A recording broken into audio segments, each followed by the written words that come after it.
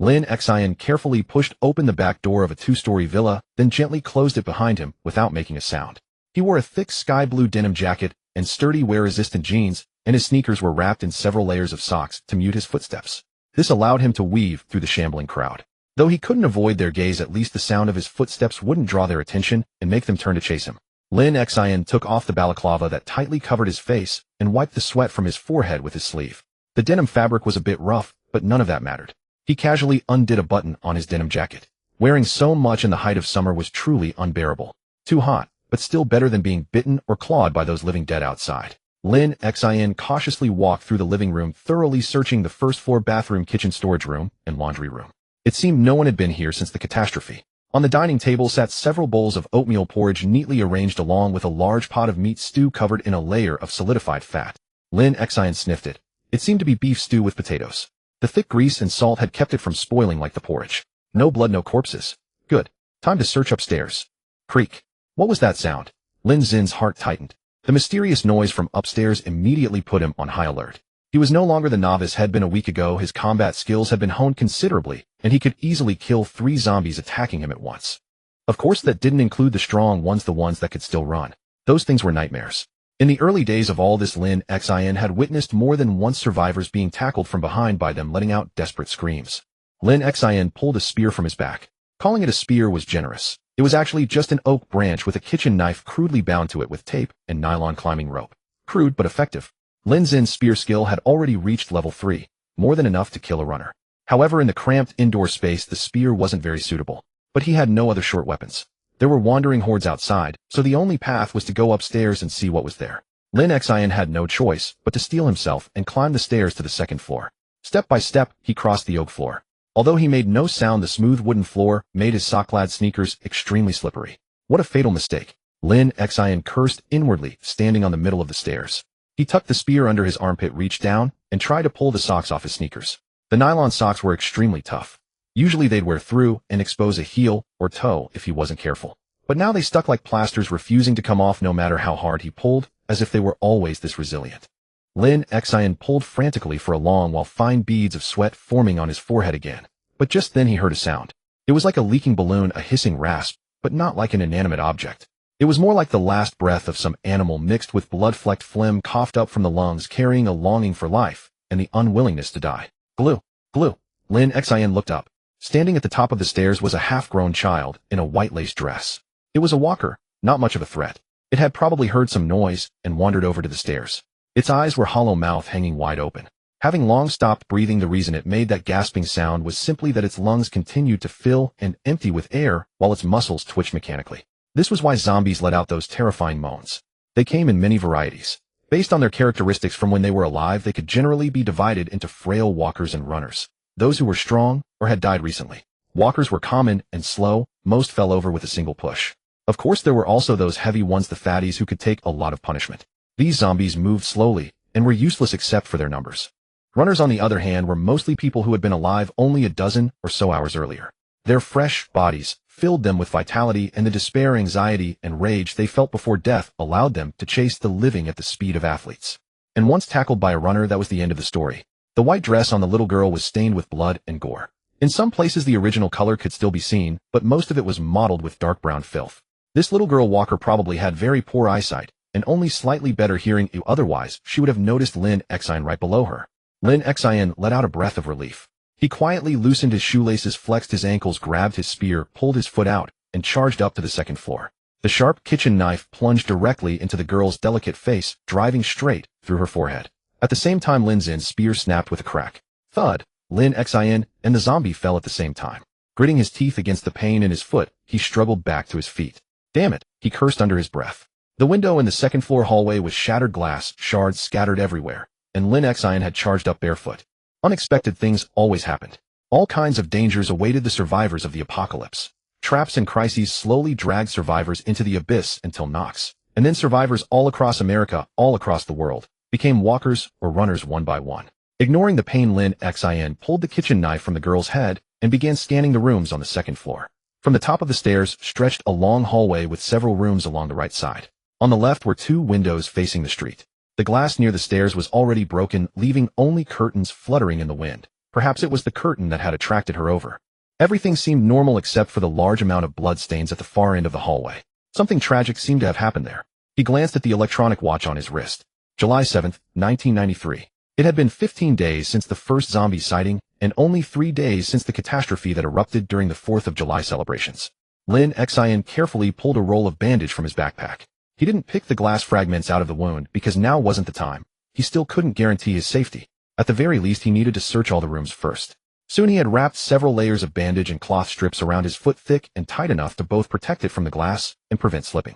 Lin Xin forced an ugly smile. This injury had taught him a new makeshift bandaging technique.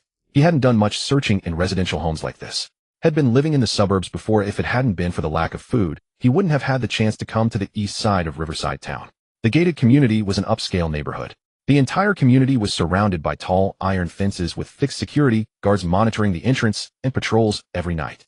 Every villa here radiated luxury and extravagance. Each one had been meticulously renovated according to the owner's personality and tastes. Some preferred pink, so it was painted pink. Some loved flowers, so there were flower walls and landscape lawns. This place was indeed much better than those middle-class houses in the western suburbs. At least the kitchen downstairs was full of food. It wasn't in vain that Lin Xin had carefully crossed all of Riverside Town to get here. The spear had broken, but the kitchen knife on it could still be used. Lin Xin pulled at the tape wrapped around the handle, adjusting his grip for a better hold. Holding the knife in a reverse grip, he tiptoed slowly toward the end of the hallway. The blood on the floor had dried some time ago, turning black and foul. There was no sound from the living rooms on the right. After a careful search, Lin Xin quickly arrived at the innermost room. The door was half open, just wide enough for a child to squeeze through. The doorframe was covered in bloodstains, and a sign on the door read Lizzie. It must have been the little girl's name. It was the little girl's room. It was clear that her parents really loved her, but a sticky note had fallen to the floor. It seemed it had been posted for too long, or perhaps a vibration had caused it to drift down. Lin Xin crouched down in front of the door and picked up the note. Rest in peace, my loved ones. From this rough piece of paper, Lin Xin could see the despair of a man. But why loved ones? Bang! The door swung outward. Something slammed violently against it, hitting Lin Xin squarely in the head, just as he was focused on reading the note, knocking him dizzy. That force, it was a runner. Not daring to hesitate, Lin Xin pushed the door back with all his might before it could fully burst open. But at that moment, a woman's arm reached out from inside, a silver bracelet set with gems still dangling from her wrist. The arm flailed right in front of Lin Xin's eyes. Lin Xin was filled with regret. He still wasn't cautious enough.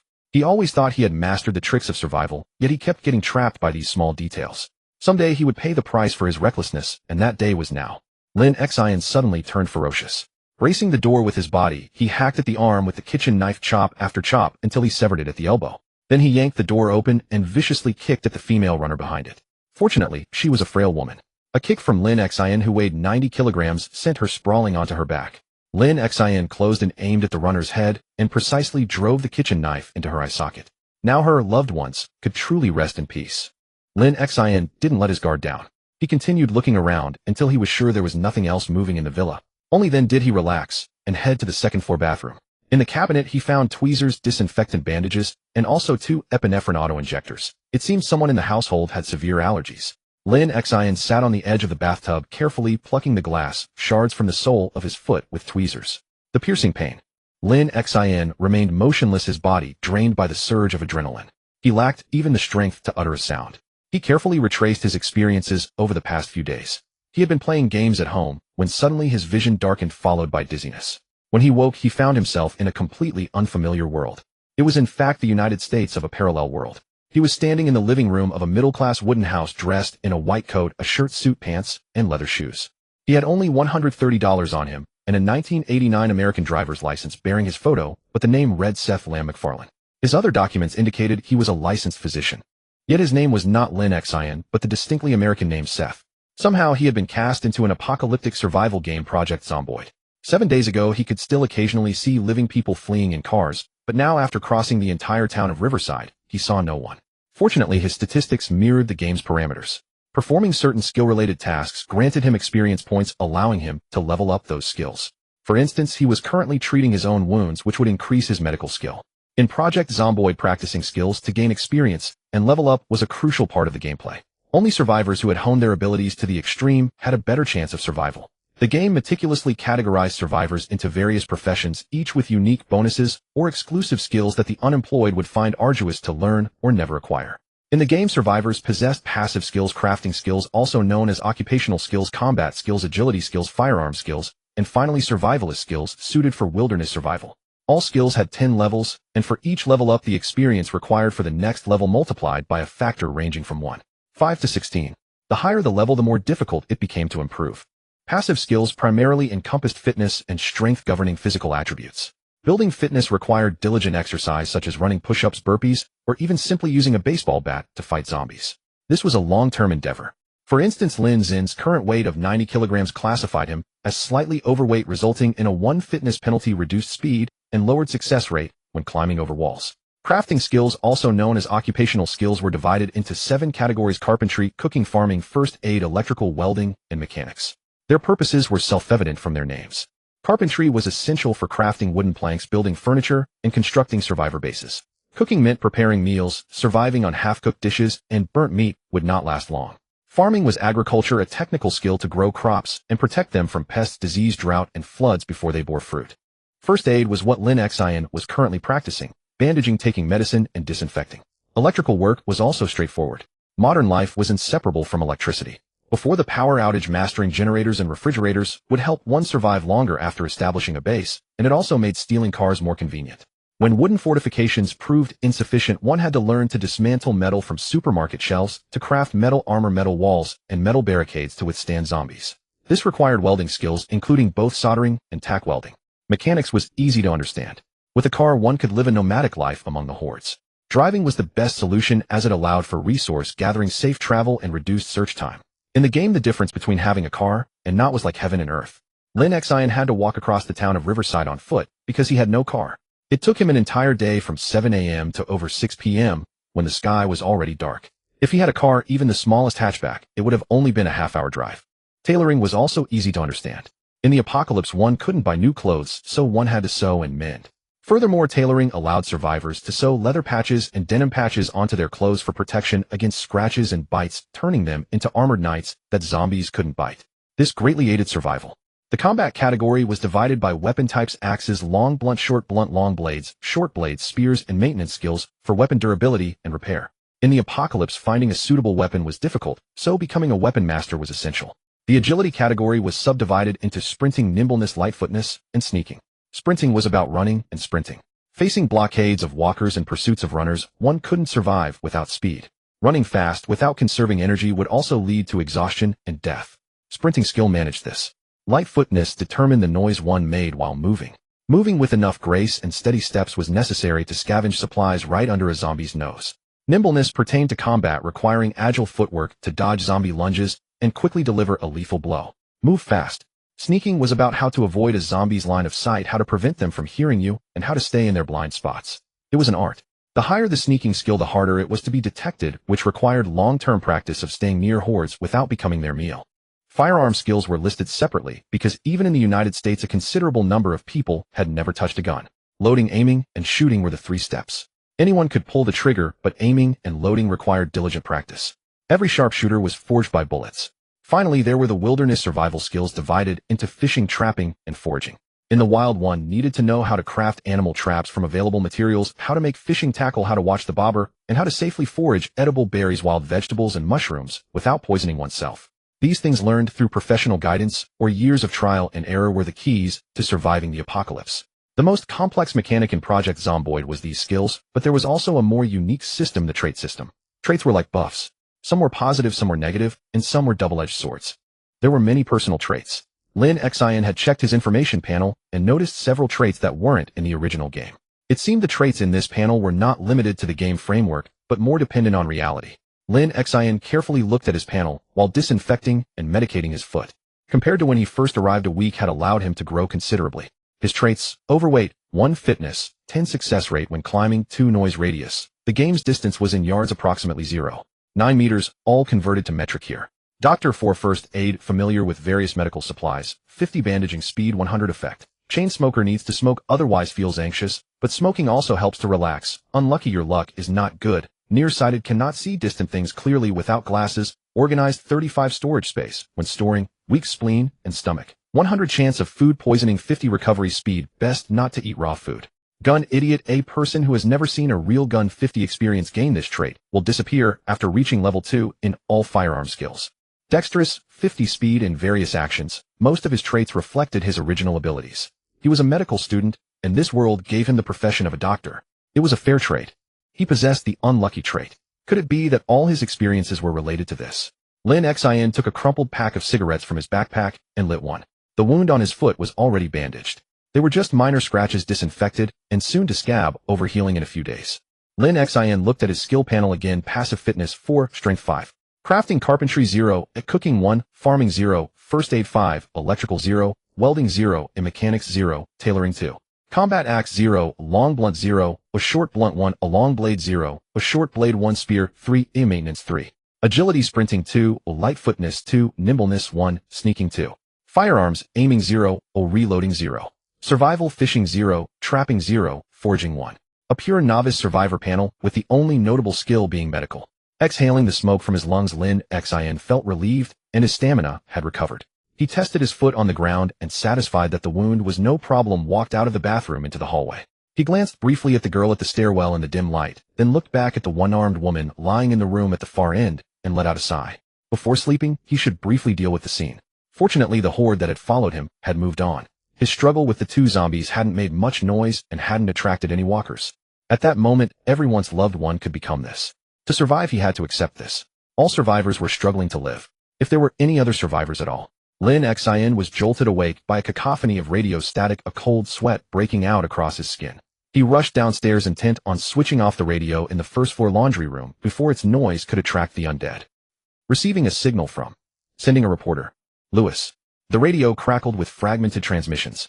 It seemed heavily jammed, but what they were discussing was the Knox County incident. Lin Xin glanced at his watch. July 8, 1993, 7:12 a.m. At this time, there should still be survivors, military and police, at the Louisville baseball field camp. They were the last group to survive, but in just a few days they would be wiped out, abandoned, forsaken, and ultimately erased. Lin Xin sneered. This zombie plague didn't even have a known pathogen. People died senselessly, only to rise again hungry to bite other living humans. He turned the radio volume down to its minimum and pressed it close to his ear. Jay, you're saying. Knox. Thing. This is Kentucky radio. Jay. Riot at the Louisville camp. General McGrew was attacked by his own men. The general suspects. A mutiny. Some maniacs are tearing at. My God, what is wrong with them? Repeat. Jay. ZZZ. The radio fell silent. No signal at all. Despite being so close, there was no signal. The U.S. military was flexing its power, vainly attempting to cover it all up with their authority. No matter. In half a month, the people in Washington, D.C. would become starving, man-eating monsters too. They wouldn't discriminate based on status. Lin Xin clicked the radio off, removed the batteries, and placed them beside the unit to prevent power drain. Lin Xin surveyed the house, lifting a sliver of curtain to peer outside. No zombies in sight. The gated community had a low population density to begin with. Most of the wealthy residents had likely fled long ago or gone to seek military protection at the Louisville camp. So it was still relatively safe here, at most a small horde that had followed him this far. He could probably live here for a while. The question was when the water and power would be cut. Based on the game's timeline, it typically happened in mid-July. By then, the quarantine around Knox would be gone, as the entire nation would be overrun with biting zombies. A quarantine for an unknown airborne pathogen. What a joke. Cover up the truth. The roaming dead would show Congress and the military that the truth couldn't be hidden. A large pot of stewed meat on the kitchen table was still edible. Lin Xin reheated it, then sat in front of the TV with the whole pot of broth. Cable TV still worked, but in 1993, it mostly showed static or test patterns with only the occasional program. In Project Zomboid, VHS tapes and books were excellent sources of skill experience. Skill books provided theoretical knowledge and a multiplier for experience gained during level-ups, while VHS tapes directly provided skill experience. So the fastest way to improve in the game was to visit a VHS store and find educational shows like I Love Car Repair or Woodcrafting 101, which granted experience directly to survivors, especially when combined with relevant skill books for faster leveling. But tapes and books were hard to come by, especially in a small place like Riverside. Books were easier. They could be found in homes, post offices, and bookstores. But VHS tapes, aside from a few private collections, were mostly at the town's only video store, Impact Video.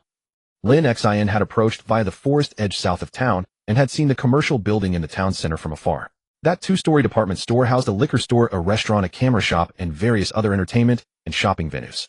Impact Video was located there. Even from a distance, the massive horde gathered there was daunting. However, he had found a tape of I Love Car Repair, Season 2, Episode 1 in this very villa. perfect for combining with a skill book to boost his abilities. Sipping the rich broth and chewing on beef chunks and potato pieces, Lin Xin watched the tape intently with the volume very low.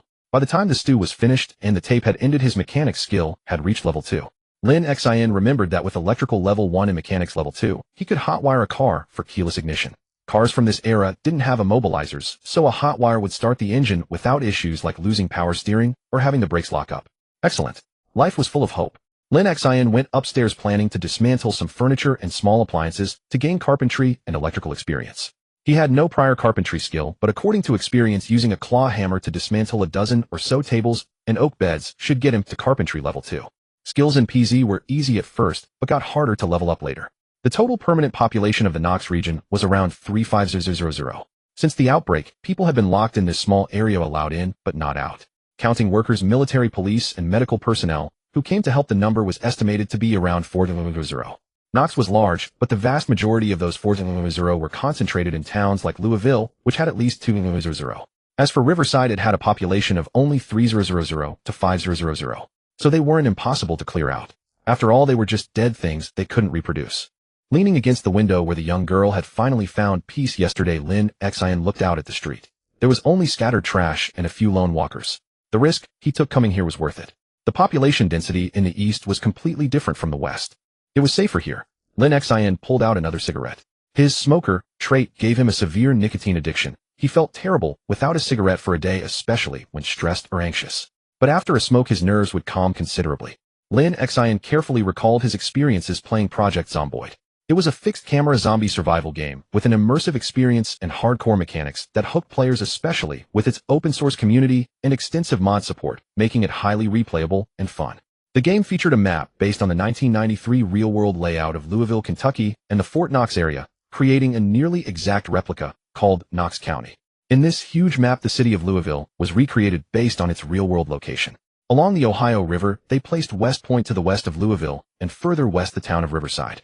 From West Point, you could take the Knox Highway south to Muldraugh, a long linear town built along the highway. Continuing south from Muldraugh, you'd reach March Ridge. From March Ridge, you could head west on the highway, pass a drive-in theater, turn right, and arrive at Rosewood. Lin Xin had arrived at an inopportune time. Project Zomboid was still in its test build with large empty areas and cities still under development on the map. For instance, west of Riverside in the Fort Knox area, there was a town being designed, which even had a dock on the Ohio River. There was also a mysterious military base in the far southwest of Knox with no road access. If Lin Xin had arrived a few years later, he might have found himself in a more complete and richer world with more foreknowledge and a better chance of survival. But the game's experience was only applicable to the game. In fact, his backpack even contained a Blueberry Town Traveler's Guide. Blueberry Town seemed to be located at the western end of the highway from March Ridge, near that mysterious military base in the southwest. It was originally a mod-added map, but it had appeared in the base game. This proved that Lin Xin couldn't just rely on game knowledge. Also, his traits included gun illiterate, a trait that didn't even exist in the More Traits mod. After finishing his cigarette, Lin Xin noticed the zombies on the street were starting to avoid the rising sun, many simply lying down in the bushes. He didn't want to deal with them. Peace was best, especially since his foot was injured and not fit for combat. It was better to go back to dismantling and leveling up his skills. With that thought, Lin Xin carefully stubbed out the remaining half of his cigarette. He only had 7.5 left. He had to ration them. Carrying his claw hammer, he walked to the daughter's bedroom. He had dragged the mother and daughter's bodies in there, placing them together near the window. Initially, he had wanted to throw them out the window as the smell was getting unbearable. By prying out the nails from wooden furniture with the claw hammer and smashing the mortise and tenon joints with the hammer's face, he could easily dismantle an oak bed. Using a small handsaw to cut the chair legs and the hammer to smash the back, he could completely break down a chair. With a claw hammer in one hand, a screwdriver in the other, and a handsaw at his waist, Lin Xin stripped the bedroom of its lamp, bed, chair, dresser, and wardrobe. As he left, he glanced back at the mother and daughter's corpses. Their twisted limbs and contorted faces were deeply unsettling. He grabbed a bedsheet and covered them. Closing the door, he didn't look back and continued dismantling everything he could in the house. Survival wasn't just about combat skills. It required technical knowledge too, like using a generator, building water collectors, and sawing planks. These were things that required practice or finding the right tools. A week had already passed. The power outage and water shortage could happen at any moment. If he wasn't prepared by then, he would inevitably end up like the mother and daughter upstairs. His denim outfit offered decent protection, but was stifling. He had dismantled almost everything he could except for his own bed, even the oak dining table in the kitchen. In the laundry room, he found some clothes that probably belonged to the previous owner, freshly washed. They fit him perfectly, so he changed into them. While changing, he saw the radio again. He hesitated. He hadn't heard a living human voice other than screams for a week. The radio could provide valuable information, and it would be great if he could pick up amateur radio signals. Communicating with locals would help him understand this world's Knox County better. Lin Xin put the batteries back in and began carefully tuning the radio. Most frequencies were just unnatural white noise. Strangely, the infamous Voice of America station came in clear. It was absurd. Still, he persisted in scanning the dial, trying to find a real signal. He wasn't a radio enthusiast. His understanding of radios was limited to buttons and dials, but that was enough. We are living in hell. Lin Xin tuned into a clear signal, but he was too quick and turned past it. After a flustered scramble, he found the frequency again and clearly heard the operator's voice. The good life is far behind us. A signal this clear meant the source wasn't far away, probably within Knox County, maybe from the country club to the south. The transmitter had enough power to temporarily bypass the military's jamming. I know many Americans don't know what's happening in Knox, but I do. I'm from Rosewood, and I say we are living in hell. Lin Xin turned the volume up a bit to hear better, as it seemed the military had detected the frequency and was starting to jam it. Static began to appear, a sign of frequency interference. The dead are rising from the ground again. The line between life and death is gone. God have mercy on us. ZZZ. God save us. Knox is finished. Don't be soft. They are no longer the people you knew. I am dead. The frequency was flooded with noise again, and the operator's voice was gone. It seemed the outside world hadn't yet realized the apocalypse was upon them. The military even had the resources to cover it all up. Lin Xin didn't know what expression to make. Hearing another survivor was good, but he couldn't be happy about the oppressive U.S. government. They would ruin everything. He turned the ornate Anko radio down to its lowest volume, but left it on that frequency, hoping to hear his voice again. He should continue improving himself. He couldn't die here. As if on cue, his stomach growled. He went to the kitchen to see what there was to eat. The shelves were stocked with various sauces and seasonings, and the cabinets were full of canned goods and long shelf-life ready meals. The fridge contained a whole cauliflower, a few tomatoes, various yogurts, and cheeses, along with several zucchinis, cucumbers, and a few lemons. The freezer was packed with steaks and whole cuts of lamb. It was enough to sustain Lin Xin for half a month. He quickly made a plan. He would stay here until the water and power were shut off. First, he'd work on his physical fitness and skill levels. By the time he was ready to leave, the zombies outside would be less fresh, the number of sprinters would have decreased, and it would be safer. Besides, he couldn't set up a survivor base now. He had actually reached electrical level 1 and mechanics level 2 by dismantling all the furniture and appliances. He could hotwire a car now. But why did he feel so uncertain? He racked his brain, but couldn't figure out how to actually hotwire a car. Did he just get in and suddenly know how? Lin Xin wondered if it was like the game where an uneducated bum with no electrical or mechanical knowledge could reach electrical level 1 by dismantling a few hundred digital watches, and mechanics level 2 by watching VHS tapes, and then magically know how to hotwire a car. The second episode of I Love Car Repair, he watched only covered basic car structure, how to change a tire, and how to tighten the handbrake cable. There were too many uncertainties. But one thing was for sure: zombies would weaken over time. Although some non-renewable resources like the steaks and lemons in the fridge would be gone, he decided to stay here for a while to be safe. Besides, the horde that had followed him from the school in the town center had wandered off, attracted by something else. Once his foot healed, he could start searching the neighboring villas. For now, he needed to cook something to eat. His stomach was growling. After some deliberation, Lin Xin decided not to cook for himself. He'd just find something ready to eat to avoid any stomach issues. He found a can of peas in the cabinet. While eating, he thought about what to do next. He didn't have many weapons, and his most proficient one was a spear, which had the lowest durability. It seemed his future was bleak. Forget it. Time to sleep. He'd think about everything tomorrow. Lin Xin rose early, collecting usable planks and nails from the dismantled furniture in the villa as dawn barely broke. To her surprise, the hall was substantial enough to securely board up all the doors and windows on the first floor. Her foot still throbbed with pain, making a long-distance scavenging trip inadvisable. The corpse on the second floor was now wrapped tightly in several layers of sheets, awaiting disposal once it was safe to venture outside. The daily essentials, television, radio, and microwave, had been moved upstairs, leaving the first floor. Lin Xin had rigged a sturdy rope of tied sheets to the broken window on the second floor hallway, a skill learned from high school roommates: how to tie knots, create an unbreakable noose, and secure the rope to the wall for maximum weight bearing. This small window was now her lifeline. If a horde ever flooded the first floor, this sheet rope leading directly to the back of the house could be her salvation. If only I had a sledgehammer, she mused, touching the rope. In the game Project Zomboid, the sledgehammer is a crucial tool that can alter the course of the game. This heavy hammer, capable of smashing through walls, serves both as a weapon and a tool. It is essential for demolishing structures. Imagine having a sledgehammer right now. A Lin Xin could simply destroy the staircase and live comfortably on the second floor with no way for the zombies on the first floor to reach her. This is one of the strategies in the game. But the current setup wasn't bad either. With the sheet rope leading to the enclosed backyard and some tripwire alarms, she could make her escape. Should she try sealing the doors and windows today? Peering out the street was eerily quiet, devoid of any living or dead. It seemed safe enough to start boarding up the windows facing the street. Lin Xin headed to the kitchen, finding several kitchen knives and 2 cleavers, all short blades. Her tape was running low, otherwise she could have crafted spear shafts from the planks. Maybe she should check the utility room. She hadn't thoroughly inspected it, yet it was quite cluttered. Acting on the thought, Lin Xin moved quickly. The utility room was on the first floor near the entrance opposite where the TV used to be in the living room. She peered through the window for a long time, confirming there was no danger. Sometimes Lin Xin felt she was losing her mind since arriving here. After all, this was the end of the world in rural Kentucky, where the dead feasted on the living, a far cry from her peaceful homeland, where even a street brawl would make the news. Shaking her head, Lin Xin focused on the task at hand, clearing out the utility room. A roll of copper wire.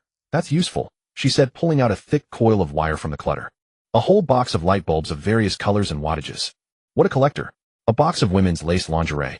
Why was this in the utility room? A small locked box. She set it aside. Another larger box, also locked and extremely heavy. 2 locked boxes, interesting. Lin Xin casually set these aside and continued rummaging through the utility room. She found a box of assorted batteries, an aluminum baseball bat, a wooden baseball bat, and a few baseballs. There were also several screwdrivers of various types, a garden handsaw, a carpenter's bow saw, and a golf bag. The bag contained only a bunch of golf balls and a set of golf clothes, but the bag itself was much larger than her current backpack. However, its single strap design would hinder movement, so she'd consider it later. The utility room also yielded a ball-peen hammer and a claw hammer, both of much better quality than her current one. These were coming with her. There was also a sharp pair of scissors and an outdoor knife. This Gerber Cuker-style knife was perfect for chopping through brush, even small trees. What a pleasant surprise. Lin Xin looked at the cleaver tucked into her waistband, then at this Gerber knife, its nylon sheath, black rubber grip, and the embossed BG letters. She tossed the cleaver into a corner and tucked the Gerber into her small backpack, leaving the handle exposed for easy access. It was a long, excellent knife. Energized, Lin Xin continued her search, hoping to find more treasures in the clutter. Sure enough, she uncovered an unopened sewing kit, a dusty waterproof jacket, and half a box each of the wood glue and electrical tape she desperately needed. All the essentials were now covered. She even found long-bladed weapons like baseball bats and the cookery outdoor knife. Lin Xin carefully gathered these valuable finds. Despite the quantity, they didn't even fill the golf bag. She could use the golf bag to carry them, setting it down during fights or work, a practical solution. But first she needed to use the sewing kit to modify her clothes and repair her shoe covers, creating a pair that was easy to put on and take off, and that would muffle her footsteps. The denim outfit Shed scavenged from a worker's home was tear-resistant but unbearably hot, which is why Shed switched to the homeowner's shirt and slacks. These were all things to consider, but the immediate problem was the 2 boxes. What was inside? Why had the owner locked them and left them behind? Staring at the small locks, Lin Xin stopped, overthinking. With a swift blow from the hammer, the flimsy locks shattered. One swing each, and both the large and small boxes were open. Both had an extra layer of foam padding inside, suggesting the contents were valuable and moisture-sensitive. Could it be cash or gold bars? Lin Xin wondered, picking up a note from the foam in the smaller box. Johnson, before you use this, think carefully. You have Liz and Priscilla now. A note from the owner to himself. Lin Xin was puzzled. What did it mean? But as she peeled back the final layer of foam, her eyes widened. A Beretta M92F pistol. A military issue pistol. Beneath the foam were 5 standard magazines, a dedicated 92F weapon light, and a threaded 9mm suppressor. The gun was black, impeccably maintained, oiled in every corner, hammered down and unloaded. Engraved on the slide was an inscription: US 9mm M9 Beretta U.S.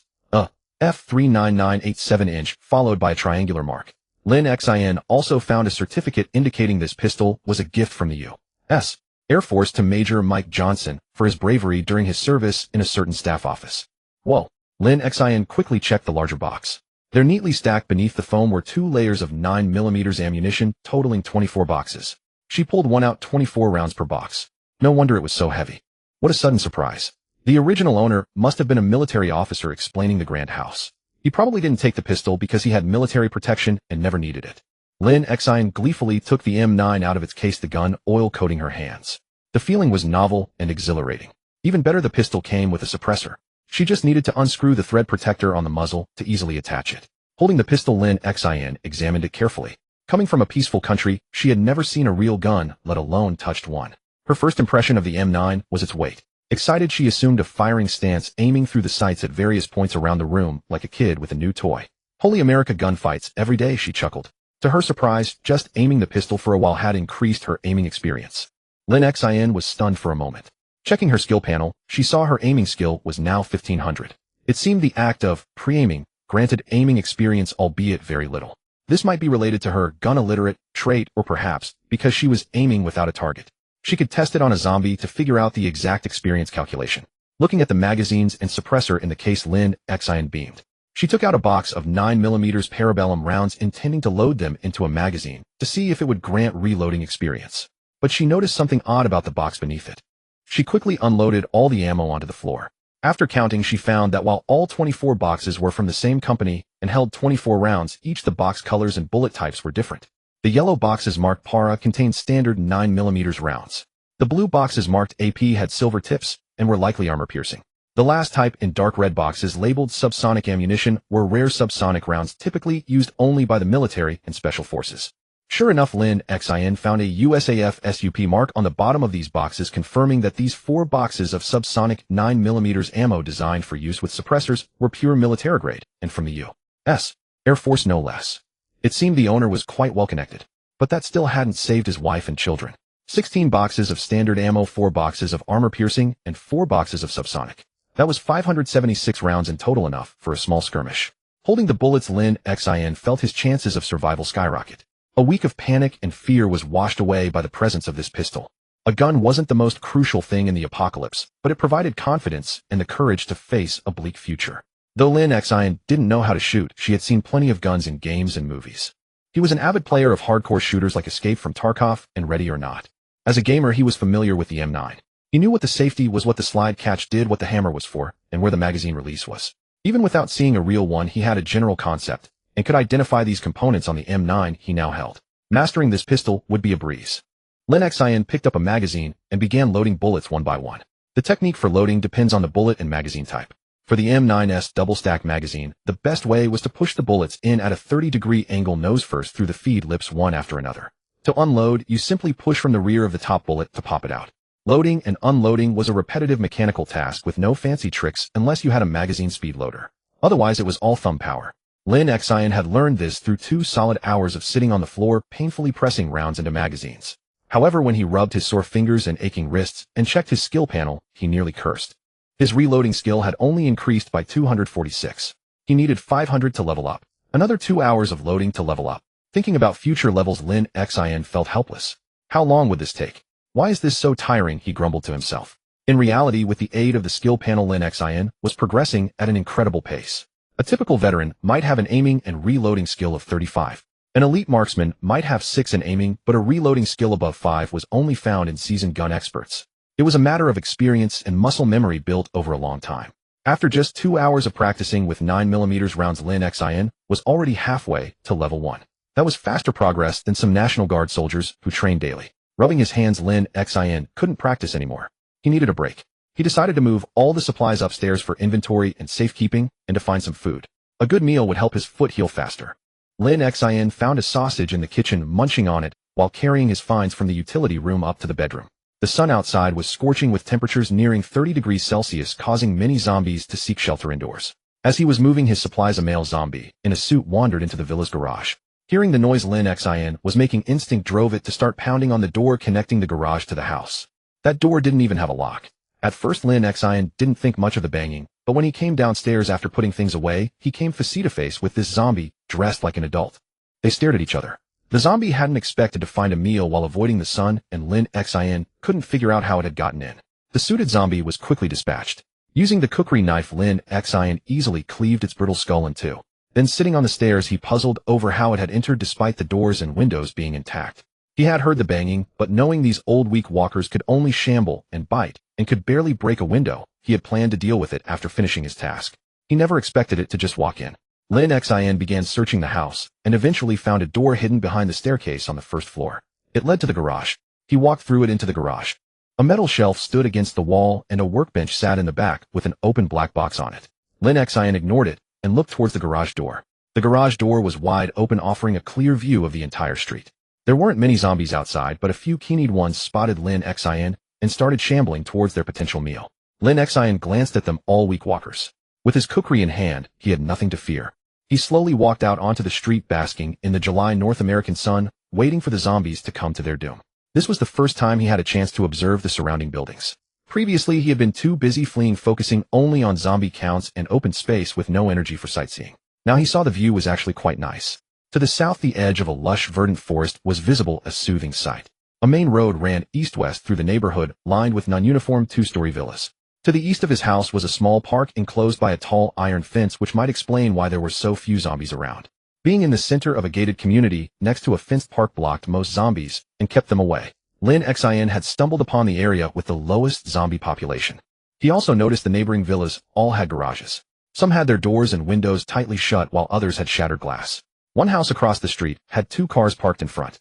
It looked like the owners had hurriedly gotten out to do something, leaving the cars side by side on the lawn. A bright red station wagon had its driver's door wide open. Lin Xin watched the car for a moment, then pulled the Gerber knife from his backpack. The walkers that had spotted him were shambling closer. Time to greet the guests. Lin Xin unwrapped the bandages from her feet. The wounds on her soles had mostly healed, with even the deepest gash now scabbed over. A few more days of care avoiding water, and the scabs would soon fall off, revealing new skin. Thanks to proper dressing, disinfection, and hearty meals, her physique remained robust, granting her a swift recovery. Having acquired the pistol yesterday and found a wealth of essential materials and weapons, Lin Xin's confidence for survival had grown significantly. The radio had remained silent since its last broadcast, and the shambling corpses outside still wore that listless, drug-addled expression. In a brief haze, Lin Xin seemed to glimpse the once thriving streets. People lived and worked in peace, filled with laughter and joy. Shaking off those fanciful thoughts, Lin Xin raised her wrist to check her watch. 8:32 a.m. July 10, 1993. The weather was clear today, but not as scorching as yesterday. A fair number of clouds dotted the sky. Today was perfect for clearing out the undead. There was much work to be done. First, seal all doors and windows of the house from the outside. Nailing wooden boards over them would only make them sturdier against the zombies' relentless pounding rather than letting them knock the boards loose.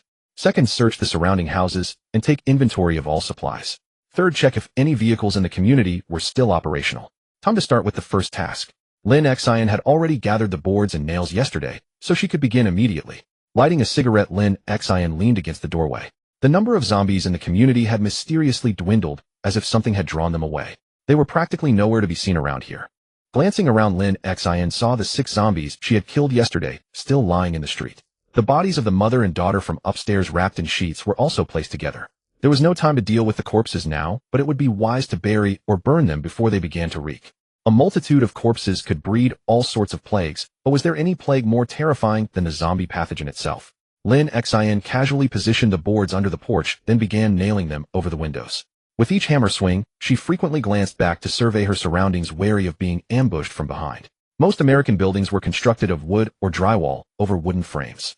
But in wealthy neighborhoods, one would be surprised to find that not a single house was made of wood. They were all brick and concrete, some even featuring decorative brickwork. Wood was used extensively for interior decoration and furniture, not for the structure itself. The poor built with wood, the rich with brick. The gated community of Riverside Town was all about high-end living. Lin Xin struggled to hammer masonry nails into the brick mortar, securing the boards over the windows. 4 boards per window. Even a living person with tools would find it difficult to pry them off quickly, let alone zombies with their mindless clawing and banging. As Lin Xin toiled away with the hammer, the occasional dim-witted zombie would be drawn by the noise, stumbling over for what it hoped would be a meal. Even if it couldn't get human flesh, it could find true rest. A win-win. The zombies would win either way, and twice at that. But for Lin Xin, it wasn't so pleasant. Between the grueling physical labor and the constant vigilance against zombie attacks, she spent the entire morning sealing the entire villa until it was airtight. Of course, Lin Xin left the garage door incompletely sealed to serve as an entrance and exit. If a horde ever descended, the alloy rolling door would hold for a long time, even longer than the boards she had nailed up. Wiping the sweat from her brow, Lin Xin noticed her backpack by the garage entrance. She carried only the hammer nails and her Gerber knife. This knife was exceptionally useful. She couldn't get enough of it. The blade was long and safe, the recurve shape was perfect for applying force, and the steel was excellent. It could chop through bone without any resistance. With the task complete, and the fortress fortified, a few boards remained unused. Lin Xin decided to bring them inside as reserve material. Hoisting the boards, Lin Xin walked back inside through the garage, looking for something to eat for lunch. Her culinary skills were limited, so she'd rather not waste the ingredients. Besides, she had the weak spleen and stomach trait. She knew her own cooking all too well. Better to eat sparingly given her lack of skill. She'd wait until she found some cooking tutorial books or food show tapes to upgrade her brain. If she gave herself food poisoning, that would be self-inflicted harm. Passing through the garage, Lin Xin glanced at a box on the workbench. It looked like a case for some kind of instrument. After setting the boards down inside and finding a bag of soda crackers and a bottle of yogurt in the kitchen to snack on, something clicked. The foam padding in that box, wasn't it just like the foam in the pistol case? Cracker in hand, she hurried back to the garage, munching and sipping yogurt while craning her neck to see what was inside. What had been inside was something big shaped like a submachine gun. Lin Xin looked closer. Yes, it was definitely a submachine gun. There were slots for several magazines and a large empty cavity that probably held ammunition. The owner, a major, must have had some pull. On his way out, he must have opened this case here, taking the weapons and ammo. But he was likely in a hurry, which is why he left the pistol in the tool room. Or perhaps with a submachine gun, he simply had no use for a clunky little pistol.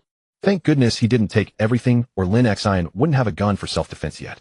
Chewing on a soda cracker, Lin Xin felt the urge for a cigarette. She patted her pants pocket and found only 2 left. Without a smoke, she'd be irritable, even on the verge of a breakdown. Though smoking was a bad habit, as a seasoned smoker, Lin Xin couldn't do without it. Especially in the apocalypse, the pressure of death forced her to rely on tobacco as a release to calm her nerves. At least the stench of corpses could be masked by the smoke. After thoroughly searching the box, finishing the crackers, and washing them down with the yogurt, Lin Xin finally took out a cigarette with trembling hands and lit it with the lighter she'd taken from a zombie earlier. She smoked it quietly down to the filter. Only one left now. Hopefully someone in the nearby houses smoked. Lin Xin walked out of the garage, slung the backpack over her shoulders, tucked the Gerber knife into the pack, and secured the fully loaded M9 pistol on her belt, safety on within easy reach. Picking up the emptied golf bag, Lin Xin was ready to begin exploring. She'd start with the villa across the street, hoping that family had a smoker. With that thought, she strode purposefully toward the house. This house had its doors and windows shut tight, curtains drawn. Cautiously, Lin Xin didn't enter directly, but circled the building. She found a few zombies huddled in a corner and noticed that despite the closed front, the back door was completely gone, clearly pushed in by zombies. The door panel lay on the ground, its hinges severely bent and dangling from the frame. Drawing her knife, Lin Xin approached the 3 zombies in conference. One swift strike each. The knife was just too good. She patted one down, but found nothing. These zombies were probably from elsewhere, carrying only clothes, notebooks, pens, or wallets. All useless. She dragged them to the street, lining them up with the previous kills. Counting the mother and daughter, that made 23. It was a relatively small number. Including those she'd killed west of Riverside Town, it was around 200 to 300. It was because there were so many there that she couldn't keep up, living in constant fear. That's what made her decide to trek over here. After clearing the perimeter zombies, Lin Xin felt safe enough to enter the villa through the doorless back entrance. Gripping the Gerber knife tightly, she was met with a large pool of dried blood. Someone must have died in the center of the living room. But there was no body there now. Lin Xin passed the laundry room and kitchen by the entrance, glanced at the fireplace. All clear, no zombies. She took a few more steps inside, passing the door to the garage and the staircase. The garage was silent, and the stairs were shrouded in darkness. She wondered why the owner had such thick curtains and kept them all drawn, making the interior so dim. The first floor was unremarkable except for the bloodstains on the floor. Same as before. Lin Xin muttered in dissatisfaction. Who knew what was up those stairs? Last time a female zombie had nearly ruined her foot, so this time she was extra cautious. She grabbed a book from the bookshelf against the living room wall. The cover read The Untold Story Between Queen Elizabeth and Not I. What kind of nonsense was this? Weighing the book in her hand, it was quite substantial. Even if it missed a zombie when thrown, it would at least make a loud noise. With a full swing of her arm, Lin Xin hurled the book up the stairs. The heavy hardcover thudded against the wooden floor. If there were zombies up there, the noise would surely attract them. Lin Xin waited for a while. There was a reaction, but it wasn't distinct. A faint rustling sound that faded quickly. She found it a bit strange. That wasn't typical zombie behavior. Normally they'd start banging on doors or come stumbling to the top of the stairs. Zombies weren't rats, why would they go quiet again? So she grabbed another book from the shelf, The Past of Louisville's Red Light District, and hurled it forcefully up the stairs. This time she threw it too hard, hitting the ceiling, bouncing off, and clattering onto the floor. That did it. The upstairs erupted in a sudden cacophony of thumping and banging, followed by the crash of a door being pushed down. It seemed there was either one big one up there, or a lot of regular ones. Lin Xin quietly backed up against the wall, craning her neck to look up the stairs. A woman with pale skin but a stunning figure quickly appeared at the top of the stairs. She was completely naked. Lin Xin froze, unsure how to process the situation. But the nude female zombie had already spotted her and clumsily tried to descend the stairs, only to trip and tumble down, several times crashing to the bottom. Lin Xin looked closely. It was a young naked blonde with a great figure. The fall had broken one of her thighs, with a jagged bone shard protruding from the muscle, displaying a gruesome fracture. Lin Xin was stunned. Before she could even react, another nude woman with red hair tumbled down, landing right on top of the blonde. Another one. What was going on up there? An orgy. The redhead, cushioned by the blonde, avoided fractures, but dislocated her jaw. Her face was severely contorted, teeth jutting out. Quite horrifying. But before the redhead could even scramble up to bite Lin Xin, another naked zombie rolled down from above. This time it was a bald man. But Lin Xin could tell from his swift movements that this was a runner. The best way to deal with a runner was to create distance and trip it up as it charged, then execute it. This was why survivors were helpless against multiple runners. They were too fast. Trip one, and another was already upon you. While dealing with the new one, the first would get back up. There was no time to kill them. Eventually, the survivor would exhaust their stamina, unable to even run, and get caught and killed. Lin Xin quickly moved to the front door, kicking through its fragile wooden frame, and burst out onto the street ready for action. Sure enough, the bald nude man was the first out. Flailing his appendage, he charged at Lin Xin with powerful strides like a raptor. Lin Xin gripped the long knife tightly. As the bald man closed in close enough for her to clearly see a condom still on his member, she sidestepped his lunge. She was unharmed, but the runner sprawled face down on the ground. Lin Xin immediately stomped on his back and brought the Gerber knife down on his shiny head, granting him true rest. She turned to see at least a dozen naked zombies pouring out of the villa, men and women. Fortunately, none of them were runners like the bald one. Lin Xin was taken aback. They really were having an orgy. Americans sure knew how to have fun. Gripping the knife, she charged at the zombies. She had plenty of experience with these slow shamblers. One swing, one kill. And with no clothes to protect them, every cut was pure unmitigated damage. As she hacked through the walkers, her status panel notified her that her long blade skill had increased to level 1. So like a gleeful maniac, Lin Xin laughed while cutting down zombies. The street was slick with blood and littered with naked corpses, even more macabre. After clearing out the orgy participants, Lin Xin was slightly out of breath. She began to recover her strength while slowly searching the house. She wasn't really interested in the supplies anymore, just curious to see what an orgy scene looked like. Following the trail of zombie blood, she went up to the second floor. She was met with a floor covered in blood and underwear with clothes scattered everywhere. The garments the zombies had shed in life. It was quite a sight. All the doors on the second floor were smashed, either with broken locks and splinters scattered about, or with the door panels completely knocked down. The second floor had only 3 rooms, each bigger than the last. One was a bathroom with a massive bathtub. Another was a huge room created by knocking down walls between 3 smaller ones. The third had its door intact, its purpose unknown. Lin Xin entered the large room. There was no bed, but several large mattresses were laid out soft underfoot. Clothes were strewn everywhere. Lin Xin even spotted a few syringes with unknown contents, though she could guess they weren't for anything good. Most importantly, in the corner, he found a video camera on a tripod. The power cord was ripped out, so it probably wasn't working. Lin Xin scanned the room, confirming there was nothing truly useful. Those dildos were useless to him. He couldn't exactly use them as weapons, right? So Lin Xin moved to the bathroom with the huge tub. It was also devoid of anything useful, only a few hookahs. There wasn't even a basic first aid kit. Who knew what they'd do if someone had a heart attack from all the excitement? Finally, there was the room with the intact door. Opening it, Lin Xin found several cabinets and a very large color TV. It was safe to assume this was pricey in 1993. In front of the TV were a few plush, comfortable seats, the kind you could sink into. The TV was on a blue screen, casting an eerie glow across the room. Lin Xin looked around, seeing only a messy, debauched scene. The only things of potential value were those cabinets. He began searching the cabinets, but soon noticed something off. Most contained pornographic tapes, and a few unmarked tapes that were clearly homemade. Lin Xin was disappointed. There was nothing useful in this house at all. The thick curtains and excellent soundproofing weren't for security. It was just a den of iniquity. What a waste of time. He might as well have been outside airing out his sweaty feet. Lin Xin went back to the first floor, trying to find some supplies. But the kitchen only had pizza boxes and spoiled pizza. No ingredients. The garage was empty. The laundry room, walk-in closet, and tool room had absolutely nothing. It was clear this mansion was a dedicated pleasure palace. Its occupants didn't rely on it for their daily needs, maybe just ordering pizza for a treat. Lin Xin walked out of the house, spitting in disgust. The smell inside was foul, a nauseating mix of decay and a cloying, sickly sweet odor. Lin Xin looked up at the house next door. It seemed much more normal. There was even a lawnmower on the front lawn, suggesting a family lived there. Hoisting his golf bag, Lin Xin began the familiar routine, first circling the house to clear any wandering zombies, then peeking inside to assess the situation, next luring out any zombies within to dispatch them, and finally entering to search once it was confirmed safe. By the time he searched the 5th villa, dusk had already fallen. The families in this neighborhood were well off. Aside from that one house used as a den of debauchery, the other homes were richly stocked with supplies. Lin Xin had already made several trips back to the temporary base, carrying large quantities of food, tools, and materials. In one of the houses, Lin Xin even discovered a revolver for self-defense tucked away in a bedside drawer. However, since he already had an M9 fitted with a suppressor, he found little interest in this short-barreled revolver from SW. Still, he carefully stored it away. Of course, there was only one box of ammunition, the cheapest aluminum shell rounds, since the owner had only kept it for personal protection and hadn't invested much.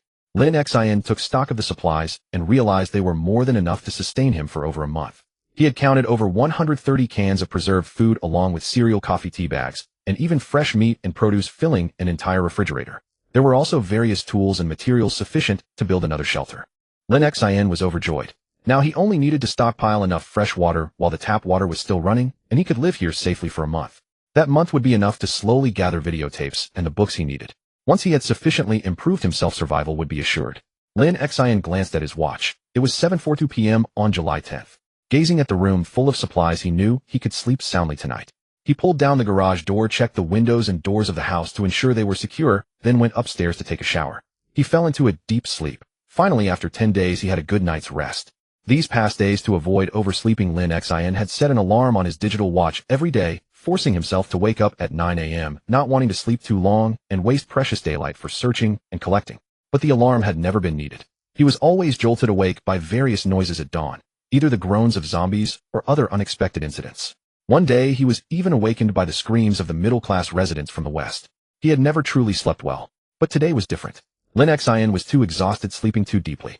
For the first time, his heart felt at ease, and the fatigue and stress accumulated over many days finally released. He didn't wake up to the 9 a.m. alarm. When he finally crawled out of bed bleary-eyed, he realized it was already dark. Checking his watch, he found he had slept for over 24 hours straight.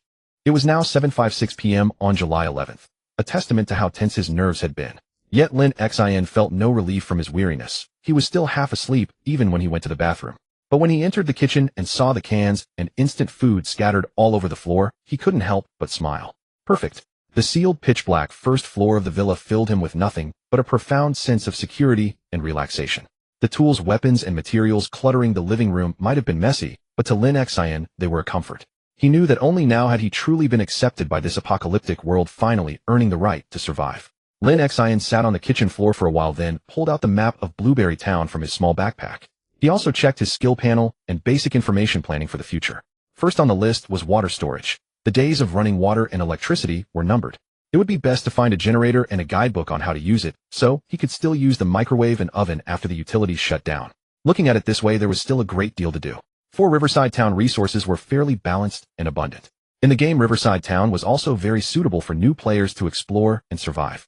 It had all the necessary elements for survival, and most importantly, it was a remote small town with a sparse population, nowhere near as infested with zombies as Shidian Town or Sanyaling. Riverside Town had a police station with a weapons storage room containing 6 gun cabinets where one could find a considerable amount of weapons, ammunition, and various accessories.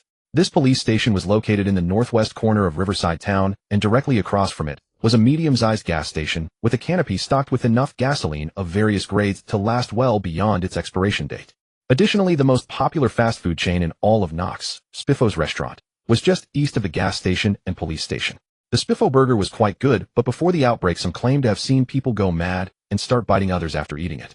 Moreover, the chain had recently been sued for using illegal additives and untested beef. Still, the Spiffo chain burgers were delicious enough to make you crave human flesh. Heading east along the road from the police station and gas station, you would find a sandbox playground, an ideal place for middle-class residents of Riverside Town to entertain their children. South of the playground was the commercial center, a 2-story L-shaped building. The video rental store was located at the foot of the L right next to the playground. Continuing east, you would reach the bustling commercial street. The first things to catch your eye were a clothing store on the north side of the road and a middle-class residential area on the south. Most of the houses here were wooden structures. Lin Xin had once spent a nerve-wracking night in this area, which used to be crowded with people. Further east, there was a fork leading south. That way you'd find the Screw Nut hardware store fully stocked with all kinds of tools and building materials. Passing the hardware store and continuing south along a commuting path enclosed by tall wooden fences, you would see the school. This path was built specifically to make it easier for students and residents of the middle-class area to reach the commercial street. On the north side of the road that ran by the police station and gas station, east of the clothing stores, were the post office, a motel, and the Enigma bookstore.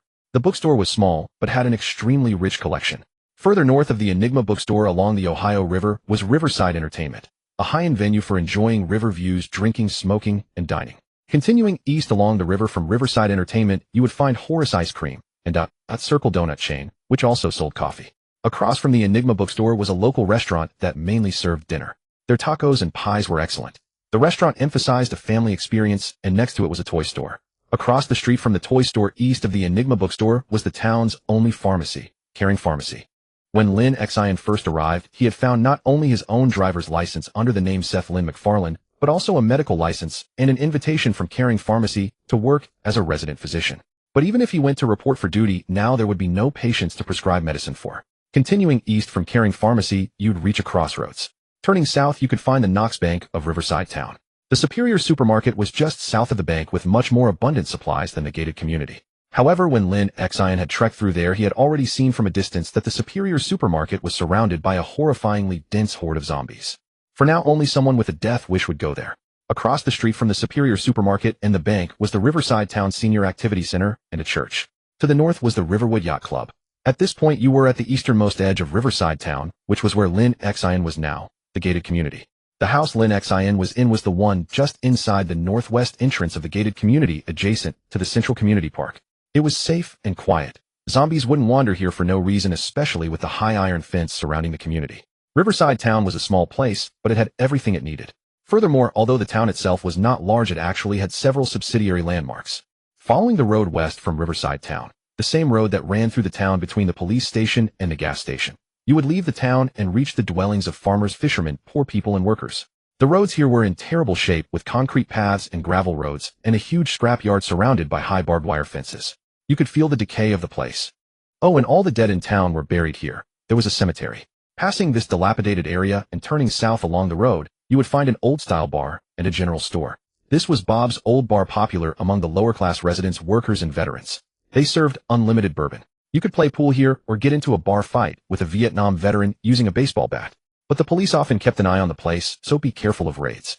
In reality, though, the cops generally didn't bother with these roughhousing among locals, they were more concerned about the brain-dead hippies smoking weed by the river and the tourists causing trouble at Riverside Entertainment.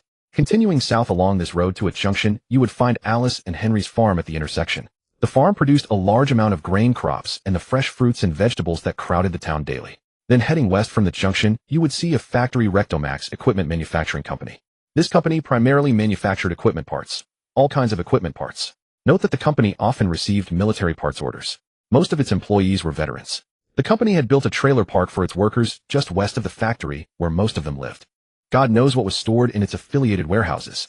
Sledgehammers and high-power generators were a common sight there, and sometimes you could even find unlabeled Soviet-made weapons packed in wooden crates and massive amounts of Soviet ammunition. Who knows what other sidelines the big boss of Recto Factory had? If Lin Xin remembered correctly, south of its affiliated warehouse, there was also a classic American mini-storage facility, a row of garage-style storage units. One of them was a gun locker where you could also find some good private stashes. Rectomax Equipment Manufacturing Company was also the only industrial pillar of Riverside Town aside from tourism and entertainment, contributing over 60% of the town's fiscal revenue. Not only did the area have factories, storage facilities, and worker dormitories, but there was also a repair shop run by Mr.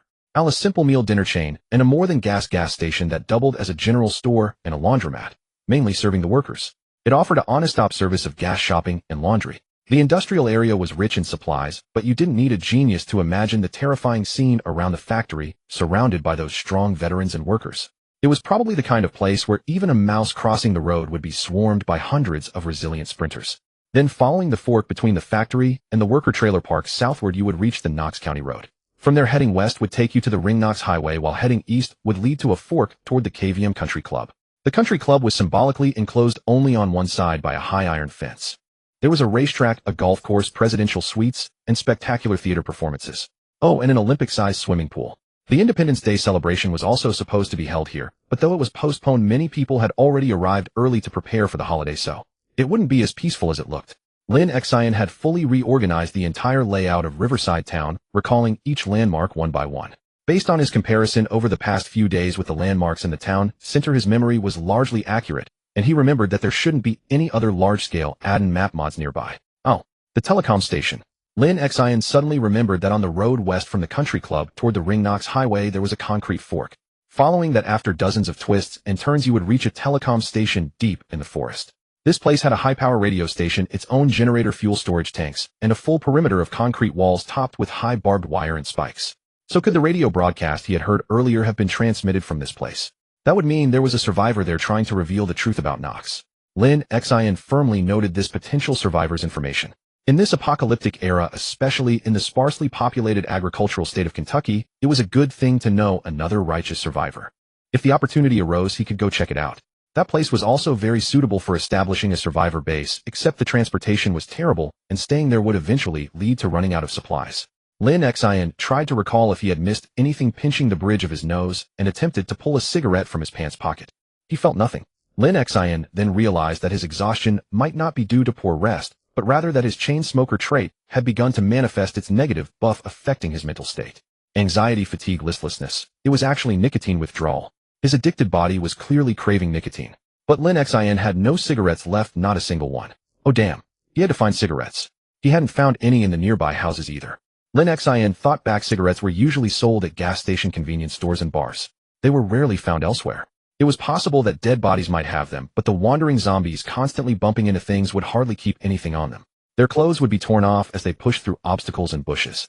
So the nearest place that was safe and had cigarettes could only be Riverside Entertainment. That high-end bar would definitely have plenty of unopened packs. Lin Xin thought it over. That place was actually easy to reach. He just needed to leave the gated community, head north to the Ohio River bank, then follow the river westward. That would let him bypass most zombies and reach the place safely. The distance wasn't too far either. He could walk there, grab the cigarettes, and come back. Unfortunately, he hadn't managed to find a car yesterday. Those few vehicles either had no gas or had engine warning lights on. None were drivable. If he wanted a car, he'd probably have to check a large parking lot. Lin Xin thought about the yacht club. It had a large parking lot. He wondered if there would be any working vehicles there. He hoped so. Lin Xin looked at his watch. It was already past 9 p.m. Time to sleep and prepare for the new day. He wrote down his plan for tomorrow in a notebook. 1. Go to Riverside Entertainment for cigarettes. 2. Go to the yacht club for a car. 3. Return home. These 3 simple steps. Lin Xin couldn't make a more detailed plan because reality was always unpredictable. Anything could happen. He hoped tomorrow's operation would go smoothly. Lin Xin put the plan aside and began organizing the equipment he would need tomorrow. His goal was clear cigarettes. That meant he didn't need to bring too much. A small backpack would suffice. He would bring the cookery knife for self-defense, but he intended to avoid combat as much as possible and be ready to run at any time.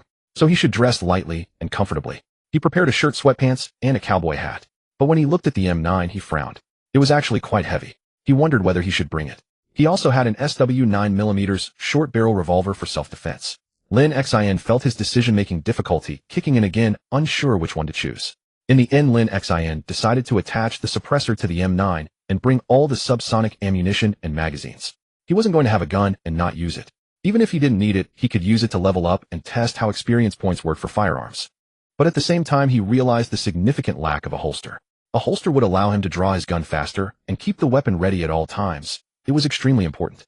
He also needed water, some food, disinfectant bandages, sutures, needles, thread, anti-inflammatory drugs, antibiotics, and painkillers, medical supplies for emergencies. As a medical professional, Lin Xin placed great importance on medical supplies. These items could save lives in critical moments, and they weren't heavy, so it was better to bring them. Looking at the backpack that was already a quarter full, Lin Xin calculated that the remaining space could easily hold over a dozen cartons of cigarettes, more than enough for his needs. Rubbing his tense temples, Lin Xin felt his emotions worsening. He was even more anxious and uncomfortable, now wondering if he would be able to sleep tonight. Just past 7 in the morning, Lin Xin awoke. Once again, he had not slept until the alarm clock was supposed to rouse him, partly due to his nicotine withdrawal symptoms, and partly because he had already slept for a full 24 hours and more the day before. His condition was far from good. The puffiness under his eyes and the dark circles were clearly visible. His disheveled short hair and stubbly beard made him look like one of those down-and-out hippies by the river who spent their days and nights getting high on something. Or rather, zombie hippies. Lin Xin washed his face, carefully shaved his chin with the razor left by the homeowner. After all, heading out on an adventure required a bit of ceremony, didn't it? He shouldered his backpack, slipped the quick-release shoe covers made from socks over his sneakers, and straightened his shirt, cowboy hat, and dress pants. After checking the Gerber knife and the silenced pistol in his backpack, Lin Xin carefully removed the chair that had been wedged against the Garagetto indoor door, then stepped into the garage. He listened intently for a while, and only after confirming there was absolutely no sound outside did he yank the garage door open. Sunlight streamed in, illuminating Lin Xin's face. It was a fine day with only a few clouds drifting across the clear sky. The greenery of the gated community park was exceptionally lush, making the scene quite pleasant. He pulled his cowboy hat lower and squinted westward against the sunlight. The entrance of the gated community faced the community's senior activity center and the Heppentown Cathedral. For the moment, he saw no moving things there, but beyond the church, it was a different story. Lin Xin could see a huge, seething crowd of zombies at the best supermarket chain completely surrounding the store. Most of them had been people who went there to stock up before the catastrophe. But the result was that those who came to buy supplies were bitten by the original zombies, turned into zombies themselves, and then went on to attack other survivors who came seeking supplies. Gradually, it had become what it was now, a vicious cycle. Why was he so certain? Because Lin Xin's gaze swept across the church square, and he could directly see 7 or 8 haphazardly parked vehicles in front of Better Supermarket, with luggage strapped even to their roofs. The supermarket doors had long since disappeared. It was possible that the zombies had originally been inside, and only when some survivors managed to escape from within did the zombies break through the doors and surge out. Zombies had some vision, but it was very poor. They could at most detect light contrast within 20 to 40 meters. As long as one didn't casually shine a flashlight at them, they would not be attracted. 50 meters was a safe distance. The zombies near the gated community shelter had been cleared by Lin Xin. As long as no sharp sounds like house alarms attracted them, the zombies in this area would not increase. Lin Xin watched for a while, confirmed that they would not migrate toward his shelter, and then continued with his plan. He walked past the northwest gate of the gated community and onto the community side road. Everything was normal with few zombies on the street, only occasional scattered walkers. Lin Xin carefully walked on the lawn beside the road, greatly minimizing the sound of his footsteps. He began to head north step by step, observing his surroundings for any dangerous zombie hordes. Everything seemed so peaceful. Indeed, with all the people dead, no traffic or human voices, what sound could there be in a human settlement? Lin Xin walked across the street, and just as he was about to pass the activity center, glanced at the east-west road that ran through the entire Heppen town. Following the sunlight, the weather was exceptionally good today. Lin Xin could see all the way to the gas station canopy at the westernmost end of the town. Unfortunately, the entire road had nearly 10 accident sites. Almost every corner had walkers sitting against walls in a dormant state, and there were even runners sprinting across the street drawn by something unknown. The bloodstains on every shop window and the fragments of entrails on the road told a grim reality. This place had become a hell. The peace and tranquility of the past were gone, leaving only a battlefield between the living and the dead. Lin Xin's mood grew even more somber. He felt his emotions had reached a limit and the withdrawal symptoms were intensifying. Lin Xin realized once again that this trait of his, while it allowed him to face blood and gore with a remarkably calm mind when he had cigarettes, would also torment his nerves severely when he had none. Traits were a double-edged sword. If possible, one should not have any trait with negative attributes. Who knew when it would start tormenting? Lin Xin stopped looking at the hellish sight of the Heppen town commercial street and continued to focus on his own task. Crossing this east-west central town road would lead directly to the parking lot of the yacht club with dense woods to its east. There were few zombies nearby, so Lin Xin could sneak into the forest and reach the riverbank, then follow the river west all the way to Riverside Entertainment to find cigarettes. But the yacht club parking lot had not a single car. It seemed he was still far from owning a vehicle. Everything was working against him. Even though his skills were sufficient, electrician level 1, mechanic level 2, allowing him to hotwire and steal a car. Yet currently there was still not a single drivable fueled car. How absurd. Lin Xin walked along the edge of the empty yacht club parking lot. A few scattered walkers had noticed him and were slowly staggering toward him, but Lin Xin was in no mood to play with them. He merely glanced at these sluggish creatures, ignored them, and plunged into the woods. He began to jog along a forest path heading north all the way to the riverbank. After losing sight of Lin Xin, those walkers behind him became trapped in the woods. They would be stuck there forever because the rustling of leaves in the wind would attract them, and the dappled shifting sunlight would also catch their attention. Unless a louder sound or a flash of light in the dark night occurred, they would remain in the forest until they rotted away. This was also something that happened in the game. At the beginning, zombies would gather in large numbers in towns and on roads because these places, while still having utilities and living people, would continuously attract zombies that chased light and sound. But after the water and electricity were cut off and there were no longer living people in the town, the calls of forest animals, the windswept waves of trees, and forest fires would attract the zombies' attention even more. At that point, they would depart from the town, form into groups, and wander aimlessly through the forest until they discovered survivors hiding in cabins within the woods. Once they dispersed from the town, nowhere was safe. Lin Xin was slightly out of breath. He had passed through the small woods and arrived at the riverside path. This gravel path was built for tourists and locals to sightsee and relax. It ran along the river just like the central town road, spanning the east and west banks of the town. Lin Xin scouted around. The yacht club seemed to be closed for Independence Day. A few people would spend Independence Day at the yacht club, so there were only a few scattered zombies here. He had seen them before. Many wore bank employee uniforms, probably having wandered over. Thus Lin Xin boldly and confidently started west along the riverside path.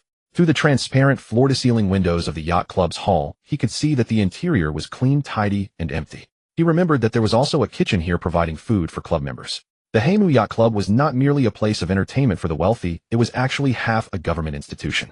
If you wanted to buy a small boat, apply for a fishing license, or simply enjoy some flavored fish fillets, you could come here. There were dedicated government clerks to handle permits and boat companies stationed here to introduce and sell various small boats they produced. Even if you simply wanted to bring your children to play, the second floor had a children's playground. There was also a very professional library. If you wanted to learn fishing and net casting techniques, there were veteran fishermen hired to teach you how to make a fragrant bait ball to attract fish. Lin Xin thought that he could come here later to check out those books, but it was obvious that with such a large hall full of floor-to-ceiling windows, this place was quite hard to defend and easy to attack. One of the worst locations to set up a base. Lin Xin left the Haimu Yacht Club and immediately saw the Heppentown Riverside Park. There were pavilions, benches, and shops selling ice cream and donuts. Lin Xin licked his lips. Over the past few days, because his weight was slightly above standard, he had been insisting on eating only once or twice a day, trying to eliminate the overweight trait. But the effect was minimal. Those instant foods were extremely high in calories, and he hadn't been exercising much these days, just hammering on boards and moving things around. Lin Xin's weight still fluctuated around 90 kilograms, while the standard weight was 7,080 kilograms. If weight was too low, traits like lightweight, underweight, and extremely underweight would appear, which could improve agility and lightness, but would greatly reduce physique and strength. Similarly, heavy overweight and obese traits would affect and reduce physique and strength and would hinder running and climbing movements. If one's weight was not standard, they could easily be tripped by strange things like curbstones. Imagine if you were overweight and being chased by a runner and you jumped over a low railing. Thud. You fall. What would be the consequence? Or if you were underweight and a slightly stronger walker gave you a push, sending you to the ground. What then? Lin Xin was now trying to avoid consuming too many calories each day, which would cause his weight to increase further. He was clearly a bit overweight, not only because he had been a shootin' before transmigrating, but also because after arriving he had been hiding and dodging without any chance to exercise. Lin Xin crouched lower because through the ice cream shop's window he saw many zombies inside. He had best avoid attracting their attention. Staring at these zombies, he kept his profile low and continued west along the riverside path. After passing another pavilion in the Riverside Park, he finally saw Riverside Entertainment with its glass roof. But there were zombies inside. Lin Xin crouched by the riverbank and surveyed the surroundings. The Heppentown Commercial Street parking lot was to the south. Under the sunlight, Lin Xin could see several cars parked in spaces, and they looked very intact, definitely drivable. But unfortunately, a large cluster of zombies had gathered there for reasons unknown. To get a car from there, he would either have to eliminate this horde of roughly 100 zombies or lure them elsewhere. Lin Xin knew he could craft a device called a noisemaker. He could set a timer, place it somewhere, or simply toss it out, and it would attract the zombies' attention, allowing him to avoid combat and still obtain supplies.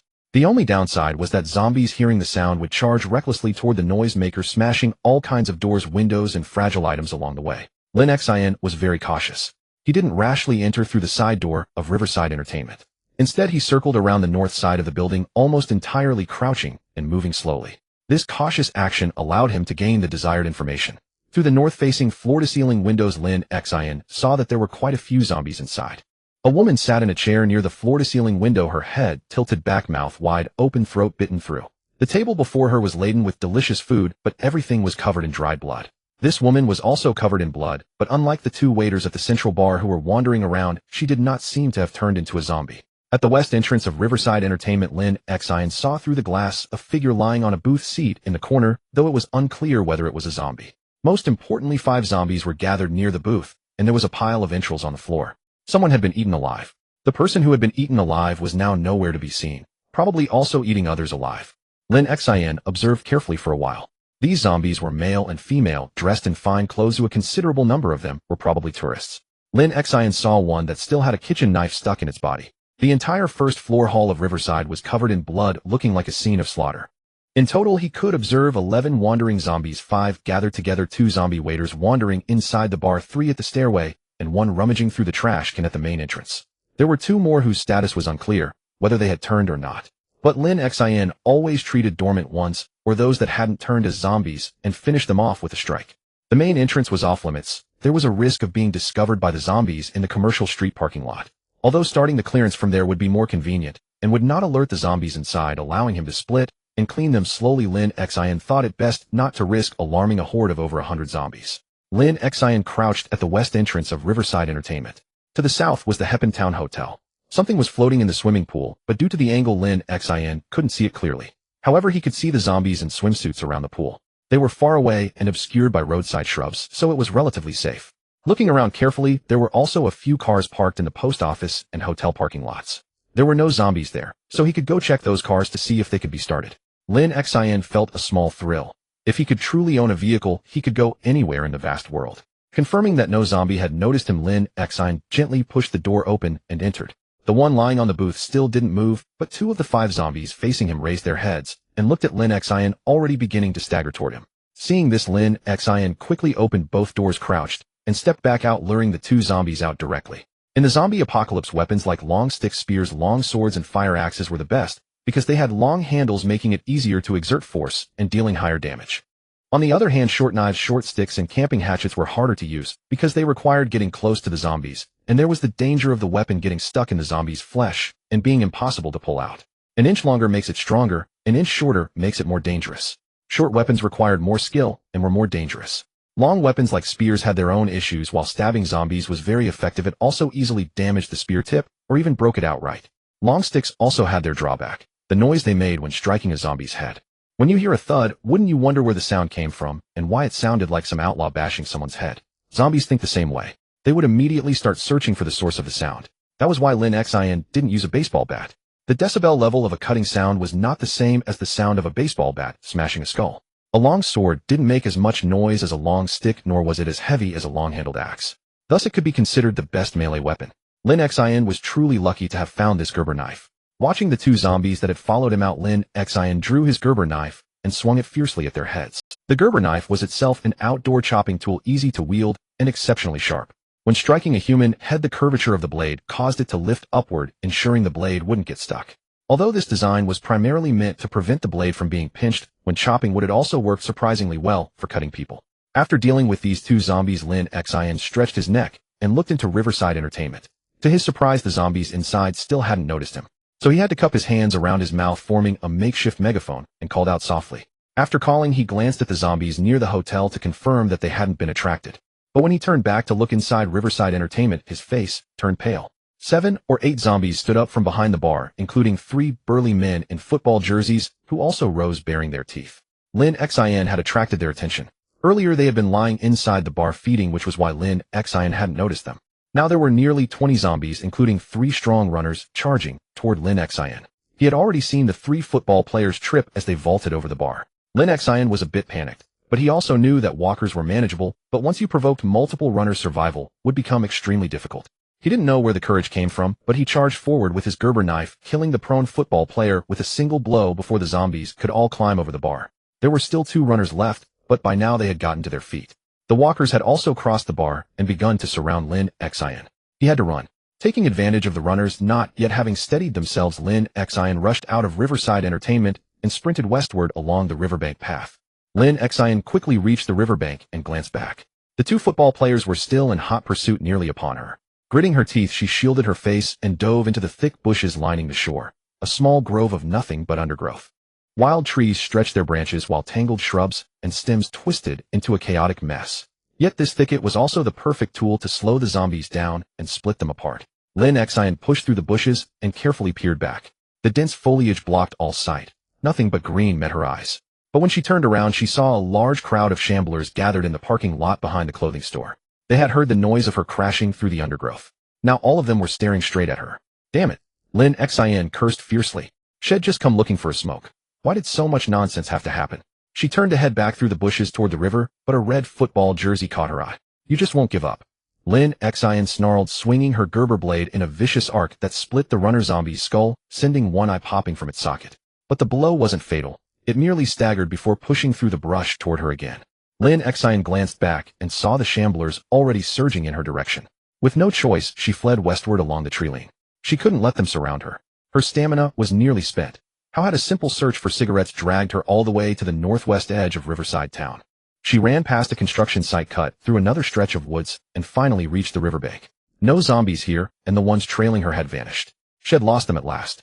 Lin Xin collapsed onto a bench by the shore, gasping for air, scanning her surroundings for threats, while pulling a plastic bottle from her pack for a small sip of water. She had no idea where she was, but at least this area was clear of zombies.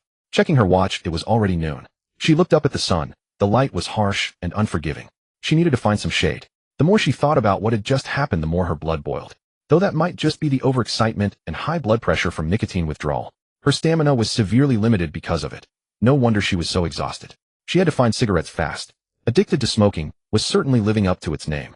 Finding a patch of shade, Lin Xin cleared the spot and pulled a can of peaches from her backpack. She cracked it open with a can opener and gulped down the fruit and syrup in one go. A warm sensation spread through her stomach, easing some of the fatigue. A sip of water from the bottle to rinse her mouth, and Lin Xin felt much better. That was just how reality worked. You never knew what would happen next.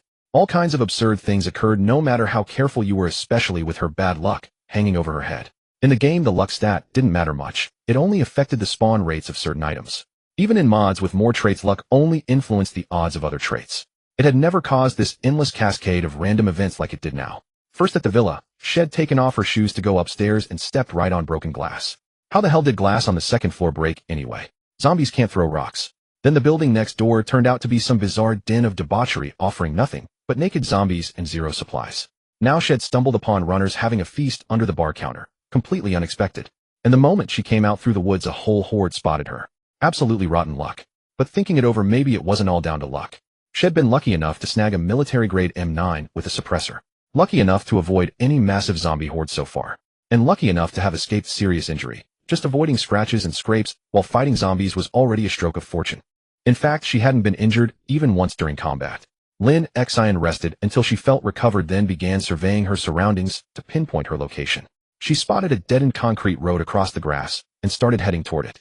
The area around was nothing but woods and wild fields. When Lin Xin finally stood on the deadened road and looked around, she was stunned. The police station, the gas station, and that building with the reddish-brown and cream-yellow walls, that was Spiffos, the chain restaurant. And the construction site she had passed was just east of this dead end. She had run across the entire town to its western edge. Lin Xin stared around in disbelief. The area was wide open, dotted with construction sites, a developing district. A cluster of about 20 zombies lingered near the police station entrance. The gas station was clear, but Spiffos was completely swarmed. Why so many zombies? What happened at Spiffos? It's just a restaurant, not a stronghold, no rich supplies, and the food inside is mostly perishable. From a distance, Lin Xin could see at least 50 zombies packed in front of Spiffos' main entrance, with more scattered around the building. She couldn't tell what they were doing, nor could she see the back door from this angle. But from the looks of it, they seemed drawn from elsewhere. Some wore dark green postal uniforms. Others were in tuxedos, clearly not Spiffos' waitstaff. There was, however, one zombie in a Spiffo raccoon mascot costume. The orange-furred black-striped raccoon, known as the community raccoon, served as the game's guide mascot, offering tips and teaching players how to play better, and even appearing to tell you to restart if your mods were broken. But now it was just a former Spiffo employee, a zombie trapped in a mascot suit. The thick costume made it impossible to reach out and scratch victims, or even bite them. It was just a pathetic shambler with no vision and no hearing. Lin Xin watched for a while and saw no signs of any living person. Maybe these zombies had chased a survivor here, but by now either that survivor had been devoured or had already escaped. The zombies all faced the restaurant, their attention fixed inside. Lin Xin turned her gaze to the gas station's convenience store. It was eerily calm. No zombies except the dozen or so at the police station. Where would the cigarettes be? First choice was the bar, second was the gas station convenience store. Convenience stores almost always had cigarettes on the shelves. Lin Xin downed the rest of his water, steeled himself, and decided head check the gas station store. There had to be smokes there. Licking his lips, Lin Xin felt his hands trembling, a mix of excitement and the lingering thrill of having survived. Among the zombies at the police station, only two looked sturdy, probably runners. They were spaced far apart, so he could isolate and take them down one by one. With that thought, Lin Xin acted immediately. He left the deadened road and headed to the police station parking lot, where a patrol car and a park ranger's pickup were parked. He circled to the back of the station. No zombies here. Passing the pickup, he glanced into the bed, but it was empty. So he skirted the lot, planning to go around behind the station. As much as Lin Xin wanted a vehicle, now wasn't the time. Taking out that dozen zombies was the priority. From behind the station, he spotted a zombie leaning against the wall, completely absorbed in gnawing on its own hand, unaware of his presence. West of the station was a vast open field overgrown with wild grass. Excellent visibility, nowhere to hide. The zombie was still fixated on its hand. Lin Xin craned his neck around the corner to observe the group on the road. Among them lay a body face down with a green backpack, only the upper half visible. It looked like they'd successfully brought down a survivor. Lin Xin stared at that green backpack for a long time. He couldn't be sure, but it seemed to be an Alice pack, a military backpack designed by the U.S. Army in the 1960s and used until the end of the 20th century. Made of waterproof canvas with woven composite straps, cinch cords, and a metal frame, it could hold gear snugly and was very comfortable to carry. It also had 3 accessory pouches for ammo, supplies, or medical kits, easy to grab in a hurry.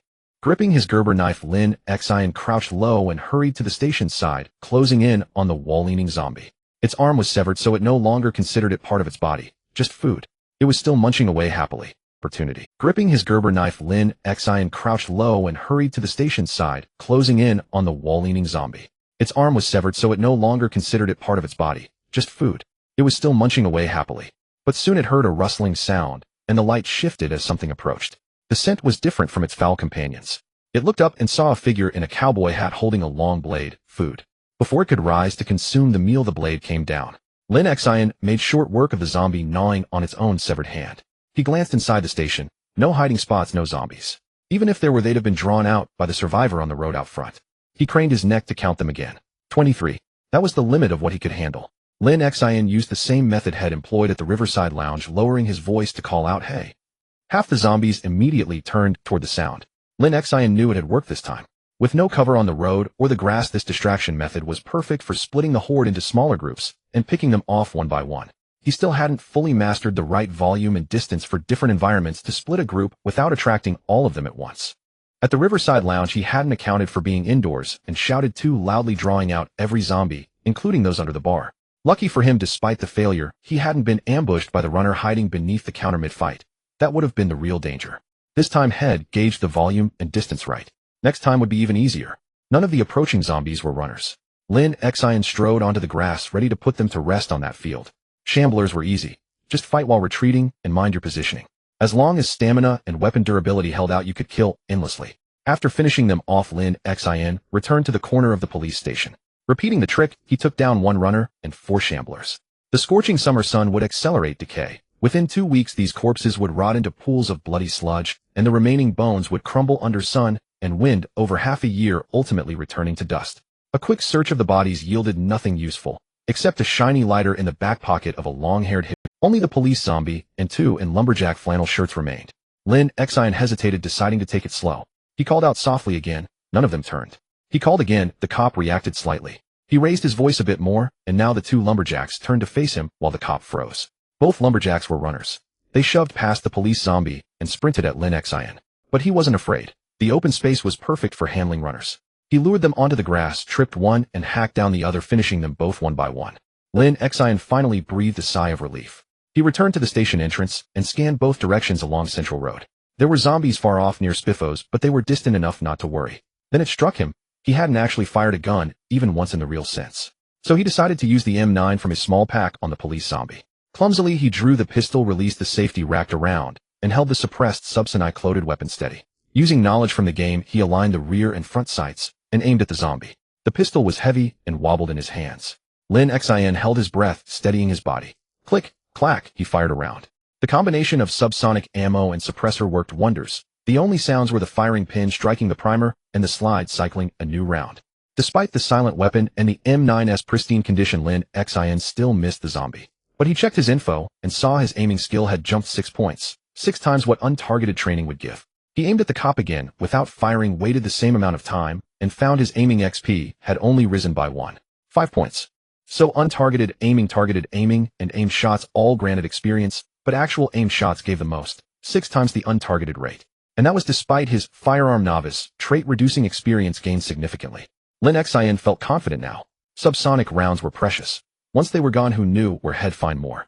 So he unloaded the pistol, engaged the safety, tucked it back into his pack, and pulled out his Gerber knife. Watching his surroundings, Lin Xin approached the police zombie and split its skull in 2 before it could even turn to face him. He then walked over to the fallen survivor with the green backpack and saw the full extent of the body. The lower half was gone, with a few gnawed thigh bones scattered nearby. He flipped the body over and found it was a woman. She wore a light green leather jacket, a police vest, and a riding helmet with a face guard, which explained why her upper body was intact. Her backpack was indeed an Alice pack, but the bedroll wasn't strapped on. The frame was folded and stuffed into one of the pouches. The pack was bulging with unknown contents. The woman died with her eyes open, but Lin Xin couldn't understand why she hadn't turned. By all logic, with that level of zombie-inflicted trauma, her corpse should have been infected and reanimated. But she had clearly been bitten to death. Blood loss trauma and the loss of her lower body had killed her in agony. Yet she hadn't changed. Based on game experience, only those who weren't bitten and either drank bleach or shot themselves in the head stayed dead. The conditions for not reanimating were extremely strict.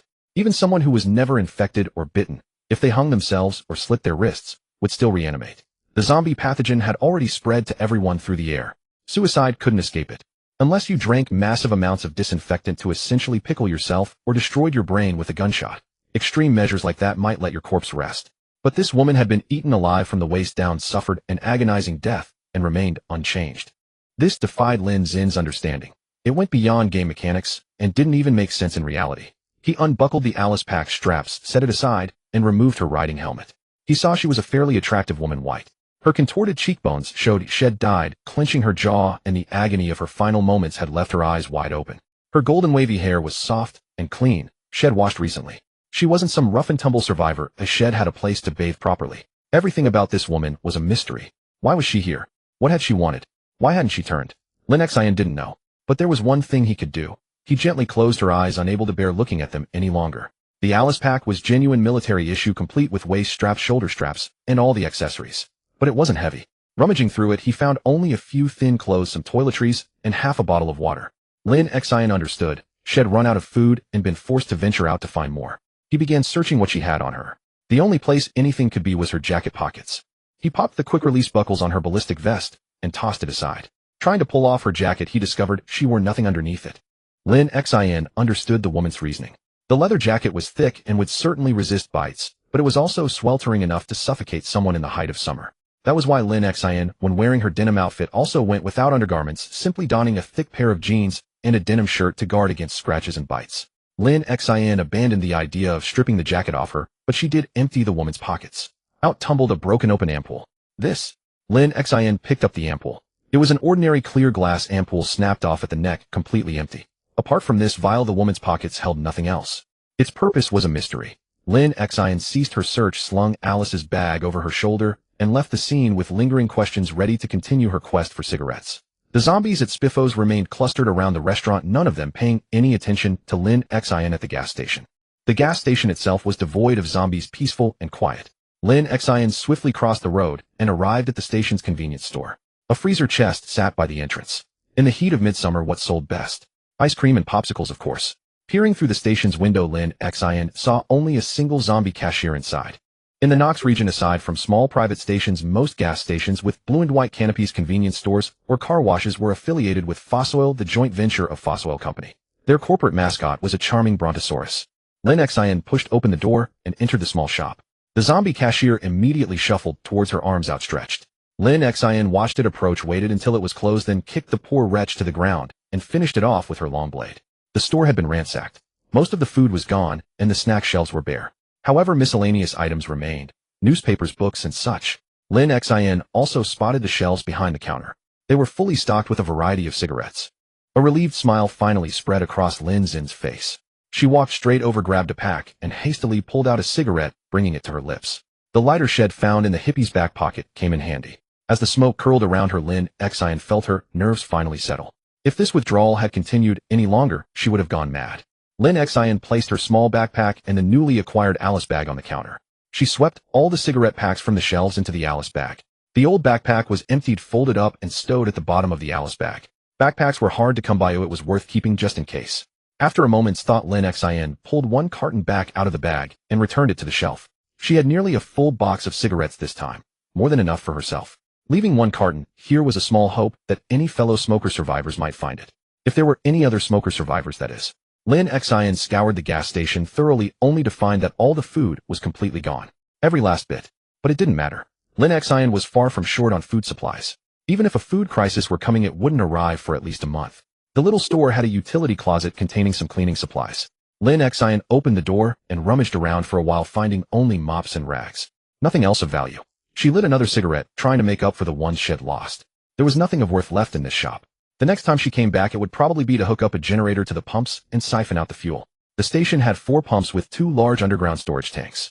The fuel reserves were enough to power the entire town for a week, which meant they would last Lin Xin 100 years. But even sealed, unleaded gasoline only had a shelf life of about 10 years. Where would gasoline come from after the apocalypse? There was no use worrying about such distant problems for now. Lin Xin shouldered the Alice bag, cast a glance back at Spiffos, and prepared to head back along the riverbank. On the way, she planned to stop by the police station to check on the gun lockers and those 2 vehicles. Lin Xin crossed the road, cautiously ensuring she didn't attract the attention of the massive horde at Spiffos.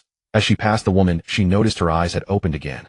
As a medical student, Lin Xin knew this was simply rigor mortis, indicating the woman had been dead for no more than 32 hours. Still, a pang of sorrow struck her heart. This apocalypse was far too cruel. Then Lin Xin casually took the double holster rig from the dead police zombie.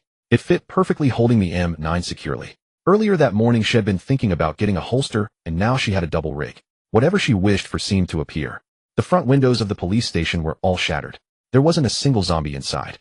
This was a golden opportunity. Lin Xin decided to investigate. The door was locked, however. Recalling the station's layout from memory, Lin Xin cleared the broken glass from the front window and climbed through. The station door was bolted from the inside, secured by both an electromagnetic lock and an interior mechanical deadbolt. Someone had locked this door from within. Lin Xin examined the door carefully, confirming that the mechanical lock could only be engaged from the inside, then drew her Gerber knife. Although the station appeared devoid of zombies, caution was paramount.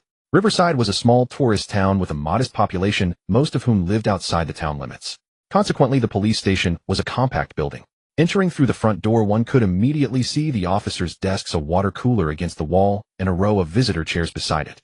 There was also an oak table where officers would heat up their lunches and midnight snacks using a microwave. Further inside, one would find the restrooms, the gun vault door reinforced with tempered glass and a metal frame, and a corridor leading to the temporary holding cells and interrogation rooms. Between the restrooms and the armory was the rear exit, which officers used to quickly reach their patrol cars when responding to calls. Lin Xin surveyed the scene. There were no signs of zombies. The only disarray was a knocked-over microwave, an overturned desk, scattered chairs, and an open restroom door. Lin Xin cautiously made her way down the corridor to check the temporary holding cell. The door was open and it was empty. But as she approached the interrogation room, two pale dead faces were pressed against the small window in the door. At the same moment she saw them, they noticed her approaching. Immediately they began pounding against the door, a dull thudding sound. But this was the interrogation room door, thick, reinforced with impact-resistant metal corner guards. It was beyond any human strength to break through. No amount of force could shatter the 10mm steel rebar inner lining and the 5mm steel plate angle iron. Still, Lin Xin wasn't about to let those two walkers keep banging away. She braced against the door. It opened inward, so she had to use the door itself to push them back. To her surprise, the two zombies were so weak that they tumbled over the moment the door moved. Pushing it open, Lin Xin saw why. They were two hippies. With bizarre hairstyles and outlandish clothing, they had likely consumed copious amounts of drugs in their former lives, draining their vitality and leaving them as the weakest of the walking dead. The two zombies lay tangled on the floor. Lin Xin stepped forward and dispatched them. The stench in the room was unbearable. There were several piles of human excrement. It seemed they had either been eking out an existence here for a while trapped inside, until one finally turned on the other, or they had simply been trapped and starved to death within these walls. The Knox region had a population of at least 350,000. Over 80 had died from the initial infection. After the dead began to rise and hunt, the survivor rate had plummeted to less than one of the original population. But even one meant there were still around 300 people in all of Knox. Although some survivors ended up like that half-eaten woman outside or those two trapped in the interrogation room, Lin Xin still firmly believed that other survivors like herself must exist. The zombies' only advantage was their numbers. As long as one mastered the techniques and avoided being surrounded, a survivor's initiative and ingenuity would crush creatures that acted purely on instinct. Lin Xin pulled the door shut again. The smell inside was truly overwhelming. What held his attention now was the armory. But this reinforced door was beyond his ability to breach. Through the semi-transparent tempered glass, Lin Xin could clearly see boxes of police body armor, uniforms, and duty belts, along with upright ammunition storage cabinets. There was another room beyond that where several gun lockers held all of the police department's weaponry. The layout of Riverside's police station was rather odd. It was a small station with only a few desks, yet the armory was disproportionately large, giving the impression of a small military armory. This was related to the working environment of Knox County police officers. Apart from a few towns, Knox County was almost entirely sparse farms and sparsely populated rural areas. The vast majority of the land was empty forests and wild grasslands. Only county roads and the Knox County Expressway cut through these dense woods. The majority of police work was conducted at the Louisville Police Department, a standard American police station where most officers were based, complete with a holding facility capable of accommodating dozens or even hundreds of criminals temporarily. Since officers' daily duties consisted mainly of patrol and paperwork, the vast, sparsely populated lands of Knox County required numerous transit stations and small outposts that served as waypoints. Riverside's police station served exactly that purpose. It was staffed by just one officer and 3 deputies, but it was frequently used by patrol officers to rest, file reports, or gear up before heading to a crime scene. A few deputies were more than sufficient for a small place like Riverside, which explained why the office area and the armory were nearly equal in size. In fact, many police stations in small towns and communities were like this. Riverside was not an exception. Lin Xin could see a treasure trove of weaponry right there, practically smell the gunpowder, but it was tantalizingly out of reach. The feeling was bittersweet. Although he could theoretically demolish the steel and glass reinforced door with brute force, all he had was a hammer, hardly the tool for the monumental task of hammering through a steel door. Frustrated, Lin Xin slammed his fist against the door, turned, and made his way through the station's rear exit to the police parking lot. Pushing the door open, he saw two vehicles parked there. A white Chevrolet Caprice police cruiser and an orange Ford Ranger forestry police pickup truck. As for American forestry police, well, have you ever seen the show Brickleberry? The main characters are forest rangers. The U.S. Forest Service police are similar to regular police, but their primary duties involve forest fire prevention, stopping poaching, and preventing illegal logging. Don't mistake them for mere park rangers. They are fully sworn police officers with the authority to shoot criminals, conduct searches, and make arrests. Even homicides that occur within the forest often fall under their jurisdiction. They typically have little interaction with city police, but maintain close ties with fire departments. When a forestry officer, instead of eating donuts on patrol, shows up at a city police station, it usually means they've discovered something serious in the woods, a dozen or more bodies that they couldn't handle alone, or perhaps smuggled drugs weighing in by the pound. But Lin Xin didn't care why that forestry vehicle had ended up in the police station parking lot. All he knew was that compared to the anti-theft equipped police cruiser, this Ford pickup would be much easier to steal. Lin Xin glanced over at the massive horde still lingering outside Spiffos. The zombies seemed to be multiplying, too numerous to count. It would be best to keep his distance. The main reason was that the window of this forestry vehicle was rolled down. Lin Xin only realized this when he got closer. The driver's side window was completely lowered. Had walked past the passenger side earlier and hadn't noticed. What a pleasant surprise. A car, a truck, and a pickup with plenty of cargo space at that. Lin Xin was grinning as he opened the driver's door. Although the interior was covered in dust and slightly damp from being left open for so long, none of that could dampen his spirits. In the game, all you had to do was sit in the vehicle, press the V key, and if you had level 1 electrical and level 2 mechanics, you could find the hot wiring option in the upper right corner of the radio menu. But Lin Xin obviously didn't have a V key to press. He sat in the driver's seat staring blankly, racking his brain for how to hotwire a car in real life. Although based on his game experience, his skill levels were definitely sufficient. But reality wasn't a game. If he didn't know how to hotwire a car, he didn't know. Lin Xin felt a wave of discouragement. He'd probably have to find a car with the keys in it to get himself a ride. Sitting in the driver's seat, Lin Xin thought for a moment, then suddenly yanked open the glove box. His hopes were dashed when he found only a driver's license and a forestry officer's badge inside. Then on a whim, he pulled down the sun visor. A set of 3 keys tumbled down and landed in his lap. Huh. Lin Xin grabbed the keys. They bore the Ford emblem. These were the keys to this very truck. His hunch had been right. Anyone who didn't even bother to roll up their window was likely just making a temporary stop and wouldn't take the keys. The owner had simply tucked them into the visor and gone about his business. Lin Xin inserted the key into the ignition and turned it, powering up the dashboard. The fuel gauge showed the Ford pickup had a solid 3/4 of a tank. No warning lights were illuminated. The truck was in excellent condition. Lin Xin grinned as he rolled up the window, turned the key again, and the engine rumbled to life. After 12 days in this world, Lin Xin finally had his own vehicle. He recalled that when he first arrived, Head had a driver's license, which meant he obviously knew how to drive.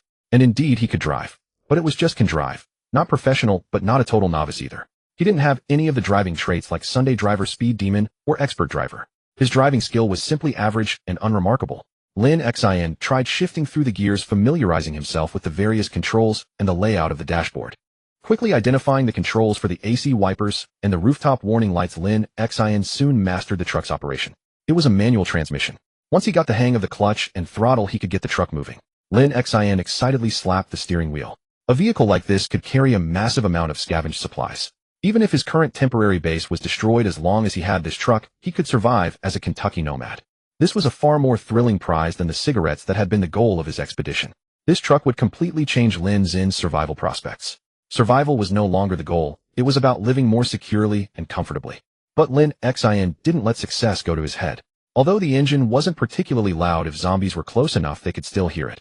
Especially a cargo pickup like this with less than stellar sound insulation. In Project Zomboid, the vehicle and machinery system was incredibly detailed.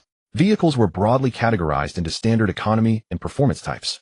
The same applied to parts. Engines, mufflers, tires, and various other components could all be customized. Through the vehicle information panel, one could view the current status of all vehicle parts. A car could be incredibly complex with a dizzying array of components. But in reality, only a few parts truly mattered. The rest only affected the vehicle's appearance and armor rating. The vehicle system in Project Zomboid was very detailed, and different types of vehicles even had different vehicle information sheets. Lin Xin got out of the truck and looked around. No zombies had been attracted by the sound. In the distance, the horde at Spiffos was still facing the restaurant. Satisfied, he began inspecting the vehicle. He popped the hood, revealing the engine, AC compressor, alternator, and a mess of wires and sensors. And with the hood, a vehicle information sheet appeared before him, much to his delight. For someone unfamiliar with vehicles, this information sheet, almost identical to the in-game vehicle info panel, materialized in front of Lin Xin. It looked exactly like his character info and skill sheets, a semi-transparent black dialog box. Lin Xin glanced at it. This was a Ford Ranger pickup, a high-end model that Kentucky had begun equipping its forestry officers with in 1987. Some wealthier counties also supplied them to fire departments. It was highly versatile, capable of carrying tools and equipment to low-intensity fire scenes quickly. In the game, however, this vehicle was called the Knight D6 pickup, classified as a commercial vehicle available with or without a cargo bed. But this was clearly not the Knox County of the game. This was the real 1993 Louisville suburb in Kentucky. It just happened to bear the non-existent name of Riverside Township. The vehicle information sheet indicated the truck's overall condition was 97, practically brand new. Project Zomboid divided vehicles into several categories to allow players to customize them freely. First, there were the vehicle types and component classes. Standard type was for civilian use, unremarkable and reliable. Economy type was generally for cargo trucks, farm vehicles, or fleet vehicles for factories and institutions. Pickups, vans, box trucks. Their parts were cheap, but comfort and performance were poor. Performance type was the best: sports cars, race cars, and some high-end civilian vehicles. Their parts were expensive, but offered superior performance. Although the game had renamed all vehicles to avoid copyright issues, some classic models were instantly recognizable. Lin Xin eagerly examined the truck's various data and component statuses, also familiarizing himself with the vehicle information panel interface. But he failed to notice that something seemed to be happening in the distant Spiffos restaurant. The zombie horde was stirring. Lin Xin examined the vehicle information panel for a long while. Just like in the game, the panel displayed a detailed diagram of the vehicle's components.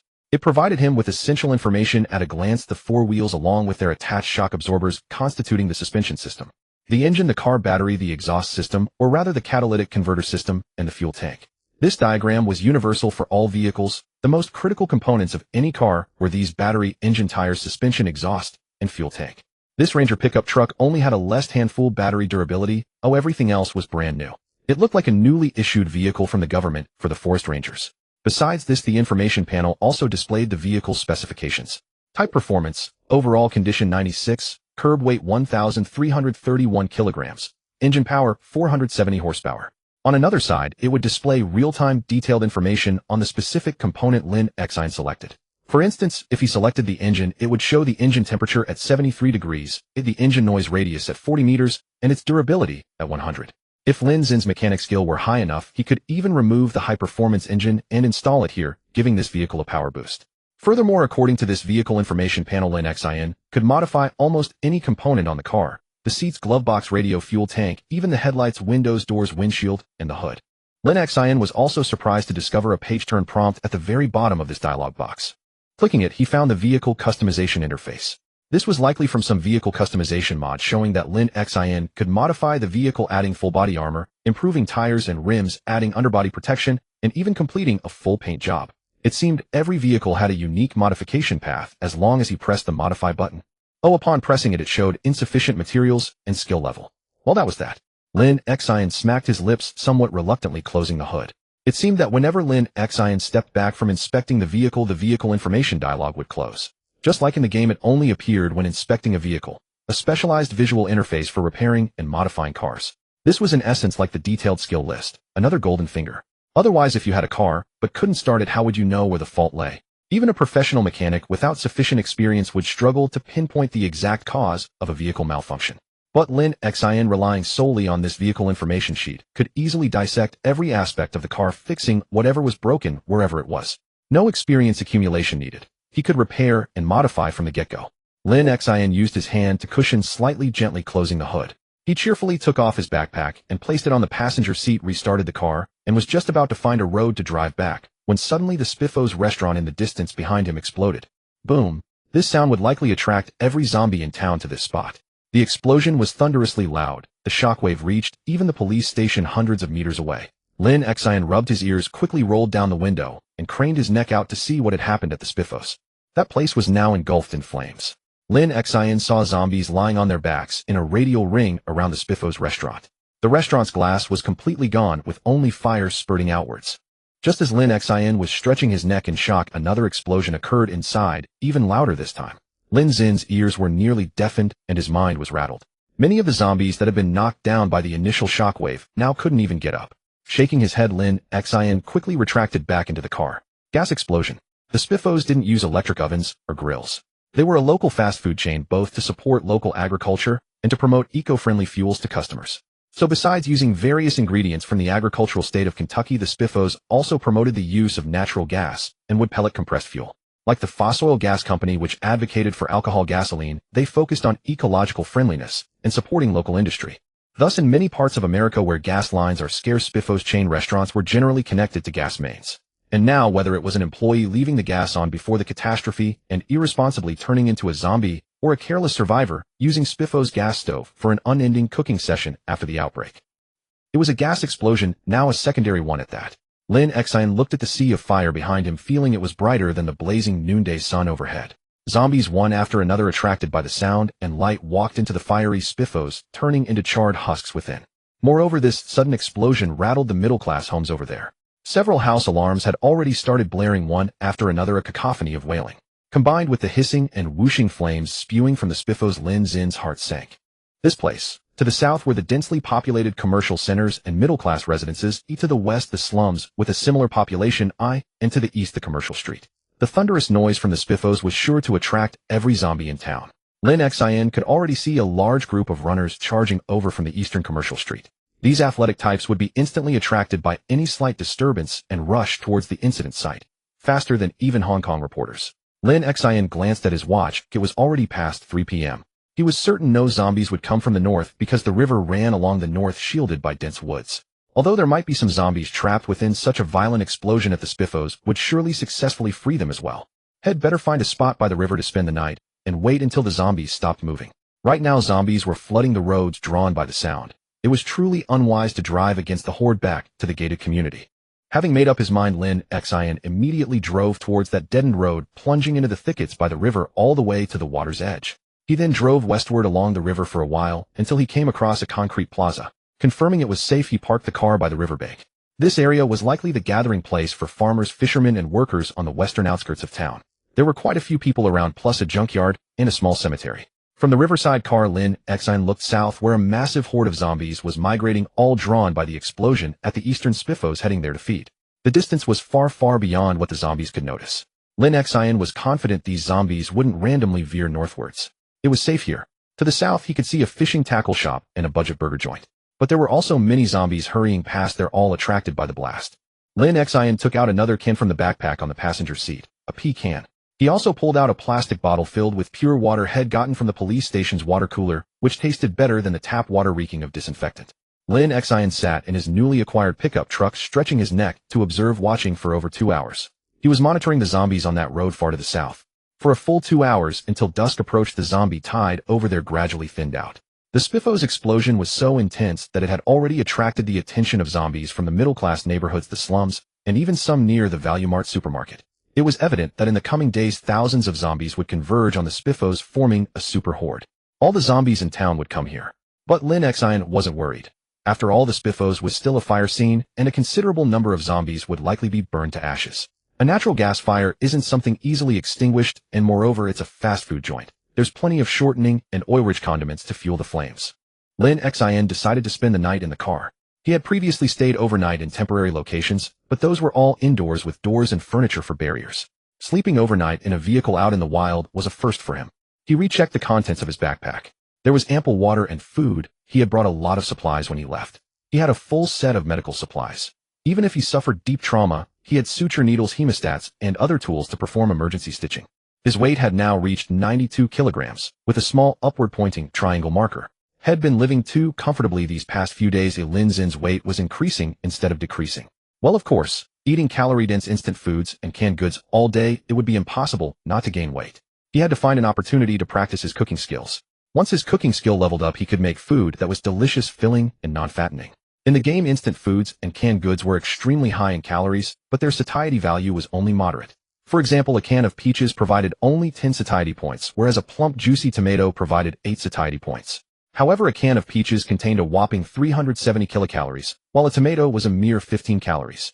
A world of difference. In the early game, players often needed to eat plenty to maintain their hunger meter, preventing the debuffs of slow stamina recovery and reduced wound healing from low hunger. But at the very start, the only readily available food players could eat anytime was instant food and canned goods. Eat too much and naturally you'd get fat.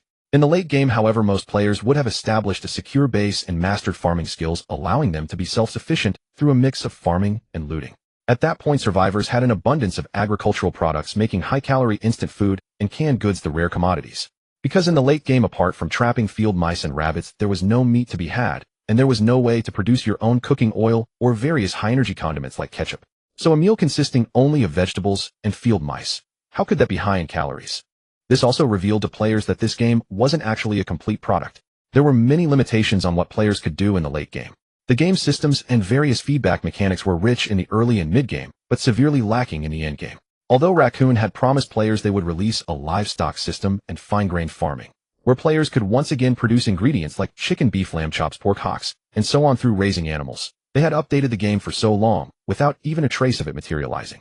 And then there was the pie in the sky Raccoon had drawn about NPCs. They hadn't even implemented the NPC AI, nor even animal AI. So these two major updates never saw the light of day. But this was Kentucky, USA, not Raccoon's Knox County, right? Lin Xin, as a genuine human being, would definitely find a way. Now Lin Xin faced a choice: either endure the hunger and the recovery debuffs that came with it, or keep eating and exercise later when the time was right. Lin Xin chose to keep eating. So he fished out a bag of Springo 9 flavored potato chips and started munching. Delicious.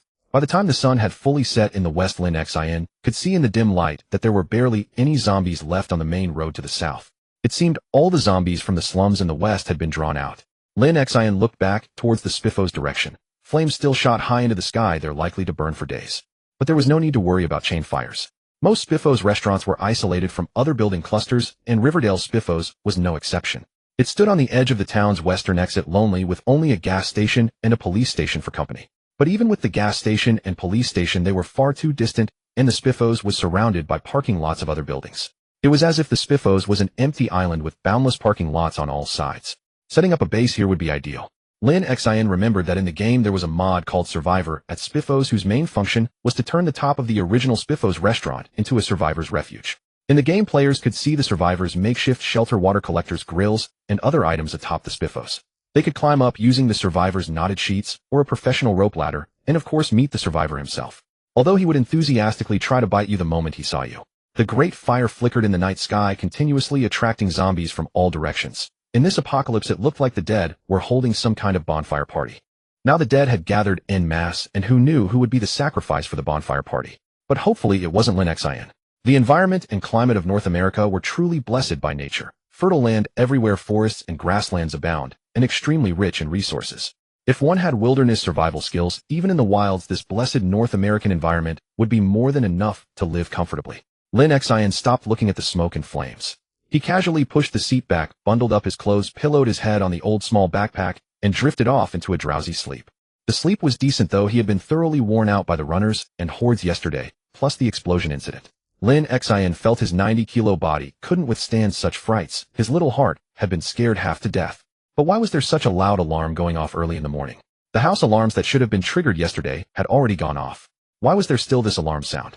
Lin Xin tried to distinguish where the piercing wailing was coming from, and also checked his watch. It was already 8:30 a.m. on July 13th. It seemed to be coming from the middle-class community to the south. The riverside where Lin Xin was parked was very quiet. Almost all the zombies had been drawn away last night. Lin Xin's mind was now on the supplies in the commercial street, and he had no mood to analyze why house alarms were ringing. Lin Xin skillfully started the car, planning to head east along the riverside path, at least back to the yacht club. But his worries about large-scale hordes were truly unfounded. As a commercial vehicle, the Ranger pickup's engine power was slightly lacking, but its noise output was remarkably low. Even at maximum acceleration, the engine noise only traveled 40 meters. So Lin Xin slowly drove his newly acquired vehicle through the wooded riverside path, without attracting the attention of a single zombie. When he passed by the police station and the Spiffos again, Lin Xin actually stopped the car and observed the Spiffos restaurant from a distance. The fire was out, the Spiffos had collapsed. Quite a few zombies that had luckily not been burned to cinders were still gathered around. From those grim blackened hands and limbs, it was clear they were originally zombies. They had used their very bodies to extinguish the fire. Lin Xin couldn't count how many zombies had been burned to death, but he could estimate the number still standing around the fire scene. Those that hadn't burned to death had split into 3 large clusters. A large group stood in the plaza between the Spiffos and the gas station. The wooden fence wall on the east side of the Spiffos near the sandbox playground had been completely toppled. a group was gathered around the playground, and another large group was just standing in the middle of the road. Lin Xin didn't dare take the main roads precisely out of fear of getting blocked by zombie hordes. Not long after he first arrived, Lin Xin had seen a person in his shelter area driving a car into a zombie crowd. He didn't know if it was a man or woman, but from the agonizing screams before death, it was probably a man. Although zombies are flesh and blood, and a car crashing into them is a collision of steel and flesh, the danger was in zombie arms and legs getting tangled in the axles, or the hood becoming unable to protect the engine after multiple impacts, causing the engine to stall upon impact. That man's car speed dropped rapidly after ramming through a group of zombies. Even though it was still a cassette sports car with powerful performance, it couldn't advance through the quagmire of flesh and blood.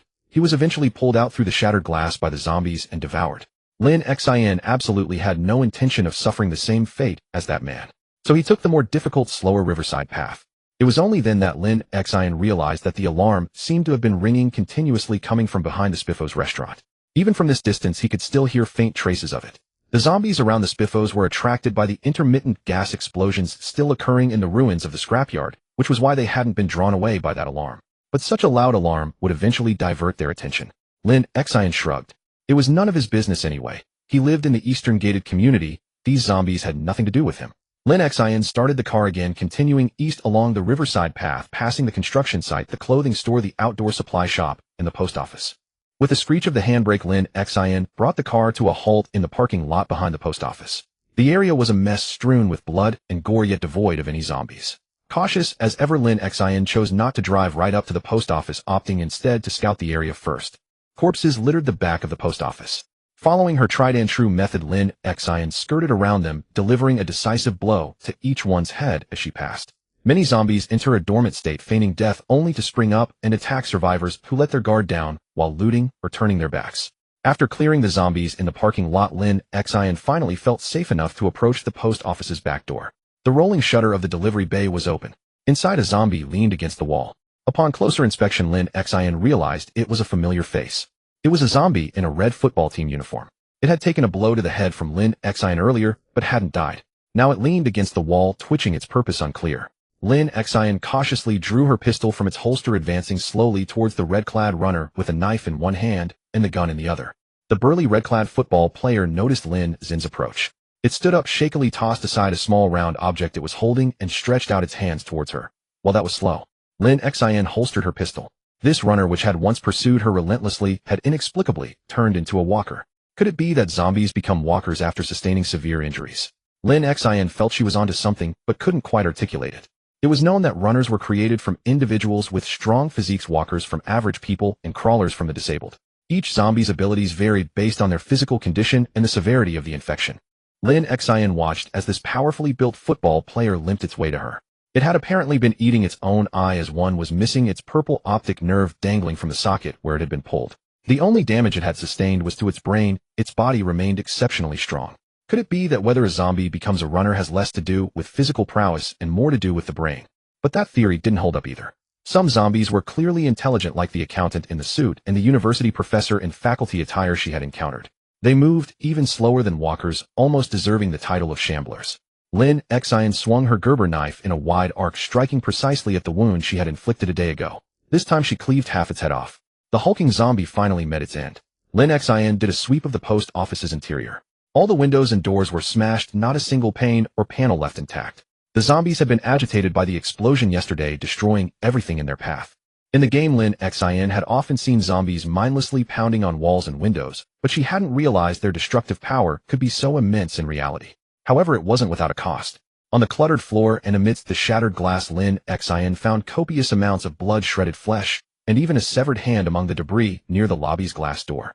Zombies feel no pain, so once stimulated by sound or light, they'll throw themselves like moths into a flame, even into a fire like the one at Spiffos. Perhaps this instinct could be exploited later. The second floor was equally chaotic. Some zombies were incredibly stupid, like the naked female zombies she had found in the brothel earlier. They couldn't figure out how to descend stairs, merely discerning the direction of the stimulus and shambling towards it.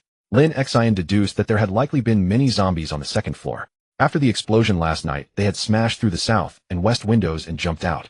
This presented a golden opportunity for Lin Xin, meaning the entire commercial street was essentially cleared devoid of any zombies.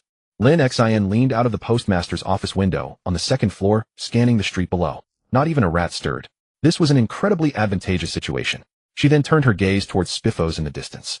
Occasional gas explosions still rumbled from that direction, indicating the fire had subsided, but the gas leak was ongoing and hadn't fully vented. No more time to waste. Action was needed immediately. Lin Xin hurried back to her car and reversed it directly into the loading bay behind the post office. The post office's storage rooms were packed with books and magazines awaiting daily distribution, and among them were various skill books and recipe magazines. In Project Zomboid, books provide players with stage-based experience bonuses. For each skill, there are 5 books, each covering 2 levels. For example, with carpentry's 10 levels, the 5 skill books provide experience boosts for levels 12, 34, up to 910 respectively. Furthermore, due to the game mechanic where higher levels require exponentially more experience, each skill book provides a different experience multiplier. Skill Book 1 offers a 4x bonus. Skill Book 2 jumps to 12x, and Skill Book 5 provides a staggering 32x to 64x multiplier. This is why survivors must salvage these relics of human knowledge. Without books, you're left to grind painfully slowly. To put it bluntly, without the theoretical knowledge these skill books provide, you'd be too old and feeble to fight off crawlers by the time you reach carpentry level 9. Lin Xin recalled that reaching level 10 in carpentry requires 150 experience points. Grinding that out without any multipliers would be incredibly foolish. Thanks to the U.S. Postal Service's categorization and distribution of these books and magazines, Lin Xin could find what she needed quickly. She simply pulled out any books with keywords like electrical carpentry or welding from the relevant shelves and tossed them into her Alice pack. Then she hauled them out and dumped them into the truck bed. After working for a while and determining that no valuable books remained, she grabbed a waterproof tarp from the janitor's cart in the adjacent washroom, covered the pile of books in the back, hopped in the car, and drove off. Next stop was the Enigma Books bookstore. It had a good selection of books with more specialized titles and a wider variety of recipe magazines. It wasn't far from the post office. After a few turns, Lin Xin arrived. A few zombies lingered outside, mostly deaf-blind crawlers or ones stuck in awkward positions. They were the lowest threat. The runners had already headed to spiffos drawn by the commotion. The bookstore's windows and doors were also gone. Lin Xin parked, scanned the area, and saw only a few slow-moving zombies shambling towards her. Lin Xin dealt with them swiftly. She then slipped into Enigma Books. The store had even more books, but they were harder to categorize. Why on earth was basic electrical shelved next to elementary science, both with identical blue covers? Amidst the chaos, Lin Xin lit a cigarette, staring with bewilderment at the label on the bookshelf, study aids. While that was accurate, she stubbed it out and dove back into her search. Enigma Books wasn't large, with only about a dozen bookshelves and no storage room.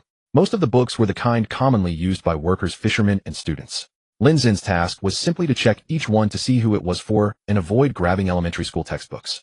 The sorting took another 2 hours, and Lin Xin's stomach was beginning to growl. She loaded the books into the trunk again, only to find it was nearly full. There were bound to be duplicates, but she didn't have time to resort them. She needed to head out and scavenge for screws and nails. Lin Xin set off again, grabbing a bag of beef-flavored potato chips from the supplies on the passenger seat. This wasn't a lapse into lazy habits. When out scavenging, canned goods are heavy and vegetables spoil quickly. Chips are lightweight, quick to eat, filling, and packed with calories. Nothing beats potato chips for a scavenging run. The hardware store was located at the far end of the road opposite the post office. Next to it was a statistical company run by an accountant, the Shrem Tax Company. Many people went there for income calculations and tax payments, and they also offered tax avoidance guides and employee exploitation tips for Riverside self-employed. Rumor had it they were also involved in loan sharking. They were the type to present a legitimate facade while engaging in dubious activities, fleecing the capitalist system. Lin Xin soon arrived at the Screws and Nuts hardware store. These small shops were like the ubiquitous hardware stores in China, usually selling common tools, building materials, and equipment. Their real profit often came from acting as brokers for large bulk orders, connecting buyers and factories for a cut, or they might be a front for a factory looking to market its own products. Screws and Nuts was different. It was run by an old craftsman from Riverside and catered specifically to the area's agricultural and carpentry needs, stocking a wide range of practical and affordable tools and materials. Lin Xin parked and noticed that both Screws and Nuts and the adjacent SREM building had intact windows and doors. Frowning, she looked around. Across the street was the Budget Dinner, a family and student-friendly eatery. On the other side of the plaza was a path leading to the school and a laundromat. There wasn't a zombie in sight. Strange, but not that strange. Perhaps no one was there when the outbreak hit. That's the apocalypse for you. You never know what you'll encounter. Though puzzled, Lin Xin opened the door and went inside to scavenge. The first thing she saw was a red device. It was a generator. Lin Xin hurried over and crouched down to read the nameplate. It boasted a maximum power output of 65 kilowatts, an output voltage of 480 V, and there was even a thick user manual tucked behind the nameplate. This seemed to be an industrial generator. She wondered if it had dual voltage capability, as American household electricity was typically 110 V and might not be compatible. Regardless, taking it was the right scavenging attitude. The generator was incredibly heavy. Lin Xin had to drag it to the car, and with immense effort managed to lay it on its side in the truck bed, crushing some of the books in the process. After securing the generator, Lin Xin went back inside to scavenge some agricultural supplies: spray bottles, seeds, rake, shovels. She was lucky to find several packets of high-quality crop seeds. She also traded in her old tools for new ones along with a few spares.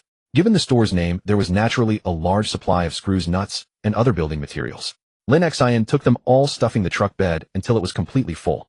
Lin Xin's greedy scavenging attitude was typical of many novice survivors. However, those newbies lacked a vehicle, a military-grade Alice pack, and certainly Lin Xin's luck. Usually such indiscriminate greed got you killed by zombies. Yet Lin Xin, who supposedly had a bad luck debuff, seemed to be doing just fine. She could never quite figure out what that debuff actually affected. After covering the truck bed with the tarp again, Lin Xin looked towards the distinct pillar of smoke rising from the west side of town, stark against the bright sun, a scene of hellish embers. She lit another cigarette and smoked it slowly, resting her tired body from the heavy lifting. Books, tools, a generator. This was enough to survive on for now. But the sheer number of books probably wasn't enough. Lin Xin remembered from her time playing the game that there were around 200 skill books and recipe magazines in total. She had about that many, but many were likely duplicates. A trip to another location with a good stock of books was necessary. Riverside, being the ideal town for novice survivors, was known for its abundant and diverse resources. The school and the yacht club both had numerous bookshelves to search. But there was an even more critical resource to gather first: VHS tapes. With tapes like she did to boost her mechanic skill, she could bypass the long, tedious grind and gain massive amounts of experience instantly. Combined with skill books, becoming a master in a skill within days was a real possibility. The only place in town that spawned a large number of tapes was the Impact Video Store, located in the L-shaped commercial center in the middle of town. It was north of the sandy playground, west of a shop selling milk, fresh produce, and lottery tickets, and northwest across the parking lot was Spiffos. That was a bit close for comfort. Considering the strange alarms that had been blaring from the middle-class community to the south, it was highly likely that a considerable number of zombies were lurking around the L-shaped commercial center. Lin Xin dropped her cigarette, but lit another, and cast her gaze towards the path leading from the civilian community and school to the commercial street. The tall fences on either side obscured most of the view. Lin Xin grabbed a bottle of water from her bag on the driver's seat and walked slowly over to the laundromat. The view from there was better, stretching across the large parking lot of the superb grocery store all the way to the church and the gated community she had left that morning. The path was eerily quiet, not a zombie in sight. They had probably all migrated to Spiffos. Lin Xin frowned deeply. The zombie population there was terrifyingly large, but the crucial VHS tapes were located right in the middle of it. She faced a dilemma. Going in meant potential danger, but the potential rewards were high. Not going meant missing this unprecedented window of opportunity created by the zombie migration triggered by the Spiffos explosion. Lin Xin finished her cigarette, drained her water bottle, and made up her mind. Time to take a little trip to the commercial center. Lin Xin wiped her hands on the oilcloth, opened the driver's door, tossed the plastic bottle into her backpack, leaned against the door, and once again gazed at the column of smoke to the west. The chips she had eaten in the morning were so filling that she didn't feel hungry at noon. Lin Xin recalled that these scallion chips seemed different from the monotonous ones in the game. They appeared to have a Spiffo raccoon logo on them, possibly a special instant food added by some mod. In the future, when collecting food, she would need to pay more attention, as she might find mod food she couldn't remember. Starting the car, Lin Xin decided to take the narrow path straight to the school gate.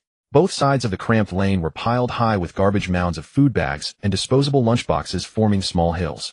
The wheels crunched over them with a faint rustling sound. To be safe, Lin Xin kept the window open and frequently turned her head to look back, fearing a horde of zombies might block her in this alley. The high wooden fences on both sides enclosed the narrow pedestrian walkway. Lin Xin drove his pickup truck slowly through the passage. Everything was quiet, not even a breath of wind except for the engine's rumble echoing between the tall wooden fences and the continuous crackling of plastic bags and food packaging crushed under the tires. Lin Xin took just 1 minute and 45 seconds to traverse this tunnel. Riverside Town Central School was now in sight. It was a comprehensive school. On the ground floor there was a moderately sized library. The school had its own cafeteria, but a considerable number of middle school students chose to dine at the commercial street, which was also enclosed by wooden fences. When the Riverside Town Central School came clearly into view, Lin Xin still worried about encountering the common scenario from the game. A large horde of zombies waiting at the end of this road, conveniently hidden by the wooden fences. This road was extremely dangerous in the game. Zombie hordes would wander aimlessly, and the high fences blocked the view, leaving survivors completely unaware of what lurked on either side of the path.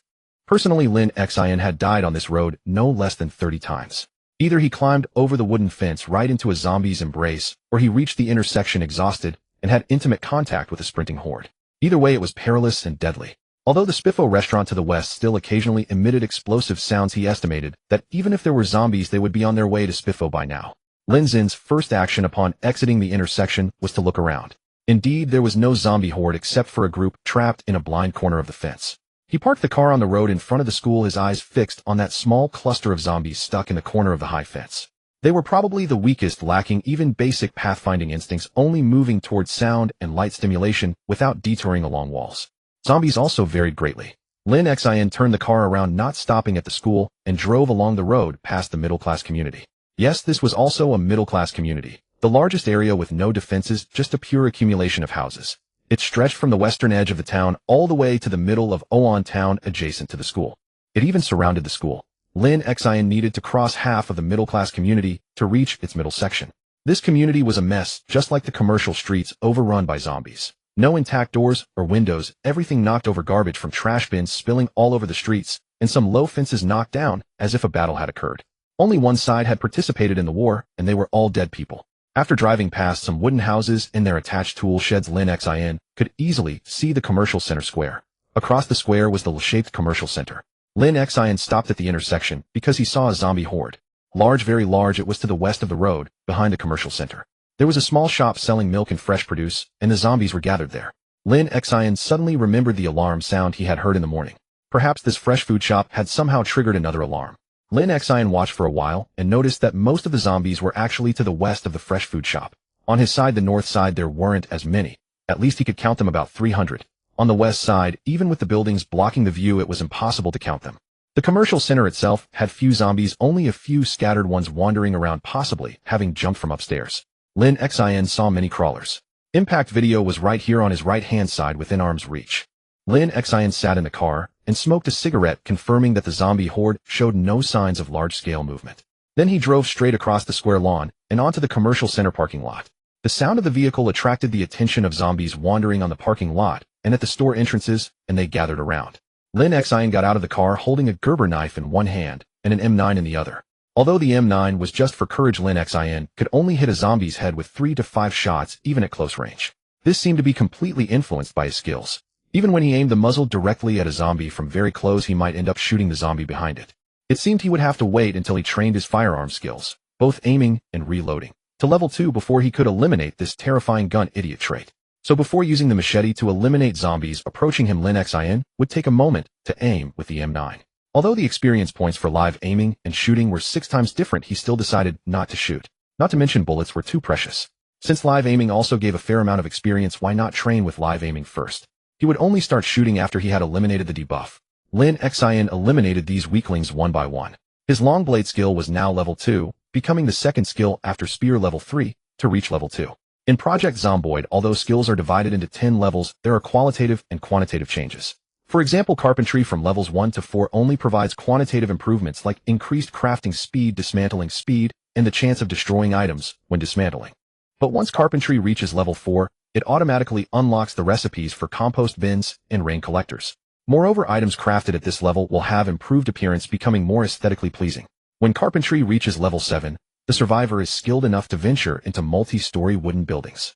At that point, the survivor unlocks the ability to craft 2-story wooden stairs, support pillars, and fence railings. All wooden structures can be dismantled at level 7. These unlocked wooden constructions allow the survivor to further build their shelter. At level 7A, the appearance of the survivor's constructions becomes perfect, like a master carpenter's artwork.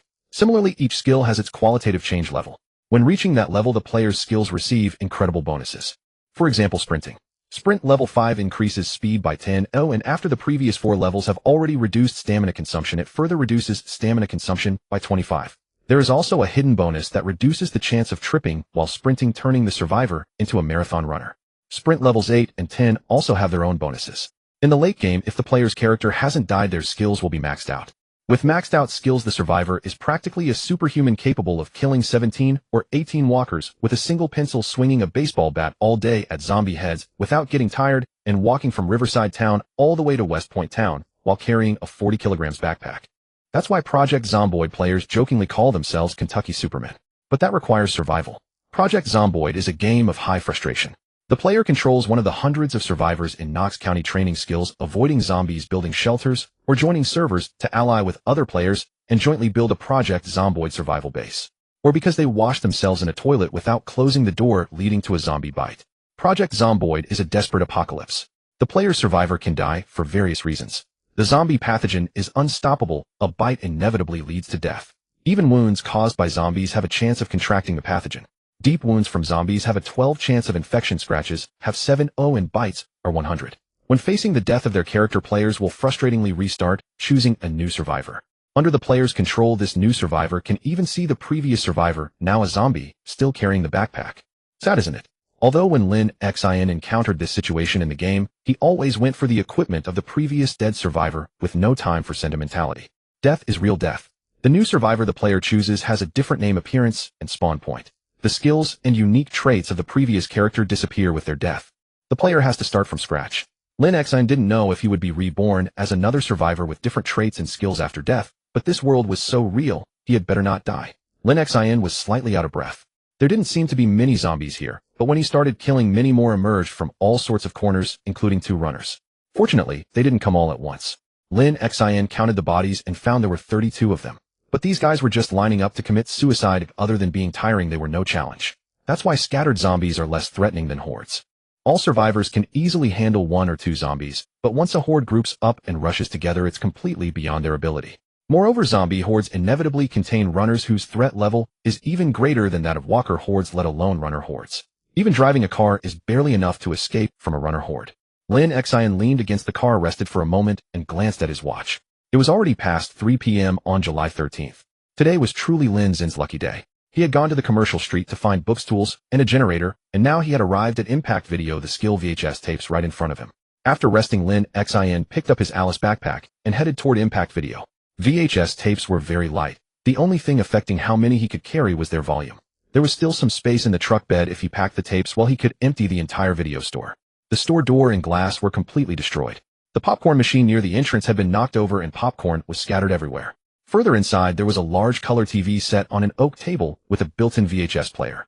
It was a cheap model, far inferior to the large-screen color TV in Lin Xin's temporary shelter in the gated community. Lin Xin stuffed every tape he could into his Alice backpack, regardless of what they were. Impact Video had numerous shelves. There must have been at least 800 to 1,000 tapes. Lin Xin wasn't sure if he could take them all, but he had to try his best to take as many as possible. If the truck bed couldn't fit them all, he would stuff them into the cab. Lin Xin made 6 round trips, emptying all the shelves. Although the tapes seemed plentiful when he took them off the shelves, he realized there weren't that many. For shelves filled 1 backpack, and he even took all the tapes from the back warehouse. He even took the computer from the store and put it on the passenger seat. It looked like an Epson 486, along with some other accessories and things Lin Xin didn't recognize. After all, Lin Xin was a modern person. It was normal that he didn't recognize items from 1993. He didn't even recognize the pagers that zombies occasionally carried. He hadn't collected a single one, and still didn't think it was a mistake. But Lin Xin decided that since this thing was a computer, it was best to take it for future use. After finishing the moving work, Lin Xin stood at the entrance of the video store, amazed at how smoothly everything had gone. He had obtained almost all the key supplies. Everything he needed, nothing lacking.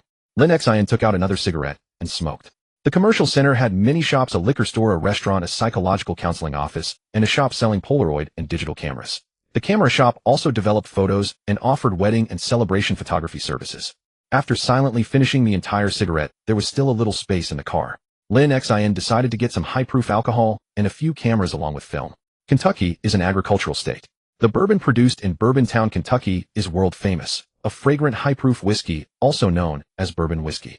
Almost all of America drinks Kentucky-made blended grain bourbon. Project Zomboid is set in Kentucky, so naturally there is plenty of bourbon.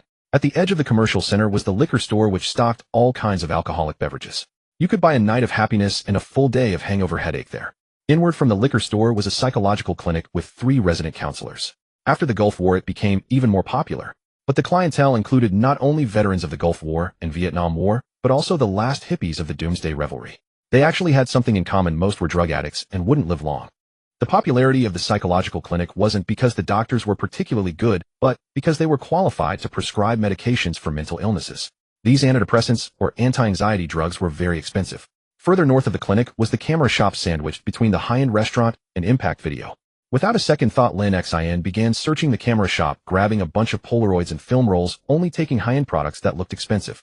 No one was charging him for this. Enjoying a guilt-free shopping spree was the most satisfying thing he had experienced since coming to America.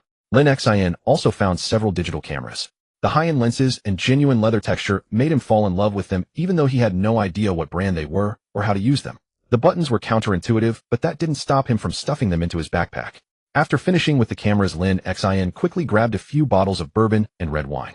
There was no need for too many. He was addicted to cigarettes, not alcohol. Taking a few was enough. He dumped everything into the passenger seat and emptied his backpack. Passing by the psychological clinic, he suddenly remembered that there might be some hard-to-find psychotropic drugs here. Antidepressants, antipsychotics, anti-anxiety medications. These were very useful during extreme emotional states. In the game, players could only find antidepressants, which could quickly remove emotional buffs like depression or sadness from the character. Or to put it bluntly, these were terrible debuffs such as 50 stamina recovery, 75 attack damage, 50 action speed, and so on. It could even be said that a player's character with extreme emotional buffs was as good as dead when encountering zombies. Previously, when Lin Xin had no cigarettes to smoke, he had an anxiety buff. His hands trembled, he felt terrible, and everything seemed meaningless, but fortunately he got through it. If Lin Xin had had anti-anxiety medication at that time, he could have temporarily eliminated the anxiety buff and wouldn't have suffered a setback at Riverside Entertainment. He could have done better. After thinking for a moment, Lin Xin stepped into the psychological clinic intending to find some of the psychotropic drugs that mental health professionals could prescribe. Passing along the corridor by the river, he went past 2 treatment rooms. The doctor's offices and dispensing rooms were in the inner compartments of the treatment rooms. After psychological therapy, the doctor would prescribe medication according to the condition. Taking the wrong psychotropic drugs could severely worsen the condition, but Lin Xin wasn't afraid because his doctor trait allowed him to identify almost all drugs. It also increased efficiency and the probability of finding medical supplies when collecting them. Moreover, he was not short of medical supplies. He could even find herbs while walking in the wild, and herbal bandages made from them were even more effective than regular bandages plus antibiotics. Lin Xin walked into one of the treatment rooms. It was pitch black inside with no one around. If there had been zombies, the door would have been destroyed by the explosion at Spiffo. So he passed through the conversation area, which had a pendulum, an oak table, and leather sofas, and walked straight to the doctor's office door. Opening it, he found the psychotropic drugs neatly categorized in cabinets. He packed them all into his backpack. There was quite a lot. He sighed. This should be enough for Lin Xin to use until he died. He ransacked the other room the same way. Surprisingly, these drugs were even heavier than the alcohol he had taken earlier. Lin Xin lifted the backpack, returned to his car, looked around, saw no threat, tossed the backpack in, and prepared to drive home. But just then a piercing scream suddenly rang out. Lin Xin looked up to discern the source of the scream. The zombie at the grocery store did the same. In the first week, Lin Xin had already experienced such a thing, but at that time, he was too weak, unable even to save his own life. Now, having survived for 13 days, his strength had improved considerably. Most importantly, having a car sparked the idea in Lin Xin of rescuing another survivor to reduce the workload of building a survivor base later. In the game of Project Zomboid, playing without sprinters and with sprinters are 2 different games, and single player and multiplayer are also 2 different games. The workload in a 2-person team versus a solo grind is entirely different. This game has no deceit or treachery, supplies are ample, but labor is severely lacking. It seemed to come from the southwest. Lin Xin initially spawned in an empty house in the poorest district on the west side with a for sale sign outside. He had traveled from there along the north-south road through the edge of the forest all the way across Riverside Town to the gated community. Lin Xin had passed by the place where the scream originated. He knew it well. A cluster of small houses with a 2-story elegantly decorated building. The morning alarm had likely come from there as well. It occurred to him that another survivor might have triggered the alarm while scavenging supplies during the zombie migration to Spiffos. He might have failed to escape in time after triggering the alarm and got trapped by zombies. Now that scream meant either he was being eaten or he narrowly escaped being eaten. Lin Xin flicked away his cigarette, but hurriedly got into the car, started the engine, turned around in the commercial center parking lot, and drove onto the main road. Lin Xin could see a large group of sprinters crossing the road heading south, while the zombie horde near the grocery store began to slowly move toward the source of the scream. But the scream's volume was limited, so not all zombies were attracted. At least those with poor hearing remained in place. The sight of sprinters passing by was horrifying. One after another, they surged forward, trampling over any that fell. No one could survive such a situation. So Lin Xin silently turned around and mourned for the poor survivor. He couldn't save him. Lin Xin was not afraid of the shuffling horde. He could even drive around like a dog walker, teasing them. But not the sprinter horde. Never provoke a sprinter horde under any circumstances. If you did, you might as well kill yourself first to avoid suffering after death. Lin Xin looked at the rearview mirror at the still-running sprinter horde, unsure what expression to make. Hundreds of sprinters. The entire town's zombies must be here. Thanks to the explosion at Spiffos, which attracted all the zombies in town, he wouldn't have been able to scavenge otherwise. Pay tribute to that unfortunate survivor. Bang! Lin Xin stopped the car, stuck his head out the window, and looked back. A gunshot. This attracted even more zombies. The road was now packed with moving corpses, a spectacular sight. The answer was clear: the survivor had shot himself. Poor fellow. Lin Xin could do nothing but continue his own struggle for survival. Sadness, but limited. That was Lin Xin's current state. He parked the car at the school entrance, planning to scavenge the school as well. It was past 5 o'clock. He hoped to finish the day's scavenging before dark. Lin Xin rushed into the school, oriented himself, and headed inward from the main entrance. Through the library windows, he could already see bookshelves. McFarlane with a Gerber knife. Trying to push the memory of the suicide survivor out of his mind, Lin Xin quickly got into scavenging mode. The school had been closed since the mass fever cases in late June, so there were no zombies in the school. Although the car was almost full, Lin Xin's greed drove him to speed up his search. The small library in a comprehensive school didn't hold many books, mostly elementary textbooks, and some edutainment materials with few useful volumes. In the game, any bookshelf could spawn skill books, but Lin Xin was in reality not a container-based spawning system. A comprehensive school with middle and elementary divisions was unlikely to have highly specialized books like welding techniques or wiring skills and insulation avoidance training. But Lin Xin wasn't after the school's books. He was targeting the student lockers and the sports equipment storage room. Student lockers often held good things: lunchboxes, books, video game consoles, headphones, and various high-value electronics. Dismantling a television provided a large amount of electrical skill experience, but it was only equivalent to dismantling 3 game consoles. So electronic watches, game consoles, over-ear headphones, small cassette tape recorders, items practically every student had, could provide massive electrical skill experience, required far less work than dismantling household appliances, and were safer with no need to guard against sudden zombie appearances. By collecting enough small electronics and using skill books, one could rapidly boost electrical skills in a short time. With higher electrical skills, many survival gadgets could be crafted. For example, the noise generator mentioned earlier could be made at electrical level 3, and level 4 unlocked remote control crafting. Subsequent levels unlocked higher range noise generators VV2 and remote controls V1, V2, V3, etc. At level 6, radio usage was unlocked. Level 7 unlocked all appliance manufacturing. Levels 8 and 9 greatly increased dismantling and crafting speed and improved material recovery probability. Level 10 was like a god, crafting appliances effortlessly, dismantling items quickly and well with full material recovery. But reaching level 10 in any skill required 1500 experience points. That was equivalent to dismantling 5000 televisions that gave the most experience. However, with the help of skill books throughout, it only required roughly the experience of dismantling about 200 televisions. Lin Xin was searching every student locker, not missing any. He stuffed Walkmans, headphones, game consoles, and the like into his Alice pack. These items weren't heavy or bulky, and the pack still had some space, though it was already filled with psychiatric medications. Lin Xin happily collected these small electronics, not caring that the wired and over-ear headphones were all tangled together. He also found many BB guns and water guns. Most interestingly, he discovered a 22 caliber Zyber pistol in a child's locker. 22 Zyber pistol. American spirit indeed. Lin Xin was taken aback when he saw this compact firearm resembling a Uzi submachine gun, almost not recognizing it. His memory of Project Zomboid reminded him that this weapon didn't exist in the original game. Having this weapon meant some weapon mod was loaded. He should have realized when he found the silenced M9 earlier that this was the real world, not the original game's Knox County, with its limited arsenal: revolvers, semi-automatic pistols, magnums, shotguns, and assault rifles. Because the original game's weapons were too few and completely inconsistent with American reality, many player community mods supplemented the game's arsenal. The Burrito Weapon Armor mod, Vanilla Gun Supplement, Real Gun mod. Various weapon mods breathed new life into the game. The Burrito Weapon Pack was the most comprehensive mod. You could adjust it so it wouldn't spawn weapons or military uniforms and armor produced or issued after 1993.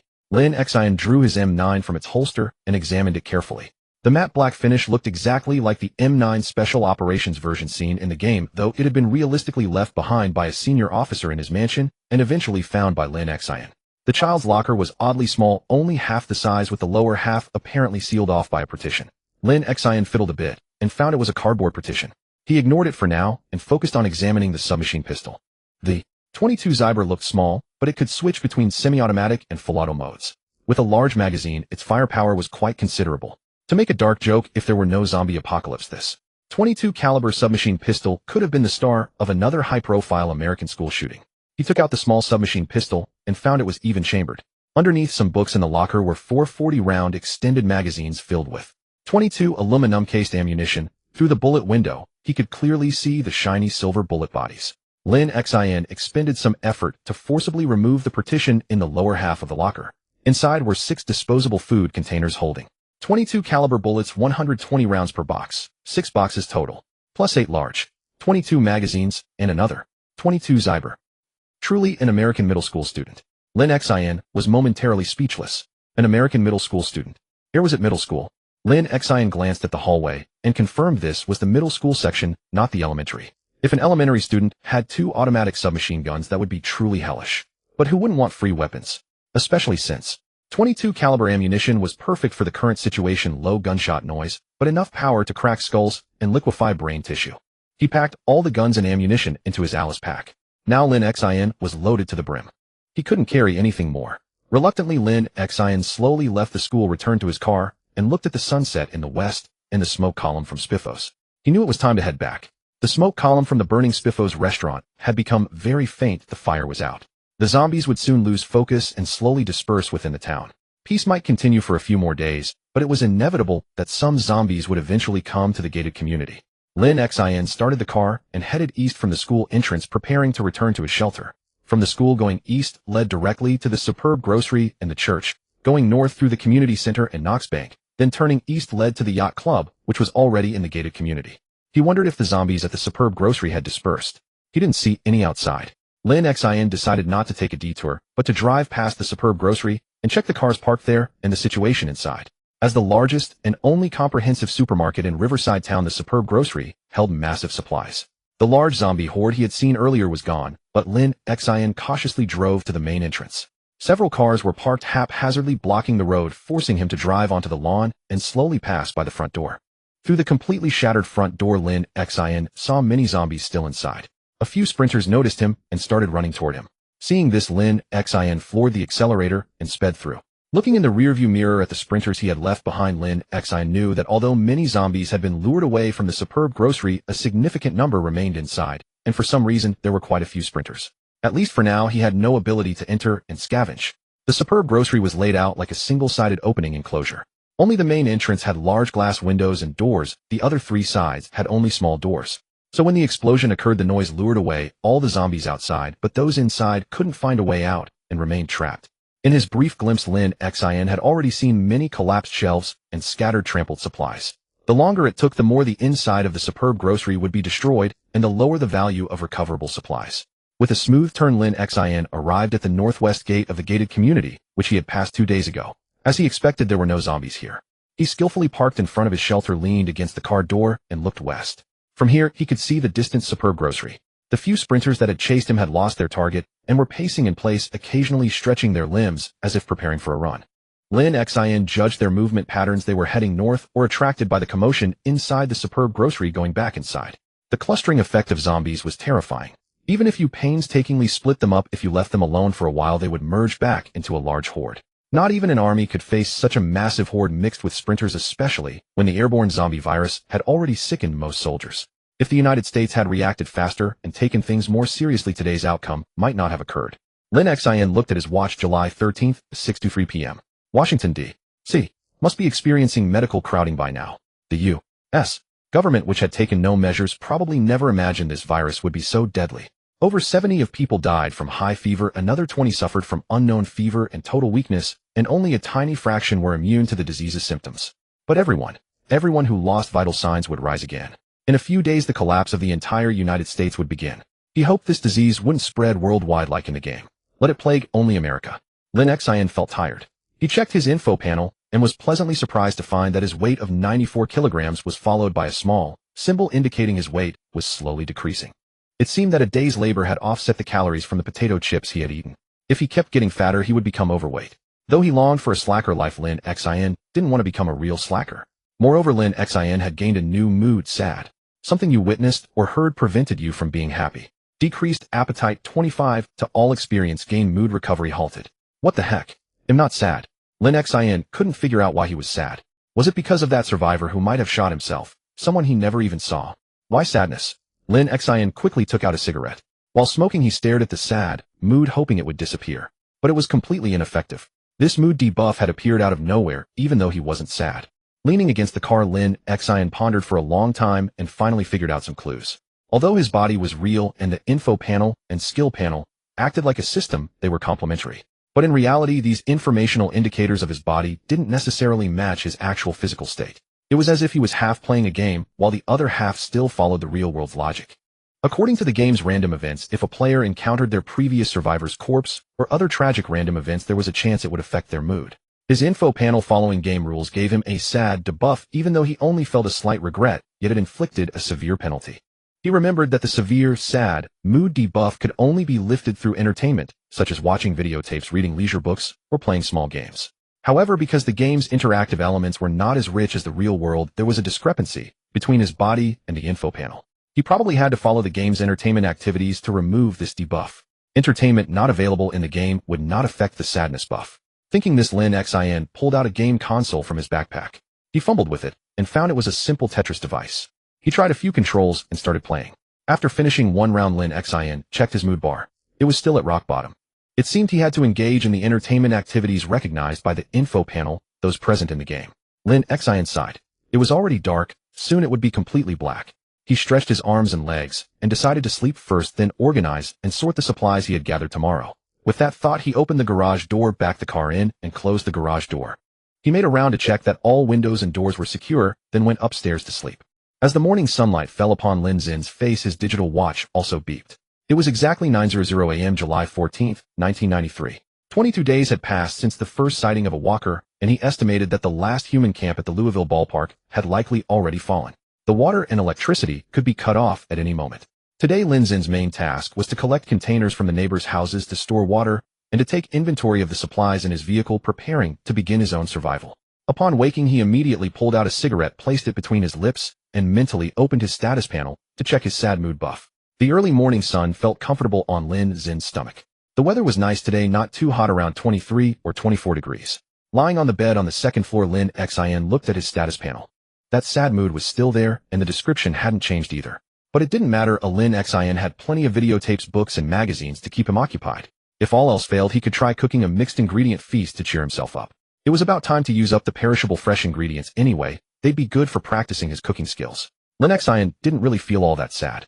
It was quite possible that his various buffs only affected his physical attributes and various probability values without impacting his mind. Another possibility was that changes in his body were influencing his traits and moods.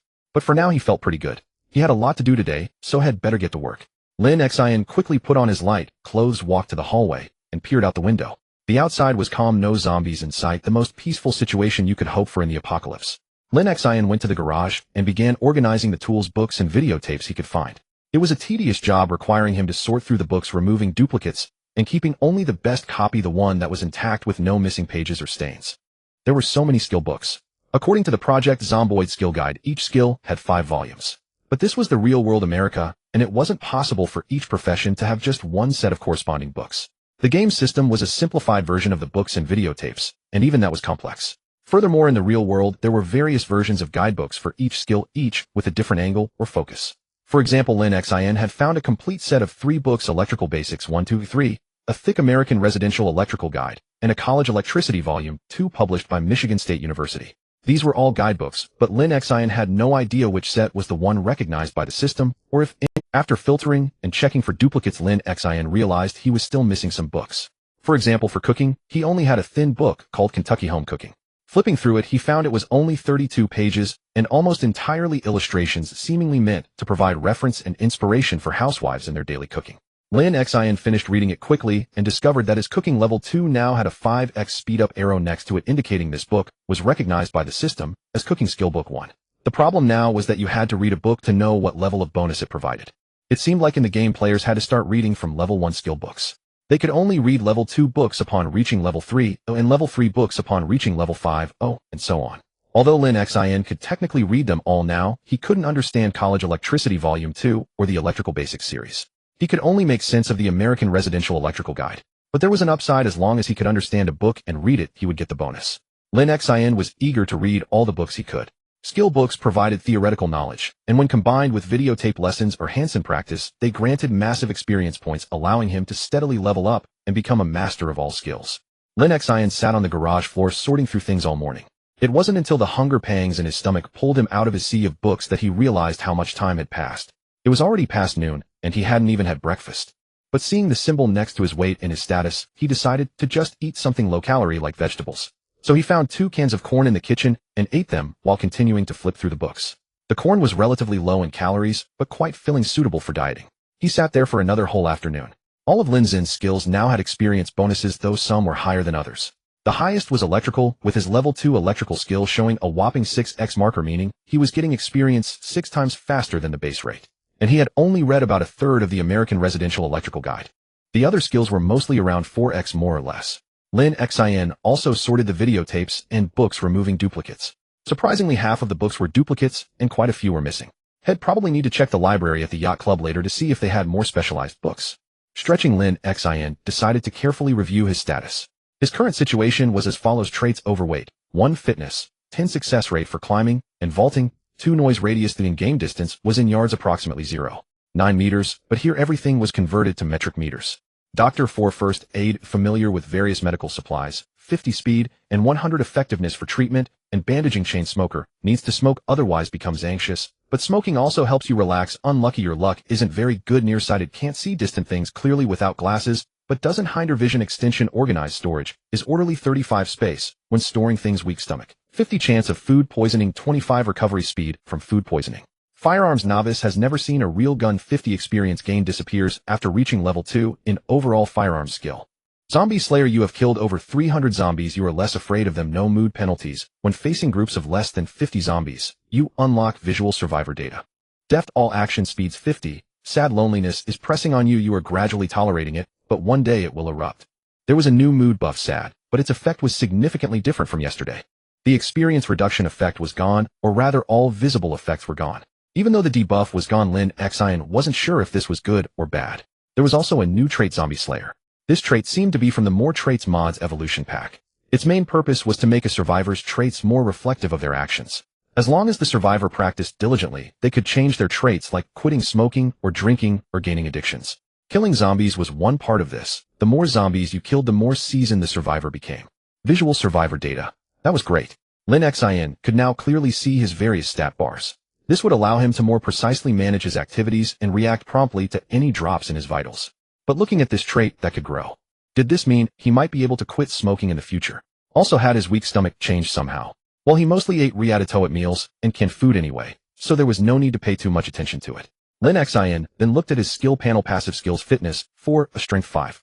Synthesis skills: crafting, carpentry 0 4x bonus until level 3, cooking 1 4x bonus until level 3, farming 0, first aid 5 16x bonus until level 7, electrical 0 8x bonus until level 3, welding 0 4x bonus until level 3, mechanics 0 4x bonus until level 3, tailoring 2 8x bonus until level 5. Combat skills: axe 0, long blunt 0, short blunt 1, a long blade 3, short blade 1 4x bonus until level 3, spear 3, maintenance 4. Agility skills: sprinting 3, light foot 2, nimble 2, sneaking 2. Firearms: aiming 0, reloading 0. Survival: fishing 0 4x bonus until level 3, trapping 0 4x bonus until level 3, foraging 1 4x bonus until level 3.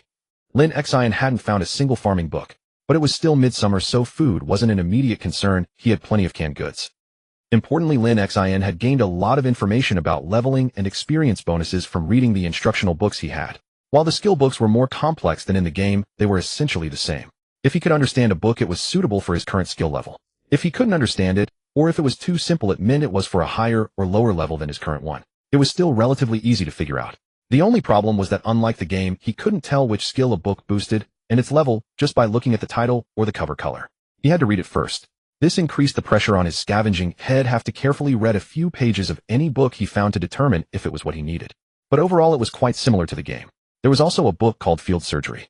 This one had boosted both his medical and short blade skills, likely because it detailed the human body's blood vessels, nerve distribution, and surgical techniques, thus granting him short blade experience. Being a doctor, he already had a point in short blade and short blunt. Although he rarely used short weapons, this was an interesting discovery. If skill books had become this complex and varied, did it mean that almost every skill had a corresponding book out there? This was something he'd need to verify through practice and by diligently searching for more books. Lin Xin also categorized his videotapes. The duplication rate was incredibly high, and he hadn't sorted them initially. He only realized upon returning that he had grabbed an entire box of Operation Fort Knox tapes. It must have been a best-selling movie recently, so the video store had plenty of stock. Among the tapes he found, there was a complete set of Woodcraft containing 7 tapes, a complete set of I Love Auto Repair also with 7 tapes, a set of American Blue Collar with 5 tapes covering welding and wiring, a set of Cooking Master with 6 tapes, and a single tape called Fix It Up, which based on the cover taught how to repair items. Unfortunately, he hadn't found a skill book that boosted maintenance. There were also various other experience tapes. Housewife boosted tailoring and cooking. Wilderness Survival boosted fishing, trapping, and foraging, though he didn't know which of its 17 seasons boosted which skill.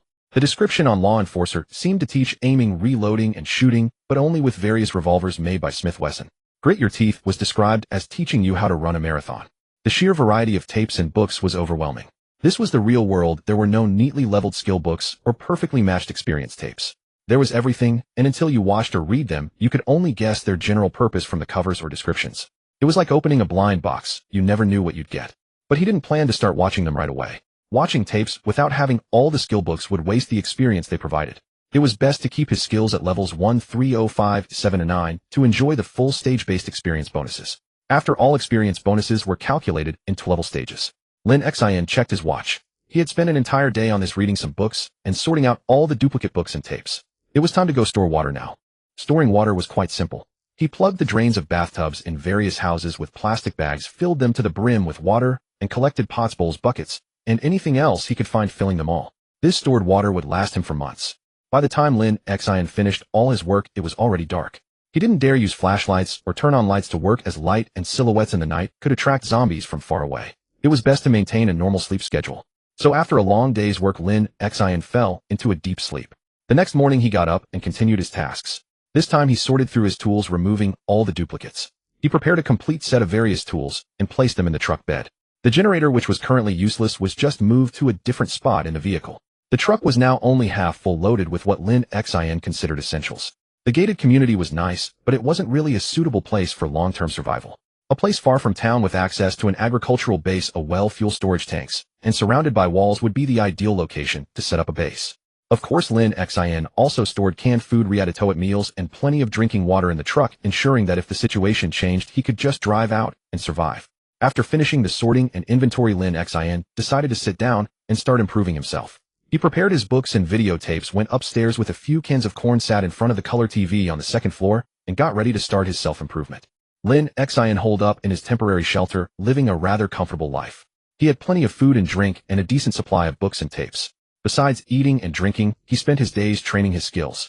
When his skills reached levels 3, 0, 5, 7, or 9, Head read the corresponding books for the bonus, and then watched the videotapes. This was also what every Project Zomboid player had to do. Once you read all the books and watched all the tapes, you'd naturally become a Kentucky Superman. This unreasonable skill progression didn't even require practice. You just sat and watched, with the experience points coming entirely from the tapes. This was the first step to becoming a Kentucky Superman, but it was quite boring, mostly just spending time with books and the TV. Occasionally Lin Xin would go down to the kitchen or the workshop on the first floor to practice his cooking or reloading and aiming skills. And so Lin Xin lived like a complete shootin'. This lifestyle continued for 3 days, until he had finished reading all the books and watching most of the videotapes. Apart from some skills he couldn't improve due to missing books and tapes, almost all of his skills had seen significant progress. The remaining high-level experience would have to come from his daily work and accumulation. After 3 days of intense binge-watching, Lin Xin was unshaven and looked exhausted. It was already noon. Rubbing the stubble on his chin, he decided to go downstairs and make himself a delicious baked dish. His cooking skill had just reached level 5, so he could now make decent home-cooked meals. They weren't gourmet, but they were edible, and he didn't have to worry about undercooked food causing stomach problems. He checked his watch and was surprised to see it was 1325 on July 18, 1993. The ambient temperature was 22 C. He had always found the 12-hour format annoying, and now that his electrical skill had reached a staggering level 5, he remembered seeing how to adjust the watch in some magazine head read earlier. So Lin Xin switched his watch to the 24-hour format, and also found the ambient temperature display buried in the settings. His digital watch actually had quite a few functions, he just hadn't set them up before. He deftly sliced frozen tomatoes and steak into the frying pan, sprinkled on some salt and cracked pepper, added a bit of olive oil, and prepared to make a baked tomato beef tenderloin. The intense 3-day grind had paid off handsomely. While he couldn't max out all his skills, he was definitely well equipped for the outside world. His fitness and strength hadn't seen much training, but Lin Xin knew that in the original game, exercise equipment could be used to increase fitness and strength. Alternatively, bodyweight exercises like burpees and push-ups could work too, but they caused muscle soreness and a stamina recovery debuff that required a few days of rest to clear. So until he was absolutely safe, meaning he had a secure survivor base, he absolutely could not exercise carelessly. Dying from muscle soreness would be a ridiculous way to go. Americans really like using electric ovens. Some places like Spiffo's burger joint also had gas grills. Project Zomboid didn't simulate gas lines, only water and electricity. So you'd often see players even with water and power cut off using their gas stoves indefinitely as long as they had electricity, which was a bit immersion breaking. But in this world, America didn't seem to favor gas. Almost every house had an electric oven paired with a gas stove. In the future, besides gasoline, he'd need to collect propane tanks and natural gas tanks. Lin Xin thought about this, while keeping a close eye on his baking dish to prevent it from burning. But suddenly the warm yellow light of the electric oven went out. Buzzing, whining. The sound echoed like the dying wail of some gigantic creature from afar, resonating through the quiet streets of a post-apocalyptic America, akin to a death knell for the survivors. The power had gone out. Lin Xin watched in disbelief as the electric oven extinguished along with the lamp wrapped in cloth to prevent excessive brightness. Lin Xin glanced at her watch. July 18, 1993, 1:44 p.m. Knox County officially abandoned, possibly due to a government-mandated blackout or worse, a severe damage to the regional power grid. Lin Xin was uncertain of the cause, but she preferred to believe in the former, as a government blackout at least indicated that those in power still held some capability. If it were the latter, it would imply that the entire state of Kentucky had fallen, leading to damage in the power grid resulting in the blackout. Lin Xin stood for a moment. Outside, the silence deepened, the noise of human life faded away, and everything felt so foreign once the tranquility of nature returned. The blackout meant that Lin Xin, as a survivor, had been thrust into a new phase 1 with a higher mortality rate. The already scarce survivors would find it even more challenging, and humanity's remaining 1 was about to be reduced by 99 once again. No longer would there be easily accessible light and heat. No more would there be endless water flowing from the tap. Lin Xin sat on the kitchen floor in a daze, surrounded by jars and bottles filled with water. The electric oven retained some warmth after the power outage, enough to finish cooking the vegetables. Having arrived in this world for 18 days, she had been struggling daily to survive, striving to enhance her chances of living a little longer. In her moments of weakness, she was unable to extend a hand to those survivors in peril, and now, when she had some capacity, she could not seize the opportunity to rescue. Having arrived in this world for 18 days, she had been struggling daily to survive, striving to enhance her chances of living a little longer. In her moments of weakness, she was unable to extend a hand to those survivors in peril, and now, when she had some capacity, she could not seize the opportunity to rescue them. The autumn in Kentucky was brought by the rains. Outside, it started to rain, which was not a good sign, indicating that the hottest season had passed and the coldest was approaching. Lin Xin ate the last of her roasted vegetables in the dark, then approached the window on the second floor, which had no glass, and looked outside. The rain fell heavily, as if the heavens were in a hurry to wash away some filthy, evil stain. In the distance, several rows of zombie corpses she had killed lay on the road, having decayed severely under the scorching sun over the past few days. The rain washed away their rotting flesh and blood, turning it into slush that flowed along the ground into the sewers. Only pale yellow bones remained behind. Lin Xin had become a hard-hearted survivor, having killed over 300 zombies. Seeing this scene left her unable to even spit, merely continuing to hurt her own heart. Lin Xin sensed something was off. Her mood was far too low. Upon checking her status panel, she discovered what was amiss. Her sadness had disappeared, but a new trait had emerged. Social isolation. You have not seen another survivor for over half a month, which is detrimental to mental health, but it will harden your heart. Mood limit 35, a mood fluctuation 80. Lin Xin calculated that this meant she only needed to smoke to satisfy her mood drop, but the reduced limit would fix her at 65 mood, placing her in the sad tier. The mood, or rather the depression stat, is used in the game to manage the player's emotional state through the visualized data module, showing various survivor indicators. Lin Xin's various stats were visualized. The emergence of the zombie slayer trait had also provided her with abilities from another supportive module. These mainly included health, hunger, thirst, stamina, fatigue, boredom, stress, mood, and caloric intake. Most of these stats were actually not useless, since Lin Xin was a human, not a player-controlled avatar. She was aware of her own body, knowing when she was tired or needed rest. The data just provided a more precise measurement. Most importantly, mood and calories were the two aspects she could control precisely to manage her weight and improve her emotional state. Her mood had been forcibly reduced by 35 points. Even at full capacity, it was merely a bit sad. When the mood drops below 80, it is a bit sad. Below 60, it becomes sorrowful. Below 40, depressed. And when it falls below 20, it turns into depression. The primary effect of depression isn't very apparent. It mainly affects action speed and the rate of zombification and infection. Moreover, when the mood is poor, the depressed state causes survivors to search less, thoroughly reducing the player's looting yield.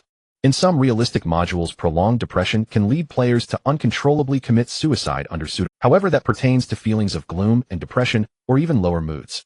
The current a bit sad and sorrowful are merely annoying. These two moods may occasionally cause a loss of appetite, insomnia, or aimless staring at the deathly void 500 yards away. Similar to PTSD, Lin Xin had previously studied the relationship between her traits and her actual physical responses, concluding that the body can influence traits and traits can also impact the body once established. Thus, she could intentionally cultivate or eliminate a certain trait, like cloud chasing and smoke blowing. If she could endure the anxiety debuff of resisting the craving to smoke for a few days, she could surely quit smoking.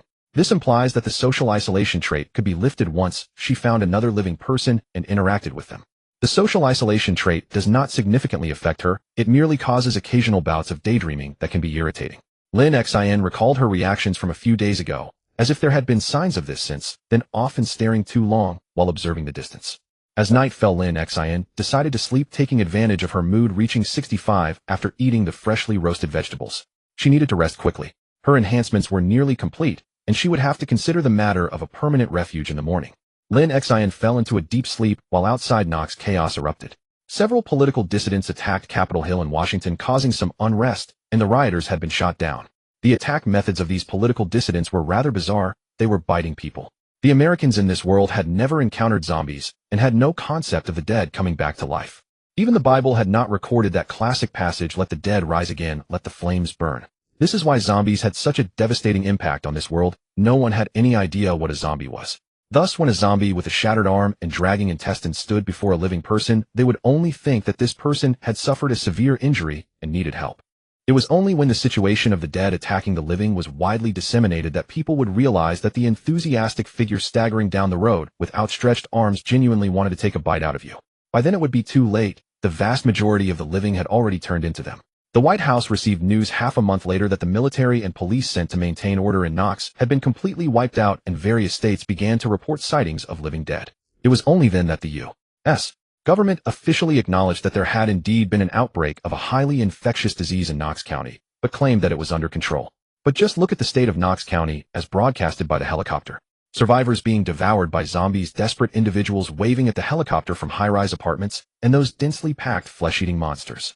People only then realized what had happened, but it was too late. Massive migrations of zombie hordes had begun in Africa. The outskirts of Paris had turned into desolate no-man's lands, and there were sightings of large groups of smugglers attempting to cross the border on foot in the Ardennes. The South Asian subcontinent had early on discovered that the impoverished residents of the slums seemed to be gathering to initiate some organized riots. Even Russia had noticed numerous abandoned mountain villages in the Caucasus. No one knew where the villagers had gone, but it was clear that the villages were strewn with blood and entrails. Interviews and prohibitions regarding Knox could no longer be suppressed, and major media outlets scrambled to send reporters and news helicopters to Knox County. Congress finally remembered to mobilize the Air Force and the U.S. Army to the infection zone for disease control. But it was too late. The Pentagon had received requests for sick leave from 178 staff members just on July 16, prompting the president to sign an order mandating that non-seriously ill staff remain on duty. The power station across the Ohio River had gone silent, and half of Kentucky was currently experiencing a blackout. People realized they had been kept in the dark by the government and began to angrily protest, witnessing violent incidents such as bloody brawls erupt during the demonstrations. It's over, it's over. Everything is too late. The U.S. military had severely underestimated the transmissibility and lethality of this pathogen. Undoubtedly, the incurable zombie disease would sweep across the globe, killing over 99% of humanity. This is Kentucky. Oh my God. Look over there. Tom. Where? Benjamin. The hospital. Look at the hospital over there. That white multi-story building. Tom held a map, comparing it to various landmarks on the ground, finally confirming that the landmark was indeed the hospital in Louisville. The hospital plaza was crowded with a huge throng of people, but their behavior was strange. They twitched from time to time. They gathered in groups, jostling against each other, a vast sea of black. Tom carefully discerned and said to Benjamin sitting beside him, "What do you think they are gathering for? Could they be the rioters incited by the Soviet restorationists?" "I don't know, Ben, I don't know." Benjamin merely directed his gaze and camera down towards the hospital plaza. "But I don't think they look like living people, Tom." St. Peregrine Hospital is the largest hospital in Louisville, designed to accommodate at least 200 people under high standards. During the initial infection phase, the hospital had undergone temporary expansions and added beds to accommodate the increasing number of patients seeking treatment. However, even this hospital could not possibly contain hundreds of thousands of patients, especially of a kind capable of reviving the dead and attacking humans with a highly infectious disease. Thus, this hospital had been overrun by zombies long before July 12th, and the residents who had temporarily set up camp there due to the military checkpoint at the southern entrance of Louisville had collectively moved to the local baseball field. General McGrew had led his soldiers to protect the residents as they navigated through the dense horde of hospital zombies, and they had finally reached the baseball field. But to this day, apart from Knox County, which had turned into hell, the official U.S. designation for the zombies remained rebels and rioters. Though the Soviet Union had dissolved, it still lived on in their minds. So do you believe in those living dead rumors, Benjamin? It's not a rumor, Tom. One of my reporter friends, the one I told you about, Jay. Open your eyes and see. They are not living people at all. They actually want to eat the living. Hey Cartman, head east. Let's see how the baseball field is doing. Tom did not directly respond to Benjamin's words, but patted the pilot's shoulders, signaling him to steer the helicopter towards the baseball field in Louisville. It was there that General McGrew had last sent information regarding the containment efforts. As the helicopter diverted towards the baseball field, the zombies in the hospital also began to migrate, drawn by the noise of the helicopter blades. The trio quickly arrived above the baseball field. This field had originally been a racetrack, where horse races could be watched, and betting was also permitted, making it a sport rich in Kentucky's local flavor. Later, as baseball gained popularity, it was transformed into a baseball field, though occasionally people still jogged around the outer track when there were no games.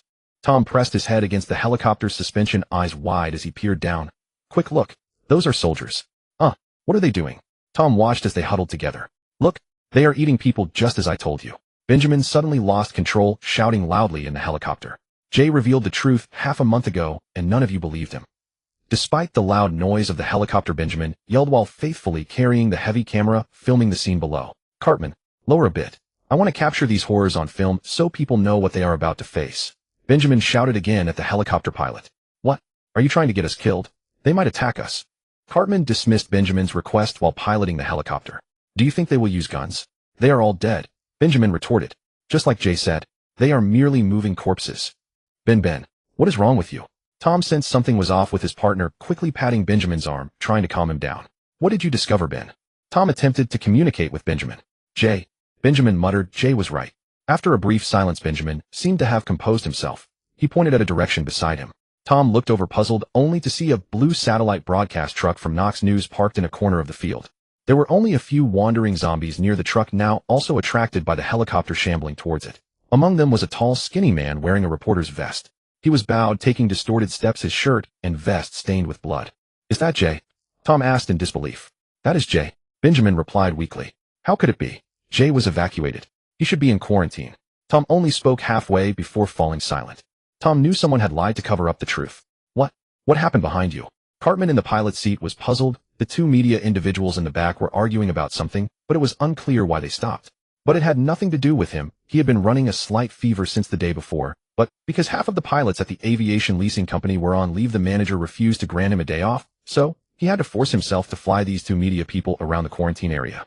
Moreover, they had paid him far too much. After taking a sip of water, Cartman glanced at the fuel gauge and turned to the two, saying, All right, whatever happened, we should prepare to return now. Lin Xin and Benjamin exchanged glances, looking at the news reporter zombie, who had walked right below the helicopter, arms outstretched, face towards them. He was Jay, a fearless journalist and a righteous media person. He should not have met such an end. Tom sighed, patted Benjamin, and said something to the pilot. Cartman sighed, looked around, and lowered the helicopter as much as possible. Benjamin captured footage of the zombies, the blood-soaked ground, and the remains of the former reporter Jay. Tom also scribbled notes in his small notebook, as the government had designated this area as a quarantine zone, prohibiting any aircraft or media personnel from entering. People could only learn about the events through rumors and official press conferences. Tom and Benjamin had secured Jay's radio communication a week prior, and only today, taking advantage of the preoccupied American military, did they manage to sneak into Louisville along the Ohio River. Cartman, were not returning. We can follow the Ohio River all the way to Brandenburg and disembark there. Tom instructed Cartman to continue west along the river, as the remaining fuel was sufficient for level flight, so Cartman hesitated but eventually agreed to Tom's request. Thus the helicopter made a turn and flew directly above the Ohio River, gliding westward along the riverbank. Lin Xin had already made all possible improvements for himself, but still lacked some skill books and some videotapes. If there was a chance to go to other towns such as large cities like Shijiantown, Meridoleo, and Luosawood, he might be able to obtain the missing books and videotapes. Now he had already maxed out all the improvements he could make, and the work of these days had not been in vain. Lin Xin opened his information panel and re-examined his skill points. Without the help of skill books and videotapes, he was afraid he would have to maintain this state for a long time. On one hand, it was difficult to level up after reaching a high level. On the other hand, later upgrades required a lot of time accumulation. Both are indispensable. Lin Xin had achieved results in losing weight, but his other traits remained the same. Standard weight, keep maintaining. Elite doctor for first aid, familiar with various medical supplies, treatment, and bandaging. 100 speed, 200 effect. Chain smoking, a smoker needs to smoke or else feels anxious, but smoking also helps you relax. Bad luck, your luck is not good. Myopia. Without glasses you can't see distant things clearly, but it doesn't hinder vision extension. Methodical neat storage, 35 space when storing items. Weak spleen and stomach, 25 chance of food poisoning. Gun idiot, someone who has never seen a real gun experience. Accumulation 50 will disappear after overall gun skill reaches level 2. Zombie slayer, you have killed over 300 zombies, you are less afraid of them. You won't have any emotional fluctuations when facing zombie groups of fewer than 50. You will unlock visualized survivor data. Nimble, all action speed 50. Solitary, you haven't seen other survivors for over half a month, which is bad for mental health, but makes you hard-hearted. Mood cap 35, mood fluctuation 80.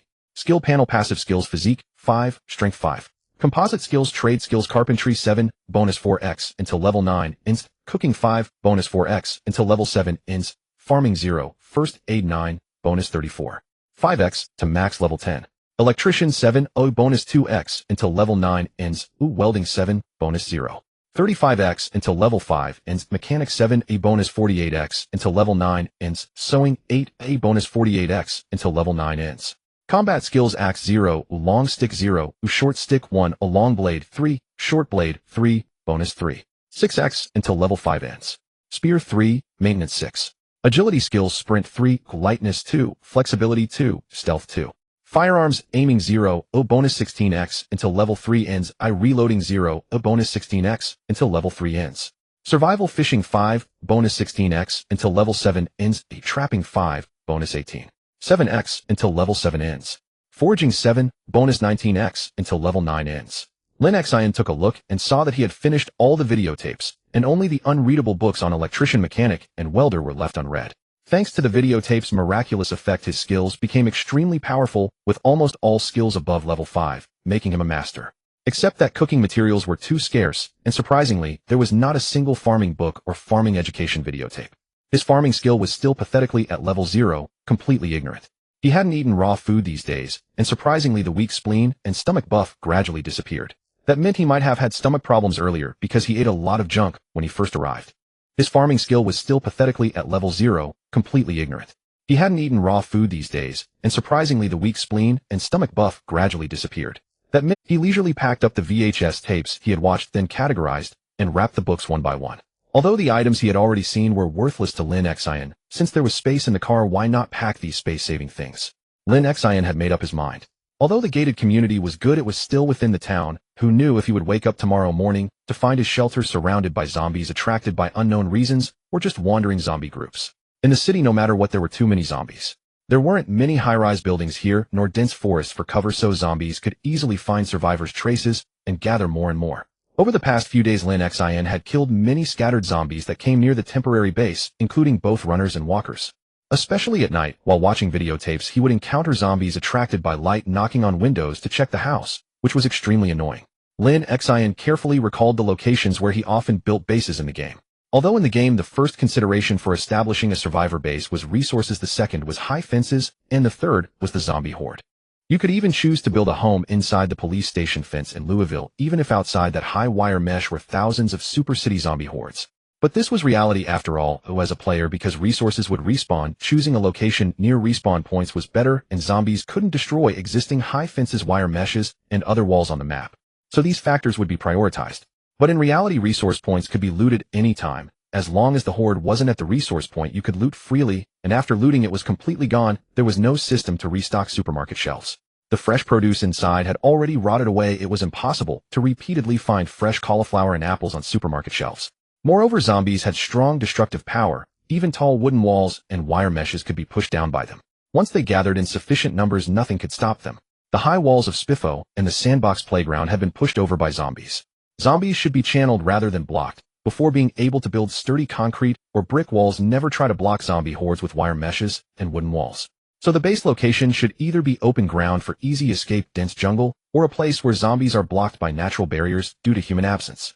Staying far from hordes was the top priority. Time cost and resource proximity could be completely ignored. The gated community in Heppentown, the Rosewood Fire Department, the Merdaleo Sawmill. Every shelter location that Lin Xin thought of was rejected by him one by one. Until Lin Xin thought of a wonderful place. A lakeside mansion in the suburbs of Shidian Town. It was a fantastic place, far enough from the town, near the river, backed by forest, and lake with large farmland separating it from the town very open, and with a dedicated concrete road leading directly to the mansion. The transportation wasn't convenient, but it was indeed a smooth concrete road. Most importantly, there was a small dock and pile-driven iron fences the same as the gated community's fences. These fences were relatively sturdy, but still needed weight modifications. If possible, Lin Xin thought that place might be the safest spot in all of Knox County. Just follow the east gate of the gated community along the river, and it would take about an hour's drive to get there. With this in mind, Lin Xin decided that in a few days after he had thoroughly searched the yacht club, he could head to those mansions. Actually, it was just Lin Xin's laziness kicking in. He was simply a lazy dog. Looking at his watch, it was already 1455. Lin Xin calculated that he should have enough time to loot the yacht club, and maybe also stop by to siphon gas from the cars in the parking lot. The fuel tank had consumed some, so he needed a sense of crisis. So Lin Xin checked the items in his car, freed up some space, and drove towards the yacht club. There was a lot to do this afternoon. Meanwhile, a Hummingbird helicopter was flying upstream along the Ohio River, having already left the suburbs of Louisville and arrived at the Shijiantown fishing dock. This small dock had a repair room and a yacht gas station under construction.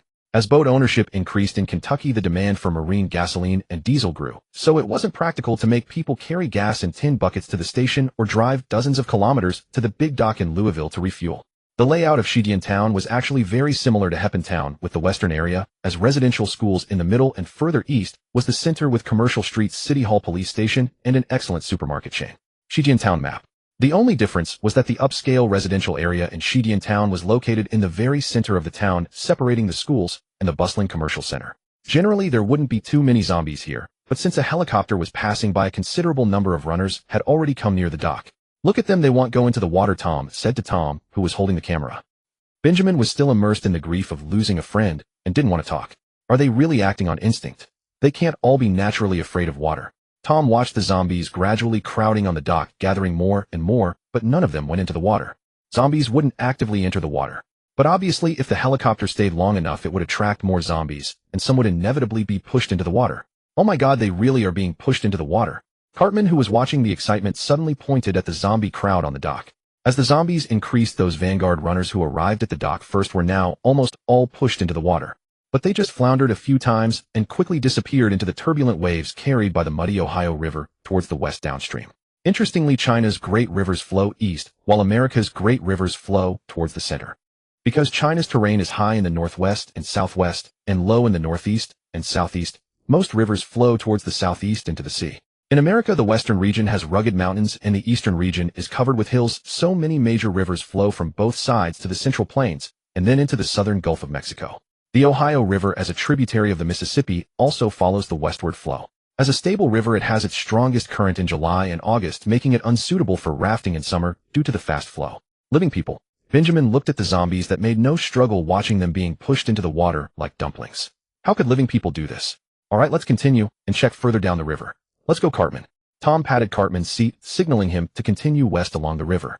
The zombie horde here had been filmed enough, quite shocking. The only shortcoming was that no normal living person had been filmed. Although it was a bit unfair, Tom still hoped to capture some living people. Without normal people, it wasn't news. Taking one last look at the zombie horde still being pushed down, the helicopter flew downstream. Tom marked on the map for a while and pointed to Heppentown. By around 4 p.m., the skilled Lin Xin had turned the yacht club upside down. Honestly, aside from oars and wetsuits and oxygen tanks in the changing room, there was nothing novel inside. But the good news was that there were quite a few books here, including a full set of fishing and farming technical books, some professional diving magazines, and agricultural weeklies like Season and Seed. Lin Xin munched on peanut butter cookie bars from the second-floor vending machine while organizing his car bed in the yacht club parking lot. This time he had already pre-screened and eliminated duplicate technical books and useless ordinary books, now just planning the placement order and stacking method to make better use of the limited car bed space. When he finished his peanut butter cookie bars and drank a can of diet soda, a strange sound seemed to appear in his ears. Lin Xin crushed the soda can, looked up suspiciously, and glanced around. Apart from the zombie corpses he had killed, there was only trash and dust. Could it be tinnitus from stress? Lin Xin opened his information panel and checked. The stress bar or pressure bar was full, the boredom index was very healthy, and his mood was maintained at a full 65 because he had just smoked. He listened carefully for a moment. Lin Xin felt the sound seemed to disappear again, leaving only the rustling of wind-blown leaves and trash bags. Was it an auditory hallucination? With doubt, Lin Xin started the car, intending to find some cars to siphon gas, and also drop by the intimate pharmacy to loot, although he thought that under the residents' panic buying in the early infection, the drug supply was probably not optimistic. He hadn't even checked that place last time. Several cars were parked in the parking lot behind the intimate pharmacy. Lin Xin used the 15L gas can he found in a residential garage to siphon gas one by one. To his surprise, he managed to extract 3 full cans of gas from these immobile zombie cars. Although it was a bit murky, it was at least usable gasoline. After siphoning, Lin Xin saw the back door of the intimate pharmacy without a door panel and decided to take a look. Entering the back door, he saw only trash and fallen floor stands. Inside, there should have been a prescription drug storage room with a security door. Now it was still the prescription drug storage room, but without the security door. Lin Xin walked in, and as expected found nothing but disposable medical masks scattered on the floor, not even a hair. Seeing the layer of dust on them, he estimated it had been over 10 days. Unlike in the game, this intimate pharmacy was much larger and had 2 consultation rooms. According to his job invitation from the intimate pharmacy, if there were no zombies, he might have become a licensed physician here treating patients and prescribing medications. Lin Xin walked past the dispensing room, peeked into the front hall, which was the same. Shelves were empty, and the front glass and door were shattered. Although it was as expected, nothing left. Lin Xin still felt a little disappointed. He licked out the peanut butter crumbs stuck in his teeth and returned to the parking lot board. Buzz, buzz, buzz. What the hell is that sound? Lin Xin heard that annoying buzzing again, like someone slowly sawing metal pipes with a coarse dull saw, or like a poorly lubricated door hinge creaking under gravity. Lin Xin again stopped and listened carefully. This time the sound was no longer faint. The east wind brought it louder and clearer. Until Lin Xin saw in the distant sky over the Ohio River reflected in the yacht club's glass curtain wall. He saw a helicopter. Damn it. Lin Xin quickly screwed the gas can next to the car shut, threw it into the car bed, and got into the car, trying to avoid the helicopter's sight. But obviously the people on the helicopter had already seen Lin Xin and just turned from the river and headed straight for him. Helicopter event is a random event in the game designed to break players' defenses. In the original Project Zomboid, random sounds like gunshots and screams would appear with the gameplay purpose of making zombie hordes move towards the sound, breaking players' original plans and causing large groups of zombies to come from elsewhere to the player's path or temporary shelter. Like house alarms and car alarms, they increase difficulty and variability while making players curse. After all, it was Spiffo the Orange and Black Raccoon who wrote Press Q to take zombie cure into the tutorial, skilled at both tormenting players and black humor. Helicopter event is exactly that. In the vanilla game, only a news helicopter that follows you appears. Once it spots you, it follows and films news for 10 minutes to an hour. Its propeller noise is huge enough to attract all the zombies in the entire town. As a veteran player, Lin Xin knew well the terror of this helicopter event. In the More Helicopters mod, the aircraft event was enhanced, adding various aircraft such as fixed-wing bombers, rescue helicopters, military attack helicopters sent to silence other survivors, looting helicopters, and Samaritan Evangelical Society propaganda helicopters with a wide variety of types. There is also a realistic air crashes mod that randomly generates various air crash sites on the map. These mods add realism for players and provide extra resource points, making the game more immersive. According to experience, even with mods, the helicopter event usually occurs after a week of gameplay, lasts randomly for a month and a half, and after 6 months, only the looting survivor helicopter remains. Lin Xin had been here for nearly 20 days, and the power was out. Habitual thinking made him believe that the helicopter event, a probabilistic event, hadn't occurred. This was a black hummingbird helicopter not seen in the game, and he didn't know what it was doing. Lin Xin sat in the driver's seat looking at the helicopter. At that moment, it was flying over the woods by the river, about to climb and cross the yacht club. In the blink of an eye, the helicopter was directly above Lin Xin's head. Her face turned pale as she floored the accelerator and turned around, heading back toward the gated community. But before she could even reach the Knox Bank intersection, she saw zombies pouring out of the Super Value supermarket along the street. Over 100 runners, many of them carrying backpacks. Former survivors now turned. Like a tide of the undead, they surged toward the helicopter, which was unfortunately also the direction of Lin Xin's car. She stopped at the intersection. To the west, the commercial street was already showing the vanguard of the runners approaching in the distance. To the south, the road home was blocked by the hordes spilling from the supermarket. Lin Xin had no time to complain. Gritting her teeth, she swung the car around and headed east toward the road leading out of town. This route passed along the edge of the gated community, where she could see its southern fence. By now drawn by the helicopter's noise, countless zombies that had crawled out of every nook and cranny were pressing their faces against the iron rails, stretching their arms outward. On this normally deserted road, Lin Xin felt like the chauffeur of a celebrity's parade car. Except the attention-seeking star was hovering dozens of meters above her head, its rotor blades thundering. The helicopter followed her relentlessly. Wherever she drove, it followed. Lin Xin drove to the end of the road and made a turn heading south. The gated community had no eastern gate, only a small corner door in the southeast. The zombies trapped inside the fence were drawn by the helicopter's noise and gathered in ever-increasing numbers. Following this road, Lin Xin could reach the farm outside Riverside Town, where a mechanic who doubled as a farmer lived, and there was also a horse ranch beyond the town. The eastern side of Riverside Town wasn't heavily forested, instead vast cornfields and pastures stretched out. Lin Xin drove quickly, dodging both stray walkers and the wreckage of car accidents. Glancing westward, she saw many runners had already arrived, slamming into the fences, making the heavy iron rails clang loudly. The road ahead was completely blocked by an overturned ambulance crumpled into scrap metal. Forced off the road, Lin Xin drove straight onto the pasture. The pickup truck handled the muddy field reasonably well, though its steering was sluggish and its braking distance stretched considerably. Lin Xin floored the accelerator, charging toward the main road in the southeast. The helicopter stubbornly gave chase, hovering persistently at her tail. She glanced back and saw a few people on board, but she knew this wasn't a rescue helicopter. It hadn't fired at her, hadn't broadcast any preaching about God, and hadn't dropped any supplies. That meant it was a news helicopter. These were the most detestable kind. Other helicopters had clear purposes: killing people, killing zombies, or providing aid. But a news helicopter would only follow survivors, attracting massive hordes of zombies, and never lend a hand. Even if you were torn apart and devoured by the horde, they'd hover over your grave to snap photos and record footage of you being dismembered. A plague on humanity, nothing more. The more Lin Xin thought about it, the angrier she grew. She had been forced to abandon her gated community mansion, leaving behind a considerable stockpile of supplies. She soon crossed the pasture and returned to the main road. Up ahead was a fork leading south, presumably to the repair shop, and that concrete road was already spilling out zombies. Lin Xin quickly assessed the scene. It seemed there had been survivors there, but they hadn't made it. Many of the zombies were carrying backpacks or weapons, and for some reason the survivors inside hadn't survived. Most of the zombies coming from the fork were runners, locking onto her car and sprinting toward it. But they were only human flesh. No matter how fast they ran, they couldn't reach 100 km/h. Lin Xin floored the gas and sped past before they could even reach the main road. The helicopter above followed closely behind. Lin Xin glanced in the rearview mirror. Nearby were runners from the repair shop, or in the distance near the gated community, a dense black mass of runners was gathering. So numerous, she couldn't even distinguish their types, let alone count them. The helicopter had lingered too long, drawing every zombie in the area. Lin Xin couldn't possibly count them all, but she had once attended a college sports meet, and the 300 students on the field hadn't looked this impressive. Lin Xin checked the road ahead. It was clear, no obstacles. But just as she was about to focus on driving, boom! A thunderous crash came from behind. Startled, she rolled down the window and leaned out to look back. Clang, clang, clang. Crash. Lin Xin watched in disbelief as the gated community's iron fence toppled, like dominoes falling from south to north, releasing the horde that had been pressing against it. From her vantage point, she could see that apart from the zombies in the west of town, nearly all the others had gathered here. Even the walkers from the middle-class neighborhood were starting to move.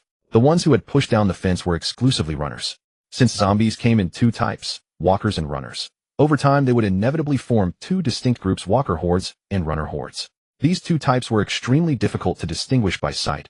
Only by provoking them into movement could you tell whether a group was made of runners or walkers. Thousands of runners repeatedly slammed into the fence, eventually snapping the iron posts and causing the entire barrier to collapse. Even the helicopter seemed intimidated by the ferocious horde, climbing noticeably higher. From above, the running zombies raced across the damp, muddy summer pasture like a stampede of 10,000 horses. Lin Xin's scalp crawled with fear. She pulled herself back into the cab, not daring to look in the rearview mirror again, and drove straight east along the road. A vast cornfield stretched out here, but without anyone to tend it, much of it had withered. Perhaps one might find some underdeveloped ears of corn on the stalks. Lin Xin drove to the end of the road leading out of town, then made a sharp, graceful drift to the south, shaking off the runner horde behind her. But that annoying helicopter still pursued her vehicle relentlessly, even at top speed. What had she done to deserve such torment? Along this road skirting the Ohio River were numerous farms and cottages, home mostly to farmers and the unemployed. The population was sparse and the land was flat with excellent visibility. Heading south along this road would lead to a fork. To reach the lakeside villa Lin Xin had in mind, she needed to continue south onto a concrete road, which would take her all the way to the lakeside villa district. But to get back onto Knox County Road, she'd need to turn west at that fork. There was only one road, and following it would lead to the county road. She racked her brain, recalling the layout of Knox County roads, planning how to reach the lakeside mansion from memory. But that helicopter behind her was utterly insufferable. It had been following her for nearly 20 minutes and showed no signs of leaving. Lin Xin noticed zombies starting to spill out of the horse ranch at the corner ahead, and in the distance zombies from the trailer park were also heading her way. Though she didn't fear them, she still had to be careful not to collide with those reckless creatures. Running them over would be easy, but finding repair materials and a safe place to fix her car would not be. For the sake of her vehicle, she'd avoid hitting zombies whenever possible. In the rearview mirror, the runner horde still trailed behind, though, at a considerable distance. But Lin Xin absolutely could not stop now. At least until the helicopter flew away, she couldn't stop. Rounding another bend, she spotted the small trailer park ahead, where zombies had already gathered to greet her. Lin Xin was forced to drive onto the pasture again to avoid the horde marching along the road. This pasture ran directly along the river.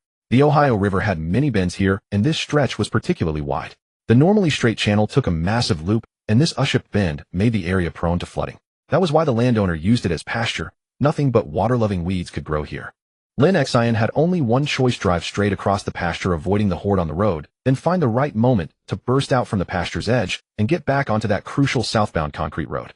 That was the plan. But by the time she had driven through the sodden grass at 70 km/h covering the entire truck in mud, and was focusing intently on watching for zombies on the road to dart back onto it. As if guided by some spider sense, Lin Xin inexplicably glanced toward the shallows of the Ohio River. There should have been a vast expanse of mudflat, rich reddish soil mixed with mud churned up from the riverbed during flood season. The bare mudflat should have held nothing but toads and river crabs. But now the flats were covered with strange things, like some kind of stripped bare shrubs, gray and caked with mud. Tom, sitting in the helicopter, nudged Benjamin, who was manning the camera, and pointed toward the vast mudflat at the river bend ahead of Lin Xin's left. God above, what are those? Tom, sitting in the helicopter, nudged Benjamin, who was manning the camera, and pointed toward the vast mudflat at the river bend ahead of Lin Xin's left. God above, what are those? Benjamin zoomed in, trying to capture the true appearance of those mud-caked bizarre creatures.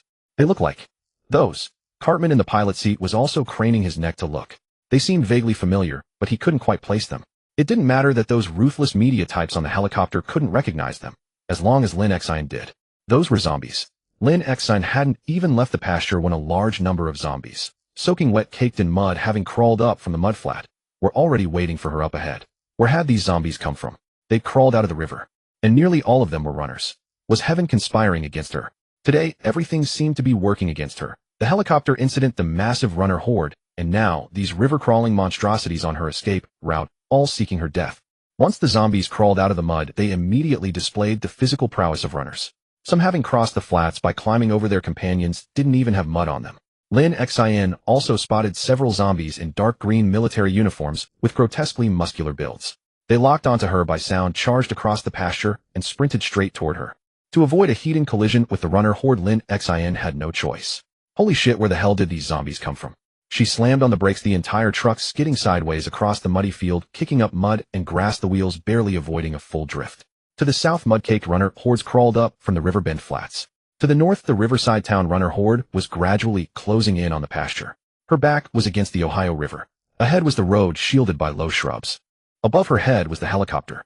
Once again, Lin Xin faced a choice with only one option. Floored the accelerator, revved to the max, and charged her pickup truck madly toward the shrubbery. Amid the screech of branches and roots scraping against the bumper, Lin Xin saw a small group of zombies waiting for her on the road. With a howl, she mowed them down. Among these zombies were an old farmer in a straw hat, a scantily clad call girl, a professional in a crisp suit, and the children, no taller than the truck's hood. There was a horse breeder nearby, so kids often came here to play. Remember, order was lost on July 4th. Independence Day. This should have been a time of laughter and joy, a time for picking out ponies. The pickup's bumper was still sturdy. Faced with flesh and bone, its solid, heavy nature let it crush through zombie flesh and snap their bones, hurling bloody, gore-filled remains onto the hood and windshield.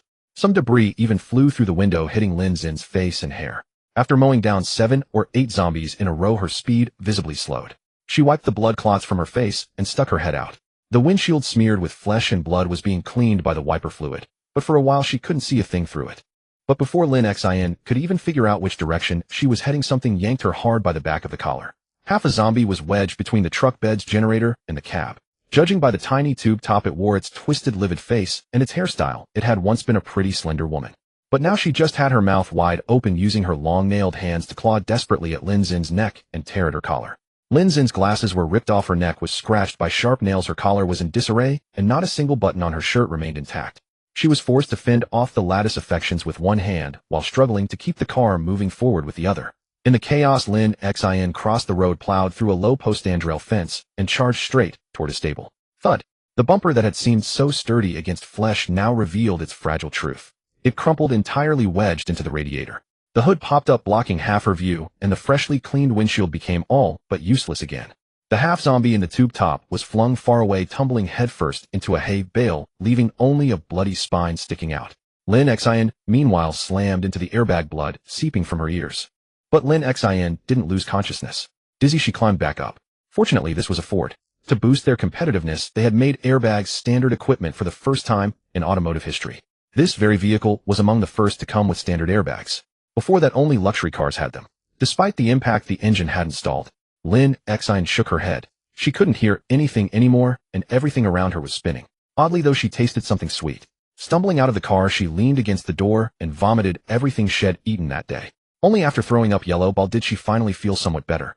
Only then did she remember she was still fleeing for her life. She quickly looked behind the truck.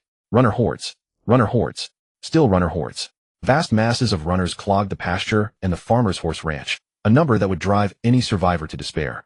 In fact, the number now far exceeded the 5,000 zombies that Riverside Town could hold. It was already half the population of Westdale Town, which had 2,000 people. Lin Xin didn't want to ponder where these terrifyingly numerous zombies had come from. She held her head, climbed back into the car, and pulled out the M9 and the zipper from the glove compartment. If not now, when? Though Lin Xin had removed the suppressor to fit it in the glove box, the magazine in the M9 was loaded with subsonic rounds. With trembling hands, she swapped it for a magazine loaded with standard rounds, ones with greater range and stopping power. She raised the gun and fired at the nearest zombies. The zipper had a fast rate of fire, and the M9's slide action was smooth and efficient. Not a single shot hit. Gun idiot she truly was. Damn it. Lin Xin cursed loudly, though she couldn't even hear her own voice. Looking at the zombies now just 50 meters away, she felt despair. She leaned against the engine ready to give herself a quick end and pressed the M9 to her own head. Lin Xin leaned against the car preparing to end his misery, but quickly sensed the engine still rumbling. Though deaf, he could feel the vehicle stubbornly refusing to die. Like a starving dog on a trash can, lid resigned to death, suddenly catching the scent of a fresh meal by the sewer. Lin Xin had never felt such elation. He scrambled into the driver's seat, threw it into reverse, and discovered with astonishment that the car was perfectly drivable, its performance undiminished. The windshield was partially blocked by the crumpled hood, but being able to drive was all that mattered. Lin Xin pulled onto a concrete road with no time to discern his direction or identify the route. He could only speed towards the direction with fewer zombies. Oh, look at him. He's alive, Tom said on the helicopter, pointing at Lin Xin below, asking Benjamin, "Think he'll make it?" "I think we should end this here." Benjamin said, his conscience pricked. "Or maybe we should pull him up." "I must remind you," Tom replied, "this helicopter is already flying beyond its scheduled time.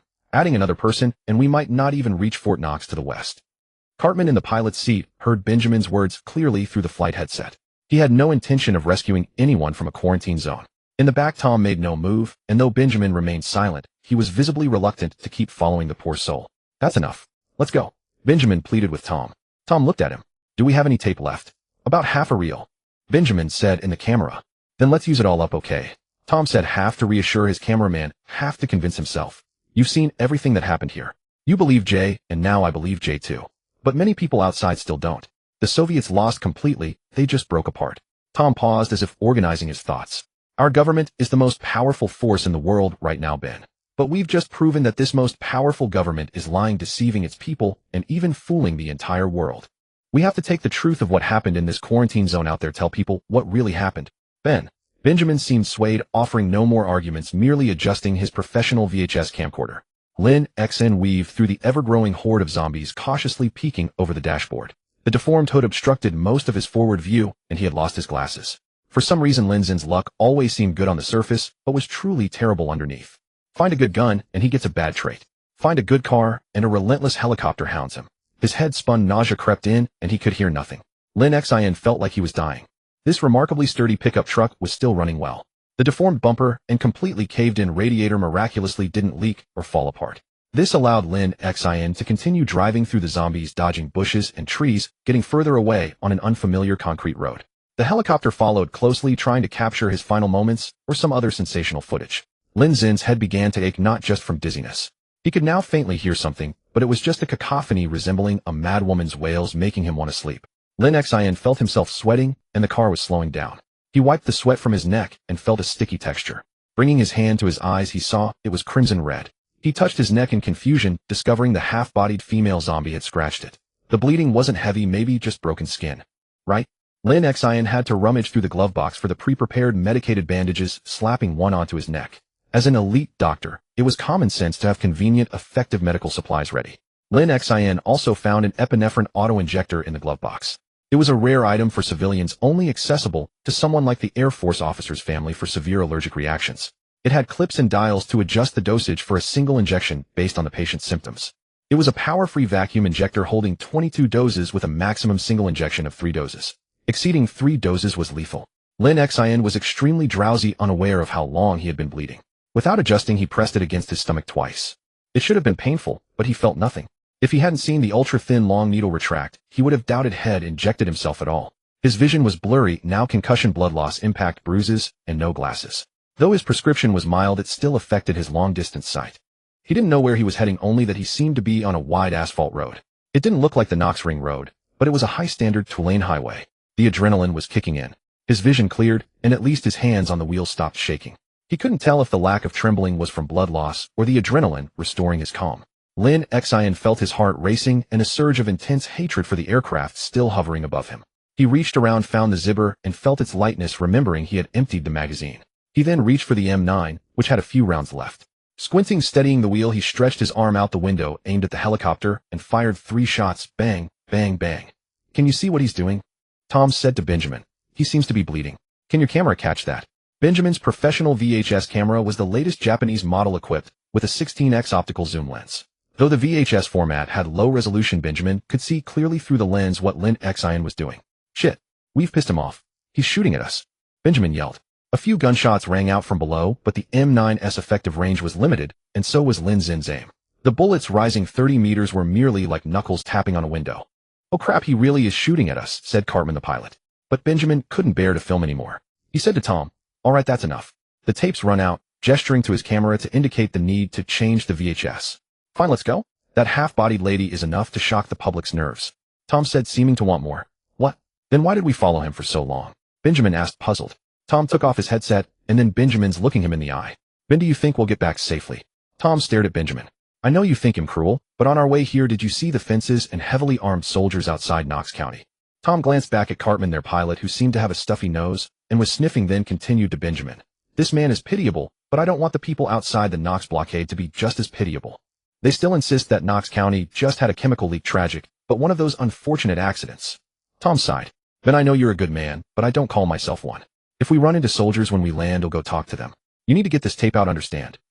Anyone, even if you have to throw it in a trash can."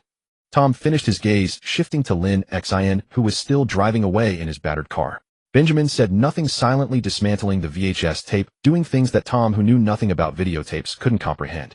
Benjamin also looked at Lin Xin. Tom fell silent, searching his wallet for the various tedious IDs and documents. Cartman in the pilot's seat sneezed and rubbed his nose. "Okay, looks like you two are done with your business. Time for the little bird to fly home." Cartman was glad this trip was ending. It was high risk, possibly jail-worthy, but it didn't matter. 0800 was enough. Cartman blew his nose. He was still running a low fever, it seemed, ever since he picked up his daughter from school.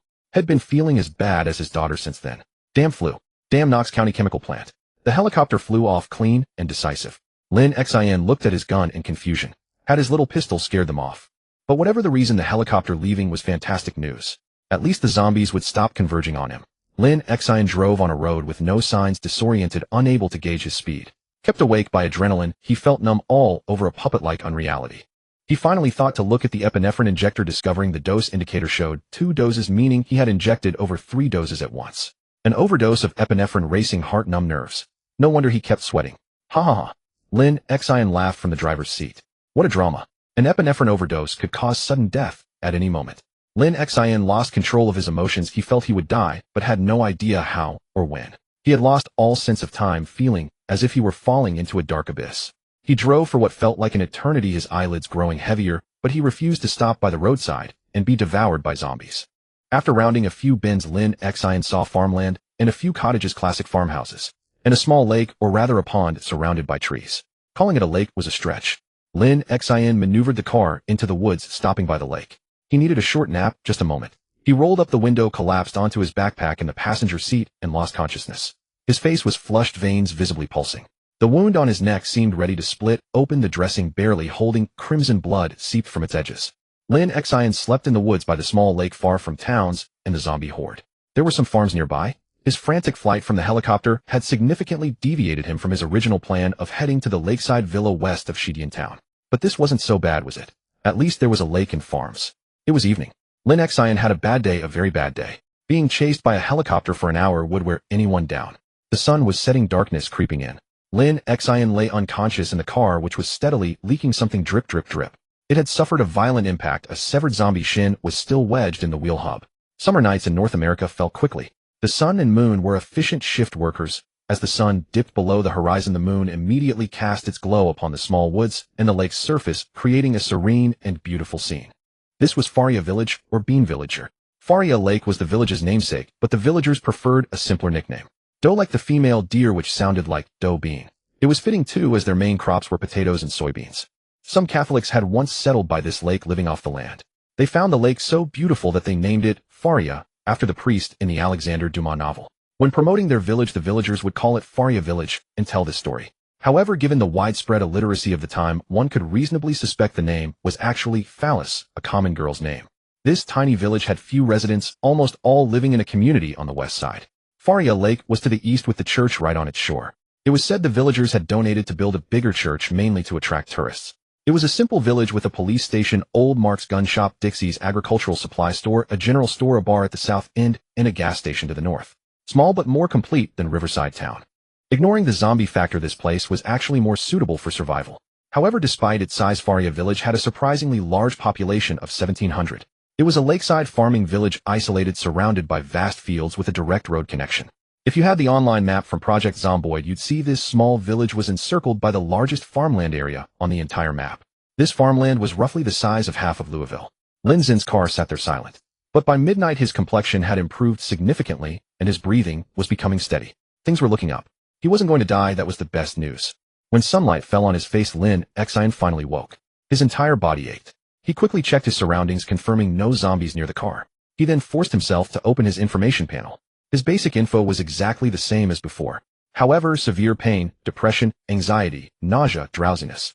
Lin Xin had never seen so many emotion and injury tags, almost filling his status screen. He really was badly hurt. But he was alive, Lin Xin thought, and that was what mattered. As he carefully studied the various debuffs these tags gave him, he scratched his ear.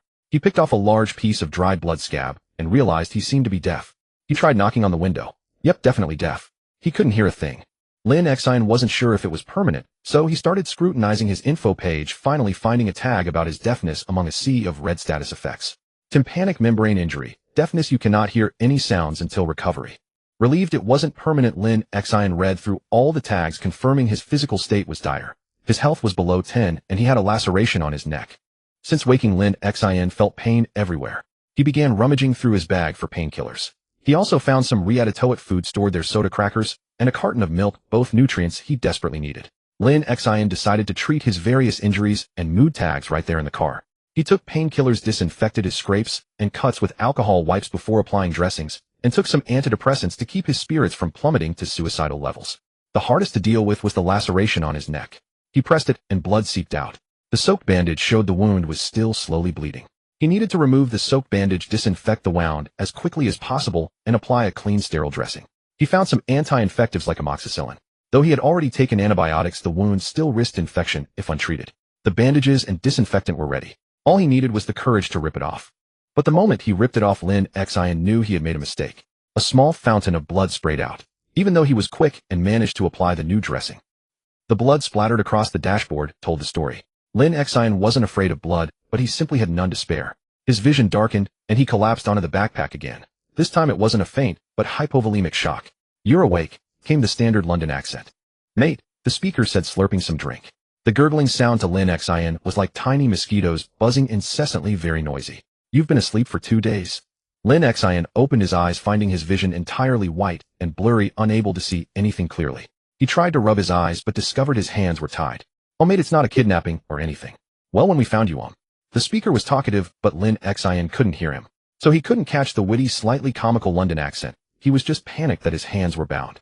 After struggling for a while, Lin Xin felt he heard something, but still couldn't see clearly. He tilted his head and rested on the bed. He sensed he was indeed lying on a bed, not in a car. Was he kidnapped? Or was he discovered and rescued? And what the hell was that noise so annoying? "Well, we found you a few days ago. You were almost dead. We thought you were a corpse until we checked your backpack and found you were still breathing." The speaker seemed to realize he had said something inappropriate, slurped some tea, a tea bag he had found in Lin Xin's car which he liked. He ran his hand through his reddish-brown hair, which hadn't been cut in nearly a month. His once neat crew cut had turned into a messy mop. Impatient. We thought you were dead, so we took your things. Hope you don't mind. We're in a farmhouse nearby. It's relatively safe here." There are still some over in Faria, and Daimonia went out to check if any have come this way. On those people. Mate, you're really something. Where are you from? The supplies in your car saved our lives. You had everything in there. I hope you don't mind, but Daimonia took your gun and knife. Are you hungry? I fed you some sugar water. You seem to be in good shape, quite muscular. You were a bit heavy. You have no idea how hard Daimonia and I worked to get you onto the bed. You were covered in blood, but don't worry. Daimonia studied nursing in college and treated the wound on your neck. Lin Xin lay on the bed, gradually calming down. The surging blood pressure from just waking up had subsided. He slowly regained control of his body, feeling his feet, his back, and his bound hands. Also, his neck was wrapped in cloth strips and a protective collar like the kind used to prevent animals from biting. An Elizabethan collar. What kind of trick was this? Oh, Daimonia was afraid you might turn into one of those people, so she put that on you. But I told her you've been breathing, and your heart has been beating, no need to worry about you becoming like them. Lucky you weren't bitten by them. My uncle got bitten, and then got a high fever, and became like them. The red-haired, messy-headed Londoner fell silent, saddened by the memory. Lin Xin finally felt his tinnitus fading. When he opened his eyes again, things were still blurry, but he could make out a person sitting by his bed holding something. Lin Xin couldn't see clearly, so he closed his eyes again, trying to relax and recover from the severe aftereffects of an adrenaline overdose. Recovery would take time and luck. Blurry vision was due to excessive eye congestion from overfilled blood vessels. In Lin Xin's field of view, there was a black periphery, then dark red blood streaks, and in the center, a white optic nerve glare. As a medical student, Lin Xin knew these aftereffects of heart rate spikes and blood pressure surges. Surviving was already a blessing from heaven. The tinnitus fading was good, but why was the round-head guy beside him silent? Lin Xin didn't know that the man was a huge chatterbox. If he hadn't been upset by a sad topic, this entire chapter would have been his monologue in that London accent. The mosquito-like buzzing Lin Xin had heard was actually this British man's speech. Lin Xin tried to speak, but found he couldn't make a sound. Yet he noticed the person beside him reacted to his attempt. He suddenly realized he was still deaf. He could speak, but couldn't hear. Peyton heard the man who was squirming and doing something, suddenly let out a shout. Startled, he thought something had gone wrong. Maybe he had become one of those people, or was about to die. He quickly jumped up and leaned close to the Asian man, found by Lin Xin Lake, trying to figure out what he was doing. But when he put his ear close, the oddly handsome Asian man suddenly shouted, "Can you hear me?" Peyton's ears rang. Rubbing his ear, he looked at the man strangely. "Of course I can hear you. I'm not deaf. What are you doing?"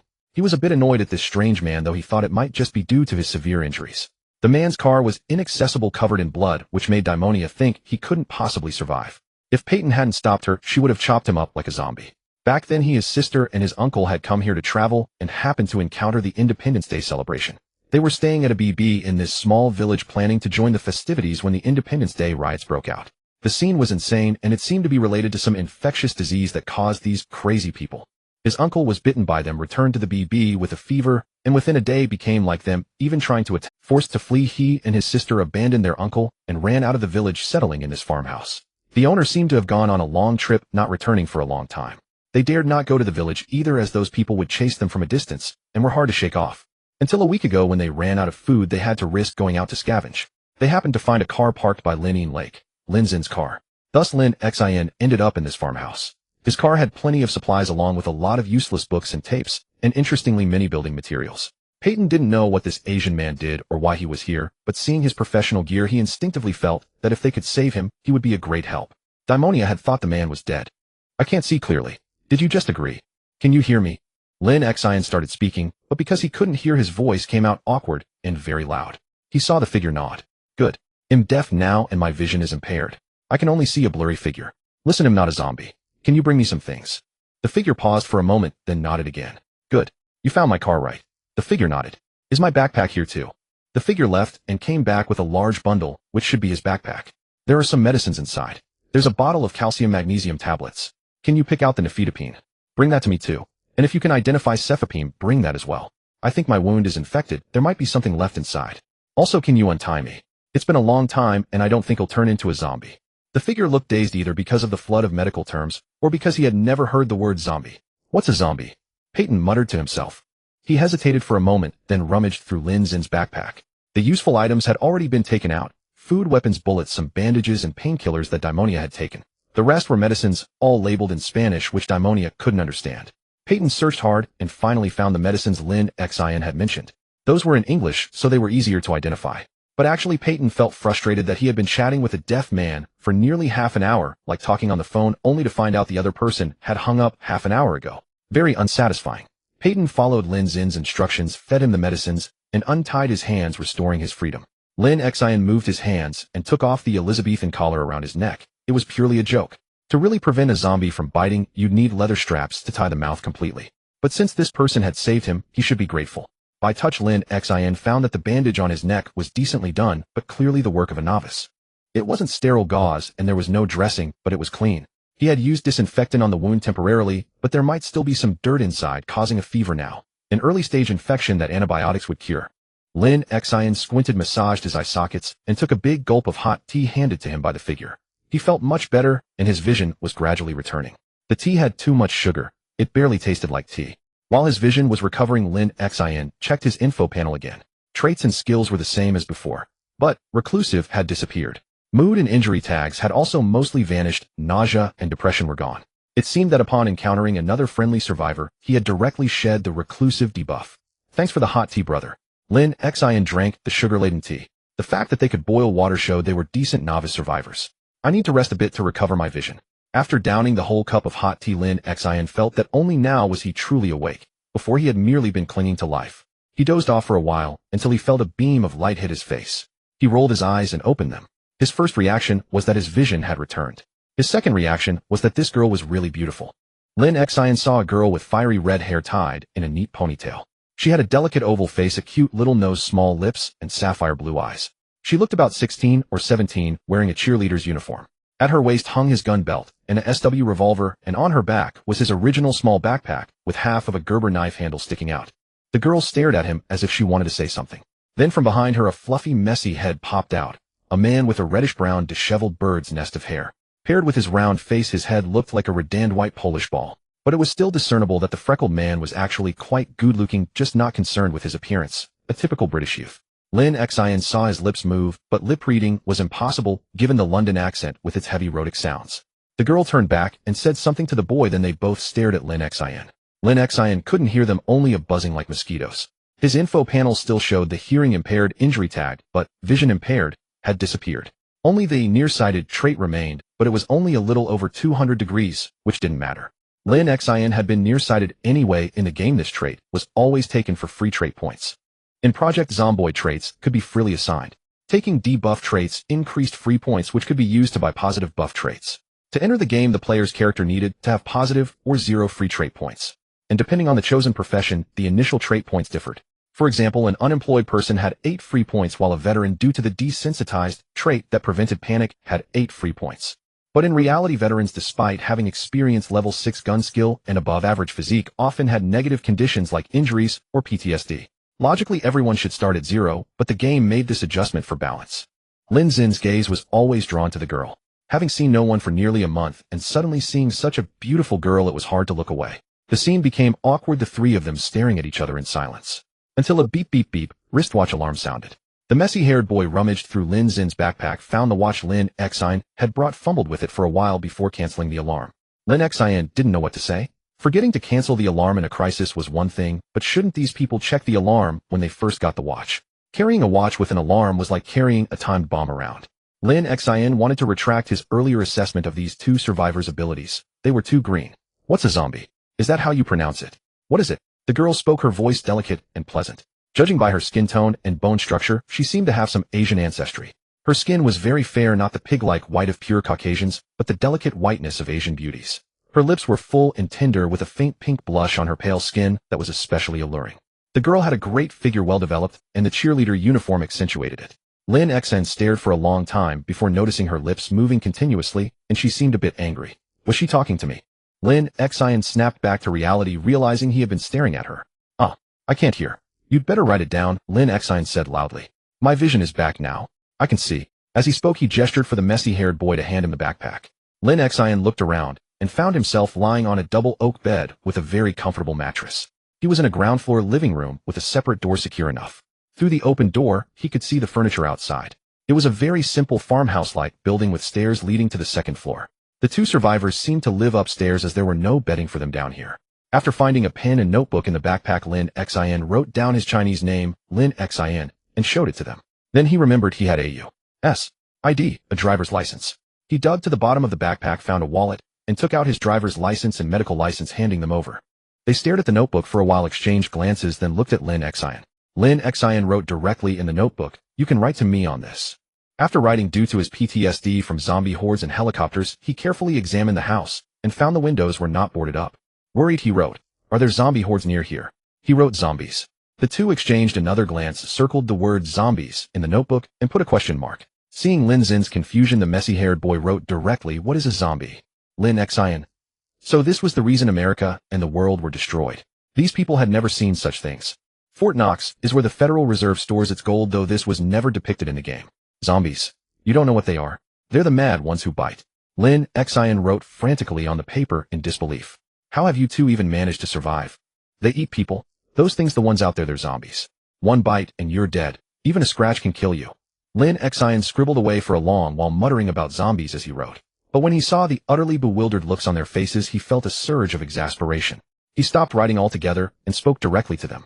"You can hear me, right? Not if you understand. But I can't hear you, so if you want to say something, write it down for me, okay?" They both nodded. "Good. Let me introduce myself first. I'm Lin Xin, but you can call me by my English name, Seth Lynn McFarland. I'm a doctor, a very skilled one. I was originally from Riverside, surviving over there, and then I encountered a helicopter." "Did you hear the helicopter too?" Lin Xin saw them nod, which meant the helicopter couldn't have strayed too far from his current position, within 10 kilometers at least. That also meant the zombie horde was somewhere within a dozen or so kilometers. Lin Xin watched the two of them discuss something amongst themselves until the girl wrote in the notebook, "Was that sound a helicopter? Did it come to rescue us?" "No. No one is coming to save us. If we want to live, we have to rely on ourselves." Lin Xin said, writing in the notebook as he spoke. "You really don't know what a zombie is." He heavily circled the word zombie on the paper. Both of them indicated they had never seen or heard of such a thing. Left with no other choice, Lin Xin had to explain from the very beginning. "You've definitely seen those people by now, right? Well, those people are zombies." He paused, trying to organize his thoughts. Logically speaking, zombies shouldn't exist. They defy every law of life, and sometimes they don't even obey the laws of physics. No one knows how they manage to get back up. With their rotting brains, decayed central nervous systems, and hydrolyzed muscles, how is it possible? But you've seen it with your own eyes. The dead rise without any rhyme or reason. Some of them are faster than me, and they can open doors and even clear hurdles. As for why I call them zombies, Lin Xin suddenly recalled the terrifying pressure those sprinter hordes brought. It jolted him back to reality, realizing he had miraculously survived not once, but multiple times against both helicopters and sprinter hordes. His neck itched slightly. He shrugged his shoulders, feeling the medicine taking effect. The wound on his neck was no longer burning, it was slowly healing, which was why it itched. As mentioned before, Project Zomboid isn't about destroying zombies. It's about being destroyed by them in various bizarre or classic ways. You might die from twisting your ankle climbing over a fence, unable to outrun the horde. You might die because you accidentally pressed the Q key while sneaking past a group of zombies, delivering an impromptu declaration of independence that draws every zombie's attention to you. Or you might die because you forgot to close the door when you slept, waking up with a sudden craving for human flesh. Or you might die from overconfidence, trying to take on a sprinter alone only to be tackled and overpowered by a burly zombie weightlifter. Your death is where the destruction in Project Zomboid truly lies. Project Zomboid is a game with an intricate and complex system, realistic and hardcore. Yet the survivor characters in the vanilla game are all like Pichio. They eat but never excrete. It's realistic but not entirely realistic, hardcore but lacking full hardcore qualities. It fits the project aspect perfectly, meticulous down to the number of screws used, yet utterly indifferent to the extra tiles. Perhaps it's because the game is still in early access and not yet finished. But this game, like Don't Starve, has a very misleading name. In Don't Starve, you won't starve to death. In Project Zomboid, you don't destroy zombies, you get destroyed by them. In the base game, it's never explicitly stated how the zombies came to be. However, through the game's radio stations, survivor notes, map markings, and TV news broadcasts, there are fragmented pieces of information for you to piece together. For instance, there's the eerie military radio station with an eternal signal continuously broadcasting numbers as if transmitting some kind of message. There are the military forces that were attacked by zombies without ever realizing it was zombies attacking them. There's the competition between Spiffos, a local restaurant chain, and a certain brand fast food chain, along with the court notices about the investigation and prosecution regarding the source of Spiffos beef. This is a game rich with explorable content, perfect for survival enthusiasts to savor slowly. But even with all the information and Easter eggs the developers have added, there's still no clear explanation for the zombie pathogen, only ambiguous speculation and fragmented conspiracy theories. However, based on what Lin Xin knew, the zombie pathogen was likely the result of a confluence of multiple factors. First, the military base in the dense forests to the southwest. In the real world, it's an unnamed U.S. military-backed laboratory where about 300 employees work. In the beginning, people saw severely wounded individuals who should have been lying on the ground dying, wandering in the southwestern woods. The heavy fog also spread from the southwest, gradually covering all of Louisville. The stench of rot and burning also emanated from the forests in that direction. That military base was abandoned at some point seemingly overnight. They evacuated in such a hurry that equipment documents and even the armory weren't cleaned out, as if something catastrophic had happened. In the heartland of America, an agricultural state in a forgotten forest, something catastrophic. Quite thought-provoking. Then there's the Spiffos mad cow incident. In 1993, a Spiffos restaurants were at their peak across Kentucky, but only within Kentucky. After all, it was just a local business. How could it compete with other major chains? Remember, Kentucky also has that colonel with the white suit, a local brand in his own right. Not to mention a certain clown and a certain bearded fat man. The fast food industry is a prime cut of meat, and high profit margins make it fiercely competitive. Spiffos' luck would have it was exposed right before Independence Day in 1993 for using low-quality meat, even sick cows and cattle given banned drugs. People who ate Spiffos patties began exhibiting nervous twitches, vomiting bloodshot eyes, and maniacal irritable behavior. Furthermore, inside a Spiffos restaurant, there was a vicious incident where a customer, after eating a Spiffo burger, went berserk and attacked other patrons. The victims had an ear and 2 fingers bitten off. It was utter chaos. And note, the aforementioned testimony came from the legal counsel of a certain fast food chain, the law firm Marbach Christie. Although they were a local law firm based in Rosewood, they had always been go-to attorneys. But apparently even the locals had recently felt that Spiffos beef burgers weren't as good as they used to be. And then there's Foss Petroleum. This is another massive petrochemical conglomerate.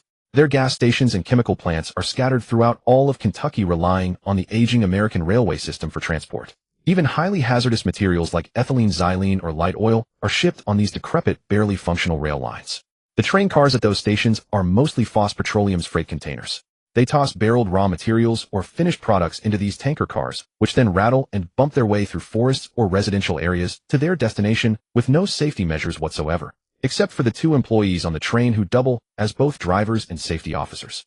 The train cars at those stations are mostly Foss Petroleum's freight containers. They toss barreled raw materials or finished products into these tanker cars, which then rattle and bump their way through forests or residential areas to their destination with no safety measures whatsoever, except for there were no labels, but the style was unmistakably Foss Petroleum's waste drums.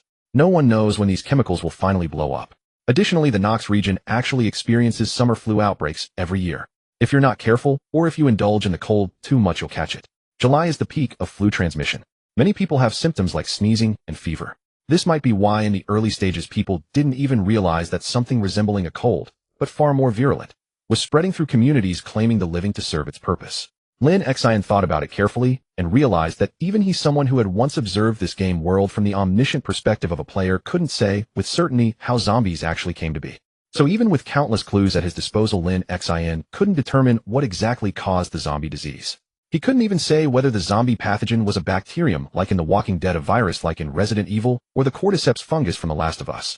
Or perhaps it was simply some highly volatile organic compound born from a freak stroke of chance. For the first time, Lin Xin felt the depth of his ignorance about this world. Even when he had first arrived at the vacant house on the western outskirts of Riverside, he had assumed his omniscient third-person perspective as his identity. He knew the vast majority of the Knox County map by heart.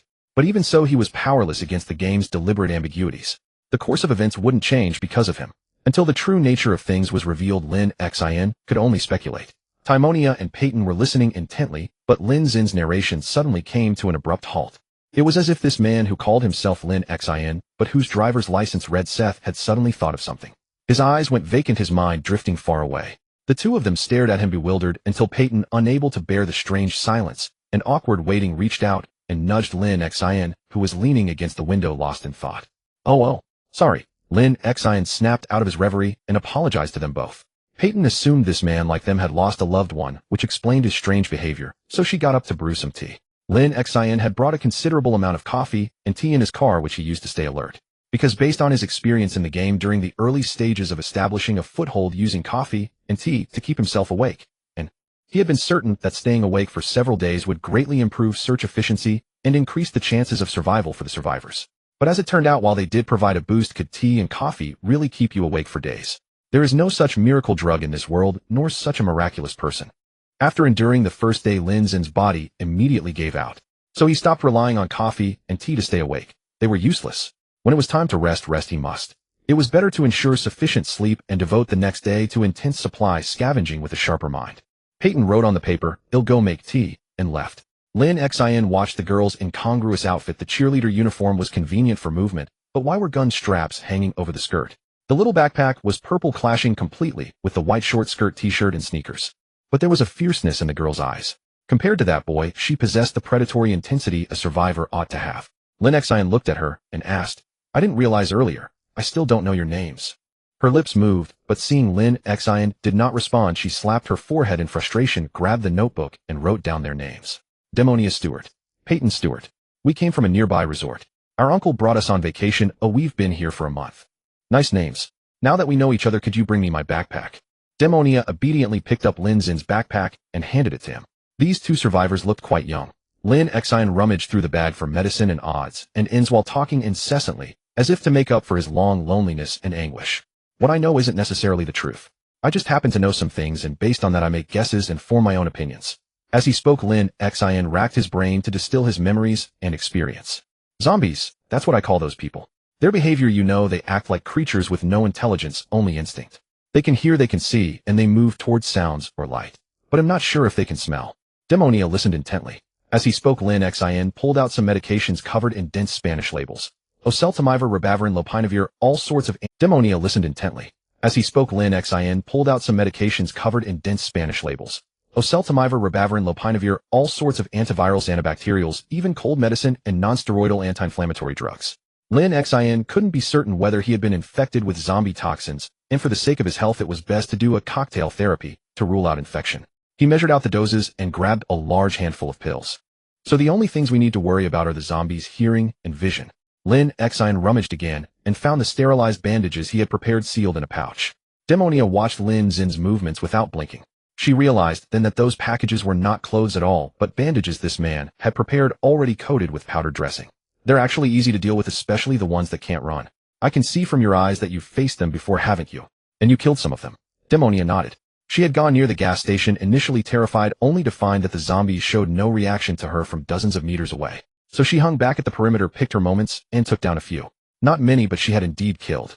The zombies that had come near the farmhouse were also killed by Demonia. At first, Peyton and Demonia had thought they were killing people living in daily fear that American police would come and throw two poor British tourists into prison.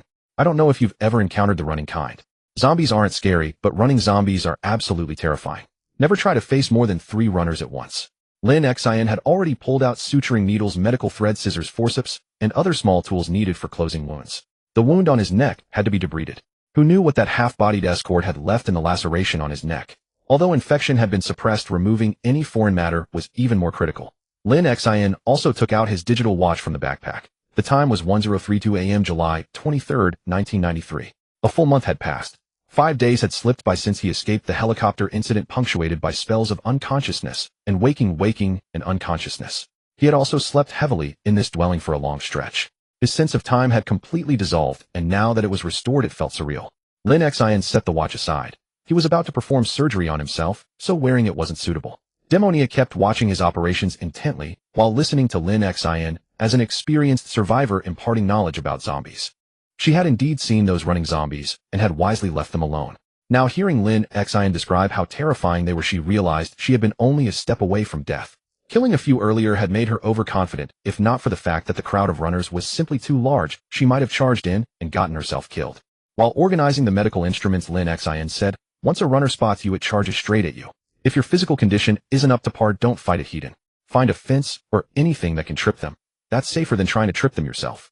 These clumsy bastards, once they fall, are fish ready to be sliced." Demonia, did I say your name right? Demonia nodded. Though Lin Xin spoke a bit loudly, his pronunciation was accurate. "Can you get me a mirror?" Demonia got up to find a suitable one. There was a mirror on the dressing table upstairs, so she decided to fetch that. Lin Xin lowered his head, checked the instruments again, and soaked the suture needle and skin scissors in disinfectant alcohol. He touched the bandage on his neck. The hot, swollen pain had subsided, but something was clearly lodged in the wound. This was Lin Xin's first time performing surgery on himself, and in a vital spot like the neck at that. Whether he could do it remained uncertain. After a while, Demonia returned with a large dressing mirror. Peyton also came in carrying a tray with a teapot and 3 steaming cups. The aroma of tea wafted through the living room, soothing the spirit. Lin Xin took the tea Peyton offered. Actually, he would rather have a cigarette right now, but as an injured man facing 2 teenagers, he decided to hold off. Tea could ease the anxiety from nicotine craving anyway. Lin Xin washed down the entire handful of pills with tea, leaving the bewildered Peyton staring wide-eyed. His blue eyes, just like Demonia's, were quite beautiful.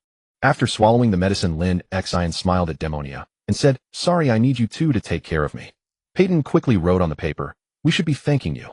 Without you would have starved to death." Lin Xin felt the medicine slide down into his stomach with the sweet tea. He shook his head. At times like this, supplies aren't the most precious thing. People are. "Do you know Riverside Town?" Both nodded.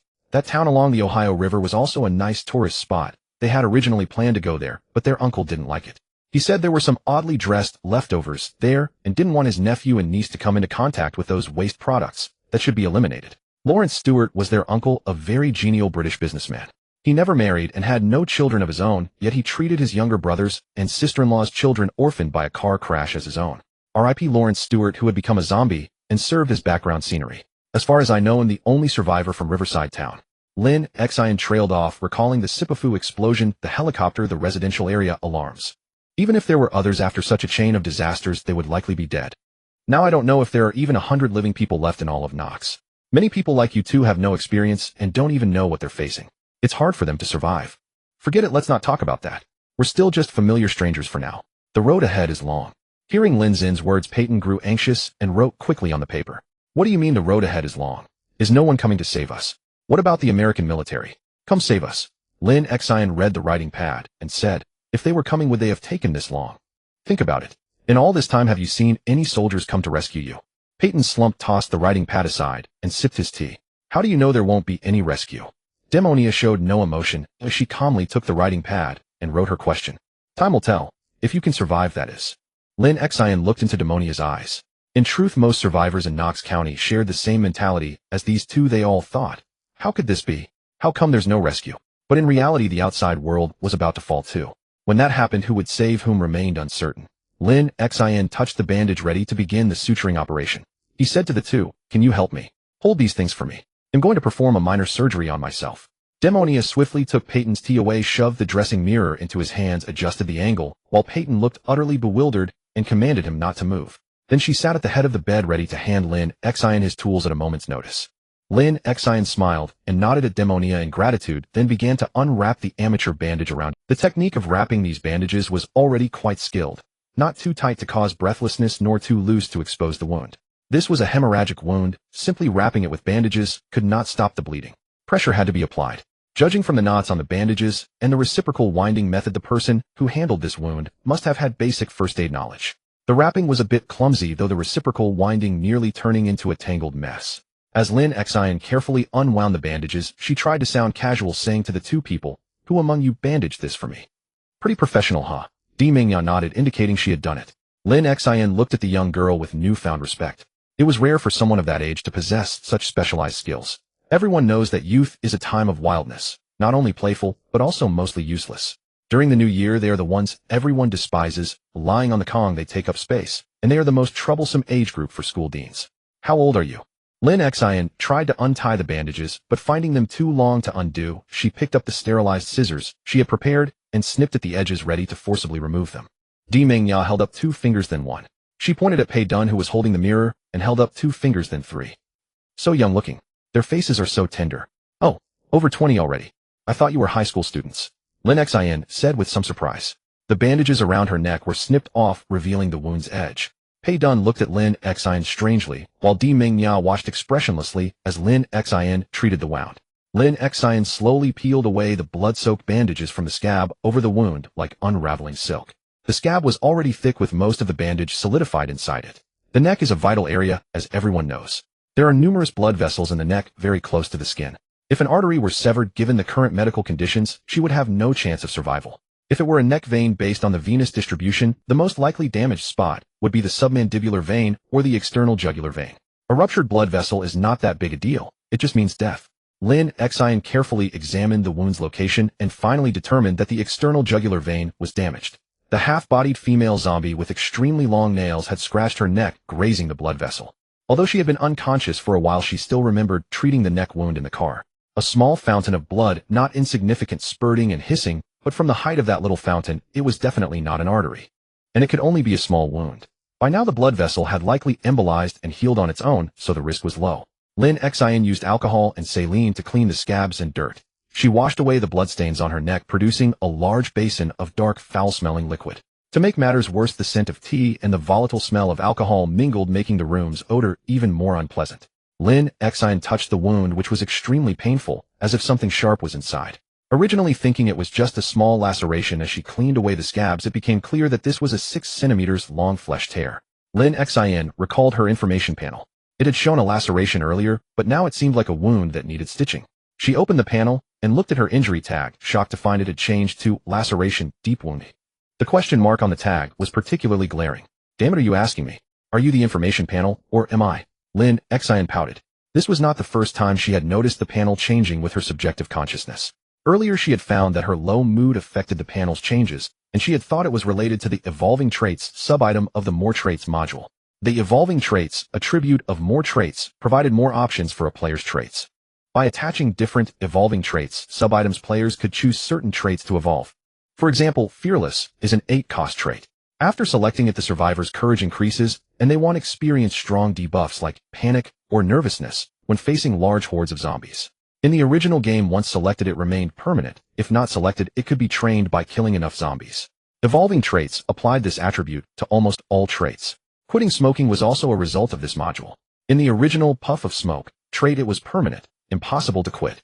Similarly, a non-smoking character who smoked tens of thousands of cigarettes would still not develop an addiction, only coughing and discomfort. But now this useless information panel had actually put a on her injury tag. How outrageous. If it couldn't even clearly display her own injury, what good was it?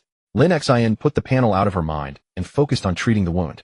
Di Mingya watched intently, hardly daring to breathe. Lin Xin skillfully cleaned the scabs with saline layer by layer until a shiny silver appeared on the wound. Lin Xin froze, twisting her neck to try to see what it was, but only a tip was exposed, completely unrecognizable. So she had to ask Di Mingya to bring more saline and alcohol, intending to fully clean the wound. Lin Xin touched the shiny object with her finger and felt a sharp pain. That confirmed that this thing was definitely the cause of the wound's swelling and heat. She just didn't know how it got into the wound. Moreover, her original wound had probably been just a laceration. Although it bled a lot, it was indeed a laceration. In her panic, she had haphazardly applied dressing bandages and pressed hard, inadvertently pushing this small object inside. As a result, when she changed the bandages the second time, this small object cut the vein, causing the little fountain incident in the car, which led to the question mark on her injury tag. Could it be that self-inflicted injuries don't accurately display the injury? There was no time to regret her earlier recklessness. The situation had been critical, and she could only make the best choice. Surviving was good enough.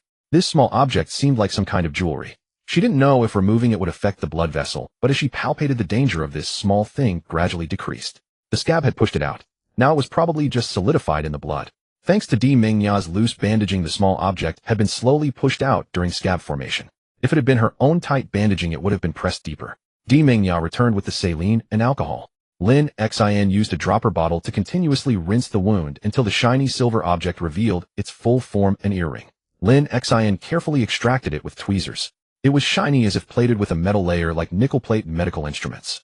Many silver items are actually lightweight metals plated with nickel, used to fool inexperienced jewelry buyers. In 1986, electroplating nickel technology became more mature, and some jewelry makers who never paid patent fees used copperplate nickel or even tinner-plated nickel to deceive consumers, sometimes even passing it off as platinum, since they couldn't tell the difference.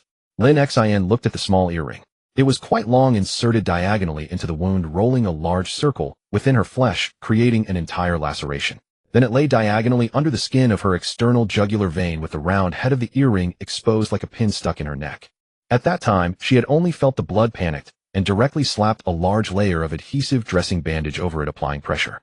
It happened that she was in the aftermath of an adrenaline overdose, her whole body numb, unable to feel pain, and her blood pressure was high, blood vessels fragile. The pressurized bandage pushed the earring deeper, cutting the external jugular vein. At that time, the bandage was tightly bound, so no blood gushed out directly. It spurted out only when she changed the bandages the second time. By coincidence, she had almost died from this tiny earring.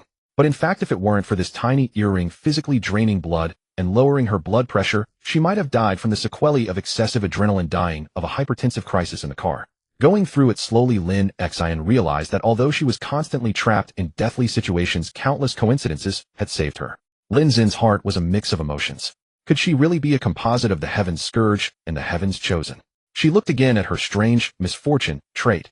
No practical numerical bonus, only an explanation of bad luck. The more she looked, the more she felt it was this luck trait that had caused her misfortune.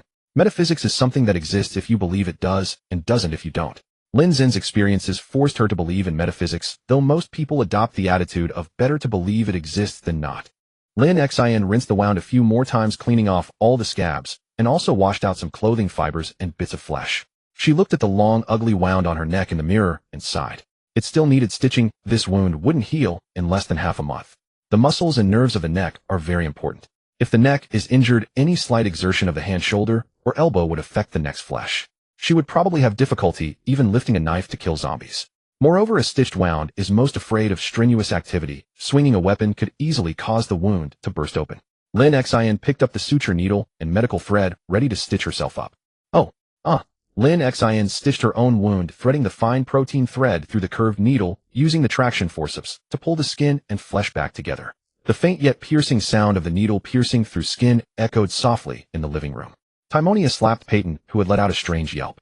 Lin hadn't made a sound while stitching himself without anesthesia, yet this old guy was howling as if the needle were piercing his own flesh. Lin Xin ignored the two teenagers shoving and only warned, "Don't move the mirror." He compared his reflection in the mirror, stitching the wound stitch by stitch. His elite doctor trait granted him a powerful boost to his medical measures, accelerating recovery and increasing the speed of treatment. Even though Lin Xin was just a medical student, his actual clinical experience was limited, only removing sewing needles and stitching torn palms for factory workers during his internship. Yet the powerful medical tapes and the Journal of the American Medical Association had pushed his medical skills to nearly max level. Lin Xin only felt that his hand was steady and powerful as he stitched, different from when he had pulled broken glass from his own foot over 10 days ago. He was more like a seasoned surgeon who had performed thousands of operations, steady, accurate, and decisive. A 6-centimeter-long wound was soon stitched up. Timonia was convinced that this man hadn't lied. He was a doctor, the really skilled kind. If none of this had happened, if the dead hadn't started eating people then after this summer, she would have gone to school, as usual, and become a doctor, just like this Asian man. Uncle Lawrence would have been so proud. Timonia studied diligently. Her tuition, housing, and even daily expenses were covered by her scholarships and her work in the campus professors' labs.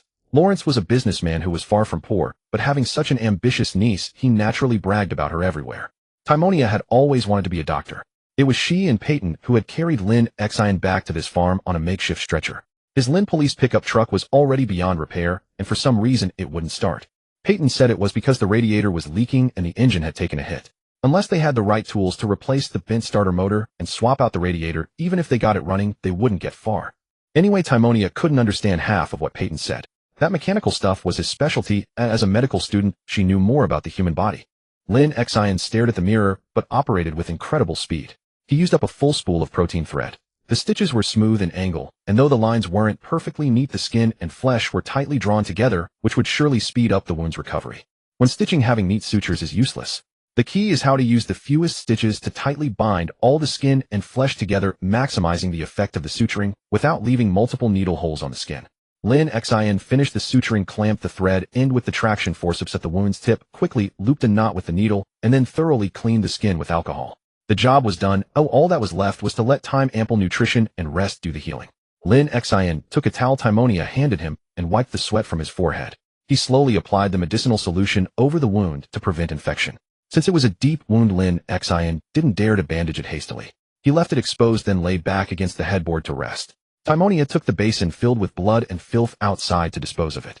Peyton set the mirror aside and eagerly tried to talk to Lin Xin, but when he saw Lin Xin staring at him, he remembered that Lin Xin's ears were still deaf. He wrote on a piece of paper, "You're freaking awesome. Operating on yourself, my God." Peyton gave a thumbs up, and on the paper he drew a thumb with the words beside it, "You're a savage, bro." Lin Xin just stared at the drawing of the thumb, which looked like a pile of crap, wondering if this kid's brain was broken. Why would he draw a pile of crap? Lin Xin lay there resting, putting his watch back on. Although his surgery had been quick, it had still taken a full 2 hours to stitch up his neck. It was now 1332. Lin Xin felt a bit hungry. He took the cold tea Peyton handed him and drank down the sugary caffeinated beverage, which slightly eased the emptiness he felt after the intense focus of surgery. "Is there anything to eat? By the way, did you bring all my stuff from the truck here?" Peyton also drank his cup of tea. At a time like this, you couldn't expect to have hot tea on hand. If it weren't for the woodbending kettle in this farmhouse, there wouldn't be any hot water at all. The power had gone out a few days ago and showed no signs of coming back. "Most of it's here. The generator's too heavy, and there were some tools we didn't need," Peyton wrote on the paper. "The truck's broken. Can't fix it. No tools, no parts. There's plenty of food though. You've got a few hundred cans and some snacks in the truck. After writing, Peyton seemed to say something to the outside. Lin Xin read the note Peyton had written, then picked at his ear. The blood scabs inside his ear canal were starting to dry and flake off, and he could pick them out, but his hearing was still just a faint buzz, practically non-existent. The truck breaking down was hardly unexpected. Had driven at dozens of kilometers to reach the agricultural heart of Knox County. Lin Xin was familiar with this area too. If had started in Riverside Town, had often come to this small village before exploring the rest of the map. This small village had a small population, but it had a farm supply store that even sold guns, though most of them were hunting rifles and small self-defense weapons.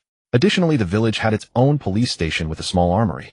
On the other side of the vast farmland was Dixie Village, home to a few dozen redneck farmers. They had an enormous military surplus store that served as a middleman for U.S. military procurement while also selling weapons and ammunition to civilians.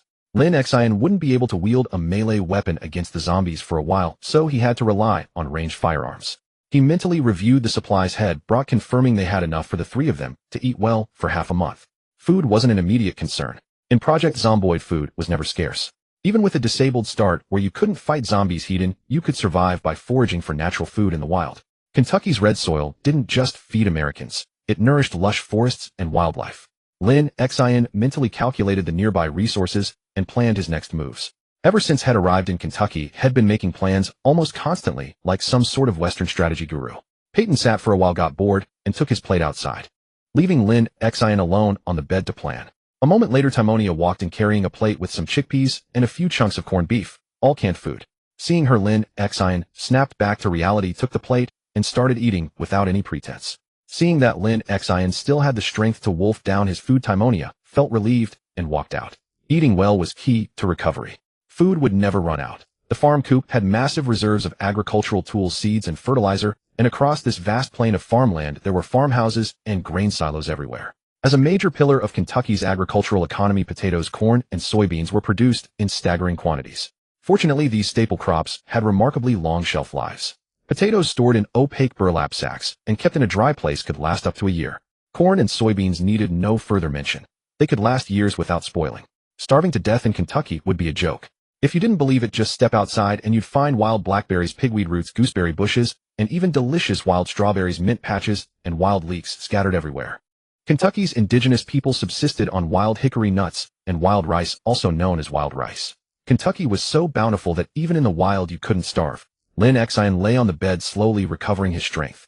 The series of events over the past few days had drained his energy and taken a heavy toll on his body. After all, had gone into shock and been unconscious. Lin Xin fell asleep without realizing it. When he woke up driven by hunger, he instinctively scrambled to his feet and felt around him, only to suddenly realize he was in a safe environment. The living room door was closed and a delicious aroma of stewed food wafted in from outside. Lin Xin glanced at his watch. It was already 12:03 on July 24th. Had slept for a long time again. He fiddled with the mirror by the bed. The wound was healing beautifully, barely any tissue fluid had seeped out. After trying, Lin Xin got out of bed, slipped on his sneakers, and pushed open the living room door. The girl was tending a steaming pot over the farmhouse's wood-burning stove, filled with a bubbling mix of various vegetables and chunks of meat. The boy was fiddling with a large box of assorted mechanical tools, wrenches, screwdrivers, wire strippers, and the like. Hearing the sound, they both turned to look at Lin Xin and smiled at him. Lin Xin, staggering slightly, held onto the doorframe and smiled back at them. When survivors have never met cross paths, all it takes is a smile. In this zombie-infested Kentucky, seeing another living person was always a good thing, especially when one could cook without burning the pot. One knew mechanics, and there was a professional doctor. Lin Xin was certain they would become an inseparable team. They would survive together and at the very least live a little better before the zombies devoured them all. Timonia was British, and so was Peyton. But contrary to the typical British stereotype, Timonia was surprisingly good at cooking, and Peyton brewed a perfect cup of tea, even though one liked adding corn and tomatoes to her stew, and the other preferred a generous amount of sugar in his tea. But from Lin Xin's experience, the taste was excellent. Timonia served Lin Xin a large bowl of stew with a hot red broth that smelled like tomato and beef brisket, its tangy aroma making his mouth water. The potatoes were boiled to a soft mush, and the corned beef had fallen apart, melting tenderly in the mouth. Combined with the unique texture of the corn, Lin Xin felt this was truly living, having little potato and beef stew to eat. Well, tomato corn potato beef stew that was truly living. Lin Xin devoured an entire large bowl of stew, feeling an overwhelming sense of happiness. Although his own cooking skill was already at level 5, as a shootin' who was completely inept in the kitchen, he no longer burned his food, but he still couldn't make it taste this good. Timonia's cooking level must be extremely high. It seemed these two survivors each had their own specialties. Timonia was clearly skilled in cooking, had some talent for combat, and even knew a bit of basic first aid. He just wondered what that donkey-headed young man was good at. Lin Xin scratched his ear, feeling a bit of an itch inside. Perhaps the scabs were drying further, causing him to pat and scratch at it from time to time. It was quite itchy. Timonia and Peyton also finished their meal quickly. The three of them sat in front of the farmhouse fireplace, staring silently at the flames. But since it was the height of summer, the fire wasn't strong, and it died out as soon as the small pile of twigs was consumed. This farmhouse was truly comfortable, with an open layout from front to back. The front door was ajar, allowing a cross breeze to flow through, so even facing the fire wasn't hot. Lin Xin leaned back against the sofa, sprawling out in a relaxed star-shaped position on the single-seater. Timonia hugged her knees, curling up in a corner of the two-seater sofa, while Peyton lounged lazily, occupying most of the couch. Lying down after a full meal. If only this peaceful life could last forever. Lin Xin felt drowsy again. He had just woken up, and now he wanted to sleep after eating. Was he getting lazy, or was the drowsiness a result of his severe injuries? Forget it, he might as well close his eyes for a bit, like taking a nap. With that thought, Lin Xin shut his eyes. After he fell asleep, he kept hearing strange sounds, sometimes like a flash flood, sometimes like a gentle breeze. His eardrums had been severely damaged in the car crash, and he had also suffered a blow to the head, leaving him unable to move for days. He harbored a sense of crisis and anxiety, worrying that he might be deaf forever, that he might remain paralyzed, or that he might end up as a zombie's meal. Lin Xin didn't fear death the most. In less than a month, he had witnessed more death than some people see in a lifetime. He was numb to it, no longer afraid. What he feared was dying, unknown dying, without meaning, dying with no cheers and no tears. He feared dying without dignity, with no one to bury him, no one to remember him. Like a dog nobody cared about. Lin Xin was probably on the verge of madness, or at its doorstep. This world felt like a game to him, so familiar. He was like a player, sometimes even entertaining extreme thoughts similar to a Project Zomboid player. Go for a stroll with the Shamblers, and if I die ill, just start over. A gamer's approach to life. But his feelings, the sensations his body gave him, told him he was a real living person. His longing for life and his desire to live held him back. He didn't dare to stroll with the Shamblers precisely because he had once been a player. He knew it was nearly certain death. His sense of reality was warped. Lin Xin had heard in college from a senior in a different department during a casual chat. Some psychiatric patients live in their own delusions, which are real to them. But once medicated and calmed down, when those delusions fade, caught in a state that is real, yet unreal, these patients easily go mad again, their condition worsening. So for those studying neurology, it's crucial to deeply understand the patient before administering medication. Lin Xin felt he was in such a state now. Was he a player or a transmigrator? Or had he been thrown into some arena of the gods for a quick world-hopping adventure? The red earth of Kentucky and Riverside Town were real. Lin Xin was real. But what about the info panels? The vehicle details that popped up when he was repairing the car. Were those real too?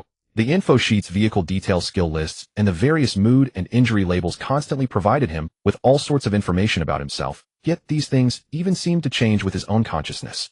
Lin Xin couldn't figure it out. These things were like in a game, but not quite the same. He had dream after bizarre dream. Sometimes being dragged out of a car and eaten by zombies, sometimes tripping over a fence while fleeing a horde. But one thing was common, none of them were good. Lin Xin dreamed of a Shambler grabbing his backpack, stretching its neck to gnaw at his face. With a cry of terror, he woke up. Peyton was standing in front of him, curiously holding a bowl of thick soup. Timonia handed him another bowl of the leftover tomato corn potato beef stew from lunch, this time with some chickpeas added. Lin Xin stared blankly for a moment, looking at the dark sky outside the window, then at the flames in the fireplace. The weak firelight illuminated Peyton's round face and donkey-like head, as well as Timonia's fair features and fiery red hair. He had survived a horde of thousands of Shamblers, escaped the pursuit of helicopters, witnessed the bizarre sight of zombies crawling out of the river, injected himself with a lethal dose of adrenaline, and stitched up his own neck. Lin Xin laughed. Was there anything he hadn't experienced? These two young people had saved his life, so he wasn't meant to die? Sense of reality. Screw that sense of reality. He'd rather focus on the tomato chickpea corn potato beef stew in front of him.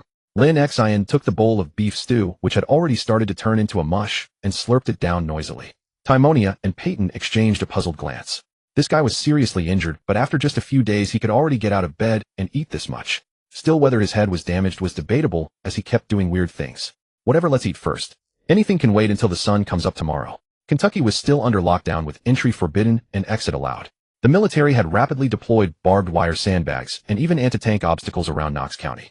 Snipers were on standby, ready to shoot anyone daring to approach the border. Power was out across Kentucky. The largest thermal power plant, built by American General Electric upstream on the Ohio River, had shut down, leaving half of Kentucky in darkness. The president declared the nation at a level 1 combat readiness, refused to cooperate with WHO investigations, and claimed that the WHO's closure of air and sea traffic with North America was an unacceptable and unfounded accusation.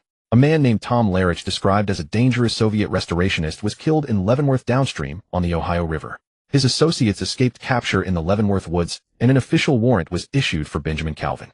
The people grew increasingly panicked, desperately wanting to know what they were facing. Their anger simmered. Then a short 2-minute video with no audio track, converted to AVI format, began spreading wildly on community forums.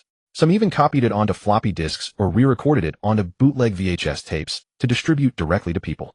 The video was extremely unclear, with obvious signs of digital re-recording, a version captured by a projector and re-recorded with a digital camcorder. It showed an unremarkable man driving a forest green pickup truck with a hillside full of sprinting people behind him, crawling up from the river onto the muddy banks, pushing down tall community fences, and trampling over others, seemingly oblivious to those who had been broken into. After crashing through and running over many of the sprinting people, the man in the video slammed into a stable. He climbed out of the car, shakily firing weakly at the approaching figures, and finally turned the weapon on himself. The video ended with a telephoto shot focused on the man. Soon after, people began discovering carefully cut videotapes scattered on forest trails, or simply finding a well-packaged, unlabeled tape on their own doorstep. As everyone knows, videos can't be faked, so it must be real. The American people were outraged, preparing for another march on Capitol Hill. Remember last time things went wrong? Someone attacked the Capitol security. Things like biting off fingers and gnawing on faces. The march was banned, but that couldn't stop the people's fervor. So on the morning of July 25, 1993, as the bright 8 or 9 a.m. sun shone upon the Capitol dome, the second Capitol Hill riot erupted. Only this time it was even worse. The riot lasted all day, and screams could still be heard from the White House area until noon the next day. And they were getting more scattered, spreading wider. It wasn't until the onlookers noticed why so many sprinting madmen were charging at them that it was already too late. People laid down one after another, waiting for the moment they would rise again. Even those who had fallen in the firefights with Guards, National Guard, and Secret Service agents would get back up. No need to watch the tapes anymore. Washington, D.C. was staging a scene even more hellish than the videos. The sprinting zombies devoured everything, and in just a dozen or so hours they could consume all of Washington. No matter, the president escaped, didn't he? 25 days. Lin Xin had been here for 25 days. That morning she woke up early and sat at the vanity, picking at her ears with a cotton swab. There was so much dried blood in her ear canals that she felt it best to clean them out as much as possible to speed up her recovery. Though without any phenol glycerin ear drops, she knew her progress would be slower than shed-like. The itching in her ears was more of an annoyance than a pain, which meant her eardrums weren't perforated. Phenol glycerin would have helped them heal faster, but unfortunately, the only medications Shed found were general-purpose oral ones. She could perceive some sounds now, but they were as faint as the buzzing of a mosquito, and she couldn't distinguish any tones or timbres. After struggling for a long time, the stubborn scabs remained as hard as ever, refusing to budge. Lin Xin finally gave up, deciding she'd have to wait until she found a glycerin-based solvent to dissolve the dried blood in her ear canals. For now, she could only rely on her ears' natural oils to slowly break them down. Rubbing the area beneath her ears, Lin Xin walked out. Today, Timonia was making a baked dish with lots of cabbage and some canned goods. Lin Xin hadn't even left the house yet, and still didn't know her exact location.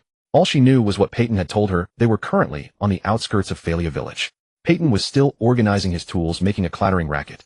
Lin Xin felt her body had improved significantly. She could at least walk normally now. The wound on her neck was also healing well, and would be ready for stitches to come out in another week. She told the other two where she was going and walked out the door to finally see where she was. Stepping outside, she was greeted by the bright sunshine, lush meadows, and layers of green forests.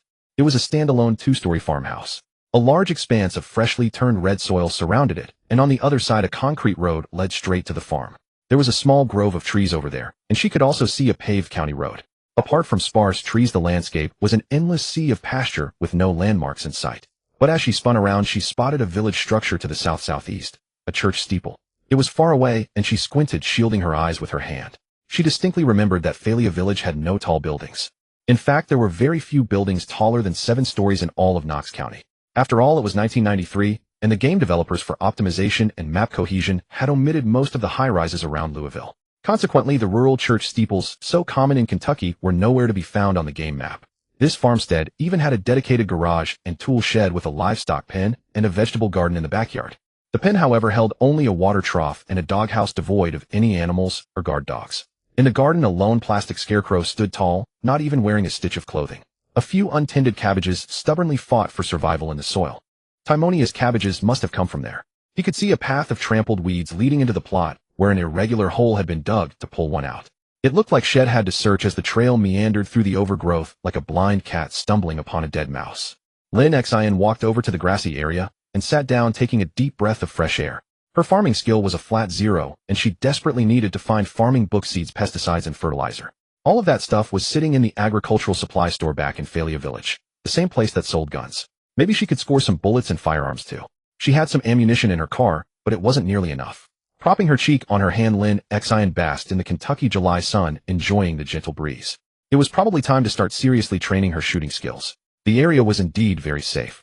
The terrain was open on all sides, and any zombie would be visible from a mile away. No other settlements were visible to the naked eye, only the distant church spire peeked through the trees. Sparse population had its advantages. She had a general sense of her surroundings, but still lacked a precise fix on her location. She'd have to ask Peyton and Timonia for more details. She needed to survive, and she needed to keep them alive too. There were things they needed to discuss thoroughly. As Lin Xin approached the door, she nearly bumped into Peyton, who was coming out to look for her. Had been worried since she had left without a weapon while still recovering. Seeing her return safe, he brightened and pulled her back inside. Timonia's baked dish was ready, and he was just about to call her in for lunch. Like yesterday, the three of them each held a plate of food. Today, Timonia had made cabbage and corned beef casserole for each of them, along with some mashed potatoes, likely from the instant potato flakes Lin Xin had found earlier. Lin Xin finished her meal quickly and waited for the others to finish theirs. She retrieved her backpack, rummaged through it, and pulled out some odds and ends, scraps of cloth and needle and thread, preparing to make something. By the time she put down her sewing, Timonia and Peyton had finished eating. Seeing that she seemed to have something on her mind, they both looked at her expectantly. I think we're a team now, right? Lin Xin chose her words carefully. We'll probably need some time to get used to each other, but we all have the same goal: survival.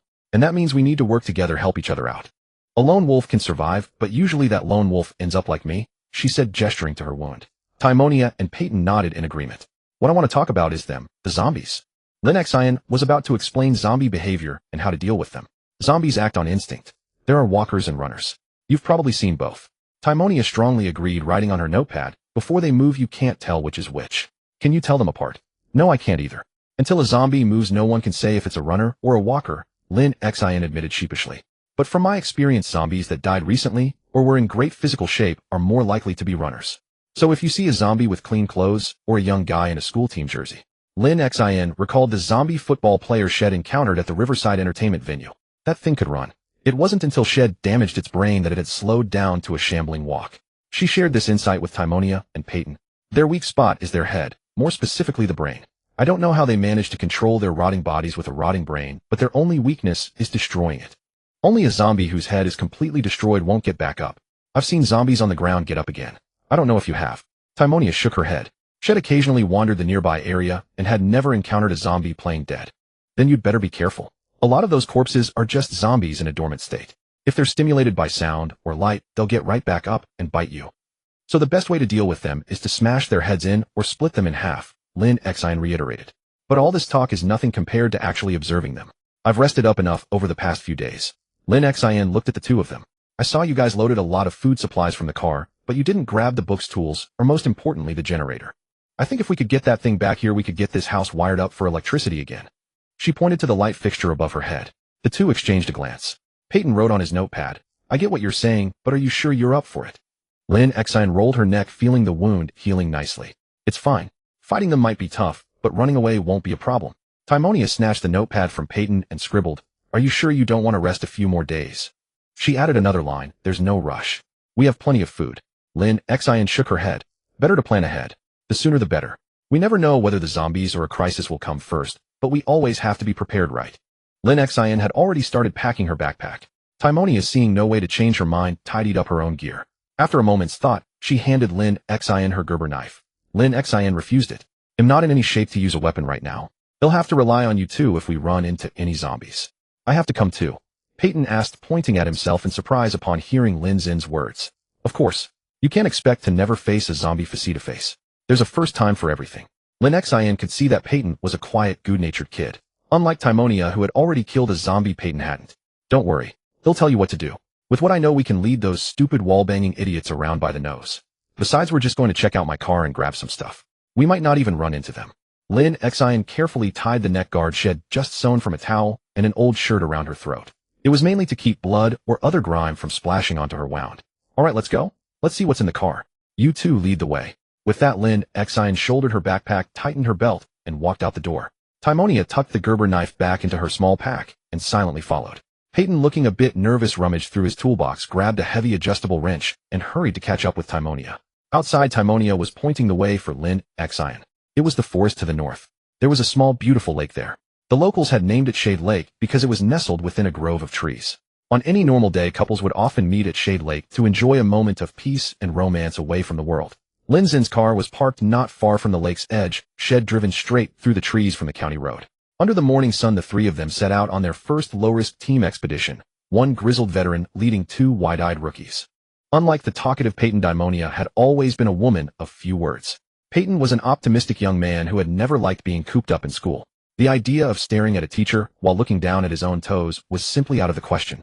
So he finished high school early, and with no desire for further study, took a job at a garage in Plymouth. It was Uncle Lawrence who had set it up, a place where they knew his background.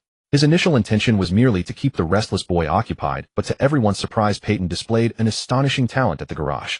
To the average person, vehicles are complex contraptions. Few have the knack for giving them a once-over, starting them up, and listening to pinpoint the exact source of the problem. But Peyton could rivaling even the master mechanic with 37 years of experience at the shop. He had his high school teachers to thank for never questioning the Mechanical Master magazines, the RR All Models Repair Manual, or even the French automotive magazine Car Design he read during class.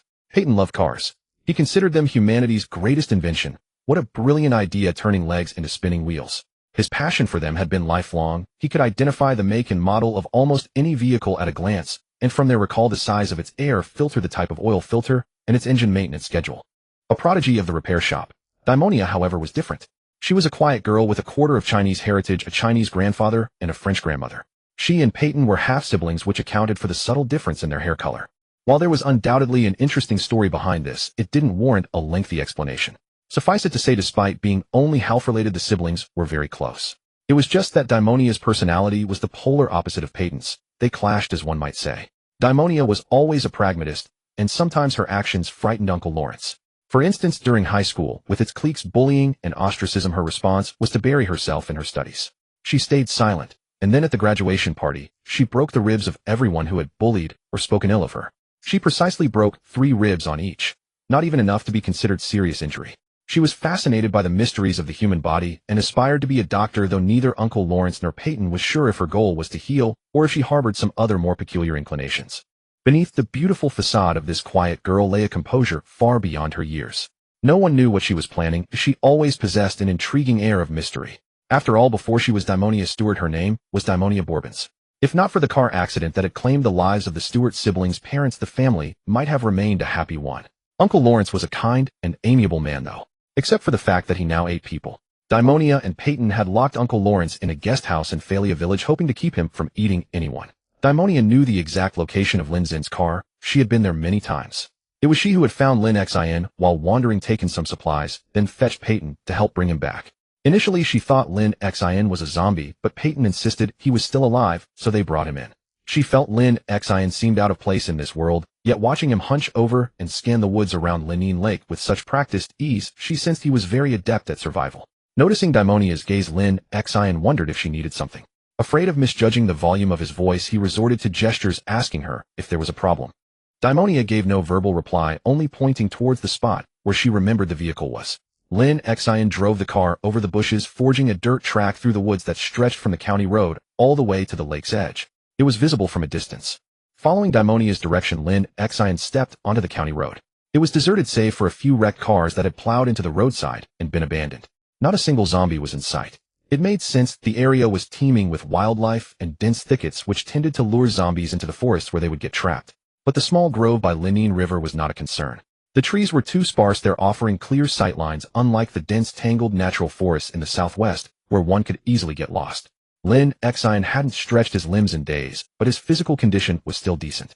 He was a typical adult male, physique 5, strength 5, a perfectly average person. While he couldn't compete with athletes, he could handle a few zombies with ease. Of course, that was assuming he didn't have a wound on his neck. Timonia led the way, strolling as if on a casual walk, with Lin Xin following in the middle. Peyton, however, lagged behind, nervously glancing around furtively like a skittish thief. After rounding a bend, Lin Xin arrived at a north-south running asphalt road. In the distance, he could see an intersection leading to an unknown destination, likely a small farm. The area was all farmland, dotted with farmhouses and granaries. Following behind Daimonia, Lin Xin noticed she had changed clothes. Looking down at his own shirt and slacks, he realized these weren't the ones he had been wearing before. Those were probably full of holes and bloodstains now. Who changed me? Lin Xin's gaze flickered between Daimonia and Peyton, concluding that Peyton was the most likely culprit. Just as he was pondering this, Daimonia suddenly stopped ahead at the edge of the woods, concealing herself behind a tree. She caught Lin Xin's eye as he approached and pointed deeper into the forest. Following her gaze through the gaps in the trees, Lin Xin could clearly see the rear of his car, still loaded with its various belongings. But it was no longer alone. A dozen or so zombies were gathered by the water's edge, seemingly fixated on something. Leaning close to Daimonia, Lin Xin carefully counted the zombies and assessed their makeup. There were 19 in total. 11 wore matching bib overalls, looking like farmhands who had been busy with some task before the outbreak. They were of varying shapes and sizes. There were 2 thin, frail children, 1 woman in a nightgown missing an arm, and 3 others in plain clothes looking like typical farmers' wives. One notable figure was a man in a suit who bizarrely had a pitchfork impaled through him, entering his chest and exiting his rear. With his head and arms hanging low, the long wooden handle wobbled with his movements, thumping against the head of a child zombie. This caused the child zombie to keep turning around, trying to figure out where the disturbance was coming from. All the other zombies faced the water, for within it was another zombie entangled in a fishing net. Only its head was visible, short-haired and unidentifiable. It struggled, incessantly churning the water and disturbing the small lake's surface without a moment's peace. Perhaps this clumsy, drowning zombie was the reason they had all gathered here.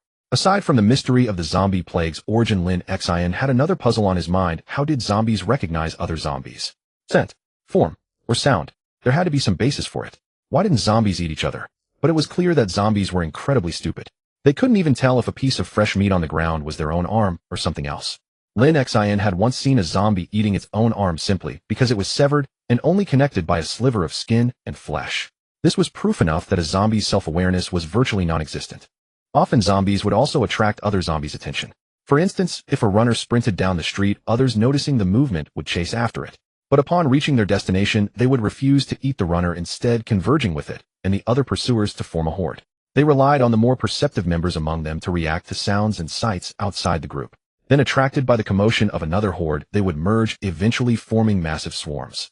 Like a disorganized mob, they would flock to any source of excitement, be it sound or light, even venturing into a blazing fire just to see what the fuss was about. That was what had happened at the Spiffos restaurant. Though the exact count of those burned was unknown, one thing was certain: zombies were not afraid of fire, or rather their self-awareness was too weak to perceive it as a threat. Regardless, zombies always left a bad feeling, and why wouldn't they? They were the dead. But no matter the type, they were unpredictable, and some of their actions were just too reminiscent of their former lives. Lin Xin had seen zombies that could navigate stairs without tripping or stumbling. Most zombies would clumsily crawl up and down, but some could manage stairs properly. Furthermore, zombies were hydrophobic for reasons unknown. Look at the gathered crowd. They clearly saw the zombie in the water as food, yet refused to go in. They'd brave a fire, but not water. This was a scene Lin Xin was witnessing for the first time. In Project Zomboid, the properties of water were not fully defined. It was simply a barrier that neither players nor zombies could cross. Shallow water, deep water, and fishing mechanics were all underdeveloped. Lin Xin still remembered the time he spent an entire day fishing in Project Zomboid and only caught socks and boots. Over 100 boots. That's how absurd the game was. With a low fishing skill, the bites were slow, failure rates high, and most of what you caught wasn't even fish. Never go fishing with a low skill level. You'd be better off watching some wilderness survival tapes to level up first, otherwise you're just torturing yourself. As for the zombie in the water, no matter how it struggled, it remained stuck a good distance from the shore, as if something was anchoring it in place. Nylon fishing nets weren't something human strength could tear apart, even if you wore your hands down to the bone. Lin Xin stared intently at the zombie in the center of the lake, feeling that something was off about it. It seemed too decayed. Even the most rotted zombie had seen hadn't lost half its skull, but this one had a half-rotted hand, and its face and body were bloated, clearly having been in the water for a long time. Was it thrown in alive? Could this be a murder scene? Someone had stuffed him into a net, weighed him down with stones or something heavy, and dumped him in the lake. Then, for some unknown reason, he had turned and struggled back to the surface. Lin Xin stared for a long while, until Daimonia tapped his shoulder. Turning, he saw her pointing at Peyton, who had run off to vomit. Her usually expressionless face was also looking a bit pale. A map of Lin Xin's current hideout appeared in his mind. A vein bulged on his forehead. Was this it? Though he had once been an ordinary man, after days of close contact with the dead, his mental fortitude had grown ironclad. His zombie kill count had already surpassed 300. He patted Daimonia's shoulder, whispering as softly as he could, "Keep an eye on them. I'm going to check on Peyton." As he spoke, he noticed her Gerber knife tucked into her small backpack, a sight that reminded him of himself just days ago. Lin Xin gestured for her to hold the knife at the ready. If you see a zombie, you must be prepared to fight no matter what. Otherwise they'll catch you off guard, and it'll be too late to grab a weapon. He added, wave your hand up if it's all clear, point it down if there's trouble, and run if there's danger. Got it. He had established a simple hand signal with Timonia. When facing a horde, shouting to relay information was something only a fool would do. With that, Lin Xin slowly walked over to Peyton. He rummaged through Alice's bag and found a precious pack of cigarettes. He offered one to Peyton and lit one for himself. The nicotine cravings had been agonizing these past few days, but thankfully the pain from his wound far outweighed the withdrawal. The wound had stabilized and Lin Xin no longer wished to quit. Maybe he would later, but for now he needed the smoke. The feeling of the smoke filling his lungs was pure bliss, even if it shortened his life. Peyton wiped the hummus-like smear from his lips, took the cigarette with one hand, and stared at Lin Xin with a face like he was straining to take a shit. His expression was a mix of surprise that the Asian man was smoking and a silent question, what am I supposed to do with this? Lin Xin ignored him, lighting the cigarette and placing it between Peyton's lips. Peyton pursed his lips around it, blinked, then took a deep drag, only to cough so hard tears streamed down his face. Lin Xin watched Peyton cough as quietly as possible and chuckled. He glanced back at Timonia, who gave him an okay sign from a distance, signaling that all was well. If there were a problem, she would have swung her arm down as they had agreed.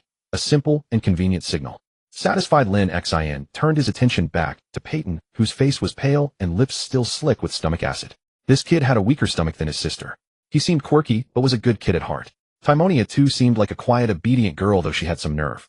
Lin Xin didn't know their past, so his judgment was based solely on first impressions. He soothed Peyton, readjusting the wrench in his loosening grip. He held Peyton's hand, looked him straight in the eye, and said in a low voice, the dead outnumber us by far. Someday we'll have to face them heat-in. You can't always rely on Timonia to save you. You need to learn to fight for yourself. He shook Peyton's hand for emphasis. With this thing you can take down 100 of them. Even the fast ones. Once you learn the trick, it's a cakewalk. Peyton took a few deep breaths, stood up tall, and gripped the wrench tightly. Seeing Peyton's renewed spirit, Lin Xin smiled and took the cigarette from his hand, taking a drag himself. It was wasted on the kid anyway. Peyton's face scrunched up in a look of utter bewilderment, as if to say, then why the hell did you give it to me? Lin Xin simply wanted to see him make a fool of himself. But after the jest, Peyton felt the tension melt away. He was ready to face those things now. In the distance, Timonia saw them stand and head towards her, raising her hand to give another all-clear signal. She waited as the two approached. Indeed, the zombie in the water was still entangled in the fishing net, struggling in vain to reach the shore. Its decay was a gruesome sight. Zombies instinctively avoided rain and sunlight, perhaps because it accelerated their decomposition. Speaking of which, the midsummer heat was intense. After nearly a month of the crisis, the zombies only emitted a stench. They hadn't seen any rotting into puddles or turning into corpse wax. Could it be that zombies were somehow preserved? Lin Xin and Peyton reached Timonia's side, and the three of them looked at the zombies gathered by the lake, peering into the water as if watching a silent play. The zombies stood in a row, heads bowed. The child, after spinning in endless circles, finally gave up on the pitchfork handle that kept poking his head. He too pressed against the shore, staring blankly at the rotting corpse splashing in the water. The scene was eerie and suffocating. Timonia and Peyton were mesmerized, unable to comprehend the zombies' actions. Did they possess some form of sympathy? Could these zombies actually be conscious? Don't stare. They're just afraid of the water, Lin Xin warned, snapping them back to reality. He took off his backpack and rummaged through it, pulling out a few tin cans. Timonia had seen him collecting these discarded tin cans at the farmhouse, thinking he was just cleaning up. She never expected him to have packed them. But the sharp girl immediately understood his plan. Remember what I told you. They're just creatures of instinct attracted to sound and light, Lin Xin said, weighing a can in his hand as he asked them quietly. Timonia nodded, but Peyton looked confused. Also, when a horde is mixed together, you can't tell the runners from the walkers. So we need to get them moving. Lin Xin was eager to throw a can, but hesitated, thinking of the wound on his neck. He glanced at the burly Peyton and handed him the can instead. You've got some muscle on you. Try tossing this over there. Lin Xin pointed to a spot across from the vehicles on the flank of the horde. It's no more than 30 meters. You've got this. He gave Peyton a thumbs up. Peyton took the can and found it surprisingly heavy, as if it were filled with something. He turned it over and saw it was packed with rocks held in place by crumpled paper. Hey, I'm working with limited materials. If you'd given me those electronic dashboards and electrical tools from the car, I could have built a proper noise generator. That would have been way better. Lin Xin explained as Peyton examined the can. But this works fine. Go on, throw it. See those rocks by the lake? He pointed to a gravel bed. Aim for there. Peyton nodded, rolled his shoulder, and prepared to hurl the can. Lin Xin just watched, offering no further advice. As expected, Peyton launched the can high into the air. It had the distance, but not the accuracy. The can flew a bit too far, landing in the lake with a huge splash. Splash. The sound was loud, but it wasn't as persistent as the thrashing of the rotting corpse in the water. Some of the zombies by the shore raised their heads while others started shuffling towards the sound. However, the vast majority remained rooted to the spot. Don't get discouraged. Try another one. Ever thrown a shot put? Don't throw it, push it. Seeing Peyton's disappointment, Lin Xin handed him another can and opened his backpack to show him there were plenty more. He gestured for him to just keep throwing. He then gave one to Timonia and set his backpack aside. Using thrown objects to lure zombies from a safe distance is a great tactic. But be careful not to throw it right in front of them. They'll see you. Keep tossing them, get them moving. We'll learn what we need from their reactions. Timonia nodded and picked up a can. The paper inside was folded just right to hold the rocks in place. This way the can wouldn't make a sound while in the air, but upon impact the rocks would break through the paper and rattle against the tin, creating a noise perfect for attracting zombies. Timonia nodded and picked up a can. The paper inside was folded just right to hold the rocks in place. This way the can wouldn't make a sound while in the air, but upon impact the rocks would break through the paper and rattle against the tin, creating a noise perfect for attracting zombies. It hit the rocks with a loud clatter, and a few more zombies turned and started moving towards the shore. Seeing Timonia's success, Peyton grabbed another can ready to throw but froze in his stance, holding it aloft. Lin Xin looked back at Peyton in confusion, only to find him staring blankly at the sky. Timonia had also stopped. Lin Xin turned to her and saw her lips pressed tightly together as she too looked up with tension. He then looked at the zombies, who were all gazing skyward as well. Lin Xin's ears could only register very loud noises. But now he could hear a deep resonant hum like a ship's horn, long and unending, coming from directly above him. Finally Lin Xin followed their gaze. It was a Hercules transport plane. Its rotund body and distinctive 4 turboprop engines were clearly visible. Escorting it were several F-16 fighter jets loaded with a variety of bombs and missiles. They were flying from east to west at a low altitude but high speed. A textbook penetration maneuver. What important cargo were they carrying? Or was it a high-profile VIP? Even the President of the United States wouldn't get much more than this. Based on their position, they must have just flown over Riverside Town and the country club area. The entire formation passed overhead in less than 10 seconds. A dozen or so aircraft of various types thundered by at low altitude, creating a deafening roar. The zombies that had been gathered by the lake were already moving north. Aside from the one in the suit with the pitchfork in his back, surprisingly none of them were runners. Lin Xin was still reeling from the shock of seeing the low-flying aircraft. 100 possibilities raced through his mind. Timonia and Peyton, however, were slightly excited. It was the first time they had witnessed America's military might since the outbreak. It seemed there might be a sliver of hope for rescue after all. Maybe things weren't as hopeless as Lin Xin had made them seem. Lin Xin snapped back to reality and quickly glanced at the horde of zombies. They had begun their slow, shambling advance towards the north side of the Huishui River. The only exception was the suit-clad figure with a pitchfork lodged in its back, who was sprinting ahead and had already nearly reached the opposite shore of the lake. The deafening roar of jet fighters and transport planes thundered overhead, a sound far more powerful than the faint whir of helicopter blades. A sudden chilling realization struck Lin Xin. This intense noise would undoubtedly lure every zombie in Knox County towards the north. It was an indiscriminate call. The explosive crack of jet engines tearing through the air was audible everywhere. He cast a suspicious glance backward, finding only the empty highway and sparse woodland. No zombies in sight. After all, this was the most desolate part of the county. The undead were likely sheltering inside the town's buildings, hiding from the scorching sun and torrential rain. How intriguing. Even in death, they still knew to seek advantage and avoid harm. Lin Xin craned his neck, scanning the horizon behind him until he was certain no zombies were visible. With the lakeside farmers also drawn northward, the area was finally safe. It was time to get to work, to sort through the supplies in the truck and see if the vehicle could be salvaged. Timonia and Peyton finally shook off the shock of the aircraft's passing. They both turned to look at Lin Xin, their expressions filled with unspoken questions.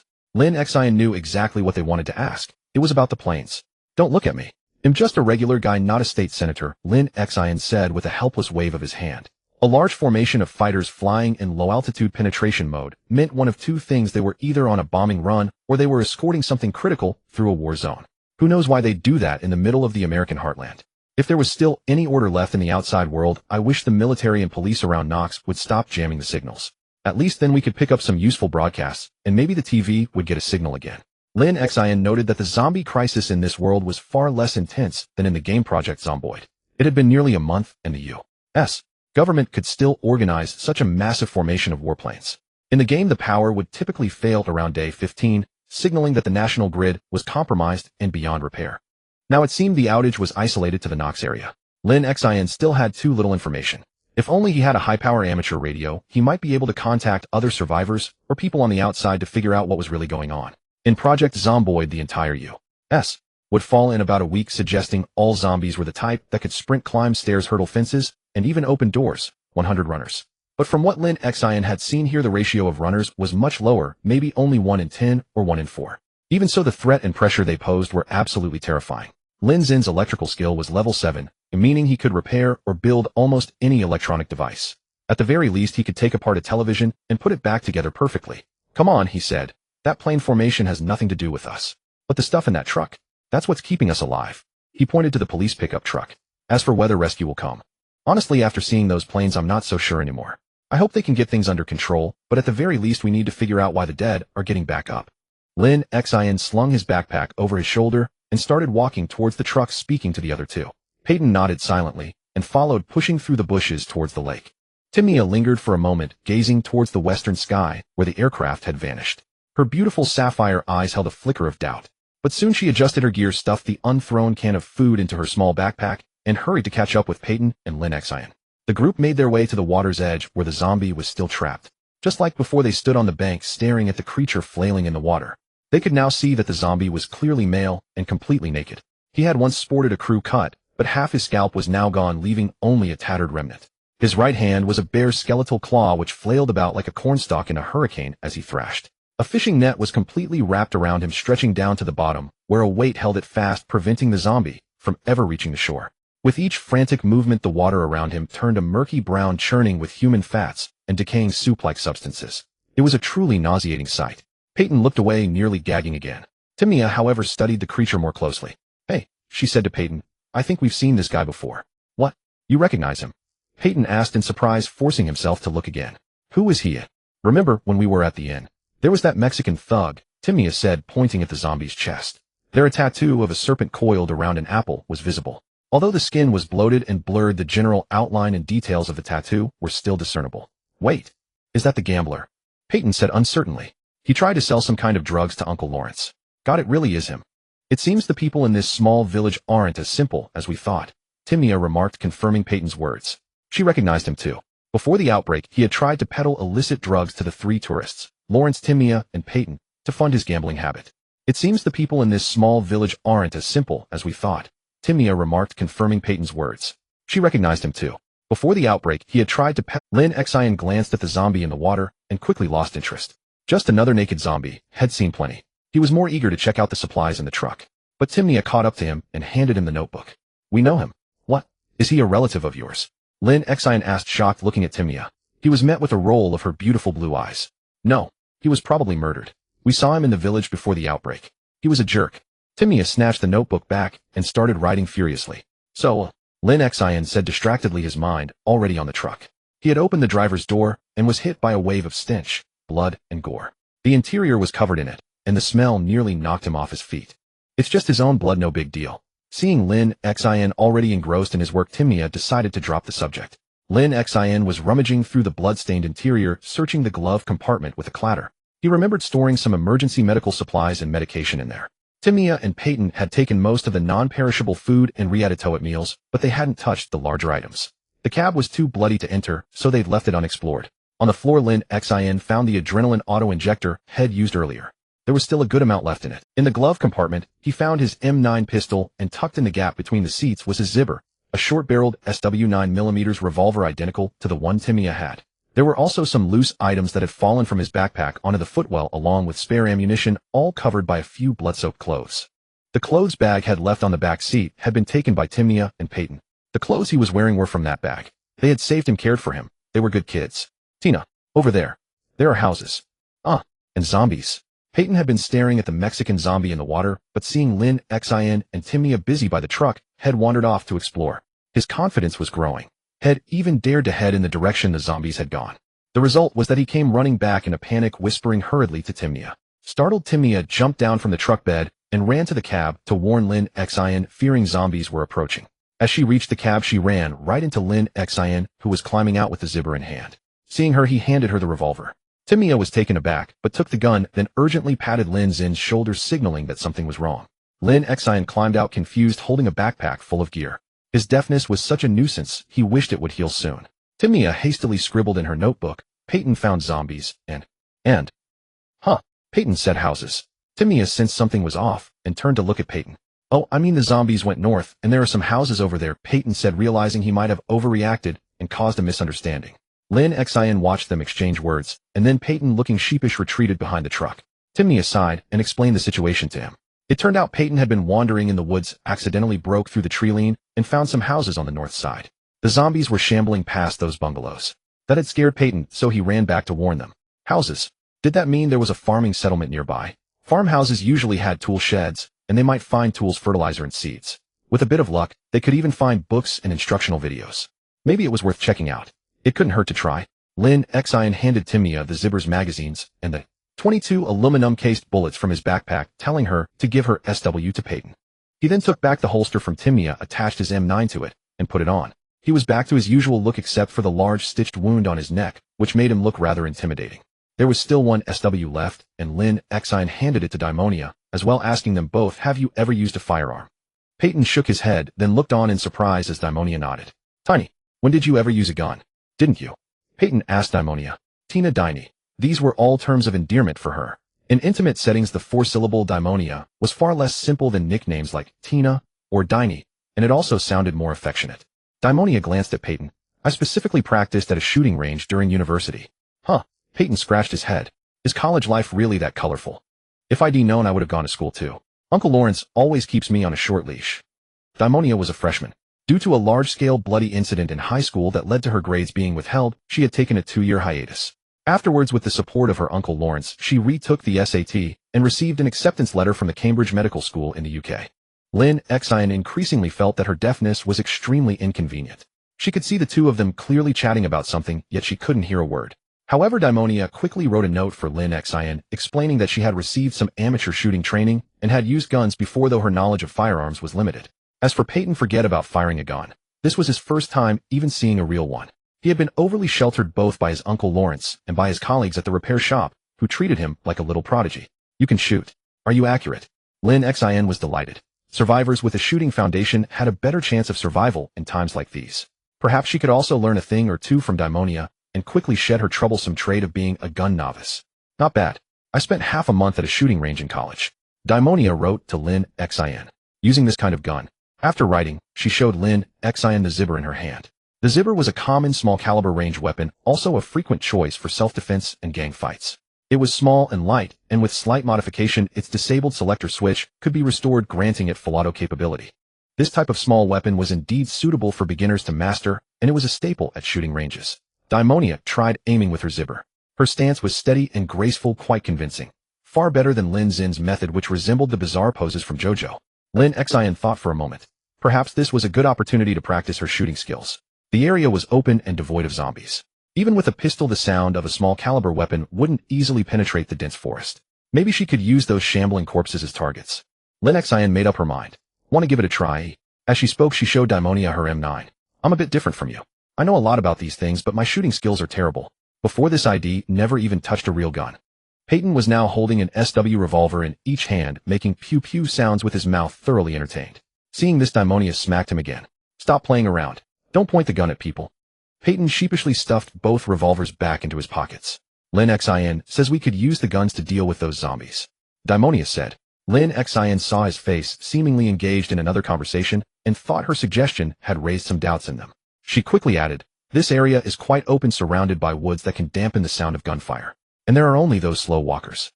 Most importantly, besides Daimonia, none of us. Well, we all know. So this is a chance, a rare chance to use guns." Daimonia naturally agreed. She nodded, checked the magazine of her Zibber, and reinserted it into the magwell. "Alright, let me explain the features of these weapons so you can understand them." Lin Xin's sharp eyes noticed that the revolver Peyton had stuffed in his pocket was cocked in single-action mode. The exposed hammer was just dangling there, clearly visible. She immediately sensed trouble. Lin Xin quickly grabbed Peyton's revolver and released the hammer. This is a Smith Wesson 9mm revolver. It has both double-action and single-action modes. Cocking the hammer puts it in single-action, pulling the trigger fires the bullet. When the hammer is reset, and there's no safety, the trigger pull is heavier, requiring more force to cock the hammer again like this. Lin Xin unloaded the bullets from one revolver. The cylinder of this self-defense weapon was fixed and required a tool to remove. Holding the unloaded gun, she introduced to Peyton how to use it properly. This is double action. Pulling the trigger cocks and releases the hammer, allowing for continuous firing. If you need to fire 2 quick shots, you can pre-cock the hammer, fire the first shot in single action, then pull the heavier trigger for the second shot. Lin Xin demonstrated for Peyton. Despite being a gun novice, she had a deep understanding of these weapon structures based on fragmented memories from her transmigration, a classic armchair general. So Peyton, that state with the hammer cocked is the easiest to fire. A light trigger pull, or even a slight bump could set it off. Peyton suddenly felt a chill in his crotch. This thing was quite dangerous. He was a bit reluctant to take back the gun Lin Xin returned to him. Don't be afraid. Once you know how to use it, you can easily handle it. Your revolver uses the same bullets as my M9, but the cylinder is fixed. After each reload, you use the ejector rod in front of the cylinder to push out the spent casings, then load new ones. Lin Xin demonstrated the unloading and reloading process for Peyton. It was very simple. Watching Peyton begin to carefully handle the gun himself, Lin Xin turned to Daimonia. Noticing her weapon's safety was on, she asked, "You know how to use it, right?" Daimonia wrote on the paper, "No problem, but only with this gun and that revolver." Good. That saved a lot of explanation. It was time to go out and teach those zombies a lesson about tool using Homo sapiens. Lin Xin looked at the things in the car. They could be taken back on the return trip. And if they could find some car parts in those houses, maybe they could even drive it back. Hey, shouldn't she open the vehicle details to see what was wrong with this car? With that thought, Lin Xin walked to the front of the car, lifted the deformed and twisted hood, and took a look at the engine. The vehicle details appeared. Lin Xin browsed through it, and found that the car's hood durability had dropped to 40 and engine durability to 63, and there was a special triangular marker. Clicking on it, 2 lines of fault information appeared: starter deformed, and radiator deformed, low coolant. It probably meant that only by resolving these 2 issues could the car start. This was quite convenient. The car had a large dent in the front, the radiator was cracked, and had leaked all its coolant, and the starter had been knocked askew, possibly needing to be removed and replaced. Peyton came over to Lin Xin's side, and looked as well. He wrote a few lines on his paper: need a 24-tooth starter and a radiator. The tires are still usable, but the hood needs to be removed for panel beating. Peyton's analysis was even more detailed than Lin Xin's, even identifying the exact model. This made Lin Xin look at Peyton in a new light. The kid actually had a knack for fixing cars. Lin Xin looked towards the north. Beyond the woods, according to Peyton, there should be a cluster of farmhouses. Hopefully those farmers had a vehicle repair shed, and hopefully there were usable spare parts. It was time to head there. Lin Xin signaled to Daimonia that they could set off, patted Peyton, who was still lingering by the car, and together they walked towards the northern edge of the woods. The 3 walked in silence, with only Peyton showing slight nervousness, keeping the revolver in his hand, though the safety was on preventing any accidental discharge. On the way, Lin Xin conversed with Daimonia, asking how many zombies she had killed earlier. But Daimonia briefly wrote back, 2. Just 2. Lin Xin, seeing her composed demeanor, had assumed she must have killed at least a dozen. Yet one was an old man wearing a straw hat, and the other was stuck in a fence, Daimonia replied. Daimonia remembered very clearly. Then you'd better forget what they looked like. There are many more to come. We're giving them release. Look at their state. Lin Xin said to Daimonia. No sane person would ever want to become like them. Lin Xin and the others quickly passed through the small forest. Among the sparse maple trees at the edge, Lin Xin immediately spotted a farm vehicle repair shed to the east. There were 3 farmhouses in total of varying sizes, and one even had a tool shed. It seemed to be some kind of farm. The zombies attracted by the plane were on this side. These stupid creatures had poor memory. Without a stimulus, they would only walk a few hundred meters in the direction of the last source of stimulation out of inertia, then quickly forget what they were doing, stand still again, waiting for the next sound or light stimulus to activate them. It was now noon. They were all hiding in the shadows of the houses, some having even broken through windows to get inside. The runner in the suit was nowhere to be seen. Lin Xin quickly scanned the surroundings. It seemed these zombies had been here originally, attracted to the woods for some unknown reason, and eventually gathered by the lake to gawk at the murder victim. But one thing was certain: dealing with this small group of walkers would be far too easy. Lin Xin boldly walked onto the main road and shouted loudly at the scattered, disorganized zombies across from her, startling Daimonia. But Lin Xin turned back and simply signaled for Daimonia to just watch. You 2 stay here. Watch how I do it. Then she leisurely strolled over to the concrete paths between the village houses, waiting for the zombies to come to her. It was like dangling a carrot before a donkey. Wherever the carrot went, the donkey would follow, forever chasing that unreachable carrot, utterly oblivious to how far it had traveled or what places it had passed through. The zombies gradually converged into a single mass, then like a donkey they clung to the carrot they so desperately desired. Lin Xin was that carrot.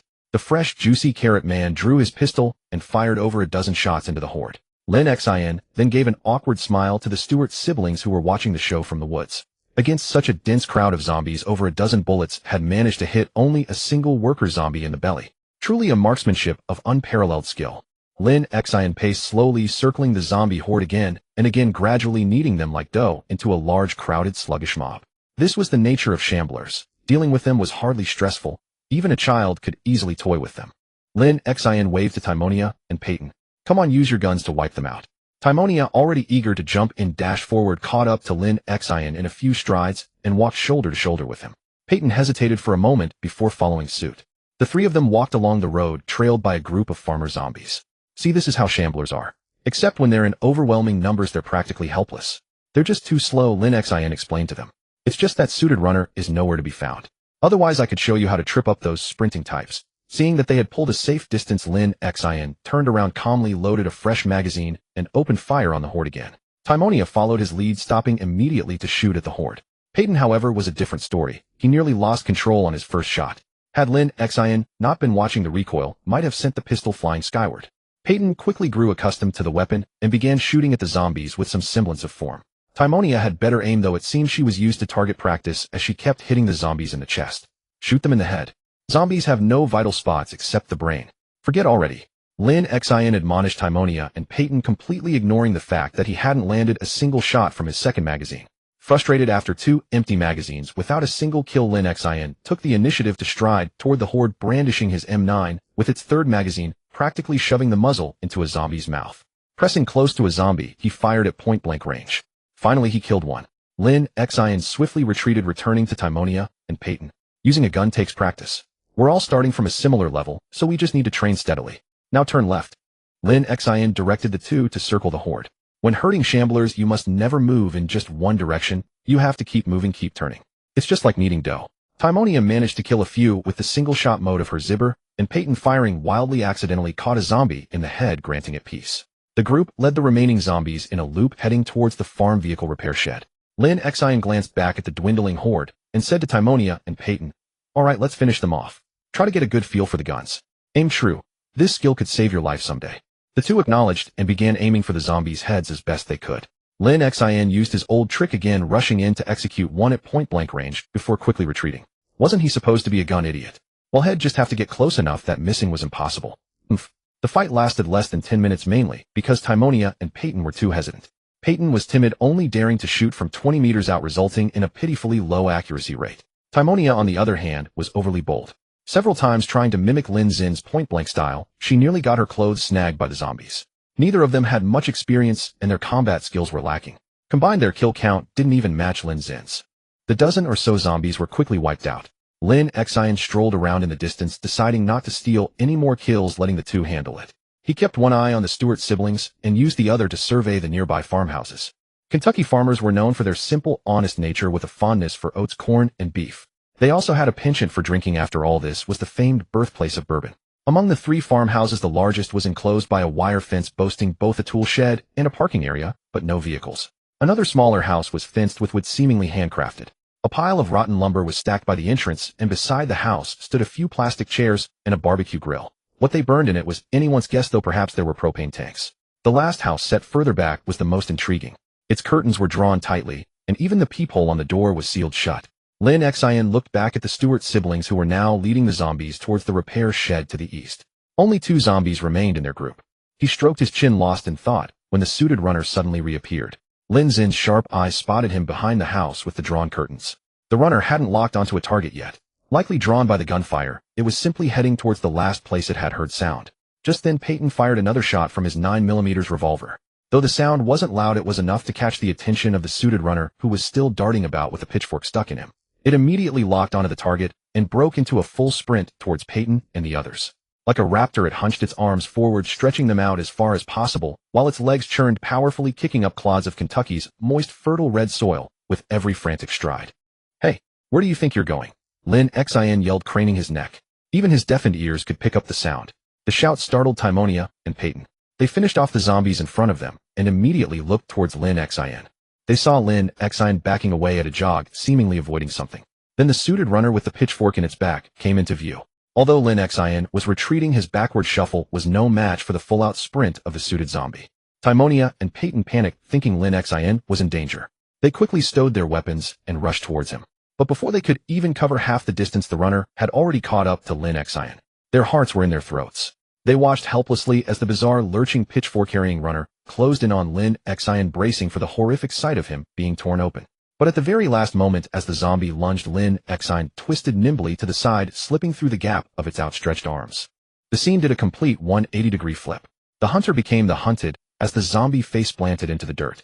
Before it could get up, Lin Xin stomped onto its back, using his weight to pin it down and render it immobile. Although he had subdued the zombie, the struggle aggravated the wound on his neck. Feeling a searing pain as if the stitches were tearing, Lin Xin quickly clutched at it. Reacting swiftly, he grabbed the handle of the pitchfork still embedded in the zombie with his other hand, using the weapon to hold it firmly in place. Luckily, it was just pain, no splitting or bleeding. Timonia and Peyton rushed over, staring at Lin Xin in amazement as he pinned the runner. "What are you looking at? Help me hold it down. Peyton, come and help me pin it." Lin Xin rubbed around the wound through his protective mask. The pain had turned to an itch. Having a wound made everything inconvenient. Peyton watched the runner, observing how no matter how it struggled, it couldn't break free from Lin Xin's hold. The poor creature had nearly clawed the turf bare with its frantic attempts to turn over. Initially, Peyton was hesitant as he took over the pitchfork handle from Lin Xin. But as he realized that even a runner, when pinned face down, was no more formidable than a kitten, his fear subsided. Gradually, his tension eased, and he began tentatively trying to kill it. He pulled a large wrench from his belt, attempting to smash its head with one hand. He missed the zombie's skull entirely and dropped the wrench, which landed squarely on his own foot, causing him to wince in pain. Timonia couldn't bear to watch any longer and prepared to draw her long blade to finish off the subdued runner. Lin Xin massaged the flesh around his wound to soothe the discomfort. With an open wound that had already been stitched, it was generally advised not to apply a bandage, but rather to expose it with minimal protection. It was also perfectly normal for the wound to itch. One should resist the urge to scratch and instead gently massage the surrounding skin with a fingertip. This not only alleviates the itching and pain, but also promotes healing provided it's done gently. Lin Xin reached out and stopped Timonia. "Let him do it. He's never killed a zombie up close before. Sometimes it's that first step that's the hardest. Once you get past it, it's smooth sailing." Timonia nodded in agreement and handed her knife to Peyton, taking over the task of holding the zombie down. Peyton stood there holding the long knife, looking utterly lost. "Peyton, you were just about to bash its head in with a wrench. Now you're acting like an old woman." Timonia teased him. "Lin caught this one alive for you. Just kill it already. We've got other things to do." His sister's taunts and urgings were just the push he needed. Faced with a skull, hesitation meant death. After a long moment of deliberation, Peyton swung the blade down. He only managed to slice off an ear. He blinked in confusion. Head aimed so well, so why? He swung again, this time shearing off the other ear. Just as he was about to go for a third strike, Lin Xin grabbed his wrist.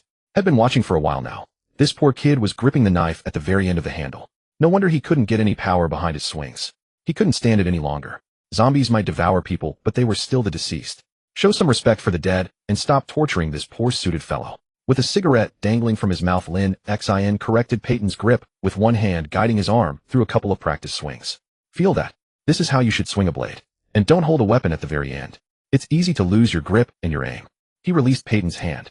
Despite being a gifted mechanic, his hands weren't rough like those of grizzled old mechanics stained with oil and calluses. Lin Xin stepped back, smoking his cigarette, and watched Peyton dispatch the pitiful runner. Peyton rolled up his sleeves, flexed his shoulders, and recalled Lin Xin's instructions. Imitating the technique, he raised the blade and brought it down in a single swift motion. Blood splattered everywhere. He had successfully cleaved open the back of the zombie's skull, sending a spray of fluids, red, white, black, and even some purple and green, in every direction. Lin Xin and Timonia were mostly unscathed. Peyton, however, bore the brunt of it, his face splattered with gore. He wiped the blood from his face and offered Lin Xin a grin. A first kill and an execution at that. If there were an achievement system, he would have earned a shiny first blood badge. This signified that Peyton too had what it took to survive. Lin Xin chuckled at Peyton, who looked like a ghost. Timonia released the pitchfork, pulled a towel from her small backpack, and began wiping Peyton's face, causing him to howl in protest. Lin Xin finished his cigarette and glanced at the zombie lying on the ground. Earless, its skull split from the back along the parietal bone. Without a word, he addressed the two. "See that house over there?" Timonia, while wiping Peyton's face, looked toward the dim light-blocked house, her sharp mind immediately sensing something within. "You two are lucky to have found a spot. Zombies rarely visit a place where they won't bother you. But not everyone is as fortunate. Sealing windows, barricading doors, and living in constant fear. That's the reality for most survivors." Lin Xin pointed to a straw pile beside the house. "Don't you think that looks out of place?" Without waiting for the Stewart siblings, he walked straight toward the house. Either the owners were up to something shady before the outbreak, like cooking drugs, or there's a living person in there, a survivor like me with some experience, he continued as he walked. But it seems that's in the past. "Follow me. We've been firing shots for a while, and they haven't shown themselves." He fell silent. Timonia understood. She finished wiping Peyton's face, handed him an alcohol wipe, and without giving him time to react pulled him along to follow Lin Xin, ready to investigate the house sealed tight with sheets and curtains. Lin Xin circled the house first. Behind it lay a cornfield lush and thriving. He even spotted a few surviving stalks with plump ears of corn. Timonia noticed them too, a slight smile curving her lips. She loved corn, especially fresh ones. Lin Xin approached the straw pile and poked around, uncovering several metal canisters that looked like distillers. A strong smell of alcohol wafted up as he stirred the straw. Illicit moonshine. Frowning, Lin Xin couldn't figure out their purpose, but these metal canisters were excellent liquid containers, and the wood-burning heater could be useful too. The house was a small wooden farmhouse with front and back doors, 2 south-facing windows, 1 west-facing window, and a south-facing window in the annex. There were no other openings. He tried the doorknob. The doors and windows were all locked tight. It was dark inside, and Lin Xin couldn't see anything through the glass. Timonia imitated him, pressing her ear against it, but the wind, rustling leaves, and their own breathing drowned out any sound. Lin Xin saw Timonia listening and was about to ask, but she shook her head. Nothing. Easy enough. He pulled Peyton over. Break it. Peyton, confused, asked blankly. Break what? What else? The window. Timonia snapped. All right. Peyton swung his arm, bringing his long blade down on the glass. The wooden-framed window shattered, and under Lin Xin's guidance he used the flat of the blade to clear away the remaining shards. Lin Xin lit another cigarette, leaning casually against the doorframe, waiting for any sound from within. After a while nothing emerged. Timonia listened again, still silent. Seeing Timonia shake her head after listening at the window, Lin Xin understood. He pulled back the curtain and peered inside.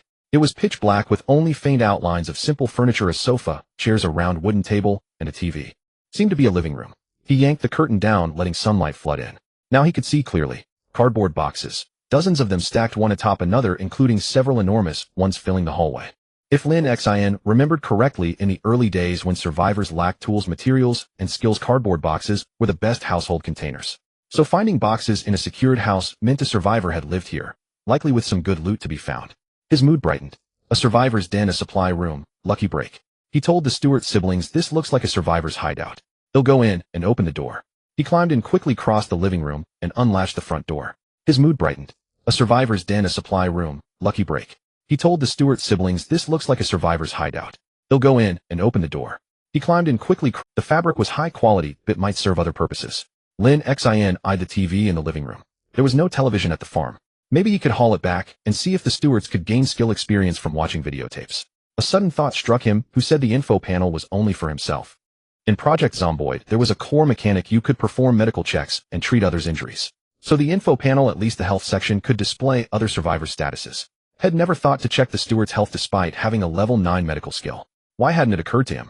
He resolved to examine the siblings thoroughly once they returned. It was time to explore the true potential of this info panel. It couldn't be that such a complex system granted upon his arrival was only meant for trivial measurements. Lin Xin was determined to check Timonia and Peyton's health, though the thought felt a bit awkward, as if he were some shady uncle. As he was lost in this novel idea, chaos erupted inside the house. Peyton came stumbling out screaming, "Ah, there's a ghost." Timonia, bewildered by Peyton's flight, peered through the door, head left open. Inside was a storage room with a sleeping bag on the floor. She took one look, then backed away, pale, leaning against the kitchen cabinets.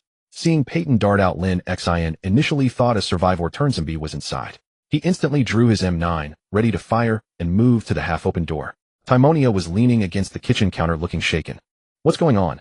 Lin Xin asked Timonia, his pistol trained on the door. Timonia didn't respond until he approached and touched her shoulder. "What's in there?" "A zombie." Timonia snapped back to reality, pulling out her notebook and scribbling furiously. Lin Xin waited, then looked into the room himself. The window inside was also sealed. This must be the annex's window. But the light from the open door let him see something moving. "There are heads and a rope." "A person," Timonia wrote, confusing Lin Xin. He had to ask, "Is it dangerous?" Timonia thought for a moment, then shook her head. It was gruesome and horrifying, but probably not a threat. Lin Xin strode to the door and kicked it fully open. Indeed, there were heads, a dozen or so, placed on the floor. Some were still reanimated, their mouths opening and closing, a grim testament to the apocalypse's brutality. Beside the heads lay a red sleeping bag stained with a sticky, unknown substance, its color indistinguishable from dried blood and rotting debris. At the far end were several wooden crates, clearly crudely made. In front of Lin Xin was a tall bar stool lying across the doorway. And there were feet, right in front of him, visible if he looked up. The feet, bluish-black, were clad in work boots without socks, twitching sporadically. Lin Xin looked up to see a grotesque zombie face. Its neck was stretched taut from gravity, seemingly damaging the central nervous system, causing the feet to move erratically. Its long hair half draped over its chest, half gathered by the rope used as a noose, made the head look enormous. A woman in a long skirt and leather jacket. A woman who had hanged herself. She probably never realized that the only ways to avoid reanimation were a gunshot to the head or a fatal overdose of disinfectant dying in agony. Those were the only two methods to ensure you wouldn't turn. The tragedy wasn't seeking death, it was that even in death the zombie plague dragged you back, trapping you in a half-life of misery with no escape. Lin Xin raised his gun, aiming at the woman's unrecognizable face. The stench was unbearable. The row of heads in the corner seemed to watch, their jaws occasionally working with clicks and pops of muscle and teeth. It was as if a malevolent demon lurked behind those lifeless eyes, savoring its handiwork. A slow, deliberate smile seemed to spread, followed by a silent applause. Lin Xin granted the woman a belated mercy. He tore down the curtains, letting sunlight pour in, and opened the window to air the place out. The house was indeed well stocked. He also found the woman's notebook chronicling the harrowing tale of a survivor's tragic past. Lin Xin didn't know what to say. He stepped out. Timonia was still leaning against the wall, dazed. Peyton was outside, vomiting violently. Had eaten once, but thrown up twice that day. Lin Xin handed the notebook, filled with stories written in blood, to Timonia. Look on the bright side, Timonia. This is the reality we face.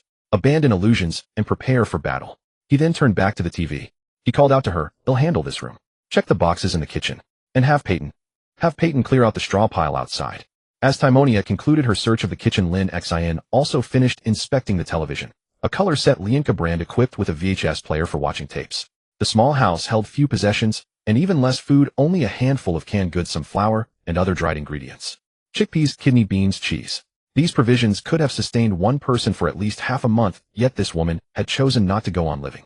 Lin Xin had no desire to learn more about her. It would only invite sorrow and burden her with another layer of grief. She asked Timonia to leave and decided to handle the woman's messy death scene herself. Sealed within the room, the scene was relatively tolerable, at least free of insects. The woman's decomposition was not too advanced. Judging by the pooled blood at her feet, she had been hanging there for at least a week, likely just before the helicopter incident. This woman had lost all reason to live, all hope, and had chosen to end her life, still believing she could escape the fate of becoming a zombie. Lin Xin righted a bar stool, stepped onto it, and gave a slight hop, enough to slip her own neck into the noose. When one is determined to end their life, there are always morbid ways to do it. The woman had a bullet hole in her head, Lin Xin's doing, which now allowed Lin Xin to stand on the stool and face her directly. The woman was not tall. When Lin Xin, standing on the stool, lifted her down, she was surprisingly light. Lin Xin wrapped the woman in a sleeping bag from the floor and placed her beside the row of heads along the wall. Why those heads were there was a mystery, but the woman's mental state before death must have been severely troubled. Lin Xin tidied the chaotic scene, covered the heads and the woman with a curtain, and then resumed searching the wooden crates in the house. Opening the first crate, Lin Xin found a large supply of agricultural goods fertilizer, a whole crate of it, likely potash. Lin Xin was no agricultural expert, but the bag said potassium. Straining, Lin Xin hauled the fertilizer out to reach the crate beneath, which turned out to be full of seeds. A crate of seeds.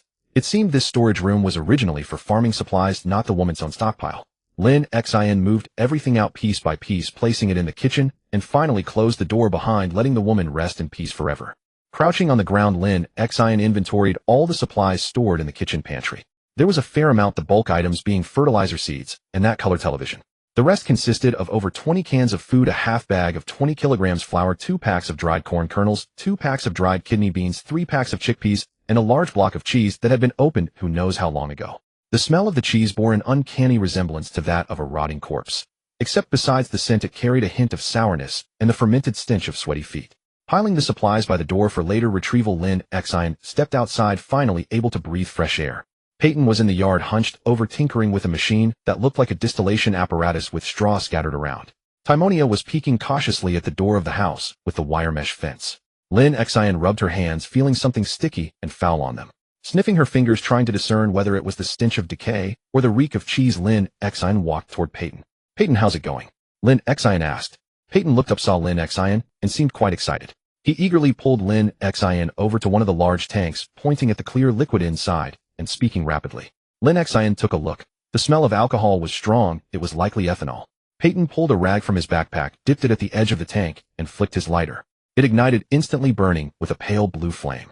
That entire tank was filled with alcohol, and high proof at that. It seemed this family was indeed brewing moonshine, and quite professionally. They had fractionating equipment capable of producing such high concentration alcohol, and in such a large vat. No wonder they used straw to conceal it. In this remote, isolated place, it was perfect for hiding the illicit trade of brewing and refining controlled chemicals. That entire tank was filled with alcohol and high proof at that. It seemed this family was indeed brewing moonshine, and quite professionally. They had fractionating equipment capable of producing such high concentration alcohol and in such a large vat. No wonder they used straw to conceal it. In this remote, in truth, for safety reasons, home workshops were absolutely unsuitable for alcohol purification. Neither chemical control nor fire prevention could guarantee safety, and the ban on private brewing was entirely due to food safety concerns. Brewing is actually a very complex process, not as people imagine, simply mixing grains, adding yeast, sealing it, and getting a barrel of wine months later. Perhaps low-alcohol rice wine or grape wine works that way. But when brewing with corn, oats, beans, olives, or even special crops like fruits or tubers, fused oils are easily produced. Moreover, the processes of fractionation, heating, blending, and various other operations in a small workshop lack any scientific management. So it wouldn't be an exaggeration to call it a production line for fused oils and aldehydes rather than liquor. Take methanol-containing alcohol, for instance. Just the thought makes one's vision blur. Excessive methanol intake can cause blindness. So this alcohol was definitely not something Lin Xin would drink. It smells weird. Doesn't seem like just alcohol. Peyton stuck his head in for a whiff, then pulled back dizzily, saying to Lin Xin beside him. Lin Xin knew he was speaking, but couldn't hear him, so she pulled out a piece of paper and handed it to him, signaling him to write down what he wanted to say. This is purified alcohol, but I don't think it's very pure. The smell is too strange. Probably the temperature wasn't controlled properly, so there's something else in it. While Peyton was writing, Lin Xin added, these things are quite flammable. Then she went to inspect the heater. It was in truth a stove welded from cast iron rods, portable enough, but using it to burn wood and heat alcohol was something only a fool would do. No wonder the alcohol concentration was so high and the taste so off. Looking at this heater, Lin Xin was convinced that one sip would send anyone straight to the afterlife. Timonia had emerged from the house with the wire mesh fence holding several clear glass bottles. Seeing Lin Xin outside, she raised a bottle in greeting and walked toward them. Can we make these into Molotov cocktails?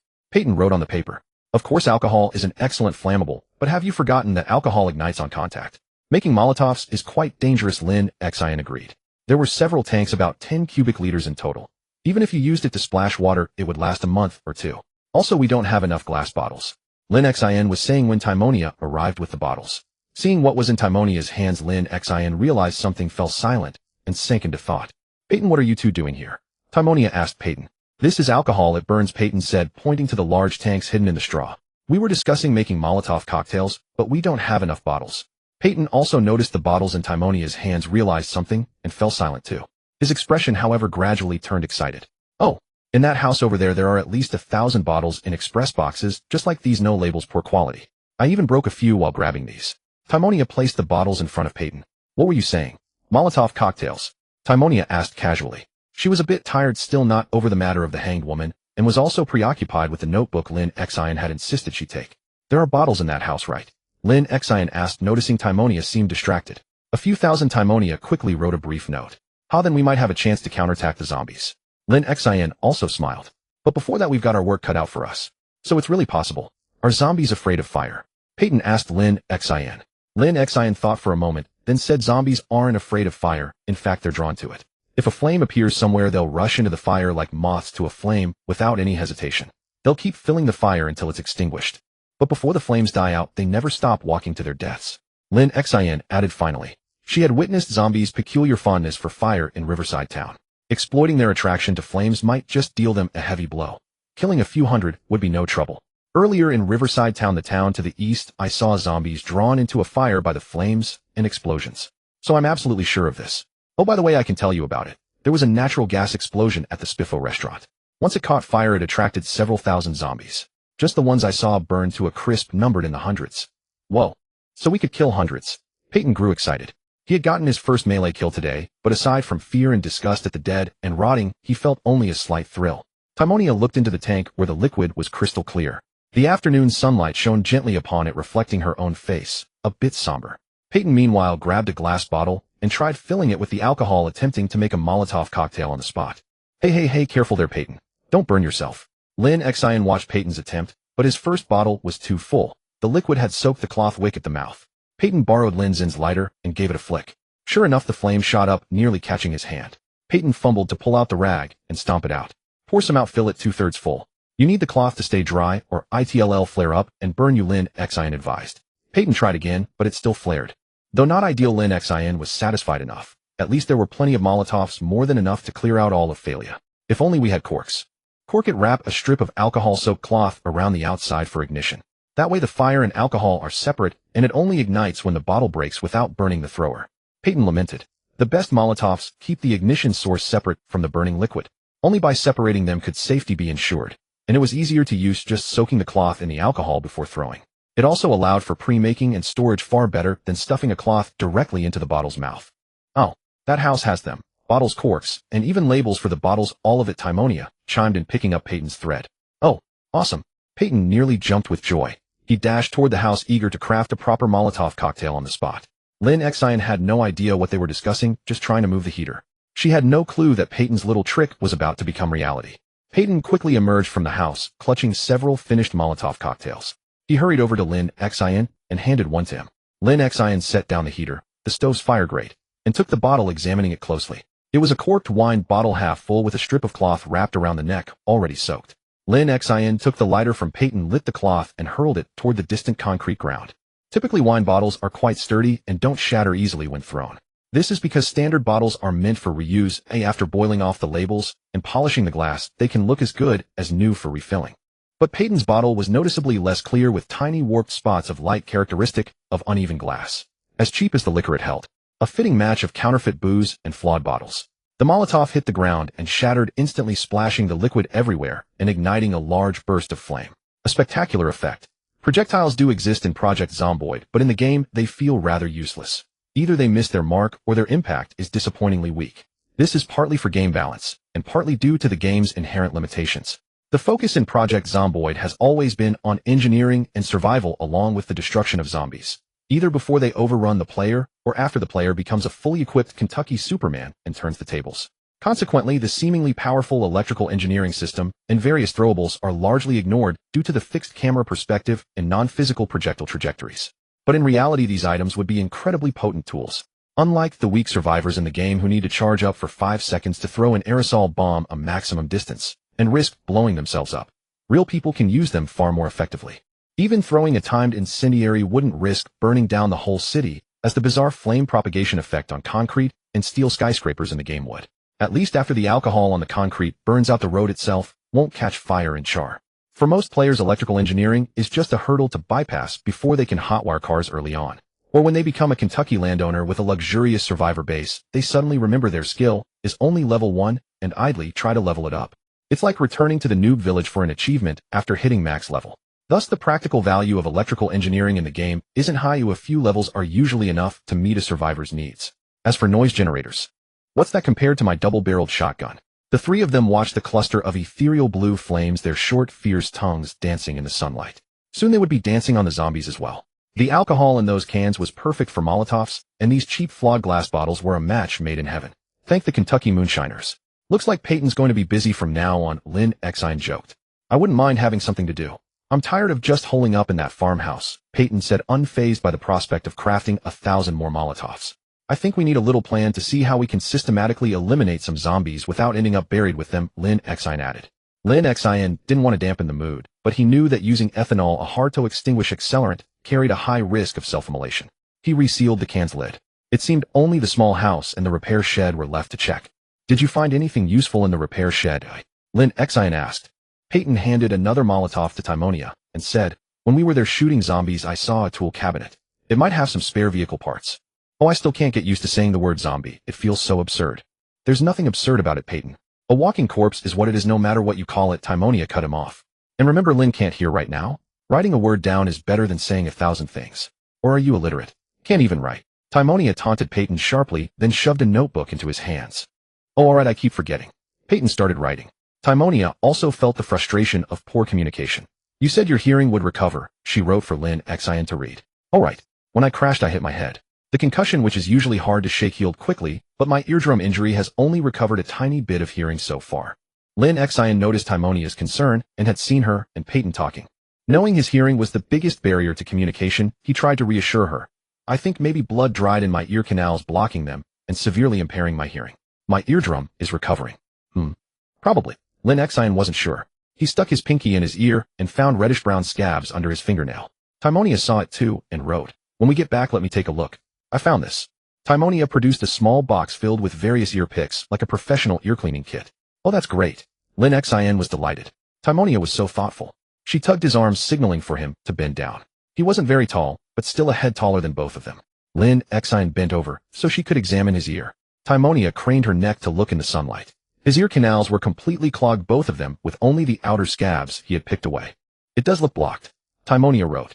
They had only known each other for a few days, and there was still a certain distance between them. But after their shared mission today, Timonia realized this handsome Asian man she had rescued was genuinely a good person, at least willing to teach her and Peyton the skills needed to survive. This made Timonia more open to intimate gestures. Despite some lingering doubts, she had come to accept that they were a team. I think I can get it out, Timonia wrote. Lin Xin shook his head. Not by force. If only we had some glycerin. Timonia brought out several bottles and jars of Vaseline hydrogen peroxide sodium carbonate and a bottle of carbamide peroxide. Lin Xin was speechless, simply giving her a thumbs up. Just then Peyton stopped writing and with a sense of accomplishment handed the notebook, now full of writing, to Lin Xin. Lin Xin was dumbfounded, looking at the pages filled with text. No wonder Peyton had been crouching there for so long. Then he saw Timonia also looking exasperated, listening to Peyton ramble. She handed Lin Xin a note. Peyton is so loud. Oh, that explained it. No wonder Lin Xin always saw a stoic-faced Timonia and an excited Peyton. He had thought Timonia was just naturally aloof, but she was simply annoyed. So, I need to get your hearing back quickly. Read another note from Timonia. Lin Xin smiled. The three of them began walking towards the repair shed. Timonia led the way with Peyton chattering excitedly behind her, occasionally waving his arms. Lin Xin brought up the rear, watching the two of them perform a silent comedy. He wondered what Timonia's and Peyton's voices sounded like, but he was sure they were pleasant. He dug in his ear again and focused on the repair shed. When they arrived, Peyton took the lead, brushing past Timonia to inspect the tool cabinet. Lin Xin checked the shelves for professional tools like cross wrenches and hydraulic jacks, items his own car didn't have and were worth taking. Hell yeah, Peyton screamed as he burst out of the shed moments later, holding a cylindrical object. Look what this is. It's a starter motor. What's going on? Timonia looked up from the commotion. I mean, we can fix the truck, Peyton said slowly to Timonia. A Ford 24 starter. Brand new, exactly like the one in that truck. Looks like the farmer here had a Ford. Oh, how long will it take to fix? Timonia asked. Give me 2 hours. The front of that truck is heavy, we'll need to jack it up. Thud. Lin Xin had dragged out a horizontal floor jack from the corner. It was a hefty piece of equipment, perfect for lifting a vehicle to work on tires or do thorough repairs. What are you looking at? Was I too loud? Lin Xin noticed them staring and wondered what was wrong. Well, now it'll only take half an hour.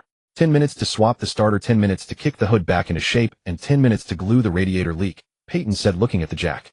So can we start now? Timonia asked. Anytime, Peyton replied. Timonia immediately relayed the good news to Lin Xin, who promptly decided to haul the hydraulic jack over to where the pickup truck was parked. There was no time to waste on repairs. With Peyton and Lin Xin on the job and all the right tools and parts, no vehicle problem was beyond their skills.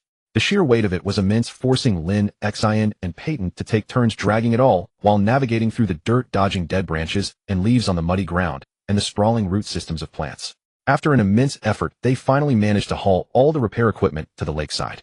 The lake water remained turbulent, and the Hispanic or Mexican drowning victim was still thrashing about, hopelessly entangled in the fishing net. Perhaps one day it would completely exhaust the energy within its decaying flesh. But regardless, Lin Xin, Peyton, and Timonia all turned a blind eye to its flailing, because the car was far more important. Lin Xin found some rocks to place under the jack, positioning the fulcrum on the engine crossmember. As he pumped the hydraulic fluid into the cylinder, the front of the car gradually lifted. Though using a single jack was still a bit risky, there was no repair shop foreman to forcibly stop them for dangerous operations at this time. Peyton crawled under the car with the starter motor in his arms, excitedly beginning the disassembly. Seeing this, Lin Xin walked over to the side, bracing the car body to prevent it from losing balance. If Peyton were to be crushed due to an accident from using just one jack, it would be hilariously tragic, a sure contender for the most stupid death in a zombie apocalypse award. Timonia stood by, guarding the toolbox, handing Peyton whatever he asked for. Ford vehicles have always been renowned for their ease of repair. The auto industry was fiercely competitive back then, with Japanese and Korean automakers rising and vying for American market share. This forced American automakers to adjust their market strategies, focusing more on competing in the affordable car market. During this period, Ford introduced various novel designs, even loss-leading features like standard airbags, standard ABS, and even rare maintenance-oriented design philosophies. Why did they do this? Well, they were forced by the Japanese, who offered high specs and fuel efficiency while simultaneously engaging in price wars. This car's starter motor was mounted on the side of the engine, allowing for easy removal and replacement as long as there was sufficient working space. This meant one could lie under the car, remove the underguard, and directly see the starter motor. Secured by just 3 bolts, it was quick and easy to service. Moreover, it was a simple, common 24-tooth starter known for its longevity. While Peyton worked under the car replacing the starter, Lin Xin checked the vehicle's detailed repair status. The engine's durability was slowly rising, with a blinking triangle indicating Peyton's repair progress. Surprisingly, Lin Xin noticed his own mechanic skill level was also increasing as he watched Peyton work. So you gain mechanic experience just by watching someone else repair a car. That's great. Peyton crawled out within a few minutes holding the damaged starter motor.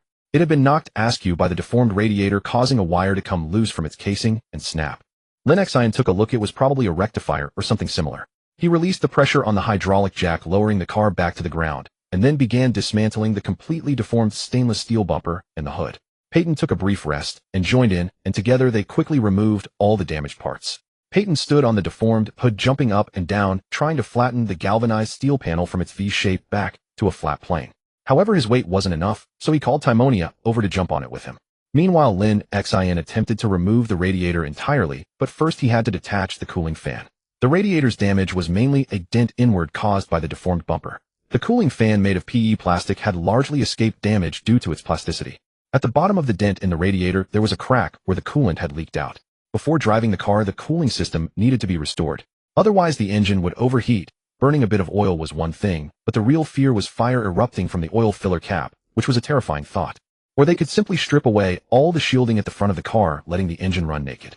While it wouldn't allow for long drives, it would at least prolong the time before the engine overheated. But then hitting a couple of zombies would likely stall the car in the middle of a horde, essentially serving them a meal. The same principle applied in Project Zomboid. Never attempt to drive a car with low engine durability or no engine protection into a zombie horde. Most survivors who tried that never came back. Lin Xin used a wrench to remove the radiator's inlet-outlet pipes and the cooling fan, then stared at the multi-fin radiator with a frown. He wondered if radiator stop leak had been invented by this era, but with such a crack and significant deformation, his ideas on how to plug the hole were running dry. Peyton and Timonia had soon flattened the hood. It looked a bit ugly, but it would certainly not obstruct the view once installed, and would provide protection for the engine again. Seeing Lin Xin fretting over the radiator crack, Peyton fumbled in his back pocket and pulled out a small tube of 3M brand sealant, which he had found in the tool shed. It was perfect for this situation. Lin Xin simply gave up his spot and watched from the side as Peyton worked. Peyton first felt around the radiator, peering inside along the cooling fins, and then, as if by magic, he removed a few long bolts hidden within the fins. To Lin Xin's astonishment, Peyton disassembled the radiator. What? This thing can be taken apart? Of course it can. It's a composite fin-type radiator designed to be adjusted in length according to the vehicle's needs, greatly improving parts commonality. In this era, many automakers chose these cheap, practical, and completely universal radiators. By just removing a few long fixing bolts on the sides, it could be easily broken down into individual cooling fins. Such radiators were characterized by fast heat dissipation, strong heat exchange capability, resistance to disassembly and cleaning, and good sealing. Generally, even if damaged, you could just remove the few broken fins and replace them with new ones, or even simply discard them. Although this would reduce the radiator's capacity, it wouldn't make much of a difference. This design persisted until the millennium, when automakers realized they absolutely couldn't let their cars be too easy to repair. This was exactly what Peyton was doing. If Lin Xin had tried, even with his level 7 mechanic skill, he would never have thought of this repair trick, known only to mechanics from the 90s. Having a professional mechanic as a teammate was truly beneficial. In Project Zomboid, the game heavily encourages players on multiplayer servers to divide labor. This way, players only need to specialize in one skill, without having to risk various dangers and grind through countless challenges to level up and become a superhuman. But even though the game mechanics encouraged specialization, almost all survivor characters were jack-of-all trades. After all, what's beneficial for a survivor doesn't always outweigh the player's inner urge to collect everything and their obsessive-compulsive tendencies. Why isn't this skill maxed out? No, I have to find a way to max out this experience. This was almost every player's thought. Grind. I have plenty of time to grind. Farm. Ridiculous. Playing a game without leveling up is like not playing at all. Furthermore, on various multiplayer servers, where game time typically lasts from 1 to 6 months, aside from the extremely hardcore survival veterans, most entertainment and multiplayer survival servers usually increase the experience gain rate to reduce the painful grinding time for players. For Lin Xin, finding more specialized teammates was definitely better, not only because many hands make light work, but also because working alongside teammates could apparently boost his own experience. Peyton's hands moved nimbly. This seemingly thin, sunny boy with a brown egg-shaped head and chubby cheeks exuded a sense of strength when focused on his work. People engrossed in their work are the most endearing.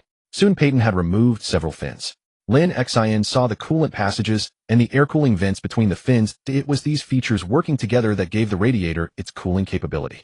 After Peyton removed the deformed and cracked fins, he reassembled the radiator, making it visibly shorter, yet perfectly functional for reinstallation. With the help of the vehicle's detailed status, Lin Xin could only see the major damage and determine if it was drivable, but he absolutely couldn't achieve Peyton's level of precision. Peyton and Lin Xin carried the radiator back and began reinstalling the other parts. The plastic bumper was shattered beyond recognition, but Peyton, using his initiative, managed to piece its fragmented body back together with adhesive and wire. Peyton poured most of a bottle of antifreeze head brought from the repair shed into the radiator and tightened the cap. The job was done. Finally, the three of them looked at the vehicle with its post-apocalyptic aesthetic and laughed. Lin Xin walked to the driver's seat, turned the key, and the battery, still full after just a few days, cranked the engine, which roared to life under the watchful eyes of Peyton and Timonia. This car, which had saved Lin Xin's life, once again ignited the flame of hope for the survivors, and this time it was the hope for all three of them to live. The subsequent work was tedious. They had to take the bottles from the wire-fenced house along with the canned goods, flour, television seeds, and other supplies. The three worked until evening, finally emptying the three houses and the farm vehicle repair shed, piling all the loot on the concrete floor outside the door of their safe house. The day was drawing to a close. After a long day of hard work and many experiences, it was time to rest. They know everything. They watched it all happen. The next morning, Lin Xin woke up at 8:30. He hastily dressed, glanced at his watch, and saw it was July 26th, 8:32. Stepping out of the living quarters, Lin Xin saw Timonia standing guard over the steaming pot, notebook in hand, utterly absorbed in reading, occasionally stirring the contents. She brushed a strand of hair from her forehead, lost in her reading. Only when Lin Xin approached did she realize he was awake. Outside the window, Peyton was busy tidying up the supplies left from the previous night, hauling his repair tools into the garage one trip after another. The scrap and seeds were gone, presumably already stored in the tool shed. "What are you reading?" Lin Xin asked, looking down at Timonia while rubbing his forehead. He hadn't bathed in about a week. His body odor was tolerable, but the grime on his skin was thick. As an East Asian, Lin Xin had little body odor, but Peyton was different. He likely hadn't washed in a month, reeking like a little garbage child rummaging through a trash bin, sour and filthy. Timonia was no different, actually. They all smelled. But now, with all these supplies, they could begin renovating their base. The first priority was restoring water using the water tank, and then checking if the generator could be used. Lin Xin vaguely recalled it was a three-phase industrial generator. Timonia said nothing, merely flipping the cover over for Lin Xin to see. He recognized it. The notebook of the woman who had hanged herself. "Oh." Lin Xin patted her shoulder. "Don't get too immersed. We're different from them after all. They'll go help Peyton." Lin Xin pushed the door open to go help Peyton, but Timonia stopped him, pulling out a note. "Don't go. Call him back for breakfast instead." That guy was so excited he couldn't sleep, started working at 4 in the morning. Lin Xin's expression resembled a sweating emoji. Peyton was like a carefree child, showing no signs of being 23. He pushed the door open to call Peyton back for breakfast. Rubbing his ears, he felt his hearing had improved after waking. He could faintly hear Peyton moving heavy objects, though the sound was still very weak. His ears itched terribly, making him rub them constantly. Timonia watched Lin Xin leave, noting his habitual ear rubbing. She closed the notebook, lost in thought. Outside, Peyton was moving boxes filled with wine bottles, intending to stash them in the garage. Lin Xin glanced into the garage, finding it already crammed with various clutter. "Hey Peyton, stop moving those. Come back and eat. Besides, look, it's full," he said, pointing at the garage packed with tool cabinets and assorted tools. Hearing Lin Xin, Peyton paused, lifting the hem of his dirty shirt to wipe the sweat from his face, revealing his belly, but the filthy shirt only smeared more grime across his face. Peyton turned to look back. Indeed, it seemed he had been too excited yesterday with excess energy to burn and had ended up doing a lot of unnecessary work. The stuff inside might need to be taken out again. Lin Xin was at a loss for words. Was Peyton a husky? "Come on, let's head back. Your sister has made breakfast. Let's eat first and plan what we need to do next." Peyton, flushed from moving things, obediently followed Lin Xin, dropping the item he was about to carry, and returned to the farmhouse. Timonia had prepared the meal. Today's fare was tomato and sardine canned soup with corn kernels added, as usual, making the broth fragrant. She had also baked some hard-crusted bread, well fermented, likely baked by the hearth. Although the bread bore the uneven marks of the baker's constant flipping, uneven heating was still evident. Using the farm's yeast and flour found earlier at the settlement's 3 farmhouses, Timonia had miraculously baked bread with a decent appearance over the hearth fire. Lin Xin tore off a piece steaming hot, dipped it in tomato sauce, and savored it. "Timonia really knows how to cook. It's wonderful," he praised enthusiastically. Peyton meanwhile ate and mumbled unintelligibly, having been up since early morning and working hard. He was too hungry, and as he hurriedly swallowed and talked, he choked. Timonia had to pat his back to help him breathe. "Peyton, don't eat so fast, ha." Lin Xin laughed at the sight. Take your time with the meal. There's still a long way to go. Don't rush. We have plenty to do. He took a big bite of bread, feeling incredibly lucky to be eating such normal food. After finishing what could be called either breakfast or lunch, adhering to the principle that fullness is happiness and motivation, Lin Xin took stock of their important supplies. A whole box of various seeds, mostly corn. A full box of small bags of potassium fertilizer, 16 bags. 3.5 cans of gasoline, about 50 liters, with half a tank left in the car. Farming tools, hose, shovels, pesticide sprayers, watering cans were all present, but there were no usable farming magazines or skill books. His farming skills wouldn't improve for a while, but that was fine. The 2 large plots in the yard. Carpentry tools, including a camping axe, felling axe, saw, hammer, and various nails and screws of all sizes, were all available, many taken from the farm vehicle repair shed. Food was sufficient for 3 people for half a month. Lin Xin had a big plan in mind. If it worked, it would deal a devastating blow to the zombies in Faria village. Once they cleared them, they could loot the village. Lin Xin was eager to know what weapons lay in the gun shop. But before that, they needed to ensure their living standards here didn't fall below those of a third-world country. One key point was having a hot shower. Fortunately, with plenty of materials, his memory and skills, and the help of Peyton and Timonia, it would take only a few days to turn this small farm into something decent. But first he needed to ask Timonia where she got the water. After the meal, Lin Xin learned from Timonia that she had been fetching water with a bucket from a nearby small pond. Before Lin Xin arrived, she would often venture to the edge of the village, fleeing if she encountered zombies. She had only been lucky enough to kill 2 immobile ones. One stuck in a fence, and the other a slow-moving old man who had somehow wandered near the farm. She would then bring back some water, enough for her and Peyton. The nameless small pond was at the edge of the village. After learning this, Lin Xin searched his memory for information about that pond. Well, Lin Xin wasn't a super brain. He couldn't recall anything and had to ask Timonia to take him there to see where it was. In his memory, he only knew this was a resource-rich village. The detailed trivialities, like the small pond or the layout of houses, were hard to recall because he never paid attention when playing the game. So Lin Xin called Peyton, and they quickly drove the emptied car to the former farmer settlement to retrieve the metal tanks from the moonshine operation, plus the heater.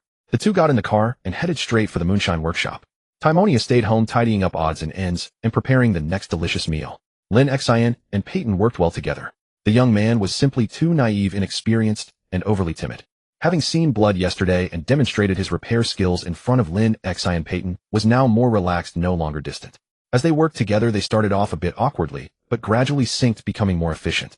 They spent half a day transporting all the alcohol-filled tanks back. Lin Xin also took the heater, sealing rings, and even bottles of chemical reagents. He even dismantled a ceramic bathtub, with Peyton stripping the moonshiner's residence clean, pulling out wires, sawing off pipes, and even wanting to take the curtain rods. If the sky hadn't darkened, Lin Xin might have even dismantled the unused furniture into pieces. They worked until 7 in the evening, stopping only when it was completely dark. The 2 returned to the farm famished, and Timonia had already prepared a large pot of salted beef soup with roasted corn, ketchup, and mashed potatoes, savory, sour, and refreshing. Lin Xin and Peyton ate heartily, grease dripping from their mouths. This is great. Where did you get the corn? Peyton gnawed on the corn, occasionally slurping the broth to replenish the minerals lost from his hard labor and enough carbohydrates to compensate for the day's calorie deficit. He also asked Timonia where she found the corn. What you forgot?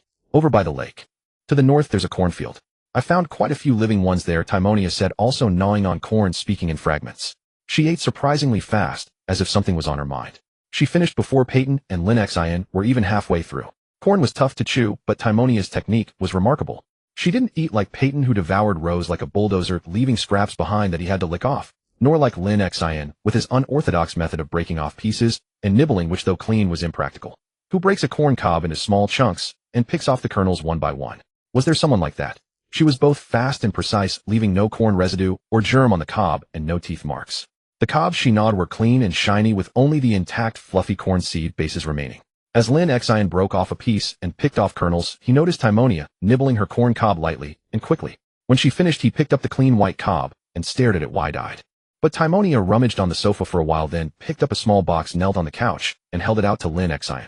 It was dark now, and by the light of the hearth fire Lin Xin saw it was the professional ear-cleaning tool set she had found. Timonia held the tool set in one hand, the other resting on the couch. The dancing flames illuminated her beautiful face, giving it a slight blush. The orange firelight, hotter than her fiery red ponytail, made her neck appear strikingly pale. Lin Xin, however, glanced at the dark sky outside, then at the fire, and finally blurted out, "It's too dark. How about tomorrow?" He thought to himself, has this girl been overstimulated? Is she not thinking clearly? Lin Xin finally yielded to Timonia's insistence and applied the medicine to his ear that night. just a few drops of glycerin and antiseptic. That evening a constant rumbling clamor echoed within his ear, leaving Lin Xin unable to sleep a wink all night. The next morning as Lin Xin was about to head out with Peyton to continue their work, Timonia blocked his path, determined to examine his ear.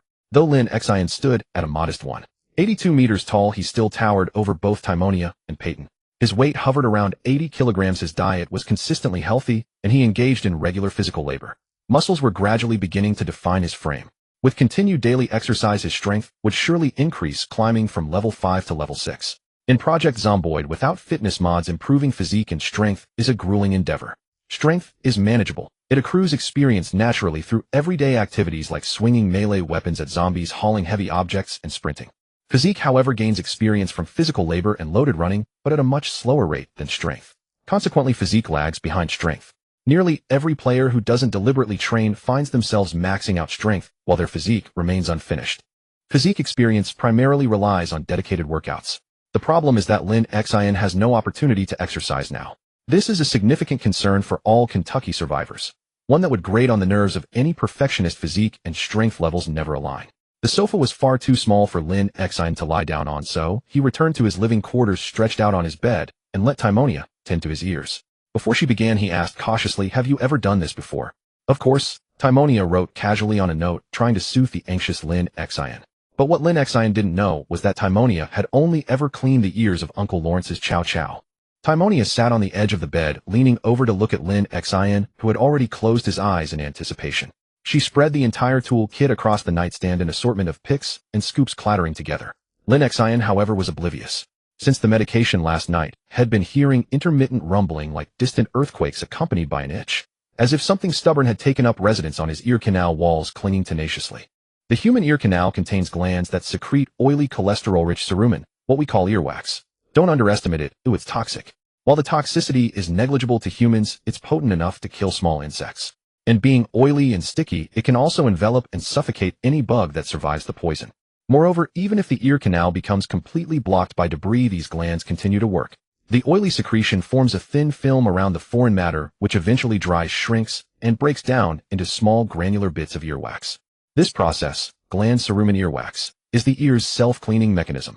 There are slight variations between individuals. Some have wet earwax, some dry, and some have glands that produce sweat instead of oil. But these aren't defects, they're simply adaptations to different environments. Wet earwax, for instance, is better suited for dry, dusty regions, keeping the ears clean. Modern humans, however, no longer face such harsh natural conditions, which inevitably turns what was once an evolutionary advantage into a modern-day liability. This is what drove the flourishing of the ear cleaning industry. Lin Xin's earwax was neither too dry nor too wet, but he produced very little of it, leaving his ear's self-cleaning ability weak. Timonia tugged at Lin Xin's ear, peering inside with a small button cell-powered flashlight, another tool from the kit. All Timonia could see was a vast darkness, along with Lin Xin's ear glistening from the glycerin and hydrogen peroxide. She tried probing with a thin pick and discovered the darkness wasn't just shadow. It was an abnormally large black, crystalline hard mass lodged in Lin Xin's ear canal. She poked at it, but it didn't budge. Switching to a hook, she caught an edge of the hard mass and yanked outward. Lin Xin let out a yelp. "OWWW. Oh my God!" Timonia shrieked, startled by his cry. "Does it hurt?" Timonia asked quickly, then caught herself and reached for her notepad. "Of course it hurts. It hurts a lot," Lin Xin replied, answering her aloud. They both froze. Lin Xin's left ear could hear now. Not clearly, but Timonia's voice, so close, was audible. "Huh. Quick, get it out," Lin Xin exclaimed excitedly, squeezing the area behind his ear. The spot throbbed with a dull ache from Timonia's earlier tugging, a lingering phantom of sharp pain. Timonia pressed Lin Xin's raised head back down, leaning over his face and peering intently into his ear. "Hey, what's going on?" Peyton, hearing their shouts, dropped what he was doing and rushed in to check. The commotion startled Timonia, and the mass slipped back into place. "I think I can't hear again, and it hurts." Lin Xin felt something slam against his eardrum, causing both pain and a deafening noise. He let out a second howl from where he lay. Shut up, Peyton," Timonia snapped, scolding him harshly. Peyton fell silent, cowed, and crouched in a corner, watching Timonia work with focused determination. She hooked the black mass again and pulled hard, but it only moved a fraction of an inch before refusing to budge further. "Timonia, I can feel you pulling it. Add more glycerin," Lin Xin suggested. She applied a drop of carbamide peroxide, an oily oxidizer that dissolves cerumen, a common tool in ear cleaning. "Hiss." Lin Xin couldn't help but hiss as Timonia pulled again. As the saying goes, the fingers are connected to the heart, but the ear is connected straight to the brain. Anyone who's had otitis media knows the agonizing brain-piercing pressure deep within the ear canal. Paronychia, otitis media, and pulpitis. These three are renowned as the most torturous pains, and for good reason. Even Lin Xin, a man bold enough to stitch his own neck, couldn't withstand this torment. After nearly an hour of effort, Timonia had exhausted every trick in her arsenal, but the black clotted cerumen stubbornly revealed only a tiny tip. She had no choice but to try breaking it apart with a forked needle. Finally, after 2 grueling hours hunched over Lin Xin's head, Timonia managed to whittle the hardened mass down and pull it free from his ear. The colossal chunk of earwax, excluding what Timonia had trimmed away, was as thick as a pin and as long as 2 knuckles of a pinky finger. A true behemoth. The reason it had been affecting Lin Xin's hearing was that it was a congealed mass of dried blood mixed with clothing fibers and other debris pressing directly against his eardrum, rendering him unable to hear anything through air conduction. With it finally removed, Lin Xin felt an overwhelming sense of relief. The itch was gone, and he no longer felt the urge to dig at his ear. Earwax out world expanded. Peyton picked up the rock-hard cerumen, compared it to his own ear, shuddered, and tossed it back onto the ear-cleaning kit with a clatter. "Oh, that feels amazing," Lin Xin exclaimed joyfully, wiping the excess glycerin from his ear with a tissue. "I can finally hear you guys." Timonia smiled, washing the tools. Peyton, however, sidled up, holding out the metal kit box with the massive earwax on display. "Buddy, take a look. This little treasure of yours." A London accent. It was the first time Lin Xin had heard Peyton speak, and he was surprised to discover the guy spoke with a flawless London accent. But whether it was London English or a Kentucky farmer's drawl to Lin Xin, it sounded as clear as Mandarin, like his native tongue. No comprehension issues whatsoever. "Huh, that big huh." Lin Xin pinched the thing and grinned at Peyton. "Thank you, Timonia. Don't thank me yet. There's still one more." Timonia replied, head bowed, as she wiped down the oil-stained tools. "All right, but still thank you." Lin Xin lay back down, flipping over like a fish in a pan to present his other ear. "We're a team, aren't we?" Peyton chimed in from the sidelines. "Yeah, we're a team," Timonia agreed. Lin Xin echoed, "We're a team that's going to survive." With the experience from the first ear, Timonia worked much faster on the second. Both of Lin Xin's ears had been blocked by hardened blood clots. She deftly broke them apart and scooped them out. The whole process took less than half an hour. Timonia's ability to learn and synthesize experience was impressive. How else could she have earned a scholarship as a freshman? How else would a professor take on a young girl for their project? "Timonia, you're amazing." Lin Xin rubbed his ears, only now realizing how loudly he had been speaking. No wonder had been startling Peyton. Of course, Timonia got a scholarship right when she started college. Peyton chimed in at the perfect moment. "Just started college. A freshman?" Lin Xin asked, glancing at Timonia. She was staring at Peyton with a look of utter exasperation, as if he had no idea what had just revealed. "Yeah, a freshman. A 21-year-old freshman. 17. So that was it." Lin Xin had wondered why they both acted like kids. They'd been lying about their ages. Timonia was 17. She had skipped elementary school, homeschooled by her mother, jumped grades in middle school, and never attended high school. She was enrolled under a high school's name just to get a student ID, then took the CAT test directly. A prodigy. Peyton was 19. Had skipped high school and gone straight to work at the auto shop Uncle Lawrence had set him up with. He loved cars. For reasons unknown, Timonia had chosen not to tell Lin Xin their real ages. But now, with the truth out, the three of them understood each other much better. Even if they'd hidden their ages, who could blame them? You can't expect an underage girl and a barely legal boy to be completely trusting of a burly 1.8-meter, 90-kilogram man, can you? "So Peyton, how come you're more timid than your sister?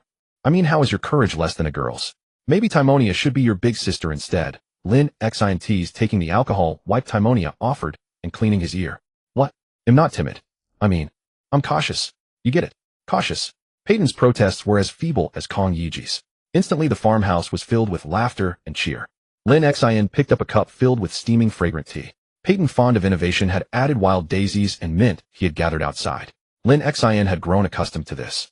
He was reading a manual for a generator, a high-power model with a maximum output of 80 kilowatts, featuring a circuit feedback function that automatically adjusted its power generation. Fortunately, this generator was equipped with a frequency conversion function capable of supplying American industrial electricity, 3-phase 4-wire 227V 480V, to power industrial appliances ranging from 5 kilowatts to 80 kilowatts. It could also switch to a different wiring mode, single-phase 3-wire 120V 60 Hz, providing up to 20 kilowatts for household circuits. Thus, this generator could power agricultural machinery that required industrial electricity, as well as North American household circuits. The owner of the Screw and Nut tool shop truly understood the needs of Kentucky farmers. Lin Xin's electrical skill had reached level 7, making the manual relatively easy to digest, especially with its abundant diagrams and detailed explanations. This generator designed specifically for farmers naturally took into account their comprehension abilities. Even Timonia, who knew nothing about such matters, could wire the generator after reading the guide. His ears had healed, and the 2 large crystalline masses he had removed astonished him. Although he had known bleeding in the ears could cause clots, he had not expected them to be so large. Over the past few days, Lin Xin and Peyton had organized everything. Now all that remained was to restore water and power to the small house. Perhaps they could also build a wooden wall around it. The workload was still considerable. Currently, Lin Xin was the only one with carpentry skills. Peyton was adept at repairing vehicles, especially the mechanical parts, while Timonia served as cook, scout, and gatherer. Pig root and daisies were things she had brought back from outside. Previously, Lin Xin had asked her about the pond where they fetched water, and she had been very attentive. In addition to cooking and gathering, she spent her days observing the village's movements and reporting back to Lin Xin. He would then identify the various plants she brought back, determining what they were and whether they were edible and medicinal. North America was abundant in wild crops and rich in resources. Occasionally using wild fruits and vegetables to improve their diet was quite pleasant. Peyton had been continuously making Molotov cocktails outside and had now emptied 1 alcohol storage tank. Lin Xin thought the tank could be cleaned and used to store clean water. Beep, beep, beep. Lin Xin's wristwatch alarm went off, signaling mealtime. He turned it off and glanced at the watch. July 28, 1200. 2 days had passed since his hearing had recovered. During these 2 days, Peyton had made over 300 Molotov cocktails. Timonia and Lin Xin had scouted the area around Phalia village. Meanwhile, the generator had been installed next to the outdoor distribution box, elevated on bricks and covered with oilcloth for waterproofing. Only the wiring remained. As Lin Xin had expected, the water and electricity would never be restored. They had to rely on themselves.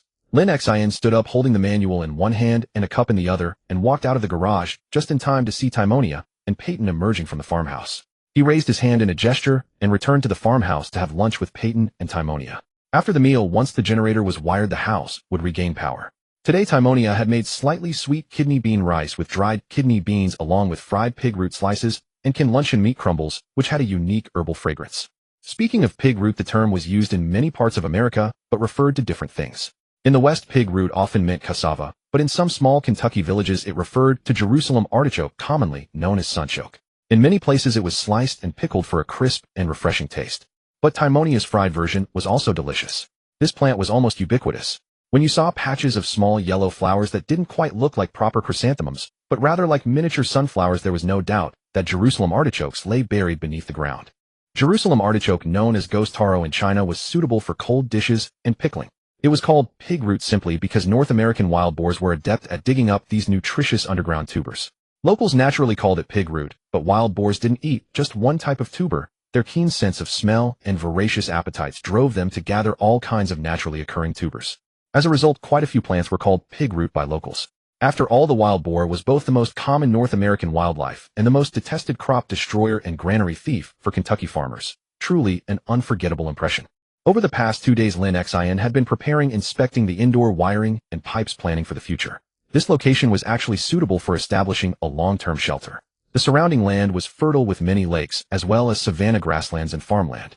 The view was endless, and with proper vigilance and defense they could provide early warning of zombie hordes and prepare to respond or flee. The farmhouse was quite small, barely enough for 3 people, but it was very suitable as a stable farming base. During the meal, the 3 of them exchanged information, knowing what each was busy with, where to find each other, and agreeing on when to gather at the house for meals. After eating, Lin Xin immediately began checking the indoor circuits, looking for shorts or breaks, and examining whether the wires were still usable, replacing them as needed. Timonia picked up a small bucket and headed to the pond by the village to fetch more water, also taking the opportunity to observe the zombies from a distance. Peyton was preparing to push the empty tank to the vehicle as Lin Xin had instructed. He wanted to take it to the pond to clean out the residual alcohol, fearing that there might be some toxic byproduct of moonshine inside, so he dared not use it directly. After checking the surrounding electrical appliances, turning off all necessary switches, rearranging the appliances, and disconnecting the house's power grid, even the television was placed on the other side of the fireplace without plugging it in. Lin Xin walked out, following the manual's instructions to connect the generator and begin the pre-start inspection. The coolant was full, the radiator check was complete. The oil level was within the standard range, the transmission check was complete. He turned the adjustment knob to the household electricity setting and reset the emergency stop device. The mode check was complete. Finally, he checked the fuel tank, pouring in a 15-liter can of gasoline to fill it. The fuel was filled, the tank check was complete. Lin Xin took a deep breath and began turning the starting crank. This 1993 generator, like others of its era, lacked an electric start function and had to be manually cranked. But the generator started surprisingly easily. After 2 turns with a little more force, it roared to life. The generator immediately began clattering, drawing Peyton over to watch. Lin Xin turned back to Peyton with a bright smile. Finally, they had returned to the age of electricity. But Lin Xin did not let his guard down. He tried moving away from the farmhouse to determine the maximum noise distance of the generator. In the game of Project Zomboid, running a generator produced noise exhaust and a heating effect on the environment. Countless new players had lost their survivor characters to carbon monoxide poisoning while sleeping because they placed the generator in the garage. Indeed, in Project Zomboid, generators or campfires produced carbon monoxide, and the toxic area was calculated based on the entire building's footprint. If you placed the generator within the building's area, it would produce a carbon monoxide poisoning effect, killing your character. Even if you placed it in the garage or on the ground floor with all walls knocked down by a sledgehammer, the carbon monoxide poisoning zone still covered the entire house.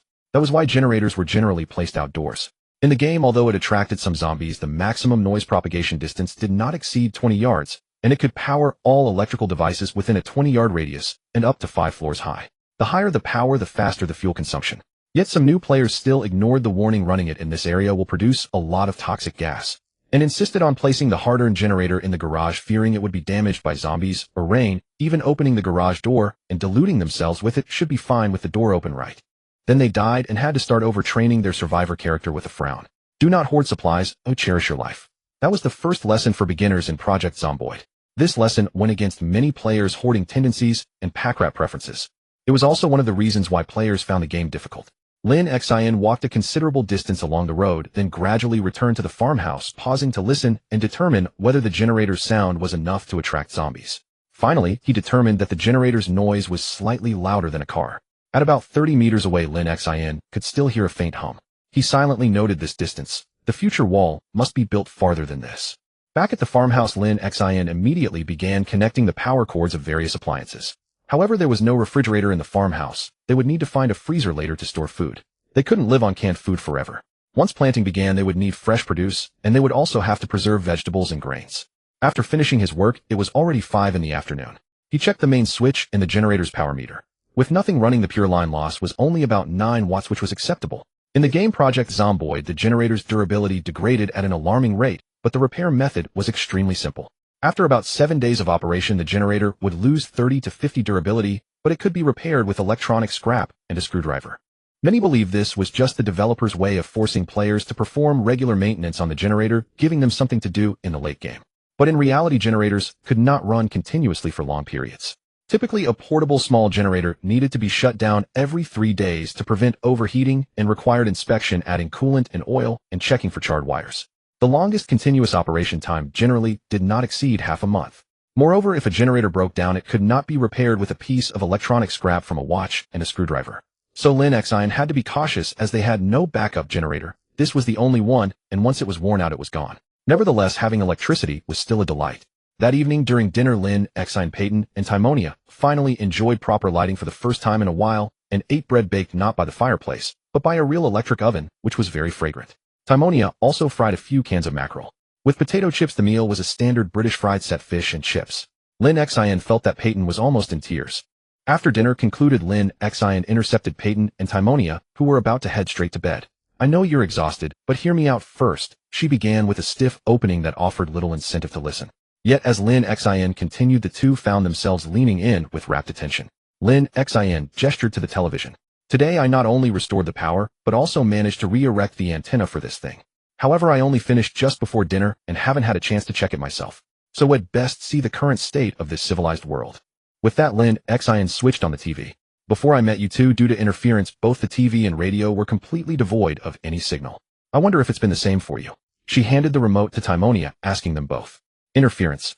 So that's why the TV wouldn't work," Peyton exclaimed, mulling it over before a look of realization dawned. "Come to think of it, back at the resort, there was no TV signal either. Right, Timonia? I remember you trying to tune the radio in the guest house to a music channel, but you could never get a station and you wore a scowl the whole time." "Ouch. That hurt. Stop hitting me." Peyton yelped as Timonia landed a swat, but Timonia remained silent, fiddling with the remote. Infrared remotes had been standard since 1980, and by 1993, virtually every American could use one to zap annoying commercials. However, no matter how Timonia tried, the TV screen showed nothing but static, refusing to display any coherent image, even when switched to wideband signal reception. "And there's this." Lin Xin produced a radio from beside the sofa. "No signal on this either. After failing to tune in any station, Timonia eventually gave up. The room fell silent. No one spoke, with only the TV static and the radio's crackling hiss filling the void. Lin Xin had previously been able to pick up the notorious propaganda tool Voice of America, but now even that was gone, not just due to its shutdown, but for other reasons as well. The Stewart siblings understood all too well what it meant for both radio and television to be without signal, though the thought hadn't occurred to them until now. Could it be? There's still interference. Peyton whispered. This is what I wanted to talk to you about. The interference. Lin Xin declared. I suspect there might be a U.S. military electronic warfare unit in the Knox area jamming electromagnetic signals across all frequencies. But I don't know who they are, where they are, or why they're still doing it. I can't even be certain they exist at all. Lin Xin spilled out all her speculations in one breath. She then delved into her own experiences. Earlier in Riverside Town, I picked up a very clear radio signal. The broadcaster claimed to be from Rosewood, but the signal was cut off abruptly, leaving only static. Another time it was the Knox News radio broadcast. Initially the signal was decent, but it gradually became garbled until it vanished completely. Lin Xin gathered her thoughts and addressed the siblings. A few days ago we all saw that fleet of planes. If the U.S. government has the capability to fly aircraft, surely they can manage a simple broadcast. So the most likely scenario is that only signals within Knox are being jammed. Timonia, being sharp-witted, quickly grasped the reasoning behind Lin Xin's hypothesis. But why would they do that? Peyton asked, a shiver running down her spine. Who knows? Perhaps those soldiers are long dead and the military equipment is running on autopilot. Or maybe the command structure collapsed, leaving the unit to continue its mission. Lin Xin was at a loss. These were just conjectures. It seemed contradictory that planes could fly overhead in groups, while modern civilization lay in ruins with power and water cut off, not even a radio signal to be found. Maybe we'll get a signal again in a few days. Peyton clung to hope. Lin Xin pondered this, finding it plausible. She tentatively suggested, how about we leave the radio on set to auto-scan? If it picks up a signal, ITLL sound. The only issue is we're low on cell batteries. We only have 4 left. With that, Lin Xin switched on the radio, turned the volume down, and placed it on the windowsill. This way we can all listen when we pass by. The Stewart siblings fell silent for a long while, their dejection palpable. Based on Lin Xin's experience in the game, America should be completely overrun by now. However, considering the facts and events she had witnessed, it seemed the U.S. government was still holding on by a thread. Thus Lin Xin hesitated to draw any definitive conclusions. Yet she was certain that the Stewart siblings still harbored hope of returning to civilization. They were good kids from the civilized world who, even under her guidance, had made their own efforts to survive, but they were fundamentally ill-suited for this apocalyptic environment. They recoiled from this bloody zombie apocalypse. They were filled with hope of being rescued and escaping this godforsaken place. Lin Xin couldn't just snuff out that hope. It would cause psychological damage. Besides, they had plenty of time on their hands. They could gather information and make attempts. Perhaps it really was just a disaster confined to the Knox region, and the U.S. had contained the zombie plague and was desperately covering it up. There was a slim chance maybe. Kentucky was quite close to Washington, D.C., with only Virginia in between. If any bigwig in Washington wanted to flee, the best bet would be to hop on a plane and fly across the country to the West Coast. Out there you had mountains for defense and the headwaters of rivers. Los Angeles, for instance, would be a great place to hole up. Backed by the vast deserts of Arizona and Nevada, nestled against the good port of Tijuana, and boasting one of the nation's finest international airports, it would serve as a suitable temporary capital. On July 25th, a second massive citizen protest erupted in Washington, D.C. They had no clear agenda, just enraged by the recent aura of conspiracy and the government's deafening silence. They flooded the streets, their anger aimed directly at Capitol Hill and the White House in front of it. It looked like they were ready to torch the White House. But the people were, as always, cowardly. They didn't do anything too extreme, until a protester with a placard around his neck turned into a monster, biting through the throat of a fellow protester beside him. Within hours, Washington had transformed into hell itself. The president, along with his team of advisors and senior military officers, swiftly enacted the provisions of the American Emergency Act, boarding Air Force One to hastily relocate to a pre-selected secondary political center. However, both Boeing 747s that served as Air Force One were grounded due to crew illness and infighting. They were forced to use a meticulously maintained C-130 Hercules, cramming the obese congressman, the imperious high-ranking officers, and the president, still shaken from having his White House office breached into it like cargo. Initially they aimed for Pittsburgh, but soon received word of a military rebellion there, with the top commander being bitten to death by his own men. They decided to steer clear. They changed course mid-air, heading for Cincinnati, but an advisor noted it was dangerously close to Louisville, the city where the plague first erupted. So they flew straight over it, attempting to reach Memphis for refueling. By then their escort fighters had run low on fuel and dispersed to various usable military airfields. They were alone in the Hercules, flying over the vast Missouri plains until they received confirmation that Texarkana, Texas, was free of rebellion incidents. Only then did they land there for supplies. But the stubborn president deemed the city controlled by a politically dissident party not safe enough. After refueling, they made the trek to Denver, Colorado. The president and his entourage assumed that Colorado being a blue state and Denver being a purplish-blue city would be free of trouble. But within 2 hours of the president's landing, riots erupted in Denver, nearly identical to those in Washington. From the national parks to the Denver Zoo, hordes of rioters sprinted through the streets, biting anyone they saw, tearing at any fresh flesh.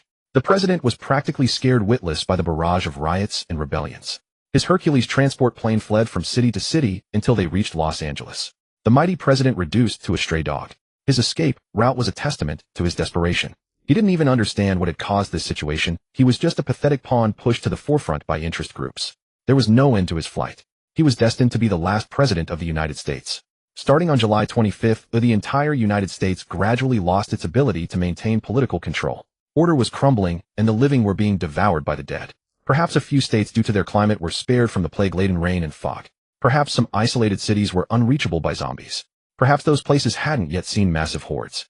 But how long could they hold out against a disease with no cure and such staggeringly high fatality and infection rates? The president's fate wasn't so different from the common folks. That's how capitalist society works. It sweeps people into the abyss while making them relish the descent. On the outskirts of Frankfort, Kentucky, near the Knox region, a military unit was stationed. The camp was eerily silent. Aside from the hum of fuel pumps on military radar vehicles and a few long-nosed trucks converted into fuel tankers, not a single light was visible. Soldiers hung their heads low, gathered around radar screens, staring at the glowing lines. Others huddled near the LAV-8X8-based, high-mobility multipurpose wheeled vehicles equipped with the MEWSS communications jamming system, which emitted a faint hum.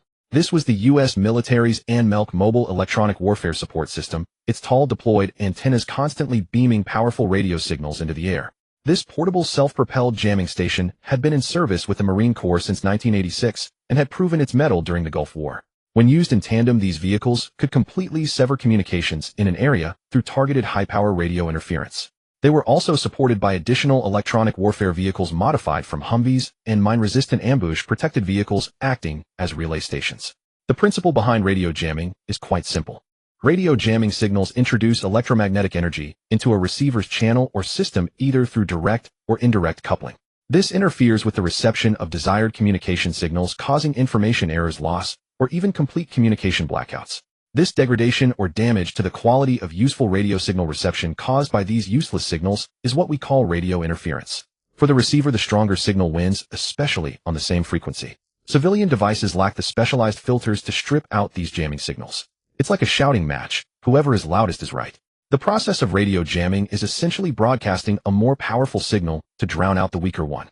If my signal overpowers yours, I've successfully jammed you. But the soldiers who should be operating these systems now just hung their heads, their hunched postures suggesting exhaustion. They crowded near the noisy vehicles, swaying unsteadily as if they could barely stand. Under the star-filled sky, bathed in the light of the bright moon, it was an eerie sight. At the very center of the camp sat a soldier in an officer's uniform, his shoulder boards marking him as a major. He sat on a canvas camp chair, his left hand hanging limply, clutching a photograph.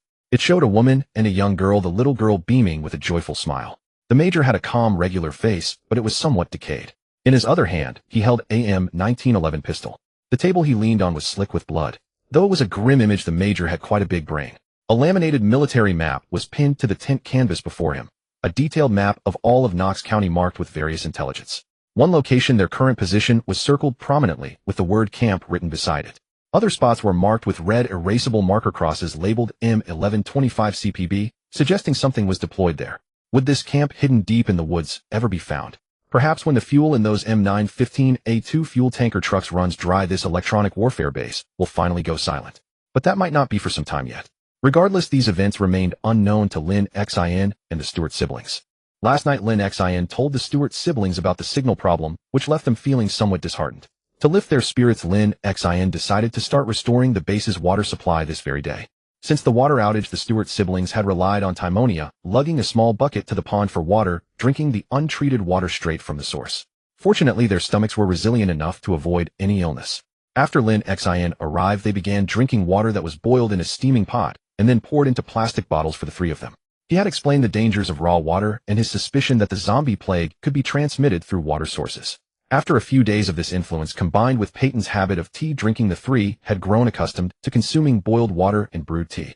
But relying on Timonia to haul water from a distant pond in a small bucket was hardly ideal. It exhausted the girl, and worse, it risked drawing the zombies back. The best approach was to centralize water collection, storage, and usage, ensuring both hygiene and the safety of the team members. Early that morning, Lin Xin had already gathered his gear. Together with Timonia and Peyton, they drove off in the car, carrying an empty alcohol tank ready to fetch water. Water quality in the American Midwest tends to be hard, while the Mideastern regions are softer. Overall, over 85% of the United States has hard water, with the remaining 15% of soft water concentrated in New England, the Pacific Northwest, the Atlantic Gulf region, and Hawaii. American residential water is significantly harder than in most parts of China. Thus, in rural America, it's common to see farmers with dry, yellowed hair, no doubt from regularly drinking untreated cold water. To combat this, modern New York City has resorted to a slew of unconventional methods to soften its water supply, such as importing water from the distant Catskill and Delaware watersheds, simply because that water isn't contaminated by urban groundwater and doesn't taste harsh. Combined with flocculation, disinfection, mineral sand filtration, and other multistage treatments, they've managed to make the once crust-forming city water palatable. The water they drink had to cross the Hudson River bed. And in many cases, it's not that Americans don't know boiling reduces hardness. It's that they can't even afford the kettle to boil it. A map of U.S. water hardness measured in grains per gallon. 1 grain 65 milligrams, 1 gallon 3.8 liters. That's a water quality only those in China's remote western regions could truly empathize with. A pot can boil out 3 ounces of scale, turning kettles into disposable items. Moreover, America's drinking water safety issues are no joke. One is the antiquated residential drinking water regulations. In 1974, due to the abysmal quality of tap water nationwide, Congress reluctantly passed the Safe Drinking Water Act and never touched it again aside from minor amendments in 1984 and 1996.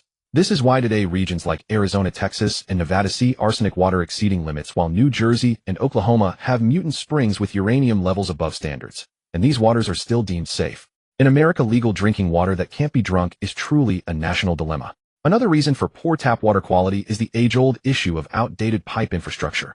Rural areas even use pipes from the 1950s, making the situation even more complex and absurd.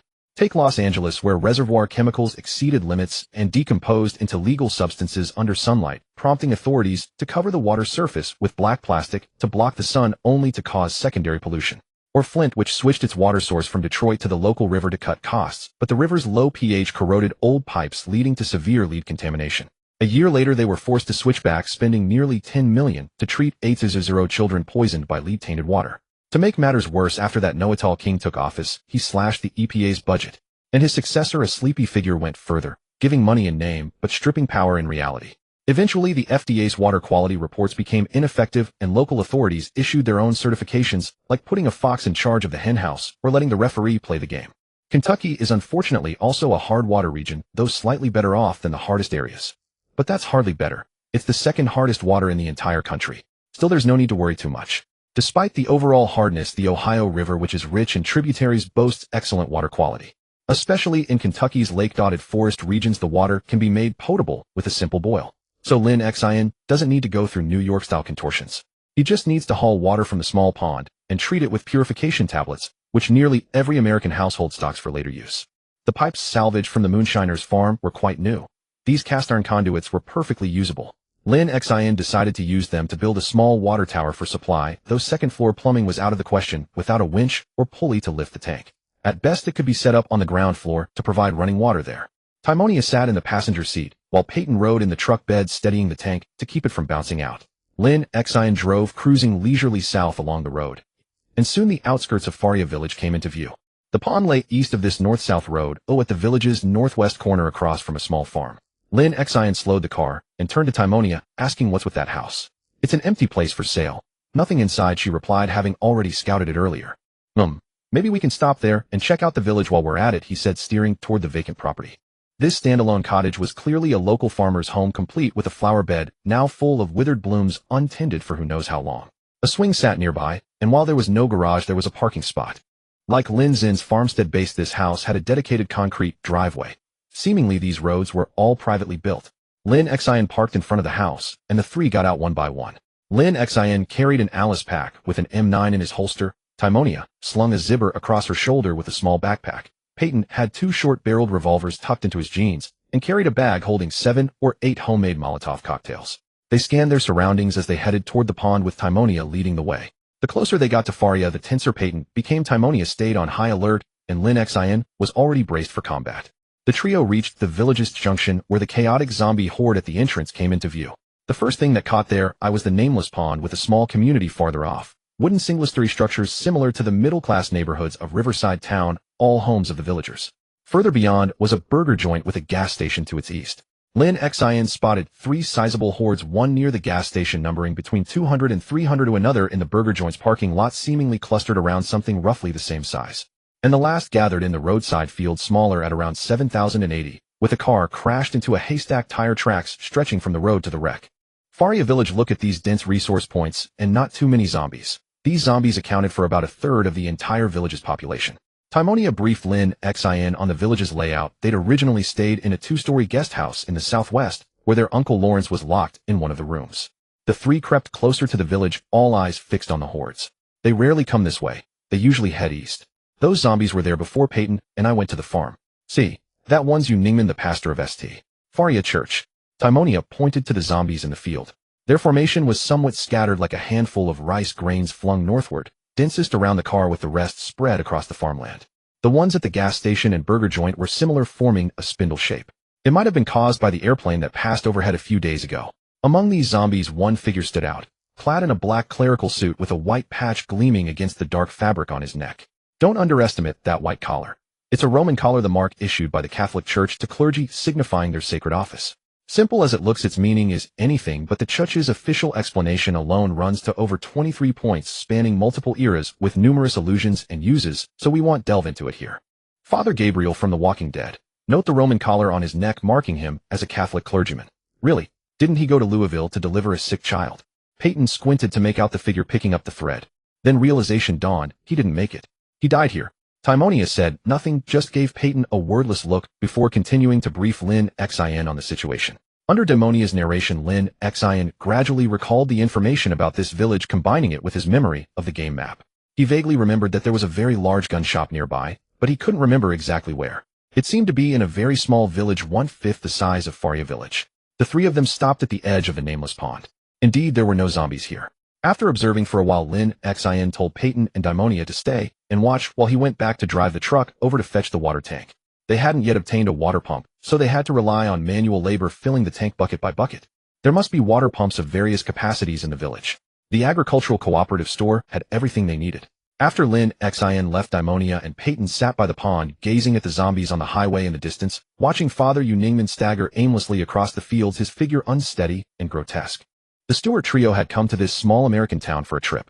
Along the way, the scenery was beautiful, but these Americans were truly disappointing. They had seen the multi-lake forest and the muddy yet magnificent Ohio River, and had fished in a quiet campsite, all pleasant experiences. But besides these, what else was there? Gambling-addicted minorities, perpetually stoned remnants of the last Beatles, unemployed workers living in trailer parks. They couldn't even find someone who wasn't neurotic enough to give them directions. After the collapse of the Soviet Union, America's political confidence soared, but beneath the victory lay a nation worn out by accumulated hardships. This was precisely why America waged wars in the 1990s. Then Father Ningman appeared. Father Ningman was different from those Americans who had lost their enemy, the Soviet Union, and thus lost hope. He was truly a person who lived with pure devotion. He remained unmarried his entire life, dedicating his very existence to the village church. Anyone would have to respect this servant of God. His kindness and piety deeply moved Uncle Lawrence and the Stewart siblings. He was a very good man who did not deserve such a fate. No, none of the people Timonia had seen deserved such a fate. What happened to Father Ningman? Peyton asked, staring at the priest, the words slipping out as if by some spell. Timonia didn't want to speak. I miss Uncle Lawrence. Peyton hugged his knees, finally uttering those words after a long silence. Do you think they can feel pain? Lin said they move by instinct. Could it be that they're just... He paused to gather his words. They still have consciousness, but just can't control themselves. Timonia's breathing grew rapid, but she still remained silent. Lin said it's a plague with no cure. Peyton continued. Father Ningman seemed to have noticed something. He kept banging against the wrecked car, but after a few hits he was drawn by a haystack swaying in the wind. He shuffled over to the pile, his head drooping low, doing something unknown. The temperature was pleasant today, only 22 degrees. The 2 of them sat by the pond under the shade of a tree, a boy and a girl. In the distance, a swarm of corpses, moving corpses. So what about Uncle Lawrence? Keep him locked in the hotel. Peyton brought up Lawrence again. I don't know. Stop it. Timonia snapped, her tone harsh, silencing him. Peyton fell silent, just staring at Father Uningman in the distance, trying to see what he was doing. If you observe the zombies' behavior carefully, you'll find that beneath their comical and sluggish exterior lurks a terrifying and ferocious acuity. Yes, they are stupid. Any slight disturbance will alert them, and you can even use this to herd them together, pack them into a cluster, and burn them to ashes. They won't resist, but they are like machines never resting. When you are tired, when you are distracted, they suddenly emerge from where you least expect, giving you a surprise. They are omnipresent. It was only a short distance from the house for sale to the small pond. Lin Xin quickly drove the truck over. Getting out, he glanced at the fields. The zombies had barely moved, still in their original positions. He then set to work with Peyton and Daimonia, cleaning the water tank and preparing to fill it. It was a common American half-cubic meter vertical water storage tank made of stainless steel with a wall thickness of 2 millimeters. It was very light, but prone to making noise during loading and unloading. With Daimonia's assistance, Lin Xin and Peyton barely managed to toss it into the pond. A common household stainless steel water tank in rural America. This is the 1 cubic meter version. The half-cubic one is more slender, made in China. The main challenge was to prevent it from clanging loudly. The three of them slowly filled the tank with small buckets, then swirled it around on the water's surface to mix. They tilted it to pour out the solution containing fusel alcohol and ethanol, repeating this process several times. After that, they pushed the floating tank to another spot and repeated the cleaning. This ensured that no toxic substances from the moonshine remained inside. Lin Xin and the Stewart siblings put the tank back on the truck and began filling it. It took less than an hour to fill the tank completely. When the job was done, Lin Xin and Peyton sat by the pond wiping sweat, while Daimonia weighed the Molotov cocktails Peyton had brought. Are these things really effective? She was skeptical about the Molotov cocktails. Lin Xin took one from her hand. I can't be sure either. I've never used them to burn them. He looked toward the distant burger joint, the highway, and the fields. The zombies are centripetal. Even if their formation is disrupted, they will still attract each other and slowly merge back into a tight cluster. Just like now, the zombie formation yesterday was noticeably looser than today's. What about trying it? Lin Xin touched the stitches on his neck. He could probably have them removed tomorrow or the day after. Until the wound was fully healed, he shouldn't exert his shoulder. He'll do it. I've been over there before. I can sneak close and toss one without a problem, Daimonia volunteered. Besides, I'm confident I can throw this thing 20 or 30 meters. Peyton, you can throw one after me, but don't rush, Daimonia said, seeing Peyton's eagerness, and she calmed him down. All right, be careful, Peyton said. Lin Xin thought for a moment and told Daimonia, don't get too close. Throw it onto the road or onto a hard surface. Toss it from a distance. The sound of it breaking will be enough to attract the zombies. No need to throw it directly into the crowd. Let them come to step on it. Daimonia nodded, indicating she understood. She grabbed 2 Molotov cocktails, hunched over, and ran toward the burger joint. Lin Xin pulled out his pistol and watched from afar. He had lost his glasses long ago. Though his vision wasn't severely impaired, distant objects always appeared blurred, which was annoying. Daimonia, small and agile, moved toward the zombie horde, bent low, swift, and light. She was truly suited for moving under the zombies' noses, a natural-born stealth expert. In no time, she reached the fence near the burger joint, using the landscape shrubs as cover. Not a single zombie detected her. She carefully pulled out the lighter Lin Xin had given her, lit 1 Molotov cocktail, and readied her stance. Lin Xin saw Daimonia cautiously observe her surroundings. Then, as he had instructed, she threw the incendiary at the maximum distance onto the road between the burger joint zombies and the field zombies. Back at the pond, Lin Xin and Peyton's hearts raced, as if they could also hear the crisp sound of the glass bottle shattering. From Daimonia's perspective, this Molotov cocktail was perfect for throwing. The long-necked bottle was easy to grip, and the cheap glass was no concern for breaking on impact.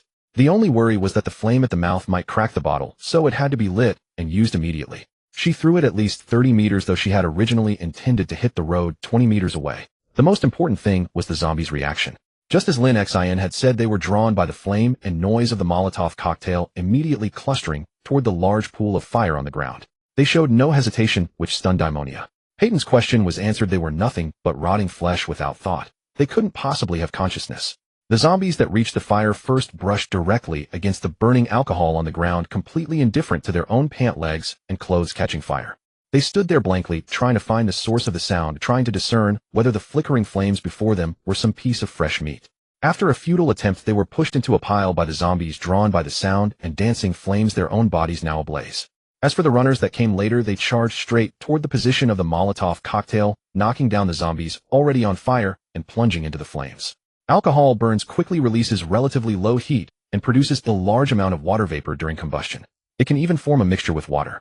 This meant that when an alcohol Molotov cocktail was used, it would spread extremely fast, forming a large pool of self-flowing liquid fire, then burn out in a short time, much inferior to gasoline. Alcohol doesn't burn for long. It could only rely on luck to ignite the zombies, unlike gasoline, which burns at high temperatures, sticks to the zombies, and doesn't stop until they're charred. But since they only had this crude alcohol distillate from the bootleggers on hand, they had to make do. After throwing one, Daimonia grew bolder. She quickly lit another, and threw it in the same manner. This time it landed directly in the zombie cluster formed by the first Molotov cocktail. With a bang, a large blue flame burst out. Seeing her success, Daimonia seized the moment to retreat, while the zombies were still distracted by the Molotov cocktails. She kept low, using the roadside fence and shrubs as cover, and returned to the small pond, reuniting with Lin Xin and Peyton. Panting, she said to Peyton, "Now do you think these things still have consciousness?" Peyton looked up at the horde on the highway burning in the fire, but showing no reaction. Uncle Lawrence was truly dead. Lin Xin didn't know what the two were talking about in riddles, but he heard them mention their Uncle Lawrence. Wisely, he said nothing, just comforted Daimonia, helping her into the passenger seat to sit down and rest. He turned back to look at the zombies that had been set on fire in the distance. 2 alcohol Molotov cocktails were certainly not enough to burn them to charcoal. At most, they would be scorched black. To render them completely immobile, they would need to design a burning trap. But Lin Xin already knew the result. He wanted these Molotov cocktails were useful, which was enough to complete the task. They watched by the pond for a while. The flames on the zombie horde were no longer visible. It seemed none had been completely burned to death. Some were emitting black smoke, and a few had fallen over, but none appeared to be dead. Daimonia and Peyton's eyes showed disappointment. Lin Xin noticed their low spirits and smiled at them. "What are you thinking? Did you really expect 2 alcohol Molotov cocktails to take out a whole crowd of zombies? They don't have health bars. Molotovs aren't weapons for hitting zombie heads, they burn their bodies. To burn them down, we need special preparations, not just tossing bottles," Lin Xin explained, giving them reassurance. "Don't worry. The fact that the Molotovs work is already good enough. Now let's head back. Think about how long it's been since we've had a bath. Don't you want to go back and take one?" "A bath? You mean we can?" Daimonia asked quickly. "Why else? Did we go through all this trouble to get so much water just for drinking?"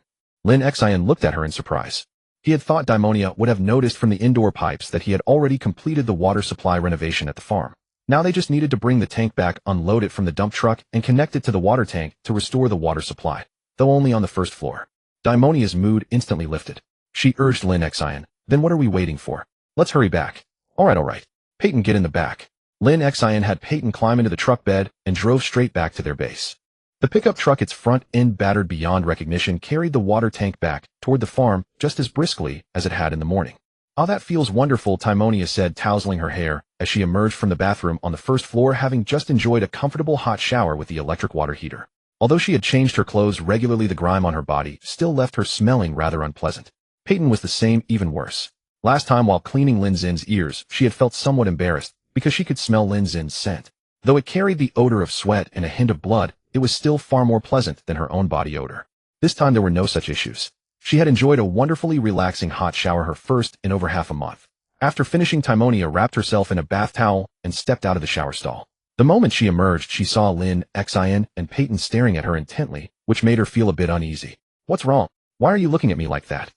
"Teeny, do you have any idea how long you were in there?" "It was just a shower." Peyton couldn't help but exclaim. 2 hours.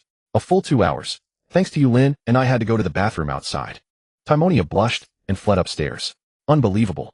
Peyton continued to grumble. Lin Xin merely smiled, lounging comfortably on the sofa, running his fingers through his now somewhat longer hair and stroking his increasingly thick stubble. At this rate, he'd soon have a full bushy beard. Still, it truly was a great feeling to have a scalp free of dandruff.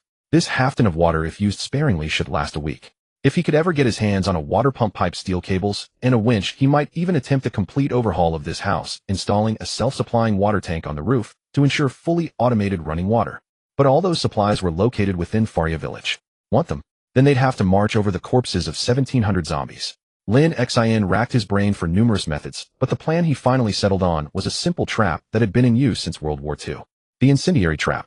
Essentially, it involved piling a large quantity of incendiary agent into a pre-dug pit, with a trigger fuse laid across the surface running down through the incendiary material to reach the propellant charge at the very bottom. This way, when the enemy densely surrounded the trap, the propellant, triggered either accidentally by the enemy or remotely by personnel, would violently eject the incendiary agent, spraying it evenly over the surrounding foes. It was a vicious, deadly booby trap designed to effectively eliminate enemy combatants. This type of trap was originally devised by the Soviets against the German fascists. They lacked many things, but never RDX, so they concocted this method. It was mainly used by partisans to destroy German armored convoys, as the explosive preformed blocks ejected by the expanding propellant gases could inflict devastating damage on the columns. However, the Germans later learned the trick and used it against the Allies, incorporating napalm. Some were even cruder, with a simple blasting cap at the bottom, a tin lunchbox on top, filled with gasoline siphoned from motorcycles mixed with shredded pieces of bicycle tires. Even these shoddily made devices proved surprisingly effective, leaving a considerable number of Allied soldiers severely burned and crippled after triggering such booby traps. The principle was simple and the feasibility was high. Moreover, digging a pit trap would also prevent the alcohol from spreading flat across the ground like it had on the road earlier, which had resulted in subpar burning. Even though they had seized a whole warehouse of raw alcohol from the moonshiners, they couldn't afford to waste it like that. So Lin Xin scribbled and sketched in his notebook, attempting to design a trap that could enhance the burning effectiveness of the alcohol, luring the zombies in to ignite themselves.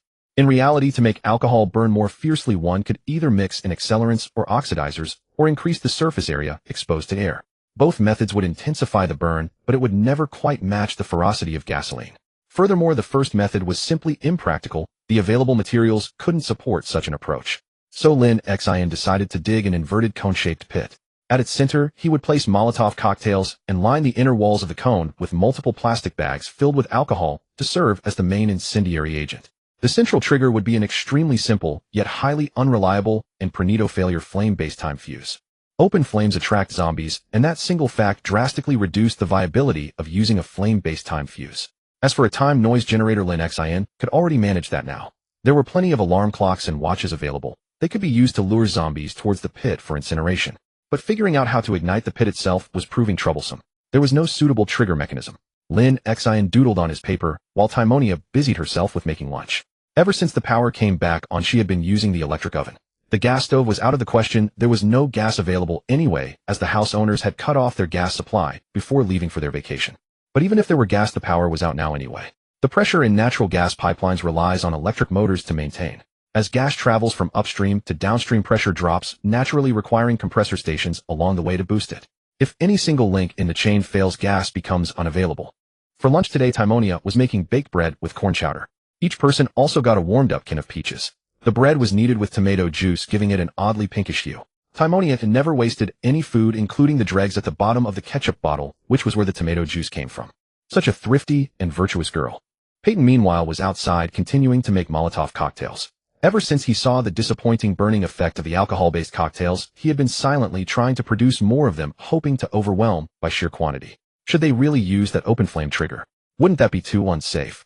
There was a risk of premature ignition, wasting who knows how much alcohol. And if the trigger failed, a team member would have to risk their life to manually ignite the first cocktail, completely defeating the purpose of the burning trap safety. Lin Xin scoured his brain for whatever meager knowledge he had about alcohol safety. Alcohol, being highly flammable, can burn when its concentration in water is above 40. At concentrations above 75, it has the potential for deflagration. Furthermore, the deflagration limit for alcohol vapor mixed with air is between 3 and 19, but that requires a mixture of alcohol vapor and air. Lin Xin suddenly realized that filling the Molotov cocktails to 23 full, as previously discussed, was too much. Half full would be more appropriate. Alcohol has greater combustion inertia than gasoline and is less volatile. Gasoline has a flash point of around 46 C. However, alcohol has a lower heat value than gasoline, but a higher flash point. Pure 100 alcohol has a flash point of 75 C. The lower the proportion of alcohol in a water mixture, the lower the flash point of that mixture, making it easier to ignite. But because it's mixed with water, the combustion tends to be more stable and less prone to deflagration. The alcohol from these moonshiners, despite containing various questionable impurities, was over 95 proof, definitely capable of deflagration. This meant that because the air ratio inside the bottles wasn't high enough, the cocktails didn't deflagrate upon breaking. Instead, they simply spread out, forming a burning surface. While it burned fiercely, it was more stable, resulting in poor overall combustion effectiveness. So all they needed to do was increase the oxygen ratio, meaning the air ratio inside the current Molotov cocktails. Then upon breaking on impact and contacting an open flame, they would deflagrate instantly. Lin Xin recalled his experience using an alcohol lamp and felt this reasoning was sound. Why is it that the high concentration alcohol in an alcohol lamp should not exceed 23 full nor drop below 14? Not exceeding 23 is to prevent spillage and fire hazard when moving it. Not dropping below 14 is to prevent the large volume of high concentration alcohol vapor accumulating in the small enclosed space from mixing with sufficient air and exploding due to heat. With this in mind, Lin Xin rushed out to find Peyton and asked him to create a series of Molotov cocktails with varying alcohol fill levels ranging from 16 to 23. Once Peyton finished, they immediately took the cocktails and headed back to the pond area. On the way, Lin Xin explained his theory to Peyton, but Peyton just looked bewildered. Alcohol. Flashpoint. He didn't understand any of it. Well, our mechanical genius was practically illiterate. Lin Xin felt a bit speechless, but it didn't matter if Peyton didn't understand. As long as they could find the optimal ratio for deflagration upon impact, they could dramatically improve the effectiveness of both the cocktails and the incendiary traps. They repeated the same tactic as in the morning, but this time Peyton couldn't throw as far. So after throwing, he immediately retreated, ensuring the zombie's attention was drawn to the bottles rather than him. After a series of dangerous experiments, Lin Xin finally determined the results. The cocktails filled to 16 upon landing produced a crisp pop sound, but yielded little fire. They simply exploded, scattering glass shards everywhere, some even flying into the pond. To achieve both an explosion and a sustained burn, the 13 filled bottles were the answer. These produced a satisfying whoosh upon impact, along with flaming glass shards and burning alcohol splashing in all directions. The two of them then hurried back to the farmhouse, both hungry and eager to share their findings with Timonia. Perhaps after lunch they could start digging a few test incendiary traps. Since arriving in Kentucky, Lin Xin hadn't used any explosives or incendiaries. This would be his first time. He wondered what kind of results they would yield. The three of them finished eating quickly and gathered around to hear Lin Xin's detailed plan. Lin Xin's grand plan: the fields north of Faria village were vast. They had probably been used for growing rye or other grains. Now, aside from stacked hay bales and zombies, there was nothing else in the fields. Setting a fire there wouldn't risk burning anything else that shouldn't be burned. So Lin Xin's plan was to use the vehicle's mobility to traverse the wild grasslands and sparse woods, reach the barren red earth, then proceed on foot through the belt of trees to dig several inverted cone-shaped trap pits in the fields. This way, if anything went wrong, they could just hop in the vehicle and escape without affecting their base. The specific operation involved placing alcohol bags and various ratios of explosive, easily combustible Molotov cocktails in the trap pits. They would lure the zombies in using alarm clocks, then ignite the alcohol via a time fuse. After that, all they had to do was wait. Wait for them to be burned to a crisp. Once the fire died down, they could advance further and dig another pit further south, using the same process to lure the zombies chasing the alarm clocks into the trap. Step by step, they would burn all the zombies to ashes. Timonia looked at the simple map Lin Xin had drawn on paper and felt it was indeed highly feasible. At the very least, it was worth a try. Even if it failed, it would only have lured the zombies slightly northward. She voiced her agreement.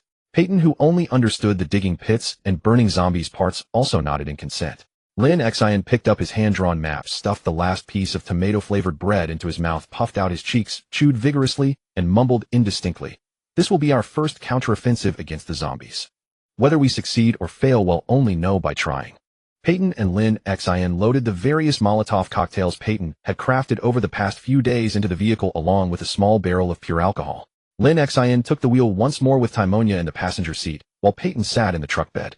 Lin, are you sure we should do this? Your wounds haven't healed yet. Timonia leaned over her seat to look back, and Peyton, bouncing in the truck bed, waved at her with a smile. She turned back, settled into her seat, and asked Lin Xin. What? Oh, of course, Lin Xin affirmed. Do you think we're in any shape to be picky? We're much better off than a week ago. Back then, Peyton and I were nearly out of food. I'd spend my days skirting the village edge, trying to snatch scraps from the zombie hordes. Timonia recalled the time before Lin Xin's arrival. The farmhouse hadn't held much food, just some dried provisions and seasonings, as the owner was likely away on holiday. If Lin Xin hadn't been chased here by the helicopter and the sprinting horde, Timonia and Peyton might well have perished fighting the dead for scraps. Alright, these days have been so hectic, I haven't had a chance to educate you both or improve myself. Lin Xin realized, thinking about how busy they'd been with endless chores, pushing other thoughts aside. Perhaps once we're truly settled, we can get to those things. Educate. Improve. What are you talking about, Lin? Timonia was puzzled. Look around you. Remember the pigweed you brought back? This is Kentucky, land of the Indians. They don't farm, they just gather what the wilderness provides, and it's enough. Food is never scarce here, Timonia. You have much to learn. Lin Xin said half-jokingly. We're almost there. See that red earth over there? Lin Xin caught sight of a vast expanse of tilled red soil to the north. They were nearing their destination. The land in North America was truly magnificent. Endless super plains, fertile and productive red soil, and abundant mineral wealth, with nearly every type of resource found in plentiful reserves. The vehicle jostled as it crossed the underbrush, startling a yelp from Peyton in the back. Soon they cleared the tree line and arrived near the woods north of Faria village's outer fields. Through the sparse trees and bushes, the village buildings to the south came into view, and the zombies. They were far enough away that the horde paid them no mind, still milling about in circles, occupied with their own mindless tasks like chasing rustling leaves. Lin Xin slowly brought the vehicle to a stop, got out, and helped Peyton jump down from the back. Timonia shaded her eyes with her hand, gazing toward the zombie horde and the village to the south. From this vantage point, nearly all of Faria village was visible. The village was built along a central road that cut through the entire administrative district lined with granaries and agricultural processing plants. Timonia's eyesight was sharp. She could clearly see the church steeple gleaming under the midday sun, its tip stubbornly rising above the gas station and general store visible from the station's second floor. As the tallest structure in the village, it was indeed its landmark. The zombies in the fields were drifting further south, seemingly converging with the horde near the burger joint, and the number near the gas station had grown. On the road cutting through Faria, Timonia spotted small scattered groups of zombies, wondering where the rest might be hiding. Lin Xin, carrying a shovel, was already heading toward the middle of the field with Peyton, and Timonia grabbed a pickaxe to follow. Let's dig a pit about 5 meters across, shallow enough to only cover our calves. They'll set the example and rig the trap once it's done. Timonia, you'll be in charge of setting an alarm, Lin Xin instructed, observing the distribution of the zombie horde in the field. With that, he started digging. The three of them working together made short work of it. In less than half an hour, they had a shallow 5-meter wide pit. Lin Xin carefully smoothed the walls with his shovel, tamping down the loose soil to shape the entire pit into an inverted cone. Lower at the center, higher at the edges, with a wide earthen berm built around the rim. The pit could hold at most a few dozen zombies. Fitting more than 50 would be a squeeze, leaving many standing at the edge. This was deliberate on Lin Xin's part. When the zombies drawn by the alarm crowded into the pit, the alcohol-soaked Molotov pile, set to ignite via a delayed fuse, would detonate. The partially filled bottles stacked at the bottom would explode with a burst, flinging the full ones into the air and shattering them, dousing the zombies, forced to lean inward by the cone-shaped walls, with burning alcohol. The half-filled ones were propellant, the full ones fuel, and the sloping walls served as a focusing mechanism. Very scientific. This pit trap was born from humanity's brutal experience with self-destruction. Lin Xin was carefully stacking the half-filled Molotovs at the very center, dousing them with alcohol, then layering the full ones on top. He barely dared to breathe, terrified of sparking a flame and turning himself into a zombie barbecue. After setting everything up, he scrambled out of the pit, shaking his alcohol-soaked hands. The evaporation left them feeling icy cold. He scratched around the wound, protected by a cotton pad, which had been itching more and more these past days. It was about time to get the stitches out. He said to Peyton and Timonia, "A pit like this should take out 100 or so, right? And it only took 30-some bottles and 4 big bags of alcohol. But we'll only know for sure after we use it.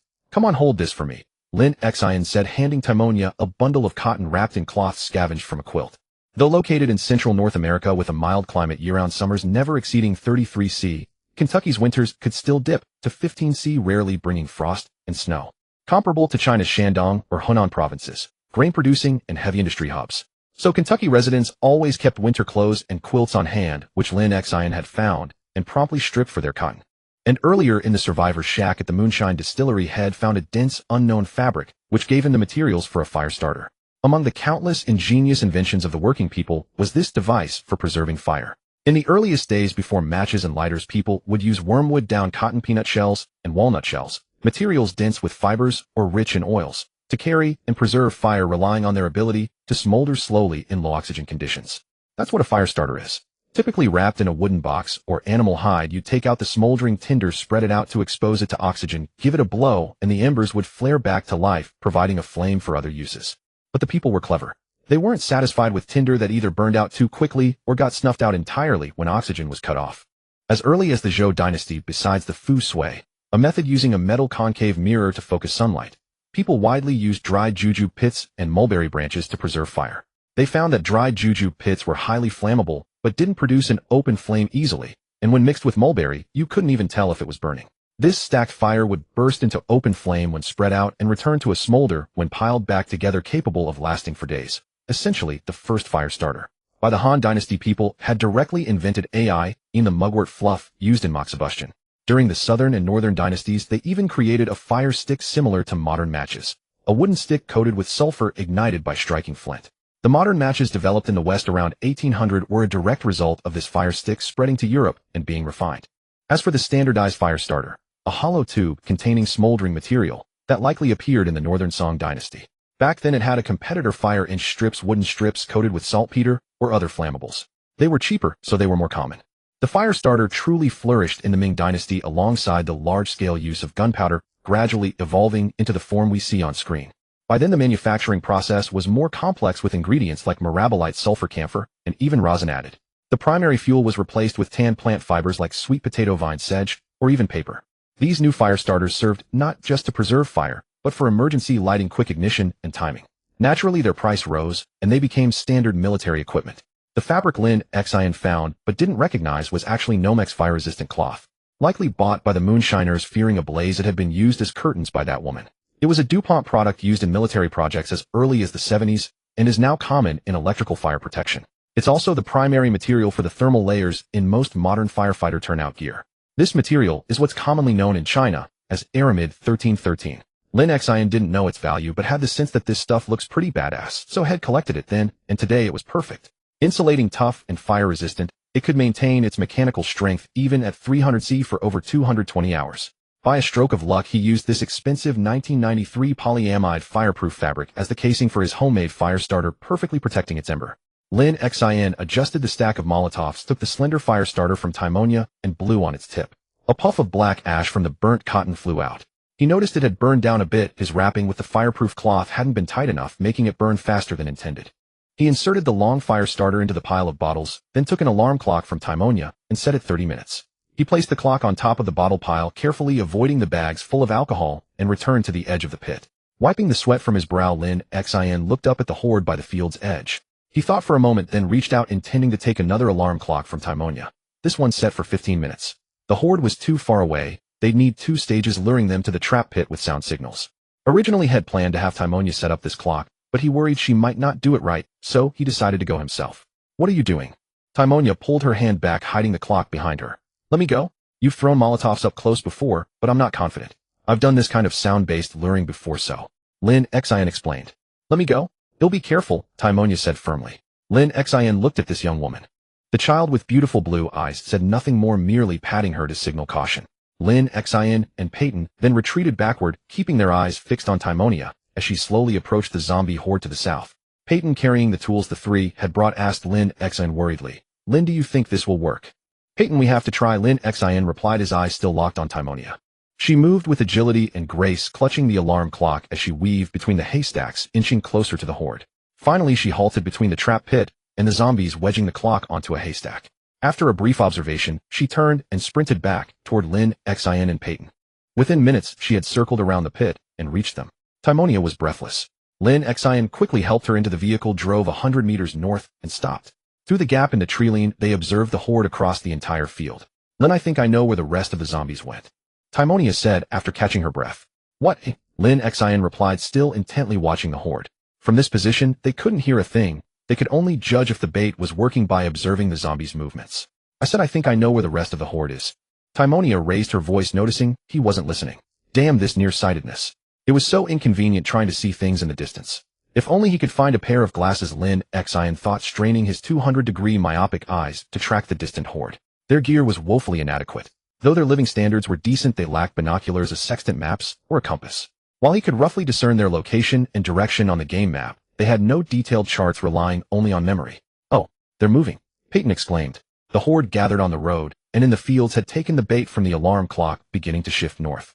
Nearly the entire field horde and a good portion of the burger joints horde were attracted, dragging along scattered zombies, and even pulling in a small group from the gas station, all converging on the haystack, where Timonia had placed the clock.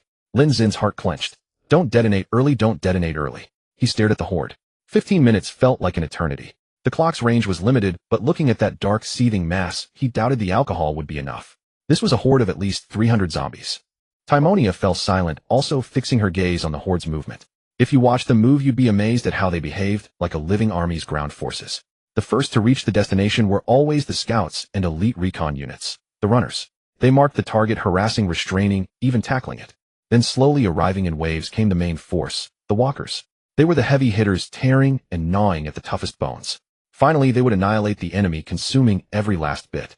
No one wants to face an entire army, and no one can resist an entire horde. The runners reached the clock first, clustering around it until the rest of the horde caught up, and the clock fell silent. They lingered there for a while, a deliberate gap Lin Xin had left to let the zombies cluster together. This brief pause exploited the horde's centripetal force, allowing them to consolidate and muster strength for the next assault. To Lin Xin's fervent hope, the fire trap didn't detonate early, but the horde kept swelling. The zombies pulled from the gas station were too many, making the resting horde increasingly bloated. Lin Xin estimated the number had reached nearly 500, and the gas station horde was visibly thinning out. Holy crap, isn't this too many?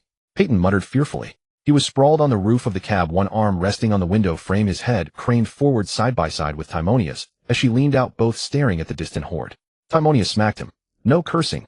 Ow. That hurts. Stop hitting my head, ITLL. Make me dumb. Peyton, scolded by his sister again, quickly fell quiet. Lin Xin leaned out from the driver's window, and the three of them looked south together. It was just past 2 p.m. The sun blazing. The weather was clear, the air quality excellent. Since the chemical plants had shut down, there hadn't been any fog, so they had a clear view. At that moment, the freshly gathered horde began to move again, heading straight for the fire trap. The second alarm clock had worked. The runner zombies, acting as the vanguard, took off at a sprint at the sound, kicking up dust across the dry field. Dozens of them swarmed the pit Lin Xin had dug, packing it to the brim within minutes. Like a siege force arriving late after the scouts secure the area, the walkers, the overwhelming majority, only reached the pit minutes later. The pit's interior was now completely hidden from view. Everything had gone according to plan. The rest now hinged on the fire starter serving as a delayed fuse. He hoped it would ignite the alcohol Lin Xin had splashed at the base of the Molotov pile. They waited, their hearts pounding, but there was no sign of movement from the horde. The sun beat down until all three grew restless and weary. Lin Xin checked his watch. 2 hours had passed. It was July 29th, 1993, 04:35 p.m. Did it fail, eh? Timonia asked, seeing his disappointed expression and the watch-checking gesture. Alas, an open flame delayed fuse is just unreliable. Lin Xin replied. So it didn't light? Peyton asked. How about I go throw a— No. Lin Xin cut him off immediately. He couldn't risk it. Digging a pit and then having to light it manually. Wasn't that just overcomplicating things? Let's head back first. Maybe we can find a reliable fuse later. Lin Xin said, starting the engine to leave. WTF. Look, Timonia cursed, pointing at the horde to the south.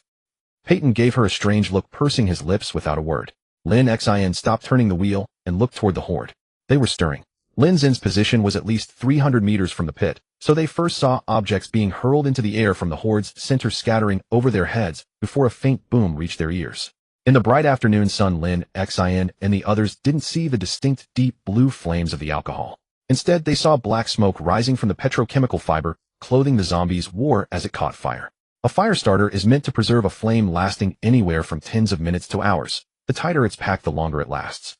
Lin Xin's creation wasn't tightly packed, but the fireproof cloth played a more crucial role than compression. So the fire starter fuse burned for a full 2 hours. Huh. It's burning. It's burning. Peyton shouted excitedly, jumping up and down in the truck bed. Lin Xin smiled too. The three of them watched the zombies burn all the way until dusk. Lin Xin caught the scent of roasting meat, and so did Peyton and Timonia. It smelled very, very good. The amino acids and protein undergo a Maillard reaction under high heat, turning black, dehydrating, and producing melanoidins and pseudomelanins, along with various aromatic aldehydes and enolamides.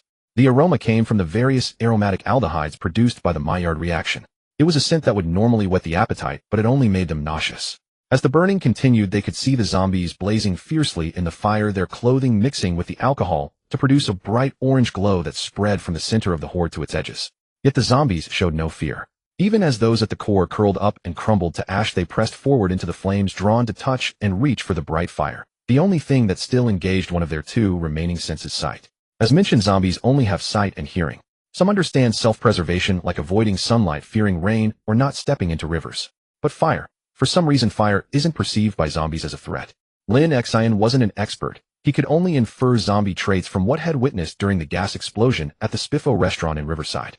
In Project Zomboid, zombie traits can be adjusted, and zombies were once incredibly powerful. For instance, in ancient versions, zombies had a trait players could toggle Bloodhound, not that Blood Hunt. This trait gave zombies a sense of smell, making them actively pursue injured or bleeding survivors, adding immense pressure. This trait forced players to be more cautious, never getting hurt or moving while wounded, adding significant difficulty. But later, perhaps because it drastically slowed the game's pacing, stretching an already slow-burning experience, the Indie Stone commented out the trait, rendering it inactive. In the current 41.7 build, zombie attributes can also be adjusted. Things like runner ratio, zombie hit reactions, door opening or fence vaulting instincts, and decay weakening are all customizable. You can craft an apocalypse and zombies entirely of your own imagining. Zombies can be eternal, never weakening over time, or they can be photosynthetic freaks that become tougher after months under your settings.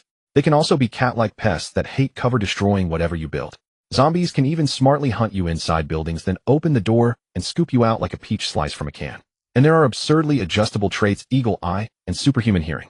Zombies see farther than the living, and the slightest rustle alerts them, like the super zombies from 28 Days Later or World War Z. These options are usually only tackled by extreme survival veterans, but they add more challenge and replayability to Project Zomboid. The zombies Lin Xin encountered were actually the default normal kind with a certain percentage of runners. Nothing too extreme, though it was possible he just hadn't seen them yet. Lin Xin and the Stewart siblings watched the horde collapse inward, transforming from a barely visible spark into a glowing orange sphere of flames and thick black smoke. The original pit had become a mound bulging upward. Few zombies remained alive, and those standing on the mound were being scorched. Lin Xin forgot. These were dead people dehydrated for over a month. They made excellent fuel. The initial alcohol only served as a kindling, and then the zombies' clothing melted and caught fire. No need for napalm. Every zombie was wearing plenty of petroleum products, wasn't it? Lin Xin gazed at the human mound, glowing with orange light burning bright. No one could ever tell there were people in there. The fire trap's effectiveness was unexpectedly remarkable. Lin Xin's first organized counterattack against the zombies was a resounding success. So we succeeded? Taimengnia watched Lin Xin laugh so joyfully that even her gums were exposed in exaggerated sight. 200 success. Lin Xin got out of the car, stretching his arms. He had never been this happy before. This was the first large-scale elimination of zombies, and the method could be replicated. This meant they now possessed the ability to counterattack the zombies. Given time, they would surely drive every last one of them out, leaving none behind. Well, I know you're thrilled, but do you want to know where the remaining zombies in the village have gone? Taimengnia said. Lin Xin's smile vanished. Right, there were over 1700 zombies in this village. This was nowhere near enough. Hearing Taimengnia's words, he realized she might have discovered something while setting up the alarms earlier. So he asked, what did you find? A zombie horde, probably by the lake. Taimengnia pointed toward the southeast lake. Earlier I saw a massive crowd of people in the fields. It seemed like the square in front of the activity center. Taimengnia recalled the place, the rural activity center, and the nearby Philia Church. Philia Lake was shaped like a sickle or a boomerang, and the church and activity center stood at the inner corner of the lake. What are they gathering there for? Peyton interjected at the perfect moment. That place is usually deserted. What's attracting them? Taimengnia shook her head, indicating she didn't know the reason, she had only seen the zombies clustered there. How many? Can you estimate? Lin Xin pondered for a moment and asked. Taimengnia thought back. It seemed the entire open space was packed with people, even more than the ones at the hamburger shop, gas station, and fields combined. I think there are more than the zombies we've seen here. At least twice as many, Taimengnia said. Lin Xin quickly calculated. The remaining population of Philia village must all be gathered there. He looked into the distance, seeing only the gas station. Beyond that, it was beyond visual range. So Lin Xin asked Taimengnia and Peyton if they had heard any news before leaving the village, such as disease quarantines or meetings. The two exchanged glances, and after a long while both shook their heads. They lived on the west side of the village and knew nothing of what happened in the east. Moreover, they were tourists, naturally indifferent to village affairs. So why they were all drawn to the activity center area remained an unsolved mystery. Lin Xin thought for a moment. Zombies clustering together was actually good. It meant only scattered zombies remained in the village. Once they dealt with the remaining horde on the north side, they could search the gas station and residential houses in the northern part of the village. If he had known this earlier, they might have sneaked into the village directly from the western forest to loot. Looking up, Lin Xin glimpsed the still smoking zombie mound in the distance, then glanced at the setting sun. Anyway, it's good to know they're over by the lake. We'll come back tomorrow to finish off the remaining zombies, then we can search the village. With the lake between us, we're much safer, Lin Xin added. He then stopped looking at the mound of charred, twisted limbs and started the car to head back. Taimengnia did the same. She glanced at the orange ember glow from the mound, then focused on the sunset. Peyton, standing on the truck bed, held onto the cab roof and stared at the mound without blinking. Until the vehicle drove far away. Only the messy burning site remained. When they returned home, the three were unusually somber. Indeed, eliminating 400 or 500 zombies in one go was a cause for celebration, but the smell of roasted human flesh, indistinguishable from animal meat, dampened their spirits. None of them had much appetite. Taimengnia wanted to cook, but Peyton and Lin Xin stopped her. They could eat tomorrow morning. Tonight, they should rest well. Tomorrow they would inspect the site, dig a larger pit, and bury the remaining zombies. The three went to bed early. Lin Xin lay in bed, the waning moon casting a faint bleak light outside. He didn't want to think too much. It wasn't good for his mental health or future prospects, but he worried about the Stewart siblings dwelling on it. He knew they were resilient and had solid foundations, but he still feared losing these two survivor allies. He dreaded loneliness. So Lin Xin decided to hold a post-battle debriefing during tomorrow's meal. First, to ease the siblings' minds, and second, to release the pressure pin up in his own chest. Then he slept straight through until noon the next day. Peyton woke him up. Lin Xin felt a bit awkward silently eating the lunch Taimengnia had prepared while pondering how to start. Taimengnia had made corn and bean rice with tomato and potato soup, full of electrolytes and carbs, very delicious. Since his injury, Lin Xin had never rested in bed. He usually spent his time working. But even so, his wound healed quickly. He gently touched the area around it with his fingers and felt he could have the stitches removed tomorrow. He hesitated, wanting to speak. Lin, you haven't rested properly these days, and you're still injured. Taimania spoke first. You got up late today? Oh, I'm sorry. Lin Xin tried to say something, but was quickly interrupted by Taimania. Lin, I know you're anxious, but don't rush. Look, we have electricity now, we can take hot showers, and we've even found a way to eliminate zombies in batches. So Lin, what exactly are you anxious about? Taimania looked into Lin Xin's eyes. You should rest. Well, don't be so eager to do things, okay, she said softly. Peyton also looked at Lin Xin and said, Lin, you've done more than enough and you're still injured.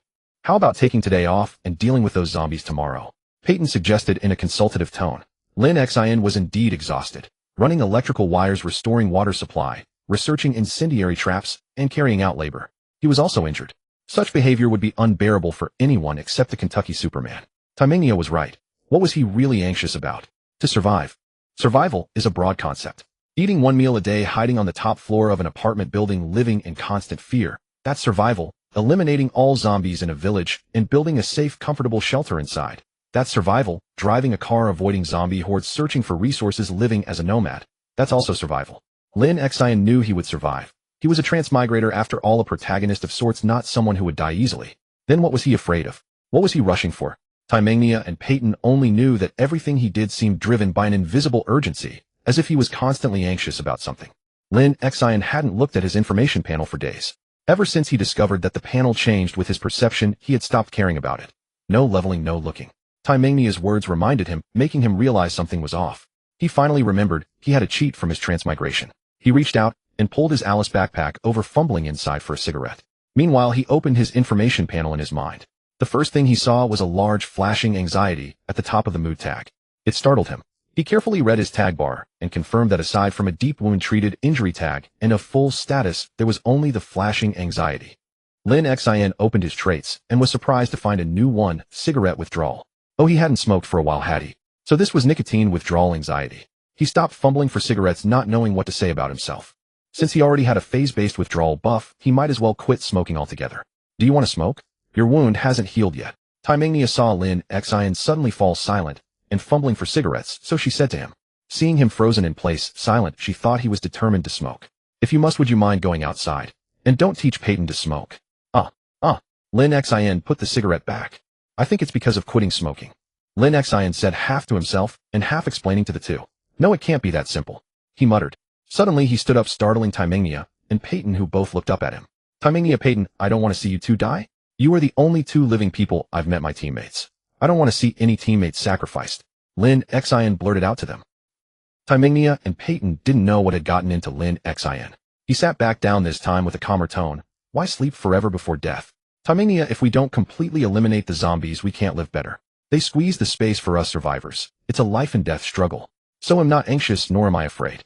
Taimania, Peyton, haven't you realized what they really are? Zombies are the natural enemies of survivors, and also their prey. Eliminating them is only natural. What reason do we need? Looting and enjoying the resources gained from eliminating zombies requires no justification either. Taimania, I am greedy. I want to bring back all the resources from Falia village so we can live better and be less likely to die at the hands of zombies. Because if we don't, those zombies, will come and crack our skulls open like cans. The scene fell into utter silence. The Stewart siblings gaped at Lin Xin after his speech. For a long time no one replied. Taimania fell into deep thought. But Peyton rolled his eyes. He said, but you didn't get up until 12 o'clock. Well, Lin Xin felt a bit embarrassed. I understand what you mean, Lin, Taimania said. But you're too tired, you need rest. Let's leave it for today. Take a break, and tomorrow we'll go deal with those zombies, shall we? Also, I noticed your wound seems to have healed, but you've been scratching around it a lot lately. Lin Xin thought it over.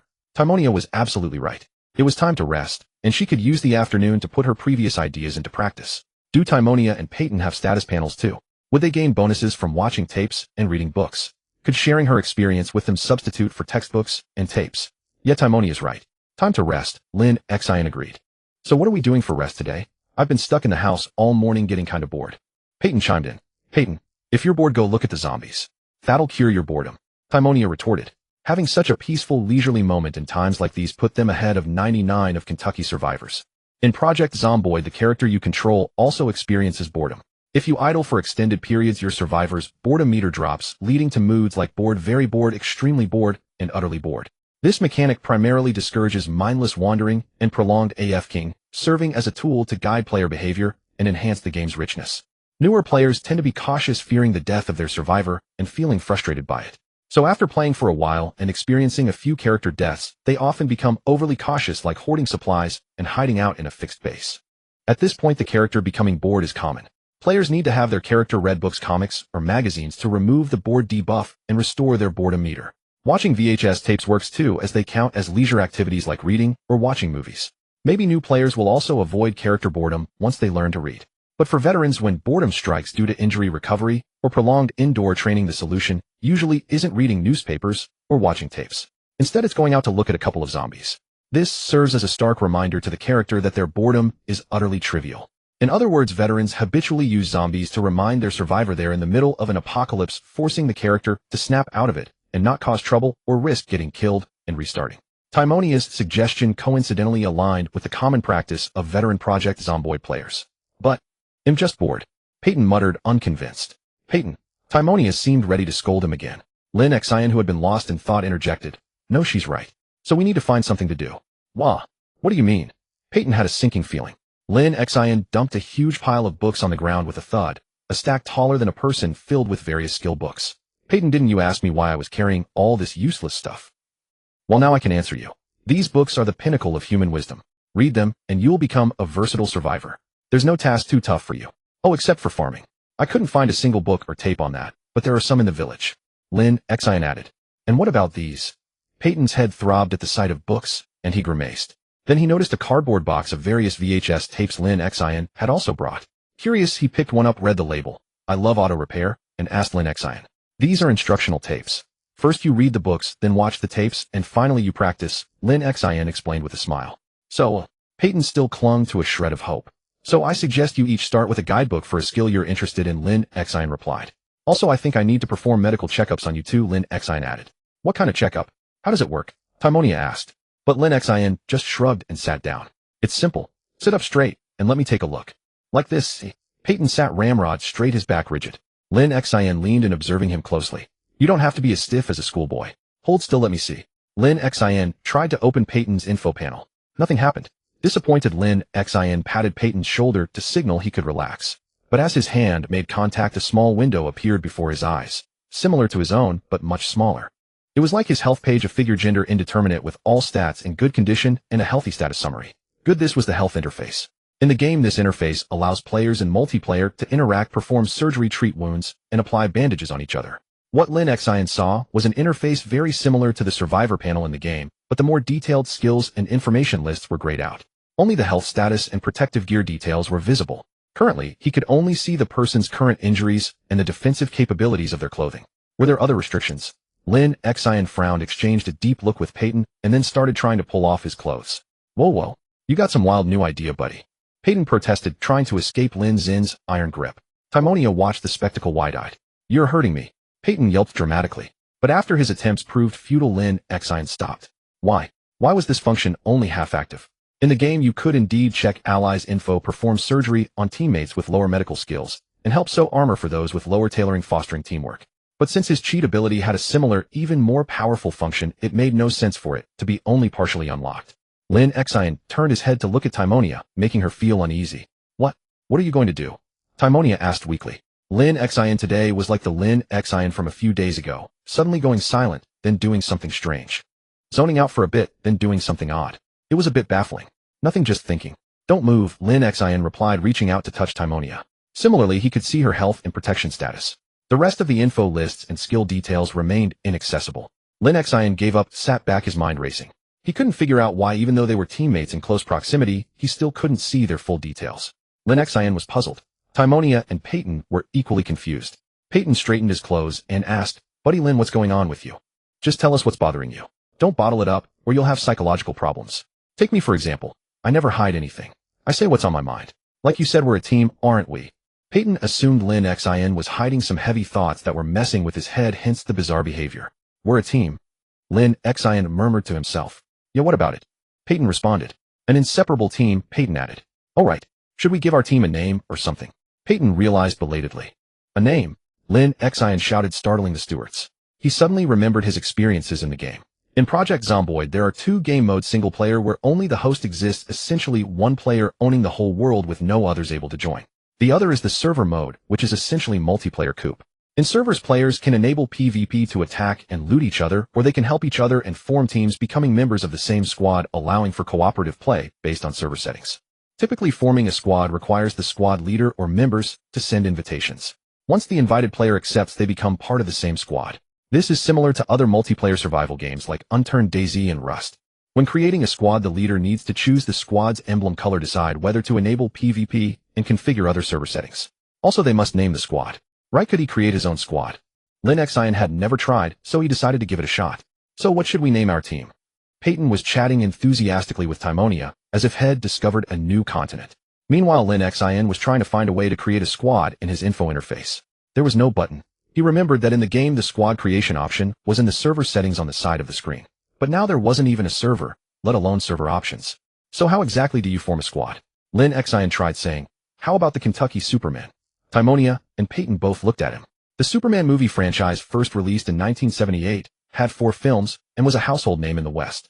1978's Superman, 1980's Superman 2, 1983's Superman 3, and 1987's Superman 4: The Quest for Peace. After the millennium, 2006 saw Superman Returns. Although the post-millennium generation might be most familiar with 2013's Man of Steel, the fact is Superman is a classic film series from the era of the Cold War. So both Timonia and Peyton knew who Superman was. They thought about it and felt it was quite fitting. A bit old-fashioned maybe. The Kentucky Superman Alliance. Peyton mused. Not bad. Suddenly a dialogue box appeared before Lin Xin's eyes. It was the squad creation interface with Kentucky Superman already typed in the name field. So it's settled, then Timonia? Lin Xin looked at her. Timonia stared speechlessly at the boy and the neurotic man, wondering why Lin Xin could suddenly keep up with Peyton's train of thought. She shrugged. I don't mind. Whatever. Lin Xin's creation dialog box received confirmation from his squad members. The squad Kentucky Superman was officially formed. After the team was formed, Lin Xin immediately saw her team roster. Team leader Lin Xin, Seth Lamb McFrain. Team member 1, Ammonia Stewart. Team member 2, Python Stewart. Team name Kentucky Superman. Great, so now that we're all Kentucky Superman, do we go back to Krypton? Or save the world or something?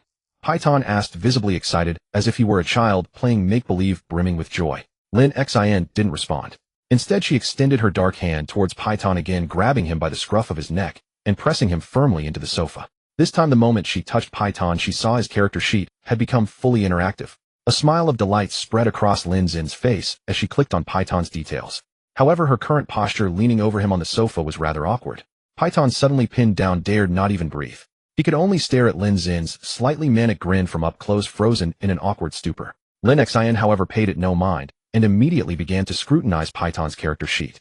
Python Stewart, 62 kilograms, a profession mechanic. This profession granted him a 100 bonus to vehicle repair disassembly speed, and the trait unlocks all vehicle repair recipes. He didn't have as many traits as Lin Xin, but most of them were quite beneficial. Optimist, naturally cheerful, hard to be knocked down by negative emotions, also not easily upset. All mood and depression caps, 25, natural recovery rate 100. Professional mechanic, professional skills locked in 100 to mechanic, electrician, and metalworking skill gains additionally 15 to all professional skill experience gains. High stress intolerance, stress and boredom affect this person more easily, stress and boredom caps 25. Talkative, finds life without someone to talk to unbearable, but his listeners probably find him even more unbearable, 25 mood and depression cap, when no one is around to listen. Cheetah physique, possesses stronger short bursts of power like a cheetah, but endurance 20, endurance recovery speed 20. Bad student, 35 experience gain. Lucky streak, this person has inexplicably good luck. Messy, 35 container capacity. Furthermore, Python's skills were bizarre. His physique was 3, strength was 4, and mechanics was 9, electrician was 4, and welding technology or metalworking was 3. Apart from these, all his other skills were at 0. Looking at Python's skill sheet, Lin Xin finally understood why his organization always seemed so chaotic. Any box or shelf he touched was stuffed to the brim, yet it never actually held much. His trait was the direct opposite of her own, organized, 35 container capacity. With the same box, she could pack things neatly and fit more, while Python could somehow fit more than half the amount she could into a large crate. Moreover, Python's skills were too imbalanced.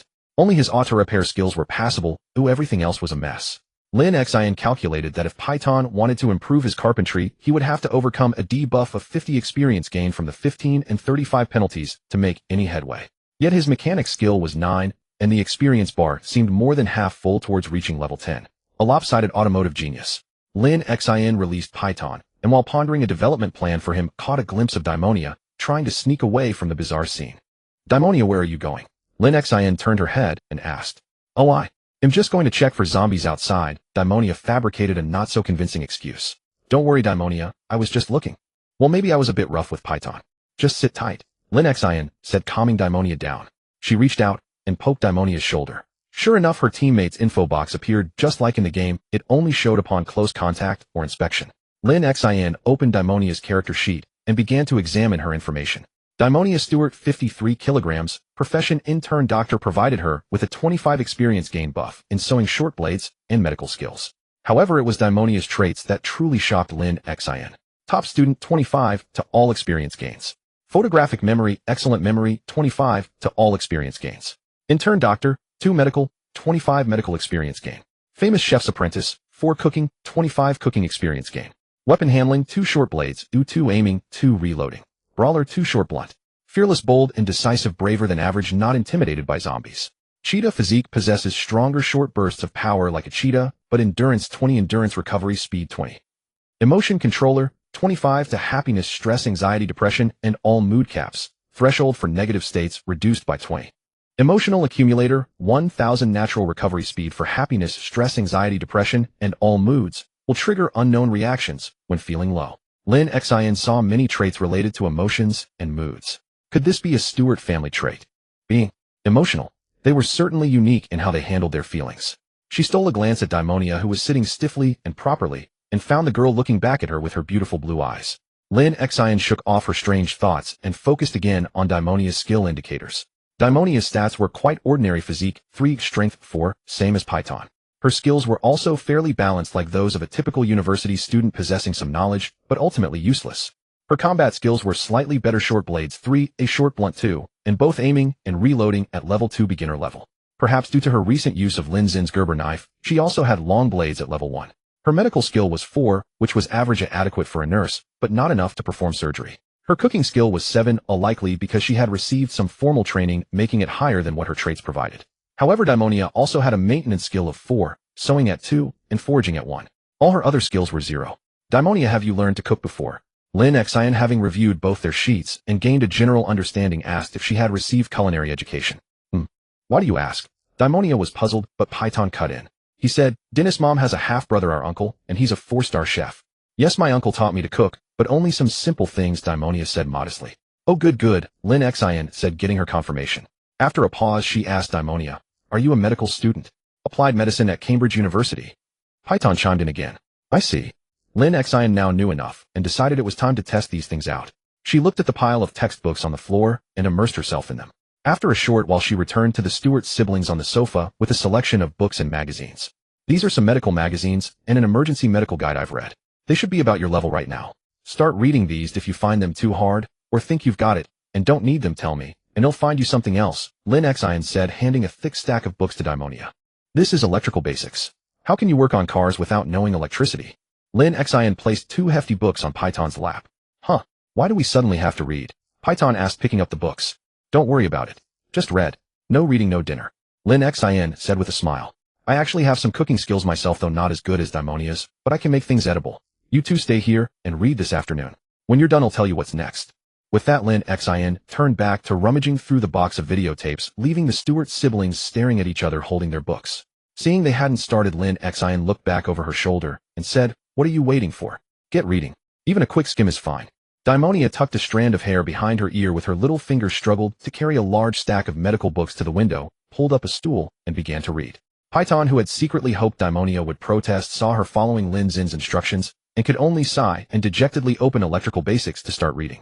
Lin Xin, meanwhile, carefully dug through the videotapes, pulling out low-voltage electrician practical training record, experimental animal rabbit skin suture demonstration, and a few other miscellaneous medical teaching tapes like emergency bleeding control and coagulants. She set these tapes aside next to the TV. Seeing that the two had started reading the books she had given them, she felt relieved and went to prepare some ingredients for dinner. These books were perfectly suited to Daimonia's and Python's current skill levels. Lin Xin hadn't given them more advanced texts, only simple ones they could finish quickly. She hadn't provided any of the more profound professional books at all, as those would take a whole day just to read. She could only manage it because of her skill panel. The ability to remember a book perfectly after a single read was immediately effective, and Lin Xin's own experience with the videotapes confirmed that they could only be watched once. A second viewing proved useless. Their abilities might not share the same effects and limitations, so it was better to start with books that showed quicker results before letting them watch the foundational videotapes. The main goal was to see if both their skills could skyrocket like Lin Xin's had.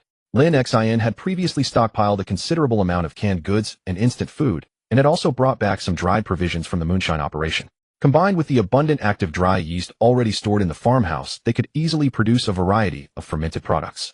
Timonia often baked bread. Lin Xin thought it over and decided it was best to steer clear of fermented goods. If fermentation failed, it would waste ingredients, and worse, they might all wake up the next morning greeting each other by gnawing on one another. So he grabbed 3 cans of potatoes and dumped them into a skillet, tossed in a can of spinach, opened a can of corned beef, and mixed it all together before shoving it into the oven. After a moment, he felt something was off, pulled it out, sprinkled a generous amount of salt and pepper, and put it back in. So he grabbed 3 cans of potatoes and dumped them into a skillet, tossed in a can of spinach, opened a can of corned beef, and mixed it all together before shoving it into the oven. After a moment, he felt something was off, pulled it out, sprinkled a generous amount of salt and pepper. Lin Xin's cooking skill was at level 4, but his repertoire of recipes was pitifully small. At best he could get the heat just right. Once Timonia had some free time, he might be able to learn a thing or two from her. With her recipes and his skill boost, he could surely make dishes with both excellent flavor and perfect cooking. Lin Xin set the oven timer and temperature, then, while waiting for the dish to slowly bake, turned his gaze toward Timonia and Peyton. Timonia was flipping through the books at lightning speed, quickly finishing the simpler ones before tackling the harder to understand sections.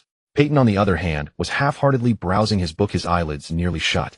At that moment, Timonia waved Lin Xin over. She had just finished reading an entire book on blood coagulants. Pointing to the section about powdered coagulants, she asked Lin Xin some professional medical questions. Lin Xin then realized that perhaps guiding those of lower rank as a higher-level individual could also serve as a bonus similar to skill books. So he set the oven to keep the dish warm after cooking and sat down fully focused beside Timonia, reading through those obscure medical texts with her. When he had studied these books himself, he hadn't had such luxury. Oh, and he also kept an eye on Peyton to make sure he didn't doze off. The 3 of them gradually immersed themselves in the sea of knowledge until nightfall. Timonia managed to plow through the entire stack of beginner medical books and magazines, though most of them were about emergency first aid. But Peyton couldn't even finish half of the first volume of basic electrical engineering, even under Lin Xin's guidance and supervision. Lin Xin glanced at his watch and was surprised to find it was already 1912. He took the perfectly warm dish out of the oven and served it to the Stewart siblings. Timonia, after dinner, I may need you to watch some videotapes. Peyton, you haven't finished a single book, so you're off the hook. Go to sleep. Lin Xin said to both of them. Hooray! Peyton finally cracked his first smile since the afternoon. No hooray. You're back at it tomorrow, and you'll finish it all. Lin Xin said sternly. Oh. Peyton deflated instantly, stirring his dish with his fork before wolfing it down in a few bites and heading upstairs to bed. Timonia ate her dish while watching Peyton head upstairs to sleep. Then she lowered her head to finish the meal Lin Xin had made. Lin, why did you? Timonia seemed to have something to say. What's wrong? Lin Xin asked, puzzled. Timonia looked up at Lin Xin with furrowed brows. The heat is perfect, but did you put too much salt? Truly a master chef's apprentice. Also, can I ask what exactly you're doing? Timonia shifted the topic, questioning Lin Xin's odd behavior since he had gotten up at noon. Lin Xin finished his dish, thought for a moment, and said, well, think of it as sincere expectations for the younger generation. Ha ha ha, Timonia laughed. So you want to be our teacher? You could say that. Lin Xin mused. Maybe I just love to teach. But more than anything, I want you and Peyton to master plenty of knowledge and skills, enough to handle zombies. Besides, we're the Kentucky Supermen, and being all-capable is what being a Superman is all about. All right. Just as you say, Timonia finished her dish as well. So shall we start watching the tapes? Yeah, let's begin. I'll watch with you and act as your commentator. Lin Xin smiled, loaded the prepared tape into the VHS player, and watched intently with Timonia answering her questions as they came up and explaining the outdated techniques shown in the medical tapes. Indeed, just like educational resources everywhere, they lag far behind the cutting-edge technology of the present. Especially since this was 1993, some of the first aid methods differed from what Lin Xin knew from after the millennium. It was one of the rare skills where he genuinely had authoritative insight. For skills like mechanics or electrical work, Lin Xin's knowledge came only from the tapes, making it a stretch for him to teach others. But he was a bona fide medical student, a cutting-edge one from the 21st century. He and Timonia had plenty of common ground. The two kept watching tapes, and Timonia's questions evolved from hesitant inquiries at the start to rapid-fire volleys like a machine gun, leaving Lin Xin barely able to keep up. Lin Xin had assumed the tapes totaling less than 2 hours would be finished quickly, But with Timonia's relentless questioning and the need to rewind and pause for explanations, they watched well into the middle of the night. Seeing that Timonia still seemed eager for more, Lin Xin grabbed additional books and continued studying and discussing with her. Timonia was incredibly sharp. Whenever she hit something she didn't understand, a brief discussion with Lin Xin and his explanation would have her grasping it immediately. The two quickly covered all the first aid knowledge on wound care and emergency bleeding control, then moved on to bandaging and basic surgical techniques. Their professional exchange was so smooth that they quickly bonded, losing all track of time. Peyton rubbed his eyes as he came downstairs. It was 4:33 a.m. and the noise from below had been constant, ruining his sleep quality. Upon reaching the bottom, he saw Timonia and Lin Xin deep in heated discussion. He pursed his lips, said nothing, and quietly walked into the kitchen to boil some water, ignored by the two. Timonia, I told you we don't have an actual cat tourniquet, but we can absolutely make one ourselves. I can even demonstrate it for you sometime. But honestly, I'd recommend hemostatic agents. Herbal or ready-made, either works. The key is they're less labor-intensive and less likely to cause limb ischemia or necrosis like a tourniquet might. Words are never easy to describe. Didn't you mention there's a village doctor's clinic in the town? We should be able to find those first aid supplies there. Also, remember the bandage on my neck when I first arrived? That was a bandage with dressing on it, functioning similarly to a hemostatic agent. Lin Xin was enthusiastically explaining the differences in usage between hemostatic agents and standard cat tourniquets. Oh thanks, Timonia said, accepting a cup of fragrant tea that Peyton handed her. Peyton, why aren't you asleep? Lin Xin also took a cup from Peyton, cough cough cough, clearing his now hoarse throat. Slurp slurp. Timonia sipped her tea, casting a puzzled look at Peyton. Why not check your watch, Lin? Peyton said, bleary-eyed, cup in hand, pointing at Lin Xin's wristwatch. Lin Xin looked down, then turned to Timonia. Looks like our study session ran a bit over. Huh, it's already daylight, Tinny and Lin. Peyton pointed toward the window where a faint gray light was beginning to show. Aren't you too tired? Is studying really that captivating? Peyton raised an eyebrow at them. Timonia's hair was getting greasy from the all-nighter, and Lin Xin's throat was sore from talking non-stop. They exchanged a glance and laughed. Lin Xin then gripped Timonia's shoulders, opened her skill panel, and grinned even wider. Timonia's medical skill had reached level 8, 4 levels in one night, and for a mid to late skill that was blazing fast progress. It seemed Lin Xin's teammates could indeed enjoy the same experience bonuses he did. Lin Xin, with his foggy mind, did the math and figured that Timonia had gained far more experience than he had back in the day. Although he could view his teammates' detailed info sheets, the skill bonuses they were currently receiving wouldn't show up. So he had to ensure Timonia and Peyton read books before watching tapes to avoid wasting the fixed experience points from the videos. Lin Xin rubbed the grime off his face, massaged his temples, and smiled broadly. Timonia, Peyton, I think I've discovered the real way to make you two Supermen. I call it the Superman trial. Lin Xin announced slowly. So is it reading or watching tapes? Peyton asked, taking a sip of tea. Both. So Peyton, hurry up and finish your basic electrical engineering. Lin Xin laughed joyfully, his beard having grown quite long, making his grin look downright eerie. Oh no. Peyton let out a wail. They'll go cook, Timonia. They'll get something to eat. We'll share a meal later. You go rest. And Peyton. Lin Xin rubbed his eyes, stood up, and said, you keep reading. Peyton reluctantly sat on the sofa, picked up the book Fundamentals of Electrical Engineering, and took a sip of tea.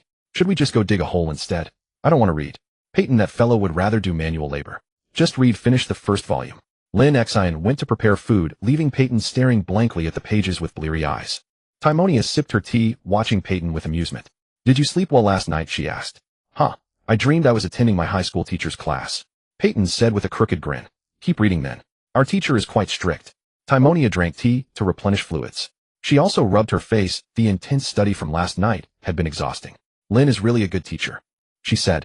I think he's even better than the professors I saw at university. Oh, that impressive. What did he do before? Peyton asked. Peyton, Lin showed us his medical license. Timonia looked at her foolish brother, and the muscles on her face, stiff from staying up studying, twisted into an odd expression, one of helplessness. Lin Xin rummaged through the canned goods and found a few cans of spaghetti with meatballs. He decided to heat them up for breakfast. He quickly opened the cans, divided the contents into 3 bowls, and put them in the oven to heat. Just 10 minutes. Lin Xin glanced at his watch. It was the last day of July, 5:03 a.m., July 31st, 1993. He realized that his teammates like himself could enjoy the experience bonus from books and videotapes, possessing infinite potential for growth. This meant not only could he become a Kentucky Superman with max stats, but his teammates could too. A super squad, ha! Just thinking about it was exhilarating. The zombies in the northern outskirts of Faria village could be cleaned up again sometime, and then they could enter the village. At least the northern buildings and resource points would be freely available. While waiting for the oven to heat the spaghetti, Lin Xin had already planned the future for Timonia and Peyton. In Faria village there was a bookstore. As Lin Xin thought about eliminating the zombies to retrieve more books for himself and the Stewart siblings, he unconsciously picked at the sutures on his wound, until he felt a sting at the wound and noticed something on his fingers. He raised his hand in the dawn light and saw a small piece of protein suture. Already at this stage, part of the protein thread had naturally dissolved, making it easy to break off. This meant the internal part of the suture in the wound had been absorbed by the healing tissue. Lin Xin calculated that from the time he was injured and sutured to now, when the suture ends were falling off, it had been less than a week. It was time to remove the stitches. Ding, the oven timer went off.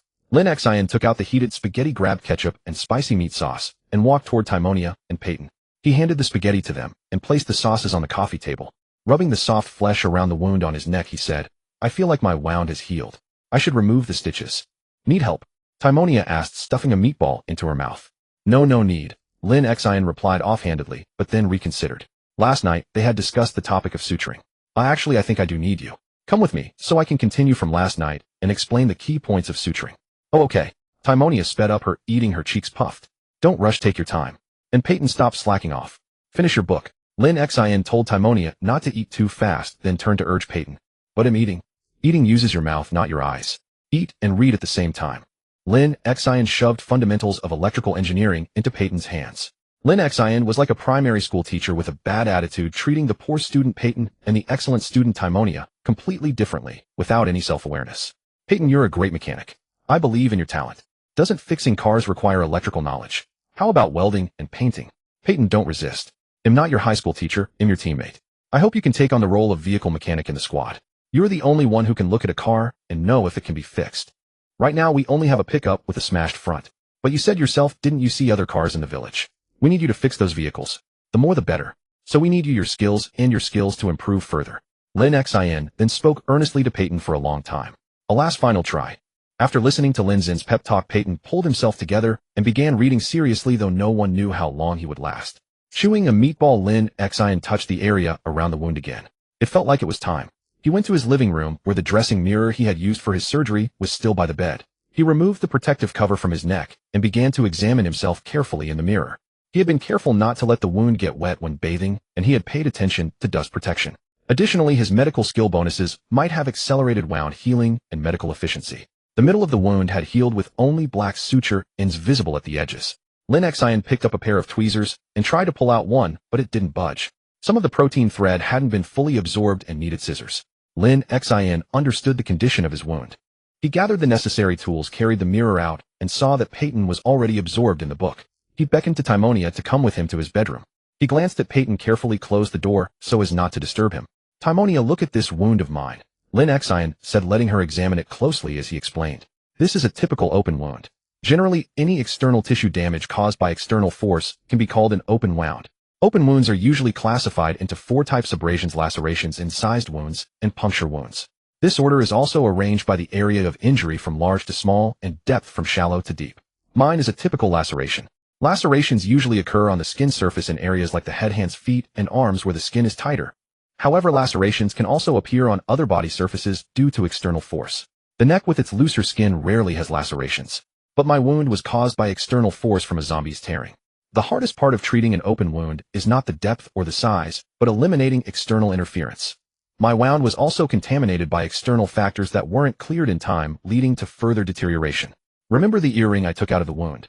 Remember, when you encounter an open wound, the first step should be debridement, not hastily bandaging to stop bleeding. Because external forces and factors are unpredictable, you could end up, like me, almost dying from an earring trapped in a torn flesh wound.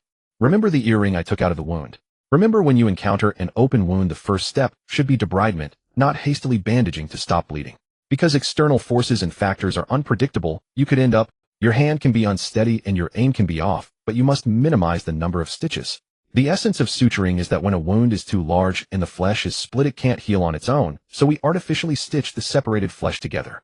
Suturing is adding injury to injury, so don't stitch too densely. Just enough to bear the tension of the skin and ensure the stitches don't come apart. Also, suturing is time sensitive. Ideally, it should be done immediately after the wound appears, otherwise the wound will expand and become harder to close. With my wound, do you notice anything? Is it spindle-shaped? Exactly, spindle-shaped. The ends of the wound were sutured more appropriately, but the middle part was obviously more difficult to close. That's because my wound had already partially scabbed before suturing, so even with looser neck skin the edges couldn't align perfectly like a fresh wound. Also medication. Open wounds are often caused by external forces, so infection is a risk. That's why debridement is so important. Compared to the pain of an open wound, infection is far more deadly. So before suturing an open wound, you must debride to ensure no external contaminants are sewn into the wound. In my case, I had a foreign object inside that caused early signs of infection, a hot swollen feeling. Fortunately, I took plenty of antibiotics and anti-inflammatories. Otherwise, the next step would have been pus and necrosis. A necrotic wound on the neck could kill me in days, and you wouldn't be seeing me now. But now our medical supplies are what I brought. So I can't give you systematic training. Oh, I can find a Western pharmacopoeia for you later, though it's incomplete and for reference only. Okay. Timonia agreed, her eyes fixed on Lin Xin's. By the way, have you been to the bookstore in Faria village? After we clear the zombies in the northern outskirts, we can check it out. You lived in the village, so you should know it right. I hope to find some field guides on wild plants and animals in this rural village. Is it the Good Books bookstore? Okay, Timonia said, still staring at Lin Xin's beard. What are you looking at me for? Look at the wound. Lin Xin, noticing that her gaze was on his face, scolded her. Look, my wound has basically healed. You can see the delicate new granulation tissue in the middle. Look at this stitch. See the black stuff inside. Now look at this one. The area underneath is much darker.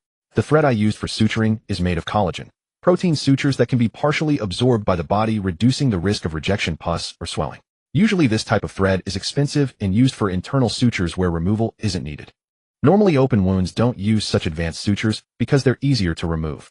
But haha, I was suturing myself and I had collected quite a few protein sutures, so I used them on myself.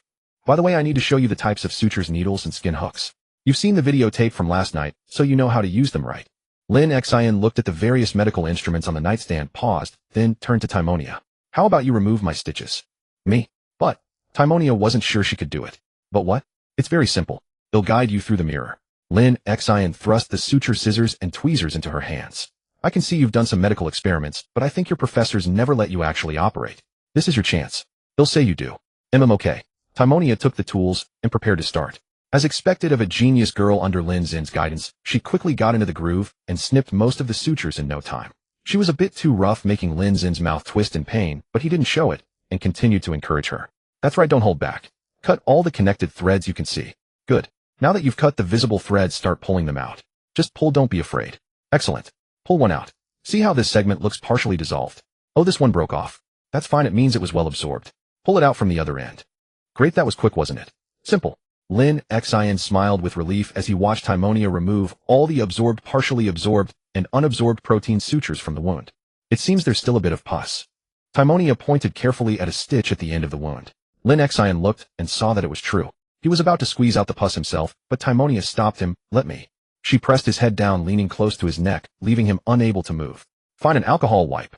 Lin Xin could only agree, but he wanted to remind her to get an alcohol wipe to clean the pus and further disinfect the wound after stitch removal. He already saw the alcohol wipe in her other hand. From the videotape yesterday, yes, use the handle of the tweezers or a blunt probe like this one. First, gently press around the area, test the tissue, rule out pathology. Then lightly press the wound using the tweezers handle as support. Yes. A stream of pus flowed out from the needle hole, visibly emptying it. I must have gotten water in it when I bathed. No big deal. Timonia, well done. Now perform a secondary debridement. Timonia cleaned Lin Xin's wound with an alcohol wipe. It looked much better now. Apart from the needle holes, and the pale new flesh in the middle, the wound had healed perfectly. Lin Xin turned his neck, feeling very comfortable. The pulling sensation from the sutures was gone. This suturing job of mine is a negative example. It seems the sutures were too tight. It gave me the illusion that the wound recovery was causing the sensation. Lin Xin summarized, explaining the reasoning to Timonia. He had done the suturing while still in a serious condition after being injured, so it was inevitable that there were flaws. So don't follow my example. Stay calm in all situations, think carefully before suturing, and then you can become a qualified doctor. Timonia, that should be enough. Can you hand me an alcohol wipe? Timonia. Receiving no response, he asked again. Thanks. Lin Xin took the alcohol wipe from Timonia and began to clean the medical instruments. We only have this one set of tools, so we must maintain them properly. But these chrome-plated tools are easy to clean and sterilize. We have plenty of alcohol and wipes. Lin Xin explained every detail he could think of to Timonia, teaching her on the spot. He turned his neck again, feeling unprecedented relaxation and comfort, and thought he could even do some swinging movements. With that thought, he stood up, stretched his limbs, and swung his arms in the air a few times. It felt like there was no significant impact. He was already a superhuman in the making. Wounds healed in a few days, and if he didn't die, he'd be walking briskly again in no time. Lin Xin said to Timonia, let's go see what Peyton is doing. Timonia replied briefly and followed him out. Lin Xin carefully opened the door. Peyton was asleep on the sofa with a half-empty cup of tea and a small plate of leftover spaghetti on the coffee table. The book Fundamentals of Electrical Engineering Volume 1 was covering his face. Peyton, Timonia tried to rouse him. But Lin Xin smiled and held her back, shaking his head. We kept him up quite a bit last night. Let him rest. As you said, I was too hasty. Last night some of my theories were confirmed. There's no rush. You should go rest as well. Let Peyton sleep. When we're all awake and refreshed, we'll burn those zombies in the northern outskirts of Faria. Lin Xin watched as Timonia went upstairs to sleep. But he himself was too excited to rest. Zombies, your superhuman grandpa is here. You're awake. Lin Xin smiled at Peyton, who was opening his eyes on the sofa. Huh. Oh, gosh. I mean, I was just so tired, Peyton tried to explain. Sleep well? Lin Xin asked. What? Oh, it was all right, Peyton replied, caught off guard. Then let's go burn some zombies. Lin Xin said, grabbing his L-I-C-E pack and heading out. The A-L-I-C-E all-purpose lightweight individual carrying equipment assault pack, classic olive drab, a medium-sized model. A 50-year veteran designed the frame, had seen many iterations over the years. This particular pack was still in use by some U.S. forces in 2003. Peyton saw Timonia already sitting in the vehicle outside, waving at him through the window. What's going on? Peyton was bewildered. Nothing much. We all got some rest. It's now. Lin Xin checked his watch, 1400. A nice round number. Perfect time for arson. Didn't you say you'd rather dig holes than study? Well, hey, race your chance, Lin Xin said. Peyton jumped off the sofa, saw his leftover food and cold tea on the coffee table, shoved the cold spaghetti and meatballs into his mouth, and down the half cup of tea. Let's go dig holes and burn zombies. Peyton chewed as he walked, even outpacing Lin Xin. At the car, Timonia gestured for him to take the passenger seat. Peyton didn't know why, but he decided to comply, with his sister scratching his head as he got in. Peyton, don't you like the truck bed? Lin Xin got in, surprised to find Peyton in the front passenger seat. Dunno. Maybe Tiny wants some sun. Peyton shrugged. Though she's pale as a vampire, she could use some. Peyton chuckled wickedly. Ow. You could hear that. Peyton yelped as Timonia, having overheard his comment, reached through the window and smacked him. All right. Our operation today is basically the same as last time, but this location is further south. First, let's check that big corpse mound. Let's go. Lin Xin briefed Timonia and Peyton on the plan and floored the gas pedal, speeding across the grassland. The gentle afternoon sun was less harsh than a month ago, while tomorrow would be August. Kentucky's hottest days were over, giving way to the rainy season and autumn. The breeze carried the scent of lavender along with the oxalic tang of hay, lilies, and thistles. It was pleasant, cleansing, and quietly soothing. If only the world could stay this peaceful. If only, for instance, that ghastly mound of zombies would disappear. Peyton opened a bag of chips in the car, but noticed Lin Xin and Timonia giving him strange looks. He initially thought they disapproved of him eating in the car, but now he understood why they didn't eat. It was a bit nauseating. The corpse mound was slightly smaller than the day before, not because the zombies had wandered off, but because they had burned to ash. It was impossible to tell what was in there now. It was just a large, twisted, blackened mass. A few half-burned zombies still lingered around the mound, but they could only crawl and writhe on the ground, unable to even stand. Lin Xin and the others parked at a distance to observe. Finding no threat, they approached, stopping a few dozen meters away to survey the zombie mound. All dead. Well, they were already dead, but the fire made them die again. Timonia handed the Gerber knife to Lin Xin. Taking the lead, Lin Xin walked forward, followed by Peyton with a shovel and Timonia carrying a steel pipe Lin Xin had salvaged. They approached the mound, dispatched the crawlers and the immobile, burnt ones nearby, and stood before the massive pile.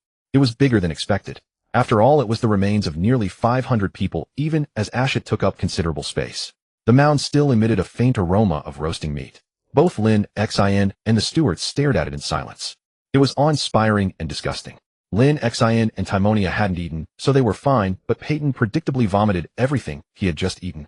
It was a fitting punishment for the bad student who'd rather dig holes than study. After staring at the black mound for a while, Lin Xin waved his hand, and the trio got back in the car. They drove to the southeast side of the mound, closer to the road, to dig a larger, inverted, cone-shaped pit.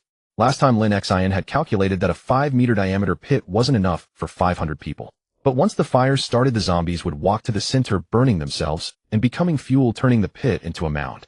So this time Lin Xin decided on a bigger pit, expanding it to 12 meters in diameter. This would be a monumental task, impossible to finish today. It would likely take until noon tomorrow. The walls of this 12-meter conical pit would be over 50 centimeters thick, and they would need to dig deeper in the center. They would also need more Molotov cocktails and bagged alcohol than before. Lin Xin had even slightly modified the fuse, making the cotton wick looser so the flame would travel faster. With last time's experience, everything was smoother now. but this afternoon was just for digging. Ha cough. And beat. Peyton was drenched in sweat, leaning on his shovel, sitting on the ground to rest. Didn't you say you'd rather dig? Lin Xin teased him with a smile. But this pit is way too big. Then we take it slow? Slow and steady. Lin Xin said, shoveling dirt. But I must remind you, only by eliminating those zombies can we safely scavenge the village. Just imagine all the good stuff in that village. Huh? Lin Xin laughed as he dug. Sweating profusely and wanting to avoid laundry or salt stains on his shirt, he took off his jacket and continued digging with his bare torso. The Stewart siblings were built like cheetahs, not suited for prolonged heavy labor. Together they couldn't match Lin Xin's output. So while Timonia and Peyton rested on their shovels, Lin Xin kept working. Watching the shirtless Lin Xin wield his shovel, they suddenly realized he was actually quite burly with a decent set of muscles. Lin, you're really sturdy. Not tired? Peyton asked. What? Lin Xin was too focused on digging to hear clearly. I said you're really strong. Peyton repeated. Lin Xin finally looked at himself and noticed he seemed more muscular. The balanced diet and physical labor had been shaping his body. He stopped working and opened his status screen. To his surprise, his physique had leveled up. He was now at 6 physique and 6 strength, equivalent to a soldier's fitness. He had been overweight before, lost a point. After losing the weight, he was at 5, was staying neutral. Now through sheer hard work, he had reached 6. No wonder he felt stronger and had more endurance. Lin Xin wiped the sweat from his muscles, and out of the corner of his eye saw the Stewarts staring. Embarrassed, he rubbed his stubble, picked up his shovel, and continued working. Maybe he should find a moment to shave. No focus. Dig the pit, burn them all, and everything will be ours. As Lin Xin had estimated, their work lasted until noon the next day. On August 1st, at 1:13 a.m. the trio finally finished digging. Now it was time for the demolition. Under the scorching sun, they rested in the shade of the tree belt, drinking tea brought from the farm, and eating the sweet bread Timonia had been baking since 4 a.m. No eggs, no butter, just sugar, flour, yeast, and some canned vegetables, yet it was deliciously sweet and soft. Timonia was truly a skilled cook. Everything was ready. The alarm clocks placed by Lin Xin and Timonia formed a path from the roadside leading directly into the massive burning pit. They waited, waiting for the first alarm to ring to lure the zombie horde from Faria's northern outskirts across the fields and into the incineration site. One big fire, and it would all be over. They saw the horde move. Under the midday sun, just like the day before, the zombies were attracted by the alarms and headed north. As the alarms rang in a staggered sequence, the zombies gathered tighter, moving closer to the north until they all stumbled into the pit. The road was clear. Not a single zombie was in sight. They were all crowded in the burning trap, chasing fresh blood that would never come. Until the fuse Lin Xin had set triggered. Once again, the invisible flame erupted into a mix of orange fire and black smoke fueled by the petrochemical mixture. The denser the zombies burned, the hotter the fire blazed.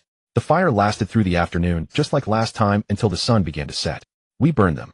Lin Xin clenched his fist and said to Peyton and Timonia, now we can enter the village. Lin Xin's smiling face was aglow in the light of the setting sun. All the zombies from the northern part of Phalia village were gathered here, serving as fuel for the bonfire. Lin Xin could now enter the village to clear it out as long as she was careful of the scattered undead. However, it was already evening, and the energy of Lin Xin and the Stewart siblings had been drained by the morning's heavy labor. So head back. Peyton's spirits were somewhat low, his mop of hair plastered to his head, with sweat resembling a bird's nest. Timonia's cheerleader t-shirt was also marked with salt stains from dried sweat. Lin Xin also felt the fatigue and agreed. The trio returned to the farmhouse to rest. Timonia and Peyton took showers, but Lin Xin did not. His wound had just had its stitches removed, even with utmost care last time water had gotten in. Better to wait until it's fully healed before washing, and then he could also scrub off the grime. But tomorrow will likely be tougher than today. There are always zombies hiding in the village's nooks and crannies. Tomorrow we need to work as a team to clear out the remaining small hordes. What about the ones by the lake? Timonia interjected. They're no threat to us for now. I don't know why, but almost the entire village's zombie population is gathered there. I'm not familiar with the terrain, so do you two remember if there's a place nearby that could be used to repeat our method? Lin Xin replied. Timonia and Peyton thought hard. It seemed that near Phalia Lake there was only the activity center with its Grand Hall Phalia Church, and then a parking lot and large woods. Oh, wasn't there a meadow south of the activity center? There seemed to be a few construction sites as well. Is there a? Lin Xin saw them both nod, and a glimmer of surprise flashed in his tired eyes. Then it's easy. Huh. Lin Xin clapped his hands, shaking off the dirt clinging to them. Let's head back and rest. Tomorrow we go into the village, deal with the zombies, scavenge for supplies, and also check on that big horde by the lake. Timonia settled back into the truck bed, while Peyton took the passenger seat. Things are going so smoothly. At this rate, we'll have all of Phalia cleared in just a few days. Lin Xin was elated and his talkativeness increased, so he chatted with Peyton throughout the drive. Peyton hadn't had such a free-flowing conversation in a long time. Not since Uncle Lawrence had changed, at least. He and Timonia were close, but she wasn't a good listener. She didn't talk much and was quick to scold. Lin was also one to scold. The three quickly returned to the farm. Timonia started cooking, as usual, planning to shower after the meal. That night, all three slept soundly with no words exchanged. On the morning of August 2nd, Lin Xin had been in Knox County for over a month. Most of his skills were trained to their maximum level. What remained was repetitive work and constant practice.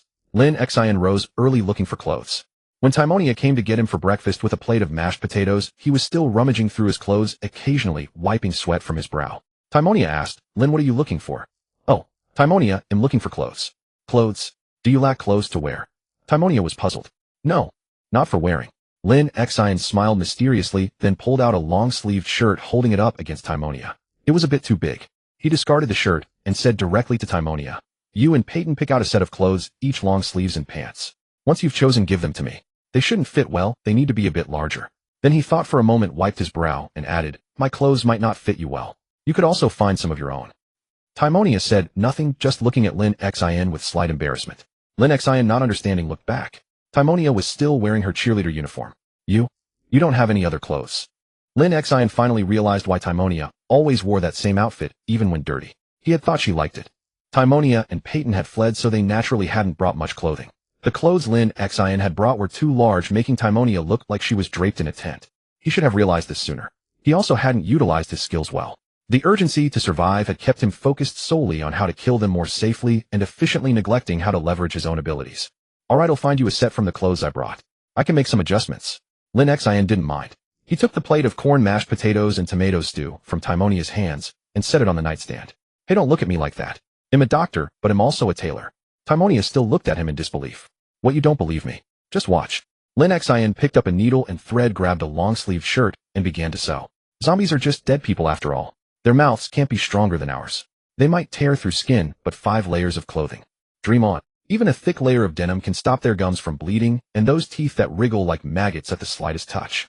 Lin Xin worked the needle and thread with incredible speed, using fine, tight stitches, the opposite of suturing a wound, to sew cotton pajama fabric onto the shirt. He tightened the collar and cuffs, folded the sleeves up to the elbows, and reinforced the chest, elbows, neckline, ribs, back, shoulders, and abdomen with layers of cotton cloth. Finally, he took in the hem, transforming the massive XXXXXXL shirt into what now looked like an XL. The whole process took less than 30 minutes. "Here, Timonia, try it on." Lin Xin handed her the shirt, wiping his brow again, and gestured for her to put it on. But Timonia looked at the summer shirt, now stitched into a heavy winter garment, and felt she'd be roasted alive wearing it. "Haha, don't worry, I know it'll be hot. This isn't for everyday wear, it's for when you're in close combat with zombies. Yours is actually thin. I just sewed some cotton scraps on it. It won't withstand much tearing. Take a look at this." Lin Xin pulled out what was once a farmer's raincoat. Now this dark green raincoat could no longer be called that. Scaled armor war robe was more fitting. He had sewn numerous strips of cloth, denim, and even leather from riding jackets onto it. "Did you make this last night?" Timonia stared in shock at the monstrosity. Lin Xin struggled to lift it and dropped it on the floor with a heavy thud. Timonia tried to pick it up, but nearly dropped it again. "It's so heavy." "Of course. Right now it's 1 piece of clothing, but last night it was 7 pieces of clothing and a raincoat." "Whoa, can you even walk wearing that thing? Won't the zombies catch you?" It was Peyton who spoke. He had heard Timonia and Lin Xin talking in the living room for a long time, and curious poked his head in through the door gap, just in time to see Lin Xin drop the soft armor onto the floor. "Let me try it." Peyton looked at the garment eagerly. He set down his own plate of mashed potatoes and tomato stew on the nightstand and prepared to lift it. "Man, this is heavy. Dude, is there anything you can't do?" Peyton struggled to put on the barrel-shaped soft armor, but being shorter than Lin Xin, the hem dragged on the floor. He tried to jump a couple of times, but it was useless. He couldn't get off the ground. "Ha ha ha." Lin Xin and Timonia laughed at Peyton's comical appearance. "Man, this thing is sturdy, but it's heavy. Can you even outrun zombies in it?" Peyton popped his head out from the armor's hood, speaking to Lin Xin. "And it's so hot." Feeling suffocated, Peyton quickly scrambled out of it, fanning his face dramatically with his hands. "If you're wearing this, why would you need to run?" Lin Xin used a rag to wipe his sweat, countering Peyton's question, leaving Peyton momentarily stunned. "Don't look at that one, I made it for myself. Yours is over here." Lin Xin handed Peyton a very loose and baggy tracksuit. Peyton immediately changed into it, a blue tracksuit. Lin Xin had reinforced all the critical areas with extra fabric, much like Timonia's shirt. "So hey, race, my plan, we operate as a team. I'll wear this sturdiest armor and lead, drawing the attention of the scattered zombies in the village to get them to come after me. You two will watch my back. If there are too many, you'll help me take them down. And when I get tired, you'll provide cover for me. Got it?" Lin Xin's expression, which had been lightened by Peyton's antics, turned serious as he outlined his plan. "Oh, and don't use guns," he added with a small joke. Besides the large horde by the lake, the village only had some scattered zombies. Once these were cleared, they could safely scavenge for supplies. This was where teamwork would shine. Scavenging alone, one could never be thorough. But with 3 people, even with just light and melee weapons, they could easily handle zombie clusters that would be impossible for one person to face alone. But what if you get overwhelmed and pushed down? They'll eat you. No way. Timonia thought about Lin Xin's words, pointed out the danger in the plan, and flatly refused the wild idea. "You said we're a team, right? Why do you always want to do the most dangerous thing?" Lin Xin patted his own thigh, wiped the sweat from his head, and said to Timonia, "Come here, feel this." "Peyton, stop staring at your clothes, come feel this too." Huh. Timonia and Peyton were taken aback by Lin Xin's outrageous statement. "I mean, come feel my thigh," Lin Xin repeated. "Oh." Timonia reached out, touched Lin Xin's thick thigh briefly, and quickly retracted her hand. Etch. Timonia placed her hand on Lin Xin's thigh again, this time feeling more carefully. Peyton also reached out his paw and squeezed Lin Xin's thigh. "Peyton, did you get soup on your hands?" Lin Xin yelled, noticing a few wet paw prints on his pants. "What is it?" Timonia looked up and asked Lin Xin. "Leather straps. I sewed them into the inside of the pants. I guarantee you couldn't cut through them with a knife." Lin Xin wiped his brow again. The only downside was the heat. He figured he could only last about an hour wearing them. With that, he began to undo his belt, preparing to take the pants off. Timonia was stunned for a moment, then turned and walked out of the living room with the altered long-sleeved shirt and sweatpants Lin Xin had given her. Peyton, left behind, was grabbed by Lin Xin, who ruffled his mop of hair vigorously, eliciting a series of yelps from the boy. After a while, Timonia also came downstairs wearing the outfit Lin Xin had given her. Both Timonia and Peyton were utterly clueless about sewing, so altering the clothes could only be done by Lin Xin, who had level 8 tailoring skills. Even with a bunch of fabric strips sewn on, the altered shirt still looked baggy, as Lin Xin had only eyeballed the measurements without actually taking them. Peyton was wearing his tracksuit, looking a bit puffy. Lin Xin was explaining to Peyton how to move and defend against zombies while wearing such clothes.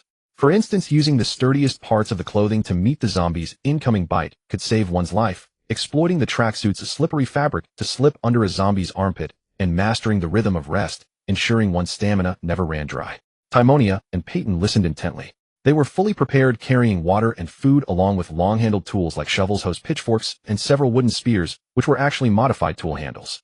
After Lin Xin completed his deployment, the 3 immediately got into the truck and drove towards the northern outskirts of Faria village. The breeze from the moving vehicle was pleasantly cool. Lin Xin, wearing his modified pants and rubber boots, fully geared up with his arsenal and soft armor, looked exceptionally valiant. "Haha, you know what? This stuff actually works," Peyton said, while driving, glancing at Lin Xin in the rearview mirror. Lin Xin felt pretty good at that moment, the wind from the drive cooling him down. Timonia also turned to look at Lin Xin, who waved back at her from the truck bed. "I hope everything goes as planned," Timonia said. Peyton drove fast, and soon they passed the nameless pond, arrived on the northern highway of Faria, and stopped near the burger joint. Lin Xin jumped out of the truck, his heavy footsteps attracting the attention of a half-paralyzed zombie crawling on the ground. It immediately propped itself up and crawled towards the Ford pickup. Peyton glanced at it, hastily grabbed a pitchfork from the truck bed, strode over, and drove the steel tine straight into its head, finishing it off.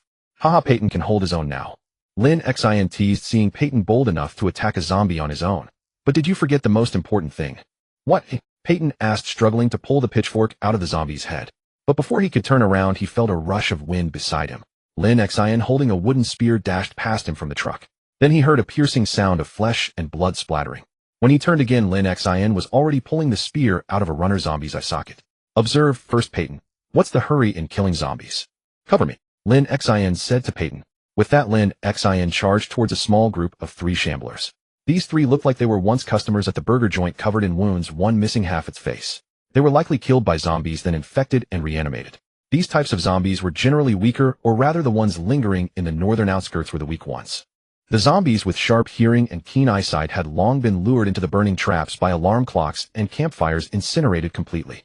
The ones left were defective, either frail and sensitive to sound and light, or simply too dim-witted, easily blocked by refrigerators or chairs, completely unable to get out. Lin Xin stood like an iron tower before the 3 zombies, slowly backing away. The zombies trailed half a meter in front of him. Whenever they got close, Lin Xin used his weight and armored advantage to shove them hard. The zombies either lost their balance and fell, or stumbled, dazed and frozen in place for a while before resuming their chase.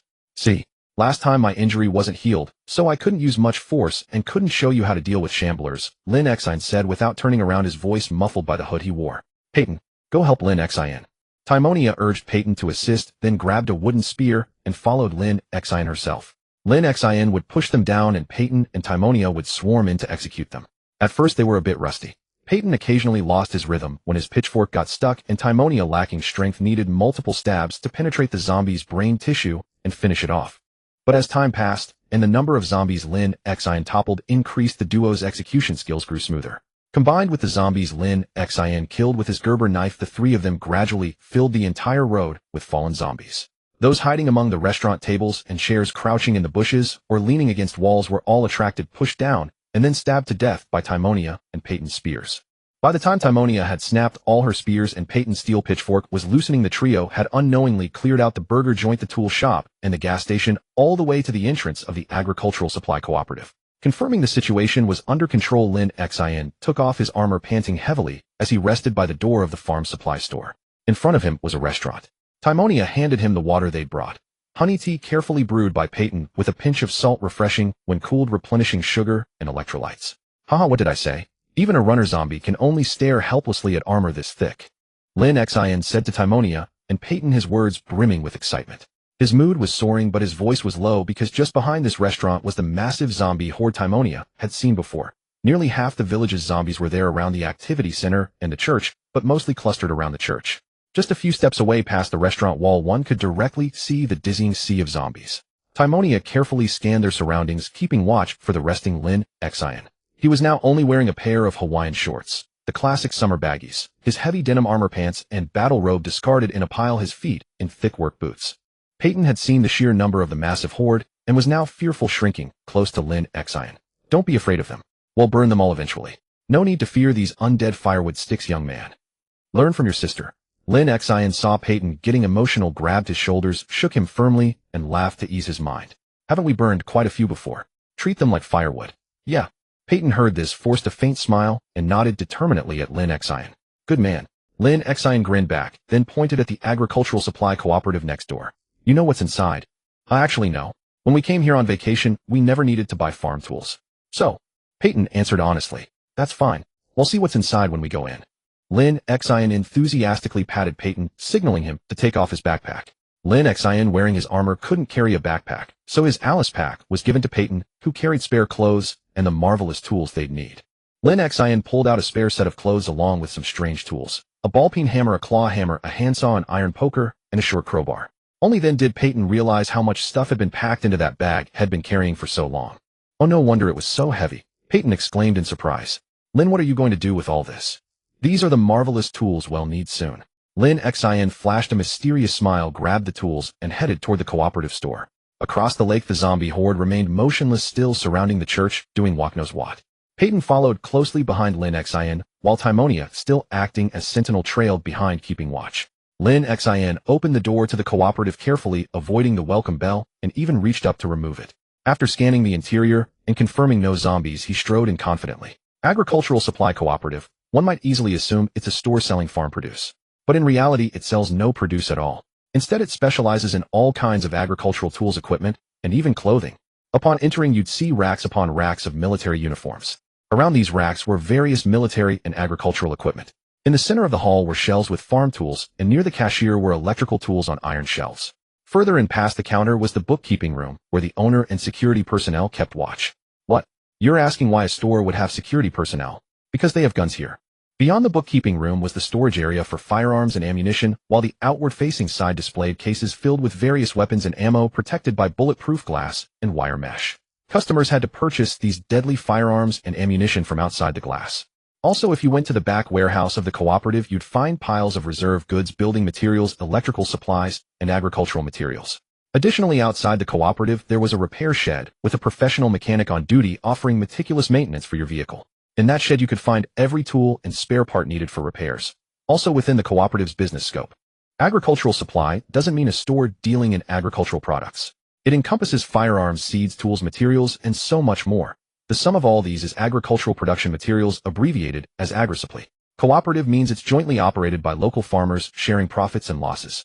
From the security guard to the mechanic, all are local farmers holding dual roles, hence cooperative. Noticing Peyton seemed to be just browsing, his eyes fixed on the military clothing and tools, Lin Xin pointed towards the gun display case. Peyton followed his gaze and immediately spotted a large white-tailed deer head mounted prominently. Then he also saw the display cases full of firearms and the gleaming gold-tinted ammunition of various calibers packed tightly inside. "Holy crap!" Peyton exclaimed. Lin Xin, however, made no comment, merely pointing to a large shelf in the corner where a dozen backpacks of various types and colors were clearly displayed: Alice Pack patrol models, medium packs, light barrel bags, oversized jungle camouflage, hiking packs, hunter gear, and assorted backpacks. Truly, they were siblings. Even their curses matched. Lin, this. Peyton was at a loss for words. The sheer amount of ammunition visible in the showcases was enormous. They would need multiple trips to haul all these weapons and rounds away.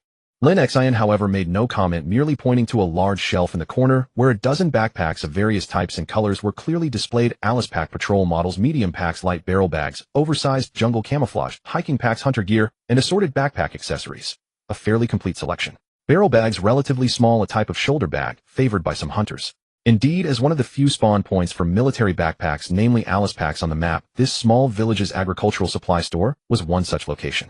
If players struggled to find large backpacks in the game, they could come here to try their luck. In Project Zomboid, finding large backpacks and military backpacks depended on luck. With poor luck, one could traverse the entire map and still find nothing. Typically, military backpacks spawned from soldier zombies and various military checkpoints, camps, and extraction points, places where the military was present. The most classic were the Rosewood Old Military Camp, the Louisville Entry Checkpoint, and that mysterious military base. Many veteran players had endured the painful journey of searching for a backpack only to be bitten by a zombie carrying exactly the large backpack they had been hunting for after scouring half the map. To make matters worse, if they hadn't enabled the journal mod, they had to start over with lost skills. Truly disheartening. From the very first day of the game, some zombies spawned carrying backpacks. These were the deceased survivor zombies. After 1 month of gameplay, their proportion peaked, then slightly decreased after another month, 2 months into the game. It was the Indie Stone's subtle metaphorical commentary on the survival states of survivors in Knox County, Kentucky. In the early infection, some lucky survivors would immediately acquire backpacks only to tragically turn into zombies. After a month, the unfit survivors were weeded out through natural selection, and the number of zombies they became grew accordingly. After 2 months, the numbers leveled off because the damned ones had mostly died. There were few left to die. Lin Xin whispered to the two. "Looks like our gear problems are solved. Check this out." He walked to a clothing rack, pulled out a pair of jungle camouflage work pants to show them, then picked up a pair of binoculars from a shelf. 13 Malawian Quatches binoculars. These binoculars, housed in a small calfskin case, were an old item, a 6x30 model by Bosch Lohm, a veteran of World War II. They seemed to be military spec, showing signs of wear. Lin Xin tried them. The view was clear and bright with artillery reticles. A classic piece brought back to life. Turning back, Lin Xin smiled at them, gesturing for them to come pick out what they needed, then grabbed a handful of tools and headed toward the back door. "What are you waiting for? Pick out a set of gear for yourselves. He'll handle these." He pointed to the gun showcase while speaking to them. He also set the binoculars back, intending to choose later. There were plenty of binoculars. Lin Xin also spotted a compass and other items, but no map. A map would have been handy. Lin Xin carried his tools toward the office, casting a glance at the sink in the back room. The warehouse door was also open. Peeking through the doorway, he saw only some electronic components scattered on shelves with stacks of sealed boxes and bagged supplies further inside. Without windows, the interior was dim and hard to see clearly. Lin Xin paused with his tools, then decided to check it out first. He dumped the tools on the sink and headed toward the warehouse. Lin Xin walked in slowly, hammer in hand, wary of a zombie attack from around a corner. But there was none, because the store had guns. The back door was a reinforced steel door that zombies could hardly break down. The warehouse was just cluttered with supplies. Lin Xin took a turn inside, but it was too dark to make out specific supplies. Perhaps he should check the guns first. So he circled around and stepped out, approaching the office door. Through its window, he saw papers scattered on the floor, a coffee machine, a filing cabinet, and a desk with chair. Further in was a secure door with an electromagnetic lock. The power had been out for a while, so Lin Xin faced only the remaining mechanical lock, the fragile hinges, and the wooden interior partition. He immediately got to work inserting a pry bar into the partition where the hinges were, then began hammering. After a few strikes, he ran out and asked Timonia and Peyton, "How did that sound?" "What?" Peyton was busy finding clothes that fit his size among the piles of military gear and hadn't noticed Lin Xin's hammering at all. Timonia gave a brief, effective answer: "Soft, no problem." Clever as she was, she had already guessed what Lin Xin was doing. She was also picking out a backpack, as her small student bag had limited capacity. Lin Xin nodded and returned to the door to continue working. It took him half an hour to fully pry the door free from the wooden partition. The intact door still had wood splinters attached, all thanks to his carpentry level 7. He rubbed his hands together and squeezed in, immediately spotting sealed gun cases stacked in a corner and numerous metal ammunition boxes. A grin spread across his face as his excitement soared. Lin Xin quickly rushed into the display area. On his left were several upright gun cabinets filled with long guns plus cabinets containing gun cleaning kits, WD-40 lubricant, and other firearm accessories and parts. Lin Xin took a quick glance and found that most were single-shot hunting rifles or semi-automatic sport rifles along with some shotguns. In the glass showcases were all long guns, not a single automatic weapon. In the display windows were also small semi-automatic pistols, revolvers, and other self-defense weapons. Lin Xin also spotted some small steel cylinders. He pulled one out to inspect it. It was marked CO2. Gas cylinders. Are there air rifles too? Lin Xin rummaged through the cabinets, but found no air rifle. He set that aside. He had already set his sights on a beautiful Remington 700 with a scope, so he took it down and held it in his hands. The rifle had a matte black finish and used .308 Winchester ammunition, a caliber equivalent to 7.62 by 51 mm NATO full power rounds. The 7.62 NATO was derived from 308. However, since this was the civilian version with a lighter powder charge, it was also the most popular round for hunting and sport competition. Remington 700. Lin Xin worked the bolt. The gun seemed to have sat for a long time. The gun oil congealed, making the bolt a bit stiff. He pulled it open with effort. A fixed magazine and short, likely the 3-round version of the hunting rifle. But atop it sat a long, elegant M1 scope offering up to 10x magnification with a bright, clear sight picture. However, it had no reticle markings, just a plain crosshair. Perhaps due to legal regulations, hunting rifles often lacked sniper hash marks. Lin Xin closed the bolt and, cradling the beautiful black rifle, tapped on the window. Peyton outside was clumsily trying on a pair of cargo pants full of pockets. Hearing the tap, he looked up, saw the rifle in Lin Xin's arms, and nearly shouted in surprise, barely stifling it. "Look, Lin." He excitedly tugged at Timonia, who was focused on watching outside the window, fulfilling her duty as lookout. Jolted twice, she turned to look at him, and also saw the scoped rifle in Lin Xin's arms. Lin Xin waved them over, signaling them to come in quickly. Timonia waved back, indicating she would stay to guard the window and observe the outside. Peyton, unable to contain his excitement, rushed into the gun room and came to Lin Xin. "Take this. Let me see what else there is. We might need to bring the car over and haul all this stuff back home." Lin Xin handed the rifle to Peyton. He began rummaging through the showcases, making clattering noises as he sorted through gun accessories, laser sights, screws, and small screwdrivers. Happily, Lin Xin pulled out the gleaming silver pistols from the glass cabinets and lined them up on the counter. Good heavens, all these guns, enough to fight a world war. Peyton stroked the Remington 700, his eyes fixed on a silver lever-action rifle engraved with patterns hanging in the display window. "Haha, who cares? Let's just haul these guns back first," Lin Xin said. He gave the weapons a rough inventory count.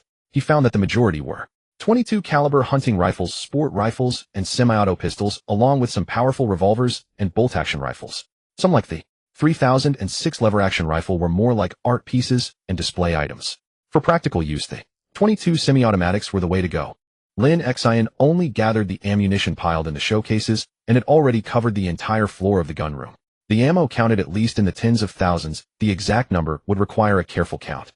He gave up counting altogether and pushed Peyton out the door. At the entrance, he looked out. The zombie horde by the lake was still the same, and the corpses of zombies they had killed on the street remained as they had left them. His armor was still stacked at the door. Lin Xin said to Timonia, "Let's go. We're getting the car." He also handed her another scoped bolt-action rifle that looked like a Remington 700. This was a Roy Weatherby Mark V, also chambered in .308 Winchester. By sales numbers, Americans preferred Weatherby over the heavier Remington 700. Weatherby Mark V. Lin Xin, though a game enthusiast, realized the game wouldn't reflect what guns Kentuckians actually preferred, right? So it was normal for him not to recognize some. Hearing Lin Xin's call, Timonia took the lightweight hunting rifle, and with Peyton each carrying a scoped long gun, they followed Lin Xin back out onto the street.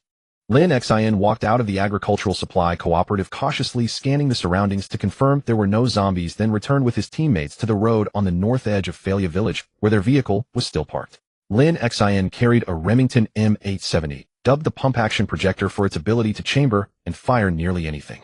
Behind him followed the Stewart siblings, each equipped with a high-power scoped sniper rifle. "Haha, I told you once we got into the village we'd find everything we needed," Lin Xin said, cheerfully chatting animatedly with Stewart along the way. "Not just guns and ammo. Did you two find suitable clothes?" Timonia swung the backpack slung over her shoulder, showing off her new gear, a compact Alice pack with a patrol pouch attachment. It wasn't large, but it was exceptionally lightweight, featuring an advanced quick-release module that allowed rapid access to contents and swift removal in emergencies. It was typically used for patrols, rescue operations, or urgent medical situations. Its load capacity wasn't as large as Lin Xin's medium Alice pack, but it excelled in convenience and flexibility. Peyton, meanwhile, hitched up his pants. The cargo trousers were a bit oversized, and his athletic wear was stuffed inside, bulging awkwardly. "Peyton, what are you doing? Why do you look like that?" Lin Xin finally snapped out of his excitement, eyeing Peyton's ridiculous appearance from head to toe. Couldn't you just carry them and change later? Hey, I was just trying them on for size when you called me in. Peyton argued defiantly. Lin Xin shrugged, deciding not to bother with him further. Alright, we're here. Peyton, drive. Lin Xin hopped into the truck bed, first urging Peyton to get moving. But I'm not sure if this truck will attract the attention of the zombies by the lake. Better keep a low profile. Lin Xin cautioned Peyton to drive carefully and keep the throttle low. Got it. Peyton started the engine, waited for Timnia to climb aboard, and drove along the village road back toward the agricultural supply cooperative. He parked the truck steadily near the storefront. The three got out. Timnia, equipped with her new gear, immediately used the scope on her Weatherby to observe the zombie horde from a distance. This scope is fantastic. Timnia marveled after a couple of glances. Under the magnification of the same Leupold Super Series M116X scope, she could even make out the frozen expressions on the zombies' faces from their final moments.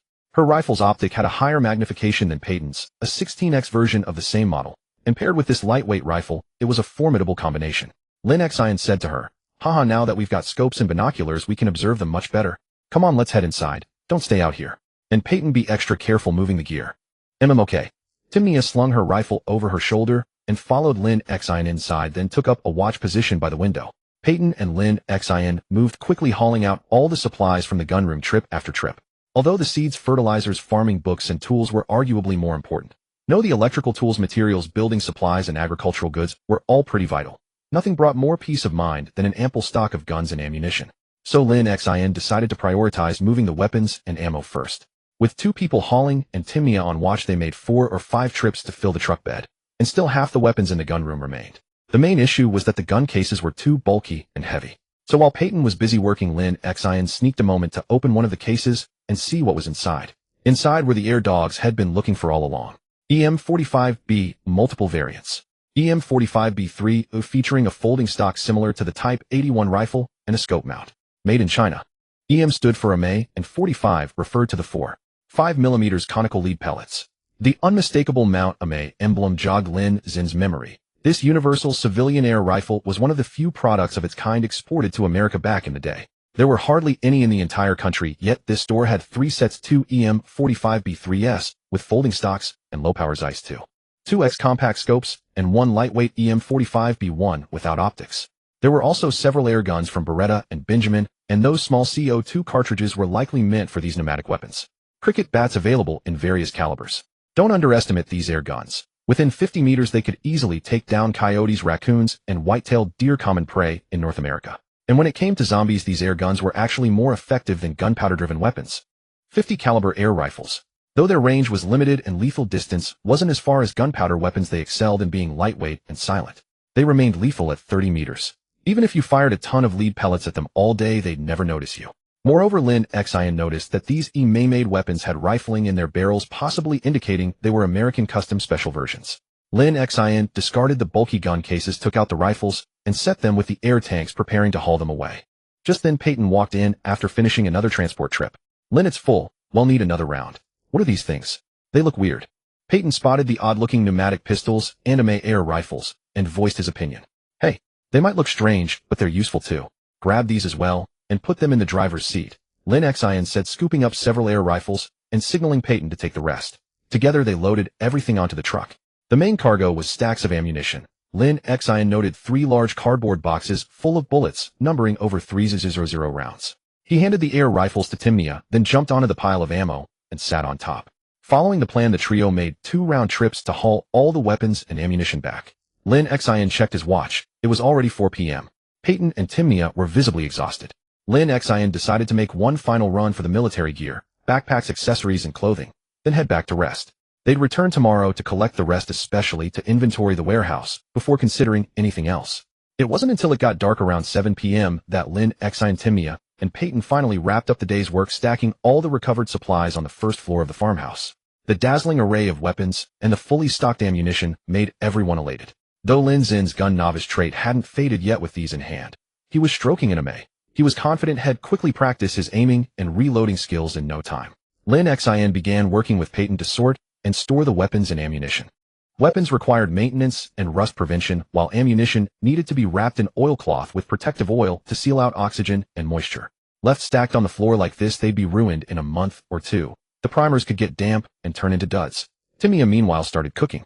She planned a lavish feast to let the long-stressed group truly indulge and rest. Peyton gathered same-type ammunition together, wrapped it in oilcloth, marked the type and quantity, and handed it to Lin Xin, who neatly organized and stacked it in cardboard boxes. After all, Lin Xin was methodical, whereas Peyton, while that guy had no talent for organizing supplies, he had the chaotic mesh trait. When they'd hauled the supplies back, there'd been no sorting. Everything was dumped into boxes indiscriminately, so a full inventory was necessary. The more they counted, the more pleased they were. Peyton was grinning so wide his eyes nearly disappeared. 22 LR rounds, 2000, the most numerous. 3006, a full power cartridge in use since before World War I, surprisingly numbered 700. 308 Winchester 6000 rounds.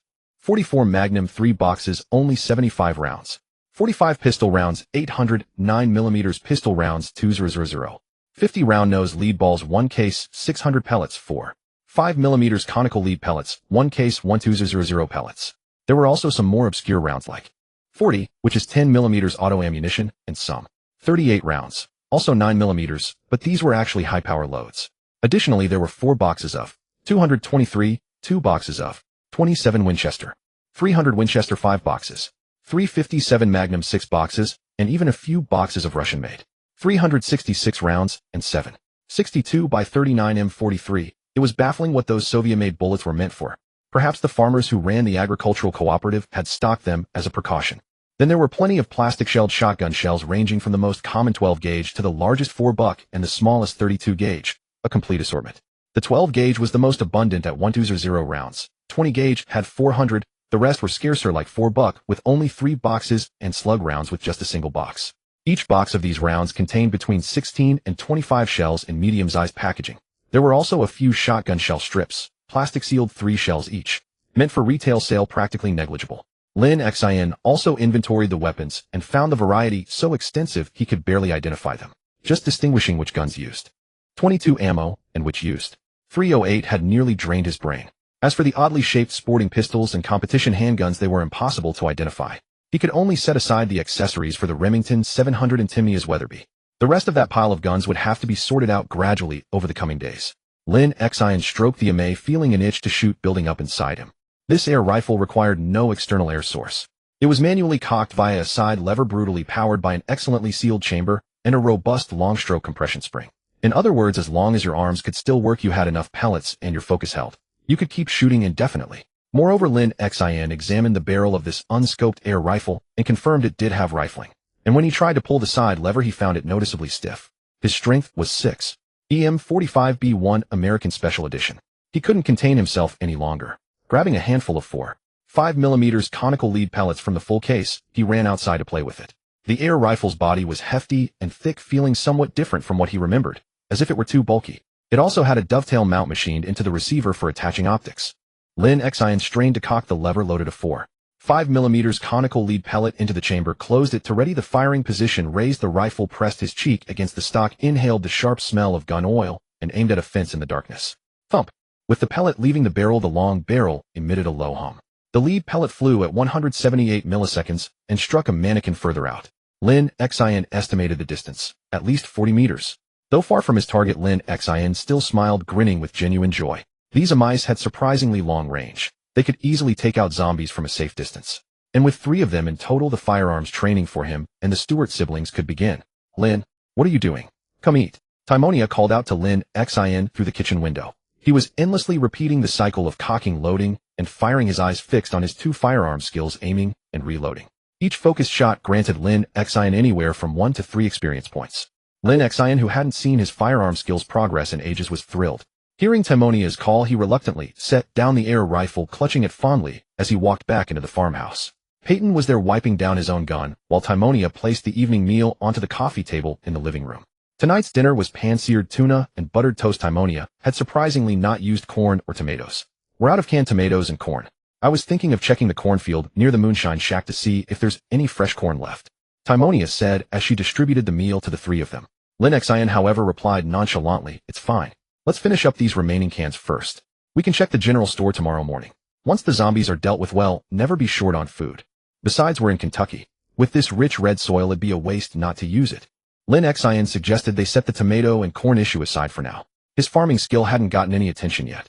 With guns and the method of using burning traps to massacre zombie hordes, everything else would fall into place. It was just a matter of time.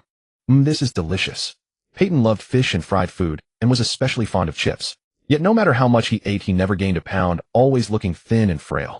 Rosemary. Lin Xin found a few slender leaf stems in his tuna steak, and looked up to ask Timonia. I remembered the rosemary you mentioned last time. It's growing in the vegetable garden. Timonia pointed to the backyard garden. When Lin Xin was injured, he had taught her to identify several types of wild vegetables and herbs. So while she was searching the garden for overlooked tomatoes or potatoes beyond the cabbage, she immediately recognized the rosemary Lin Xin had shown her. Timonia was exceptionally intelligent. Her learning traits and buffs were far stronger than Lin Xin's. If they were both learning the same professional skill, Timonia would undoubtedly reach the max level first. Lin Xin was now certain of two things. He had no worries when it came to leveling up his own skills, and he had no worries leveling up his teammates' skills either. As long as they followed his experience, they could improve quickly. But Lin Xin hadn't met anyone who wasn't a teammate, and he wondered if all survivors were like the three of them, able to rapidly improve their skills just by having books and instructional videos. He leaned towards thinking they couldn't. Because this was his golden finger. Thinking about leveling skills again, Lin Xin suddenly turned to Peyton. Peyton, where's basic electrical work? Huh, what? Well, the book. You don't mean for me to. Peyton mumbled, a piece of buttered toast hanging from his mouth, either because of the toast or because of a guilty conscience. How far have you read? Lin Xin asked him, glancing at his watch. It was 1946. There was still plenty of time tonight. Peyton, I've told you improving your skills is for your own good, but it's also for our whole team. Timonia is our chef and scout, the doctor and the damage-soaking attacker. What about you? Peyton, are you really content with just being a mechanic? Don't resist it, Peyton. Push through and finish basic electrical work. If there's anything you don't understand, come ask me. He'll read it with you. Seeing that Peyton was truly stubborn, Lin Xin decided to become his personal tutor, an intimate one, and also to review the material himself. Ugh. Peyton's voice was dejected. No buts. Tomorrow I'm taking you both to practice shooting and scout out that big horde of zombies. Peyton seemed to be listening. At least he wasn't openly resistant. He was just a young adult, barely of age, with an aversion to studying. Lin Xin reassured him while laying out the plans for the next day. Lin, what are we doing tomorrow? Timonia took a bite of her toast. These buttered toasts were actually made with lard from canned pork, not butter, but it still tasted good. Over these past days, Timonia and Peyton had grown accustomed to Lin Xin being the team's planner and leader. Although Timonia was clever and perceptive and Peyton was a naturally gifted mechanic, they both had their shortcomings. Lin Xin didn't. Lin Xin was a true superhuman. His chain smoker trait had even downgraded to heavy smoker. Even while dealing with the anxiety debuff from quitting smoking, he remained composed so much so that neither Timonia nor Peyton had noticed. His skill limits were only tied to textbooks, videos, and his own willingness to improve. Lin Xin swallowed the crunchy toast, stroked the stubble on his chin in thought, and said to them, First we go to the gas station to check the fuel pumps. We have about 1.5 barrels of fuel left plus the quarter tank in the truck. We need to start thinking about our fuel supply. Second, the general store for some free shopping. There should be a rich stock of food supplies there, including canned goods and ready-to-eat meals. Third, the farm supply coop. We'll clear out all the electrical tools and materials. Our generator needs to be shut down for an inspection. Fourth, shoot them. Find a place where we can dig burning traps. Timonia understood the plan, but what did shoot them entail? Peyton was also confused, so he wanted to ask. Lin Xin simply raised the air rifle that had been resting by his side since he walked in, holding it up high so that the Stewart siblings had to look up, squinting against the light to see the strange-looking air gun he was holding. Is that the weird thing that was in the gun case? Peyton recognized it. So we're using that to shoot them. Will it work? Timonia understood. Haha, this is an air rifle. But unlike the ones that use air canisters, this one is bolt action. I just tested it outside. It has a range of at least 30 to 40 meters, well outside the safe distance. Tomorrow after we're done, we can head to the south side of the horde and practice our marksmanship. I see. Timonia agreed, tilting her head in thought. There are 3 of them, 1 for each of us. We have plenty of pellets. The only downside is they're hard to cock, and the trigger pull is heavy. Lin Xin finished his meal quickly and spoke to them again. Hurry up and eat. After this I'll teach you how to use them. Then Timonia, you can practice for a while. Peyton, you'll be studying electrical work with me. No arguments. That's final. Seeing Peyton about to protest, Lin Xin preemptively cut him off. The 3 finished dinner quickly and began their respective tasks of learning the guns and studying electricity as Lin Xin had arranged. After dinner, Lin Xin taught them how to use the EM-45B air rifles. These rifles were actually quite user-friendly. It was simply a matter of cocking the bolt, inserting a lead pellet, and firing. No extra steps involved. However, the springs were quite stiff, making it difficult for Peyton and Timonia to cock the rifles. But that wasn't a problem. They could just use the Model 3 with the stock, planting the stock on the ground to cock it. There was no bolt they couldn't pull back that way. The previous night had been a learning session for Lin Xin and Timonia. Tonight, however, was Lin Xin and Peyton's learning session. Although they started with the intention of studying electrical work, their conversation and mutual questioning led them from electricity to welding techniques and from welding to engine valve cleaning. It wasn't until around 6 a.m. the next morning that Timonia came downstairs with dark circles under her eyes and scolded them for being inconsiderate and keeping her up. After that night, Lin Xin discovered his mechanic skill had gained a whopping 2 levels, his electrical skill had jumped 1 level, and his welding skill had also increased by 1 level. Lin Xin's mechanic skill was now level 9, tying with his medical skill for the top tier. Electrical was at level 8A and metalworking welding was also at level 8. The skill book multiplier for mechanic was a massive 48x, which explained the rapid increase. But the multiplier for electrical was only 2x, and welding had a mere 0.35x multiplier, yet both skills still went up a level.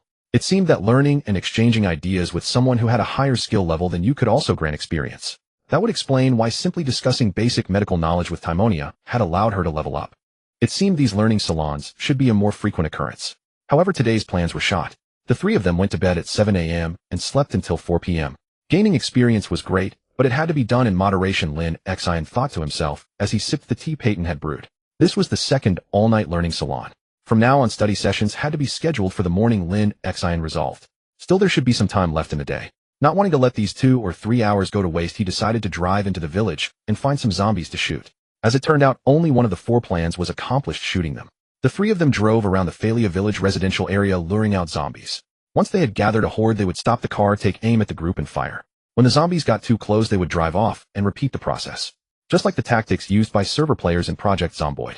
In Project Zomboid, if you had enough players on a server, say 5 or more, even a dozen or so, a large group of players each armed with a gun could stand their ground against a horde. Of course, everyone had to be equipped with automatic weapons and plenty of fully loaded magazines. However, this tactic often backfired. For instance, a player might discover that the magazines they brought didn't fit the gun they were holding, forcing them to single load, creating a gap in the firing line. In certain Sprinter Zombie servers, what happens when a fire team clearing zombies has a gap in their firepower? The voice chat erupts. You'd hear your teammates screaming in anger over the mic, hear their surprised shrieks, and also hear the laughter and gloating taunts of the teammates who stayed home organizing the base and didn't join the action. Any player who has experienced this will never forget it. Another scenario is when you have fewer players and the zombies are clustered in an open area. Take the big Louisville Superstore, for example. It's all parking lots and empty concrete plazas, perfect for leading the Zeds on a joyride. To win against overwhelming numbers, you need to increase your mobility. Driving is a great solution.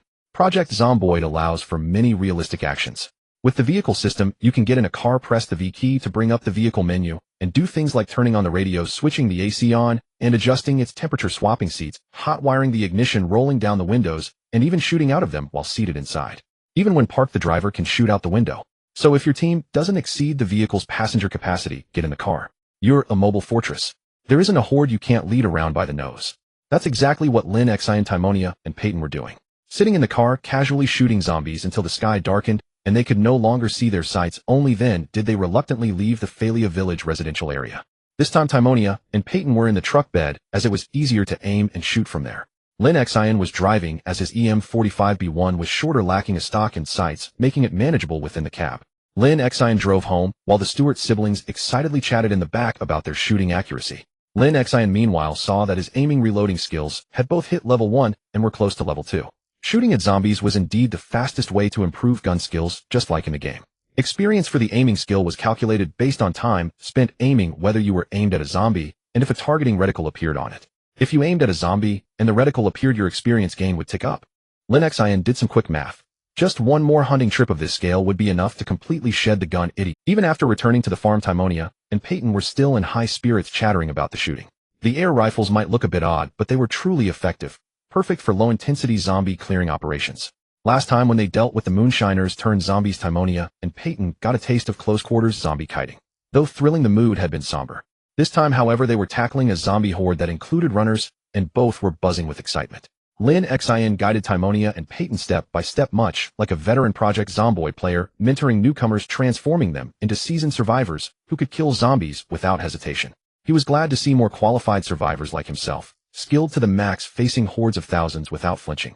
The experience of slaughtering walkers with pistols and melee weapons was entirely different from kiting and humiliating zombie hordes with long guns. For Timonia and Peyton, witnessing flesh and blood splatter up close versus pulling the trigger from a distance and watching a target fall, these were two distinct sensations. Timonia busied herself with cooking. Peyton continued reading Oxy-Fuel Cutting Technical Guide, and Lin Xin took stock of the remaining Molotov cocktails and the unused sealed alcohol. In the garage outside, there was still 1.5 barrels of alcohol left and used. These moonshiners were utterly absurd. It was likely industrial alcohol, not brewed, otherwise such a staggering stockpile would be inexplicable. This alcohol could easily incinerate another 5,000 zombies. Tomorrow the plan could proceed as Lin Xin had devised. That evening Lin Xin didn't hold another study session. Better to wait. Every study session meant staying up late, which was truly exhausting. The three of them slept soundly. Lin Xin rose early. Today a generator inspection was due, so as soon as Timonia finished preparing the meal, Lin Xin shut down the generator. After checking, he found no issues at all, likely because their household electricity usage was minimal. The only appliances running were an electric water heater, an electric oven, and a few small light bulbs, all with limited wattage. In most cases the generator ran with no load, and Lin Xin would even shut it off when the three went out, further reducing wear and tear. How is it? All good. Peyton stepped out of the house to watch Lin Xin inspect the generator. Lin Xin replaced the generator's cover and told Peyton, "No problems. Oil levels are fine, no overheating. It's in great shape. So do we still need to find the electrician's tools?" Peyton asked. Lin Xin thought for a moment and replied, "Yes, we still do. Our current electrician tools are insufficient. Many common tools are missing. Well, grab some on the way. Then shall we head out now?" Timonia also stepped out and interjected, overhearing the conversation between Lin Xin and Peyton. "Sure, let's go. Well, check the gas station first," Lin Xin said, gesturing for Timonia and Peyton to get in the vehicle. Timonia opened the passenger door and climbed in. "Why aren't you going in the back again?" Peyton asked Timonia in confusion. "None of your business," Timonia retorted bluntly. Peyton pursed his lips and obediently climbed into the truck bed, still clutching his EM45B3. Not riding in the cab was better anyway. He could use the air rifle to shoot zombies. Lin Xin didn't notice Timonia's actions. He just checked the front of the vehicle, confirmed everything was fine, and drove off toward the gas station. In Project Zomboid, no, even in reality, vehicles need fuel. So where does the fuel come from? Siphon it from abandoned cars or tap into the underground storage tanks at gas stations. Siphoning from wrecks was straightforward, but how do you get fuel out of a gas station? Especially after a power outage when the station's pumps are down, making it impossible to extract fuel. No problem. In Project Zomboid, you can install a generator at the gas station, connect it to the station's electrical grid, and directly repower the fuel pumps. That way, even in a powerless Kentucky, you can refuel your vehicles. Lin Xin quickly drove past the massive corpse pit to the north and the burger joint to the south, pulling up right at the gas station entrance. It was a medium-sized station with 4 fuel pumps and 2 underground storage tanks holding 120 cubic meters of fuel. The station in Phalia Village also featured a 2-story retail building, the second floor serving as living quarters for station employees, and the first floor as a 24-hour convenience store for travelers. The three got out and split up. Lin Xin went to inspect the fuel pumps. Peyton stayed near the vehicle with his weapon at the ready, and Timonia scouted the surroundings. The trio was gradually developing clear roles and honing their teamwork through collaboration. Timonia circled the station once, eliminating any hidden zombies lurking nearby. Peyton remained in place, maintaining constant environmental surveillance and providing cover for Lin Xin. Lin Xin, meanwhile, focused on the task at hand. No power meant the pumps weren't working. They'd need to hook up a generator to the station. He had to locate the main breaker and cable connections. Timonia returned from her circuit looking visibly worried. She grabbed Lin Xin and pointed at the second floor of the retail building. The window facing the fuel pumps was shattered, the frame gone, but the curtain still hung, swaying gently in the breeze. Lin Xin understood and asked Timonia for details. "Are all the windows like this?" Timonia nodded. It was likely a place where a survivor had once lived, but given the shattered windows, that survivor had probably turned into a cannibal by now. Lin Xin turned to look at Peyton, who was still by the vehicle. Seeing Lin Xin's gaze, Peyton nodded, reached into the driver's seat to grab Lin Xin's gun and blade, and walked over to them. Abandoning the pump repair, the three rearmed themselves, guns ready, blades and clubs in hand, and headed toward the ransacked retail store. The first floor was a complete mess, trampled by zombies. Not a single pane of glass remained intact in sight. Even the freezer's display case was shattered beyond recognition, as if a zombie had toppled headfirst into it, smashing the glass. The ice cream that once offered summer relief had melted into a nauseating, sticky brown sludge with bits of wrapper floating on top. Whether the brown hue came from chocolate or blood was anyone's guess. What a waste of that freezer. Though the farmhouse lacked a refrigerator, since Lin Xin and the others had no need for perishable food, yet there was no rush to find one. The retail store had been stripped bare. Someone had beaten them to it. Peyton checked the storage room and came back shaking his head. The three surveyed the area, found no threats, and gathered at the foot of the stairs, peering upward. It was pitch black, hard to make anything out. The drawn curtains made it even darker. Peyton raised his gun, ready to head up first, but Lin Xin stopped him. Lin Xin grabbed a Playboy magazine from a nearby magazine rack, a publication that since its founding in 1953 had become world famous, and even in the isolated farming communities of Kentucky, it was a popular read. But Lin Xin had no interest in such magazines. He glanced at the busted model on the cover, rolled it up, and hurled it upstairs. It clattered and banged, the noise jarringly loud in the quiet early autumn morning. No reaction. Lin Xin grabbed a thicker monthly issue of Time magazine, rolled it up, and tossed it up as well, just as he had done at the gated community. Still nothing stirred from above. Lin Xin nodded to the other two and drew his Gerber knife. Peyton and Timonia also armed themselves with melee weapons and followed Lin Xin up the stairs. The second floor was in utter chaos. Clothes, papers, half-eaten cans, every kind of trash imaginable. And as soon as Lin Xin reached the top, he spotted several dried human feces on newspaper directly across from the stairwell. No people. No zombies. A survivor had lived here then never returned. The three split up to scavenge. Timonia found cabinets stocked with canned goods, instant food, and snacks. Peyton, however, retched from the stench of rotting food sludge in a powerless refrigerator, had opened the door without warning, and nearly got drenched by the putrid liquid that had pooled inside. Where the original survivor had gone was anyone's guess, but he certainly hadn't left for food. Perhaps had turned into a zombie, been burned to a crisp by Lin Xin and the others, and now lay in one of the two burning pits. Lin Xin searched the place thoroughly, but found nothing besides food. So with the steward's help, he hauled the cans out to the vehicle. The survivor had likely moved all the supplies from the first floor store up to the second. After tidying up, they drove off toward the general store behind the gas station. As Lin Xin had expected, the general store's warehouse was well stocked. They filled the entire truck bed with assorted food additives, and seasonings.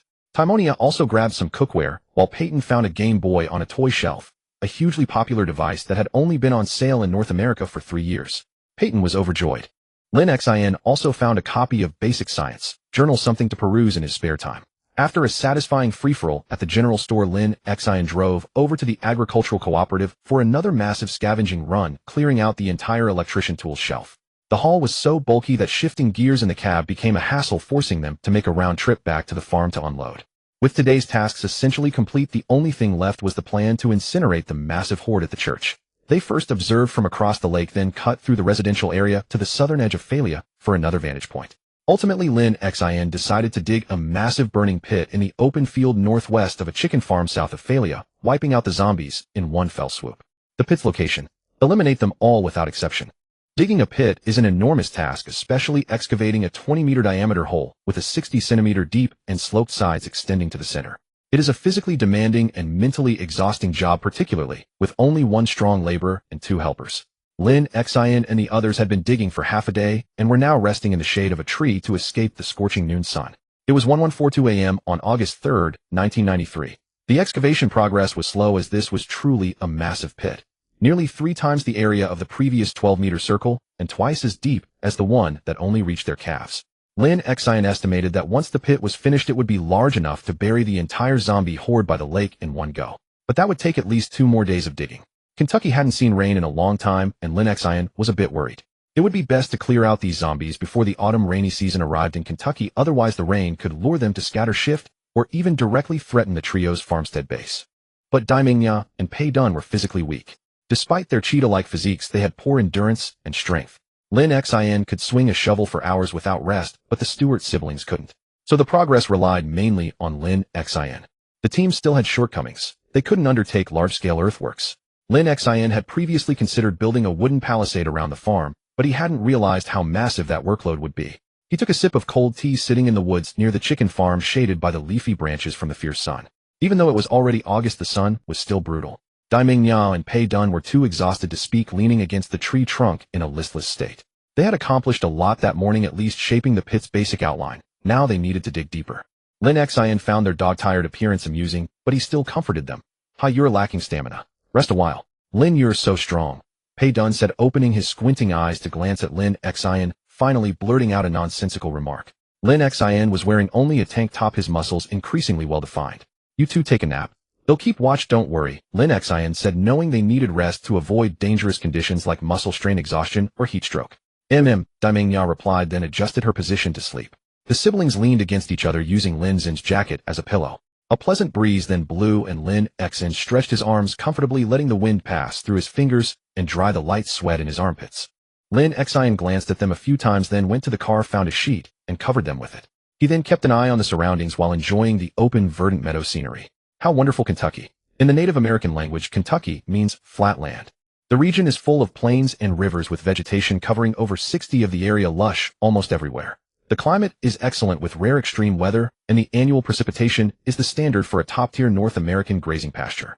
Yet on this beautiful red soil, there were hordes of zombies. From here, Lin Xin could still see the dark masses by Falia Lake, an eyesore indeed. Lin Xin kept watch over the Stewarts until they woke up around 2 in the afternoon. They had risen early that day, arriving at the site around 6 in the morning when the sky was barely light to speed up progress. They dug until noon before taking a break. When Daiming Yao woke, she saw a smiling Lin Xin. His beard had grown longer untrimmed, and his originally flat-top hair was becoming rounder, evolving toward Pei Dun's donkey egg hairstyle. Daiming Yao, whether still groggy or not, just clutched the sheet and stared at Lin Xin. "What's wrong? Did you sleep yourself silly?" Lin Xin asked amusingly at Daiming Ya's dazed stare. "No." Daiming Ya turned her face away, glancing at the wristwatch on her arm, one she and Pei Dun had procured for free from a general store. She realized they had slept for over 2 hours, so she quickly woke Pei Dun, who was still sleeping. Amid the clamor, they returned to work. This was the trio's third excavation operation, each time with a bigger pit and more zombies burned, and they had become quite skilled. But since they could only dig manually and labor was scarce, this major project wasn't fully completed until noon on August 5th. It took 3 people 2.5 days, partly because the pit was huge, but also because Lin Xin had made some modifications to the pit floor. Considering that simple alcohol burning wasn't intense enough, Lin Xin laid a layer of branches and waste boards at the pit bottom as combustible material to aid the fire. Regardless, the pit excavation was finally done. Now came the most exciting part, the fireworks show. But this time, due to the long distance, the trio didn't use alarm clocks, which were effective but not loud enough to lure the zombie horde. Instead, they prepared large speakers salvaged from radios. The traditional flame-delayed fuses were also discarded, replaced by a control device connected to a noise-generating loop and a battered-in-foil electric igniter. Lin Xin set up 5 battered-in-foil igniters to ensure ignition.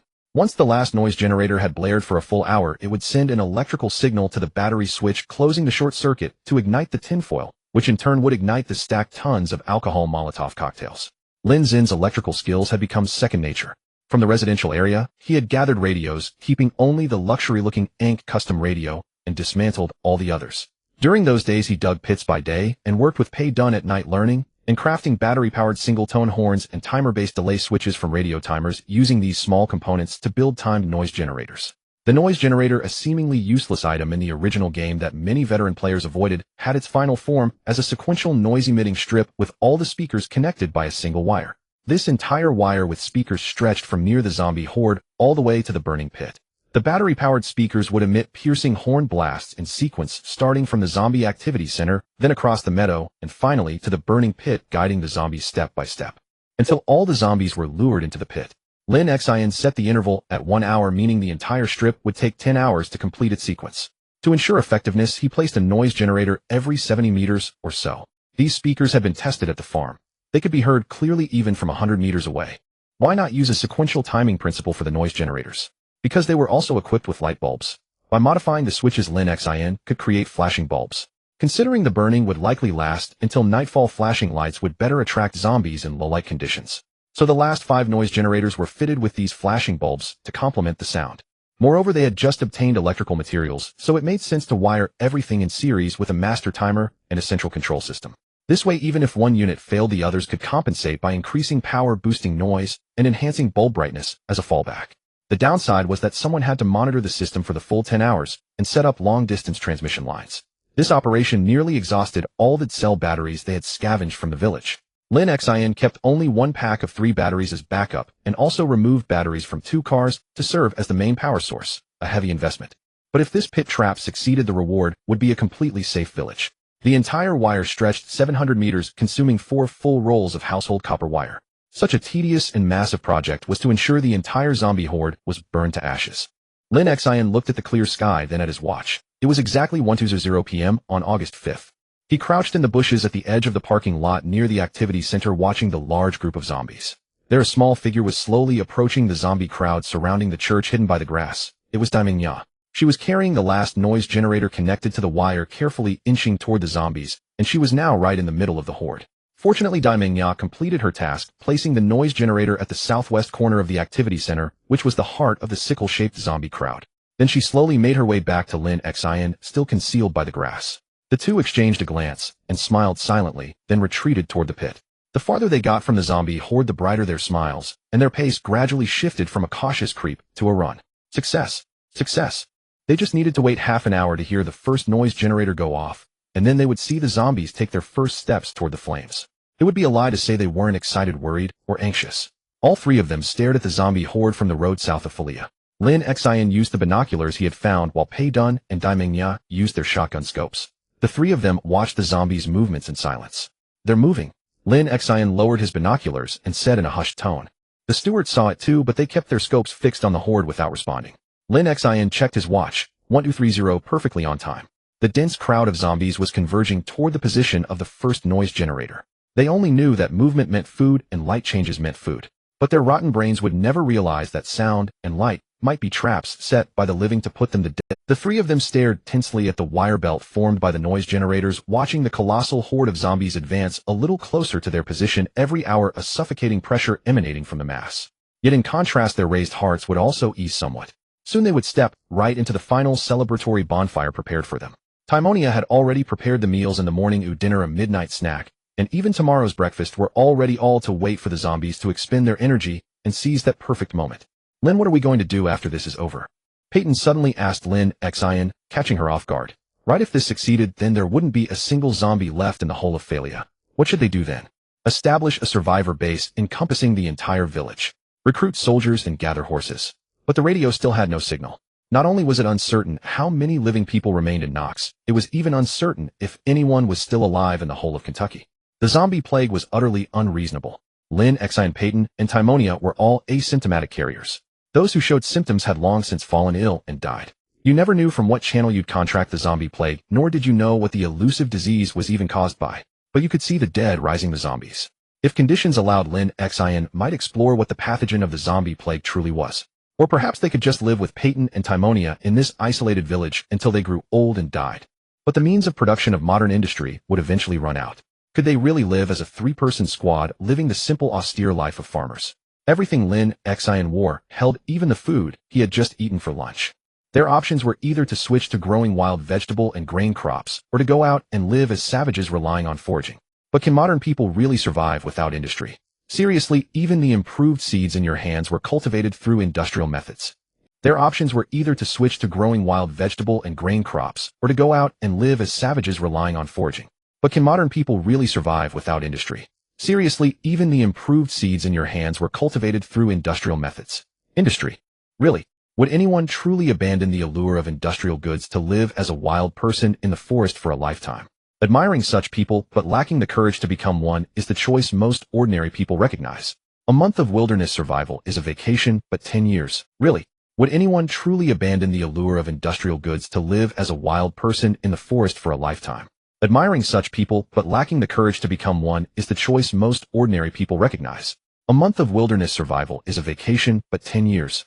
Which has more appeal, 10 years of wilderness survival, or 2 bags of potato chips? Lin Xin wanted to live like a human. He didn't want to live like a savage. He thought for a long time, thought about many things, but still couldn't answer Peyton's question. Lin Xin wasn't a hero, nor did he have any obligation to save America, but he was human, and humans tend to overthink, when alone, and even when accompanied by teammates. He was glad to have 2 loyal companions like Peyton and Timonia, but being prone to overthinking, he wanted more. Yet he also wanted to respect the thoughts of Peyton and Timonia. So he couldn't answer. Peyton, not hearing a response from Lin Xin for a long time, assumed he was too focused on observing the horde to hear the question. He was about to ask again, but Lin Xin's sudden speech interrupted him. I don't know, Peyton, I don't know. Lin Xin admitted his own confusion, but then continued, I'm a medical student. My education and long-formed habits are to analyze what exists based on experience, deduce what might exist, and then prepare treatments and preventions. Being a med student means lots of books. Essentially, it's reading until you're dead, memorizing the pathological presentations summarized by predecessors with their lives, and then applying the medicines they tested with their lives. Don't think about unnecessary things. Can a patient afford to wait while you try to figure out something predecessors already figured out with their lives? The entire field of medicine stands on blood and death, but it uses that blood and death to let those who come later bleed less and die less. Lin Xin paused, then added, we will have an entire village, and we need to clean it up. We will have supplies meant to sustain a permanent population of 1700, but there are only 3 of us, so we need to utilize them well. We will have an 8-square-kilometer village complex and over 100 hectares of fertile land. I want to live. I want to live better. If possible, I want to see more living people. After speaking, Lin Xin continued to observe the horde's movements through his binoculars. Peyton and Timonia, having listened to his speech, both stared at Lin Xin's profile. Then Timonia lowered her head, lost in thought. Peyton, on the other hand, smiled and continued to look at the distant horde through his scope. They both answered Lin Xin in unison. Well, follow your lead. Kentucky Supermen was the name of Lin Xin, Peyton, and Timonia's team. A team name that sounded a bit funny and not entirely serious. But each of its members was now fused together like smelted alloy, impossible to distinguish from one another. Well, the zombie horde was like that now too. Attracted by the noise generators, they were squeezed into a circle, slowly rotating inward, gradually condensing. They moved slowly towards the burning pit in the south. Guided by one noise generator after another, the colossal zombie mass was like putty pulled by gravity, rolled round and flattened, flowing stickily towards the low ground. They flowed towards the pit continuously. The trio watched until a little past 6 p.m., when the sky began to darken. They started their dinner, toasted bread sandwiches Timonia had prepared earlier, filled with some sardine, cans, cheese slices, and pickles. Not the most delicious, but the most convenient and easiest to store. Perfect as portable food. As they were eating, lights in the distance suddenly began to flash. Although it was too far to hear the noise from the generators, the flashing bulbs were clearly visible. The trio realized the horde had already traversed half the distance. There were only 5 hours left until the burning pit would be ignited.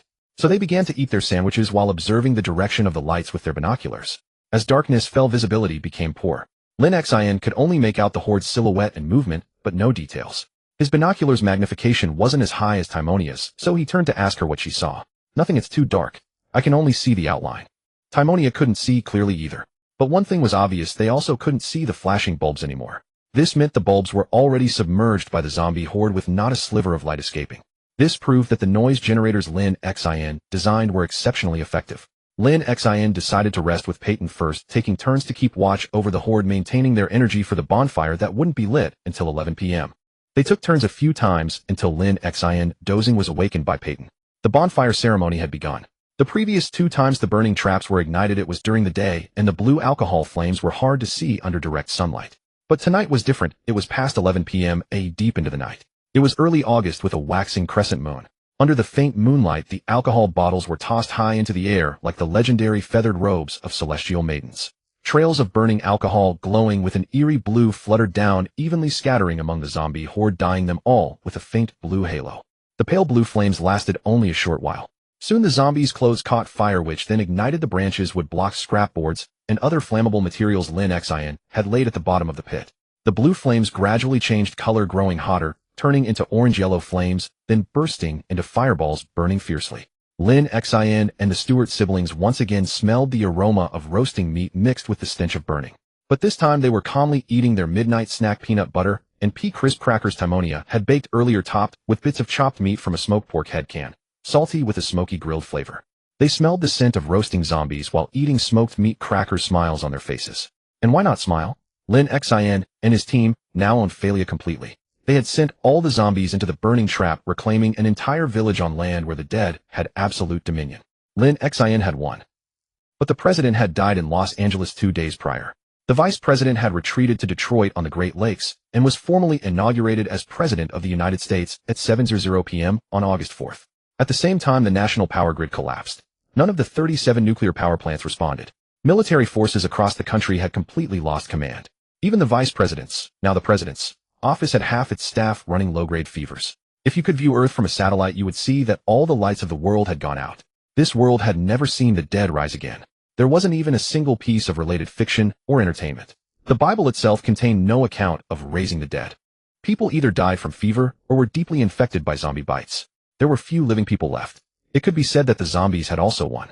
How about, I take the lead, Lin Xin said to Peyton and Timonia. They had completed a thorough sweep of Faria village, which had become a true vacuum zone for zombies, one of the few safe havens completely devoid of undead. Not quite, there was at least one left. Timonia and Peyton remained silent. Lin Xin did not bring it up again, merely standing in front of the dual-story guest house with the Stewart siblings staring blankly at the beautiful building. He didn't want to presumptively make decisions for the two of them, having never experienced something like this himself, watching a loved one turn into a zombie, for instance. After a while, Peyton couldn't wait any longer. He said to Timonia, "We have to arrange a proper funeral for him, give him some dignity." Timonia still said nothing, just gazing at a room in the corner on the second floor where the curtains were drawn, as if something precious was drawing her attention. They had locked Uncle Lawrence inside. The glass of that window was one of the few intact pieces left in the dual-story guest house, Uncle Lawrence should still be inside. Previously, he had conducted armed hunts in the residential and tourist areas, basically drawing out all the zombies from the buildings, resulting in nearly all doors, windows, and glass being left shattered. Moreover, Lin Xin and the Stewart siblings had dismantled the door panels and intact glass in the residential area to practice their carpentry and electrical skills. But this building had remained untouched. Lin Xin glanced at his watch. August 17, 1023. It had been half a month since they had cleared Faria village. In the Good Book bookstore, Lin Xin found a plethora of skill books that addressed his shortcomings, titles like farming, cooking, and more. During this half-month, Peyton and Daimonia's skills had improved significantly. Through their joint learning, none of them had any professional skill lower than level 7, and the vegetable garden on the farm had been tilled to provide practice for their agricultural skills. Ironically, Lin Xin had insisted that Peyton and Daimonia work the fields together with him to enjoy the benefits of the level 7 agricultural skill that increased seed survival rates and harvest yields, only starting to plant after they had achieved level 7 in farming. Currently, the garden was planted with strawberries, tomatoes, potatoes, cabbage, and carrots, all sprouting with promising growth. However, each time they watered, they needed to use the pickup truck equipped with a pump and water tank to fetch water from the pond. Indeed, they had become affluent that the pickup had been converted into a watering vehicle, as they still had 11 different types of vehicles available. While clearing out the back of the agricultural coop store, the trio discovered a batch of brand new water pumps along with 3 small household generators, which couldn't compare to the industrial variable frequency generator Lin Xin found at Screw and Nut the Tool store in Riverside Town. They had moved, or rather established, 2 bases, one at the farm and another at the gas station, equipped with a high-power variable frequency generator. Part of Lin Xin and the Stewart siblings' carpentry practice was conducted here, with the entire first floor boarded up for protection. Starting from the maintenance room in the backyard, they constructed wooden high walls to enclose the gas station, leaving an entrance for vehicles using the barbed wire fencing dismantled from the residential area as material, and built a rail-style, movable wire gate. This project was primarily for practicing metalworking.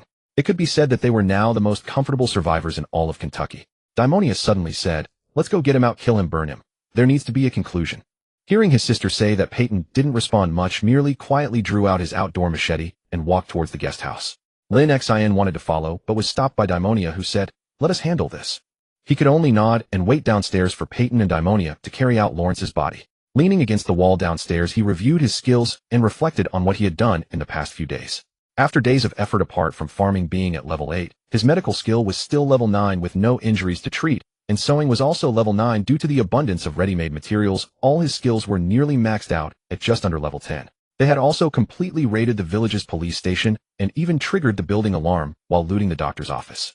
But with no zombies left in Faria, it didn't matter if the alarm went off. At the police station, they found 9 well-maintained MP510 submachine guns stored neatly in the gun cabinet, each equipped with 3 metal magazines and 240 rounds of ammunition, along with mounted gun light slings and long wet-type suppressors. The MP510 with a wet suppressor was a weapon specifically designed for the FBI, and it was unclear why it ended up in the local police station's gun cabinet. Lin Xin and the others had to go through great lengths to cut off the tightly locked cabinet door, using a propane cutting torch to retrieve the weapons. Considering this, it's very likely that the FBI used the police station's cabinet to store weapons. Otherwise, there's no explanation for why all the firearms and ammunition were taken except for this cabinet, full of MP5 automatics remaining untouched. The local police probably couldn't even open it. This MP5 was not the conventional 9mm parabellum caliber. It fired a 10mm x 20 length bullet, which corresponded to some 40 caliber rounds Lin Xin and the others had previously found. However, there was still a substantial supply of 40 ammunition totaling over 2,500 rounds. Peyton's skills in aiming and loading had skyrocketed to 66 with the help of the EM-45 air rifle, while Daimonia could almost hit every shot. Her learning ability astounded Lin Xin, as she reached 88 in the same EM-45 shooting training. Lin Xin lagged behind with aiming and loading at 56, partly because he had deliberately practiced loading. Lin Xin felt his nicotine addiction had diminished from severe to moderate, with only a mere 5 anxiety debuff now. He believed it wouldn't be long before he could completely shake off his smoking habit. In these past 2 weeks, Lin Xin and the others had not seen a single aircraft pass by, whether fixed wing or helicopter, not even one, nor had any survivors driven past their location. It was likely that the transport plane they had seen before, escorted by fighter jets, was the last effort of the U.S. government. However, Lin Xin was still troubled by another matter: the supply of meat. Though the preserved food in the storage was sufficient for them to last 2 to 3 years, there was still no fresh meat supply. The chicken farm had no chickens at all, and the farms on the village's edge had no living cattle or sheep. Due to their location in a vast area of farmland, they hadn't seen any wildlife either, not a single white-tailed deer or rabbit, and even the most bothersome squirrels and raccoons were nowhere to be found. Zombies must also feed on these animals. Lin Xin had seen zombies gnawing on their own flesh or on the flesh of fellow zombies. He had also observed zombies rummaging through trash cans and eating insects off the ground. They should be indiscriminate when it comes to food, yet he couldn't fathom why their already stagnant digestive systems would leave them so ravenous. In the future, if given the opportunity, they must procure some animals for farming. But did he even have any farming skills? Lin Xin glanced again at his skill list and confirmed that he had no farming skill. So how could he farm without enjoying any skill bonuses? This information box was much like those in games. The game still hadn't updated the farming feature. Little Raccoon claimed that they would launch a farming system in version 42, but when Lin Xin crossed over, the version was 41.78 and lacked farming. He wondered if his original home on Blue Star had received any updates. As the game evolved with version updates, its settings became increasingly refined, but some features were discarded. For instance, in earlier versions, survivors had a sand value setting where players needed to manage the mental state of their characters, such as avoiding zombies and scouting before entering buildings. If they became overly frightened or spent too long near corpses, it could lead to a collapse of their sand value. At that point, the experience was akin to a horror game. When a character's sand value dropped too low, they would begin to experience auditory hallucinations, delusions, or even see illusions. A woman's soft whispers might echo from the end of a hallway, but there would be nothing there. Or a child might be stifling sobs, but despite searching the entire building, there would be no traces of the child. The sound, however, would seem to linger in the ear. Or you might hear a man softly calling for help, but when you arrived at the scene, you would find a corpse laying face down, gruesomely dead. And after you managed to overcome the psychological barrier to pass it, you would suddenly look back, and it would be gone along with the bloodstains on the ground. Little Raccoon had a strong understanding of horror elements early on. Just like the low sand value shadow monsters in Don't Starve, these hallucinations would constantly torment the player's nerves. Thus, Little Raccoon discarded this setting. Concurrently, many other features were also removed, such as the overly imbalanced blacksmith skill system and the rumored brick wall plan, which remains questionable, allowing players to freely construct new buildings. And then there was Little Raccoon's traditional Pinefesky skill, but there was no need to worry. Little Raccoon had already implemented changes regarding switching game engines and altering algorithms. He believed that it wouldn't be long before they could also achieve the farming system and NPC features. However, what Lin Xin had to face now was the need for survival. He wanted to forge himself a reliable iron weapon, desired fresh meat, and wished to encounter something new. Ugh, were Daimonia and Peyton NPCs that didn't exist in the game. Lin Xin suddenly thought of this. After pondering, he directly denied it. They were also players, other participants in the multiplayer game. They were survivors in this zombie apocalypse. The fact that they shared in the skill experience bonuses like him was the best evidence. However, Lin Xin still needed to meet other survivors outside his team to determine whether Daimonia and Peyton were able to gain skill book recordings and mutually interact to improve their skills simply because he had added them to the team. Lin Xion's thoughts gradually diverged, beginning to envision various scenarios from the game, further recalling maps within the game. Was it? Had he once obtained a travel guide for Blueberry Town? Where had he placed that map? Lin Xion started to fumble as he set down his backpack and began searching through it, but the map was not inside. Just as he was stroking his beard, racking his brain over where the map could be, he saw Daimonia and Peyton walking out. Daimonia's eyes were vacant as she muttered, "Gone. Gone. What's gone?" Lin Xion asked them in confusion. "Uncle Lawrence is gone." Peyton replied, somewhat disappointed, but otherwise okay. "Huh." Lin Xion grabbed Peyton and walked inside. "Where did he go?" "Let me see." "Upstairs to the right in the innermost room." Peyton followed Lin Xion and went up the stairs again. It was an ordinary guest room equipped with a desk, a lamp, a bedside table, and a single oak bed. A coat hung on a hook fixed to the wall. The bed was quite messy, and some nylon ropes with bloodied bite marks were scattered on the floor. The window was intact, but a cup of an unknown drink on the bedside table had been knocked over, leaving a trail of dried sugary beverage footprints that extended from the floor's mug through the door, down the stairs, and headed towards the southern woods, disappearing from sight. So, Lin Xion hesitated. Uncle Lawrence severed the ropes binding him and walked that way. Peyton preemptively stated Lin Xin's analysis, pointing towards the southern woods. In the sunlight, the woods still appeared serene and dark. But Lin Xion hesitated again. Uncle Lawrence has indeed turned into one of those things. He even tried to bite me and Daimonia. But Peyton was certain that Uncle Lawrence had changed. It was precisely because he had attacked them that they had to bind him. Could a zombie sever its own bindings? Could it open doors? Who knows? But it was clear that Uncle Lawrence's funeral could not proceed, at least for now. Lin Xion pondered for a moment, feeling that the situation was very strange. He glanced at the sticky footprints on the ground and said to Peyton, "Look at these footprints. They probably weren't made more than a few days ago, likely when we were busy repairing the gas station. These sugar residues haven't fully dried, yet it should have been around 3 days ago." As he spoke, Lin Xion led Peyton downstairs. However, as soon as they reached the bottom, they were taken aback. "Where's Daimonia?" Lin Xin and Peyton noticed that Daimonia, who should have been guarding downstairs, was nowhere to be found. Kenneth Arnold was a convict. He was sentenced to 3.5 years in prison for burglary. He was caught and incarcerated because he was stealing from a gated community in Louisville. The gated community in Louisville was a neighborhood completely enclosed by walls with only a single gate for entry and exit. After his theft, he panicked and ran to the deepest part of the community, but couldn't find the way out. If he had simply run out the gate with his loot, he might not have been caught. But he took a wrong turn and ended up being surrounded by residents who watched the spectacle as the police arrested him, their faces wearing smiles. He was a clumsy fool. Despite being a small-time thief, his crime was a serious case of burglary. The stolen goods he carried were worth far more than he realized. Among a pile of trinkets that looked valuable but were worthless, he had grabbed a thin book, an antique belonging to a professor, an original historical document. It was worth $4,000 in 1993. Fortunately, the community police officer, noting he was only 19, a first-time offender and a Hispanic immigrant, showed some leniency and reduced his sentence to just 3.5 years. For the first 6 months, he served his time at the Louisville Police Department. But 2 months ago, as more and more insane inmates began appearing at the police station, he was transferred to the county jail in Rosewood. This was the beginning of his nightmare. He was a hard-working young man and would have had a legitimate job if the owner of the fast food chain restaurant he worked at hadn't suddenly closed down. Losing his job was terrible, and being arrested and sentenced was terrible, but being caught in a prison riot was even worse. Kif was quite clever. The warden saw his intelligence, and with a recommendation from the head cook, he was assigned to work in the prison kitchen. At this time in American prisons, the most common food was a bizarre substance known as prison bread, a compressed food. Various meats, grains, flour, and vegetable scraps were mixed together until they merged into one, then formed into blocks and baked. You could say it looked like excrement, and you wouldn't be wrong. You could say it smelled like slop, and indeed it shared a certain quality with it. But you couldn't fault its nutrition. It contained everything. Meat with vegetables, vegetables with nuts, nuts with flour, and flour with meat. It didn't taste bad either. It was like a carrot bread with a slightly sour or salty note.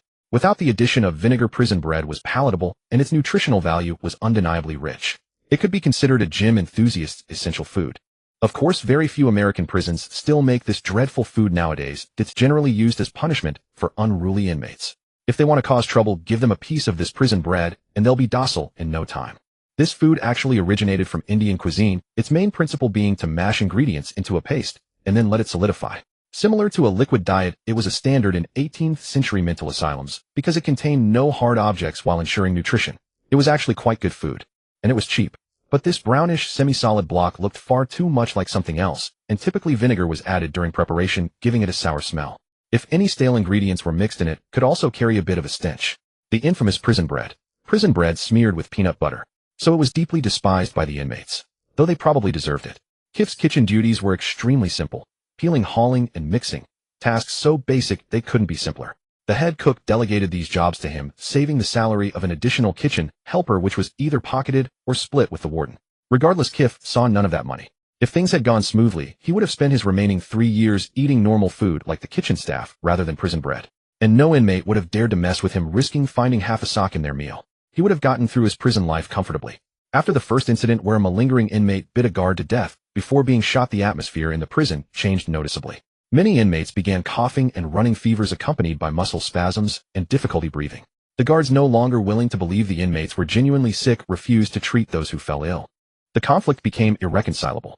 Inmates started dying from illness, and disturbingly, some guards also began coughing with runny noses. Kif was fortunate not to have a fever or cough, but he keenly sensed this might be a highly contagious epidemic. More and more inmates were dying in the prison. Kif also noticed that the sick often would rise again after sleeping for a while, as if they were no longer themselves. They would only lean against the iron bars, stretching their pale hands outward, desperately seeking help. But the guards would simply ignore them because anyone who got close would be bitten. The guards believed this was a coordinated resistance tactic by the inmates, that everyone sick or not would bite them. And they were even on a hunger strike. This was a classic act of defiance in prison. Absolutely intolerable. This situation lasted for 3 days until a guard delirious with fever accidentally triggered the interlocking switch and opened the iron gates holding the prisoners. The zombies were out of the cage, demons were feasting in the prison. The food was human and the diners were human as well. Kif was also released, but fortunately he went unnoticed by those preoccupied with biting each other. He crossed the second-floor corridor of the prison, dodging the frantic lunges of the crazed inmates, using his agility to reach the large dining hall where prisoners usually ate. It was too bloody, too horrifying. He was just a small-time thief. He couldn't handle such a hellish scene. One inmate bit open a guard's abdominal cavity, then amidst the guard's screams pulled out his intestines and devoured them greedily. Another guard with a shotgun fired at an inmate's chest, But even after emptying the shells and completely obliterating the inmate's chest, the inmate still advanced step by step, finally sinking his fangs into the neck of the panicked guard. After the incident where an inmate bit a guard to death, the main dining hall was never used again. Meals no longer occasionally featured normal food. Everyone was forced to eat prison bread delivered directly to their cells. Take it or leave it. The kitchen had no windows, so he couldn't see what was happening outside. But something had banged against the door a few times before leaving. Through the crack in the door, Kif saw it was an inmate in an orange jumpsuit. The kitchen had no windows, so he couldn't see what was happening outside. But something had banged against the door a few times before leaving. Through the crack in the door, Kif saw it was an inmate in an orange jumpsuit. Had the prison riot still not subsided after all this time? Why was there no rescue? Where were the police? Why were they just letting the inmates escape? Kif didn't know what was going on. He stayed in this well-stocked kitchen, barely daring to breathe, not daring to take a single step outside. He used boxes, cabinets, and trash cans to barricade all the doors, living there for a very long time. Until the power went out. He spent an unknown amount of time in the dark until the water ran out. He decided to try opening the door to the garbage station. Kif, now with a scruffy beard and disheveled hair, saw true light again beyond the slivers that came through the door cracks. An interior view of Knox Prison, and several inmates in their uniforms. Before he could even wonder why they were there, they had already surrounded him. Kif didn't wait to be captured. His kitchen duties included taking out the trash, so he was familiar with the area. He knew the way out of the prison, a fenced-in corridor that looped around half the prison used for garbage trucks and supply deliveries. He struggled free from the zombies' grasp and sprinted with all his might. As he passed the reform room where guards usually lectured inmates, he noticed the protective bars on the window had been bent open with glass shattered all over the ground. They might have come from there. Kif didn't dwell on it and kept running. As he reached the corner of the prison, he saw numerous figures on the guard tower. He was afraid of being shot and hesitated, but the pursuing inmates were closing in. He had no choice but to steel himself and run, heading east towards the prison exit, pouring all his strength into his legs, casting all caution aside. He didn't stop until he was outside the prison gates. Why didn't the people in the guard tower shoot him? Kif looked back and saw that the zombie chasing him had given up and was now wandering in the distance, moving erratically. Standing on the grass outside the prison gate, he looked around and saw a considerable number of inmates behind the chain-link fence, all behaving like the one that had chased him. He didn't mean they were alike because of the prison uniforms, but because of their demeanor. They were almost identical, heads drooping, shuffling along as if unconscious, occasionally looking up before changing direction to wander aimlessly. Near the prison's main gate, there were more of these people gathered in groups, at least 100 or two. But strangely, among them were inmates in orange, police in blue, guards in black, and many civilians in regular clothes. Their behavior was all the same. Kif had no idea what was happening. Why had the whole world changed while he was in the kitchen? What was wrong with them? Should he find someone to ask? Kif thought about it, but considering his status as a convict, it didn't seem wise. Still, he slowly approached the crowd at the gate. But even when he was within 30 meters, they remained the same, heads bowed, occasionally shuffling along with the group. Sensing something was wrong, Kif quietly slipped away from the crowd, slipped through the prison's chain-link fence, and found himself on the only road leading to and from the prison. He looked back at the people still gathered at the main gate, utterly bewildered. He decided to head to the small town near the island to get some water. He was very thirsty. He walked along the road towards the town. Before long, he saw a moving car. The driver saw him too and stopped. This person looks normal. Kif excitedly licked his cracked lips and ran towards the car, reaching out his hand. But the person in the car leaned out, aiming a rifle at him. Kif saw the man wearing a cowboy hat, but before he could react, the driver opened fire. A burst of blood exploded from Kif's head, and he fell flat on his back to the ground. This was a Nissan compact station wagon with a long hood and a cavernous rear bearing scars and dents across its entire body. Anyone who laid eyes on it would be astonished that it could still run. The hood was crumpled like a piece of wrinkled paper. The radiator was held in place by a piece of wire dangling precariously. The left front tire was visibly smaller than the others, likely a spare serving as a temporary fix. The car had been driven all the way from Texarkana, Arkansas. There were two passengers. The driver was an old man with a long flowing white beard, while the passenger in the front seat had his head bowed, his face obscured. You're wondering why Texarkana isn't in Texas? Because a large part of the city lies within Arkansas. There might be some bizarre political struggle behind that, but what does that have to do with the zombie apocalypse? The governors of Texas and Arkansas can no longer wage a war over the city. They're both too busy eating people now. These two travelers were Texans, and they had been on the road for over a month. Time and again, they had narrowly escaped massive hordes of the undead on the highways, sometimes forced to creep along forest trails to avoid them. It wasn't their choice. Once you become a nomad in a world gone to hell, your next move isn't determined by your own will, but by the people and the zombies you encounter on the road, and by fuel, food, and their own mental state. Still, keeping moving offered a better chance of survival than holing up in some small place. Their current condition was dire. Their last bath had been in Memphis when they crossed the Mississippi River. They had thought that moving to a new city would bring safety, but each time it was the same: safe, but only temporarily. After resting and scavenging for supplies, they would be driven out by the zombie hordes, forced back into their battered car and onto the nomadic path once more. They were the wanderers, the zombies were the shepherds. "Grandpa Ezekiel, where are we?" The passenger in the front seat woke up and turned to ask the old man driving.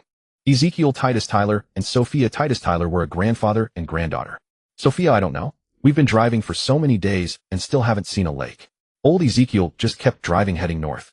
Their ultimate destination was the Great Lakes. Well, any one of them would do. He was an illiterate old man, and his granddaughter had dropped out of middle school.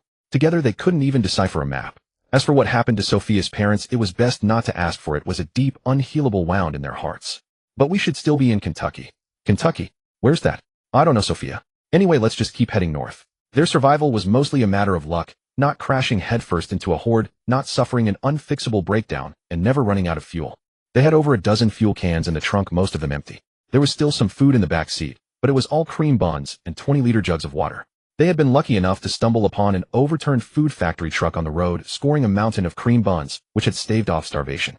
It didn't matter if they couldn't read or decipher a map. As long as they could tell directions, it was good enough. American highways were well developed. As long as they followed the roads in a fixed direction, they were bound to reach their destination eventually. It might just be a bit off course. "I remember the news saying Louisville is a restricted zone. Do you think the military will come after us?" Sophia rubbed her eyes, tossing her golden wavy hair behind her, and asked her grandfather. "The military is the least reliable. Remember those soldiers we ran into? They were too busy running for their own lives, and yet they still found time to mess with us." Ezekiel scowled, his beard trembling, as if recalling something infuriating. "If I hadn't had my gun looking like I meant business, they would have robbed us for sure." Ezekiel added. He owned a very old M1903, a memento from his time in World War II. Back then he was a 19-year-old Marine issued this archaic rifle. The U.S. Marine Corps was truly the neglected stepchild of the military. They wouldn't even give them a Garand. But this very rifle had saved Ezekiel and Sophia's lives on multiple occasions. While crossing through Memphis, they had encountered a group of 7 stragglers, 2 of whom were coughing incessantly. They were poorly equipped, some even without rifles, and only one who seemed to be the leader had a pistol. At first they advanced menacingly towards the grandfather and granddaughter. But when Ezekiel produced his M1903 Springfield, they visibly backed off. Having a gun certainly had its advantages. The pair had indeed heard about a restricted zone in Kentucky, but they didn't really care. They had seen plenty of zombies along the way. They weren't missing out on the ones in the zone. If anything, there might be fewer people with ill intentions inside a restricted zone. They had killed a fair number of zombies and had developed a basic understanding of these mutated beings. They bite, they tear, and if bitten you'd get a high fever, turn into one of them, and then bite others. Just like Sophia's parents. There was only one way to kill them: destroy their heads. Just like with Sophia's parents. There were quite a few other nomads like them on the road. They had seen them, but most exchanged wary glances before speeding past each other. Some were overly friendly and offered directions, but upon seeing the M1903, their faces would change, and they'd flee in panic. It was as if there were no good people left in the world, only bandits and cold strangers. "Oh, look at that. We really are in Kentucky." Sophia spotted a road sign that read Louisville 200 kilometers. She cheerfully pointed it out to the old man. He glanced at it and continued driving until they reached a crossroads. After a moment's hesitation, they decided to turn left, heading west to see if there was anything nearby worth scavenging. They first passed by a massive community with so many zombies, it looked like an anthill, intimidating at a glance. They decided to give it a miss and continued west. Soon they saw vast, beautiful fields on either side of the road, albeit a bit withered and untended. They drove a bit further and soon spotted a drive-in theater and a very large gas station.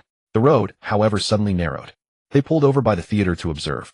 There were a few cars in the theater lot and no vehicles at the gas station, but there were many zombies. A huge crowd gathered there. They paused for a while, seeing no opportunity, and continued west along the road. But they soon realized it was a dead end. At the end of the road was a large farm. They drove straight and circled around the farm, found it to be devoid of zombies, and decided to stop there to rest. They ate some food, drank some water, took care of their biological needs, and then scavenged for supplies. The farm had a vegetable garden and a garage.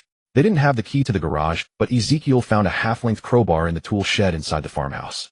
He wanted to pry the garage open and see what was inside. Sophia, meanwhile, searched the farmhouse for useful supplies like canned goods. The farmhouse was a single story, simply furnished with rustic furniture.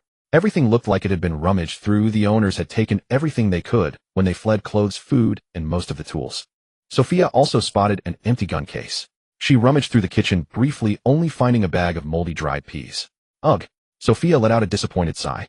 Just then a startled cry came from outside. Sophia dropped the peas and rushed out to check on Grandpa Ezekiel. Ezekiel was fine, just startled by the sight of over a dozen black body bags lined up inside the garage. The sealed bags were bloated, the bodies within having been there for a long time swollen with the gases of decay. Ezekiel smashed the lock on the door with his half-crowbar and pulled up the rolling door. His old failing eyes initially couldn't discern what was inside those long round black bags. He even reached out and touched one. The texture was soft, almost slimy. It felt familiar, like he had seen such bags somewhere before. Then it dawned on him, they were the kind of bags often used by hospitals to collect the dead. That's when he cried out, startling Sophia.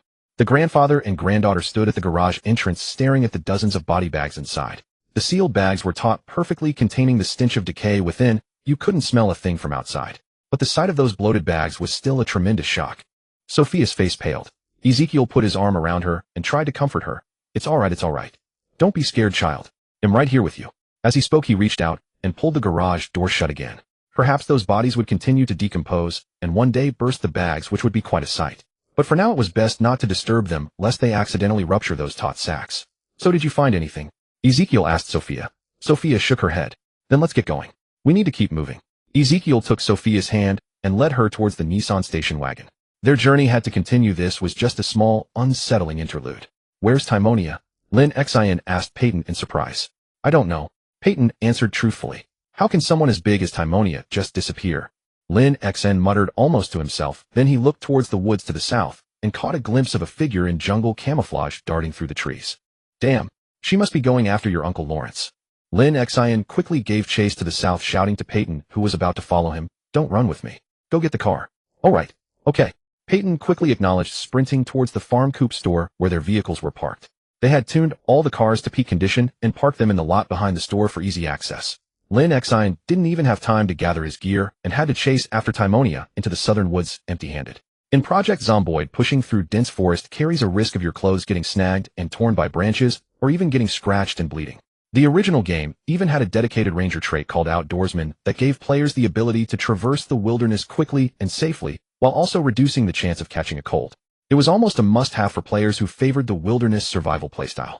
This trait reduced the chance of catching a cold by 90, lowered the risk of being scratched by branches by 99, increased the success rate of starting fires with the bow drill method, and provided a significant boost to the spawn rate of wilderness supplies during searches. It also helped mitigate some of the penalties of operating in the dark. All of this for just 2 trait points, making it an incredibly cost-effective choice. While the dense forest could slow down zombies, relying on it to escape them wasn't always the best strategy, because zombies could still lock onto you through the thick foliage and keep pursuing relentlessly. That's not to say using the woods to break line of sight was useless. Zombie tracking in the game was tied to distance, and whether you were directly in their line of sight. Within a certain range, they would pursue you relentlessly no matter where you were. However, the dense forest also slowed the zombies down. You could exploit this speed difference to quickly widen the gap between you and your pursuers, because you would actively avoid the thickest undergrowth and branches while the zombies would just plow straight through them regardless of what was in their path. But this was a last resort. You shouldn't dive into the bushes unless it was absolutely necessary, because you never knew what was lurking inside, and you had no idea what was waiting on the other side either. Timonia, come back. Let's figure this out together. Lin Xin shouted into the forest, running in the direction she had disappeared. Damn it. Lin Xin had no idea if Timonia could hear him. Most sounds in the dense forest were absorbed by the trees and the thick sound-dampening foliage and wouldn't carry very far. Timonia was a child who seemed composed on the surface, but her delicate psyche was more easily disturbed. It appeared she had long accepted the fact that her uncle was dead, but in reality, it was the more talkative Peyton who had truly come to terms with it. She was the one clinging to hope. When Lawrence turned into a zombie, gnawed through the ropes that bound him, and escaped through the door on his own, it reawakened that hidden fantasy deep within her heart. Now she was chasing that illusory bubble. Timonia was a child who seemed composed on the surface, but her delicate psyche was more easily disturbed. It appeared she had long accepted the fact that her uncle was dead, but in reality, it was the more— Lin Xin shouted again at the top of his lungs, but still received no response.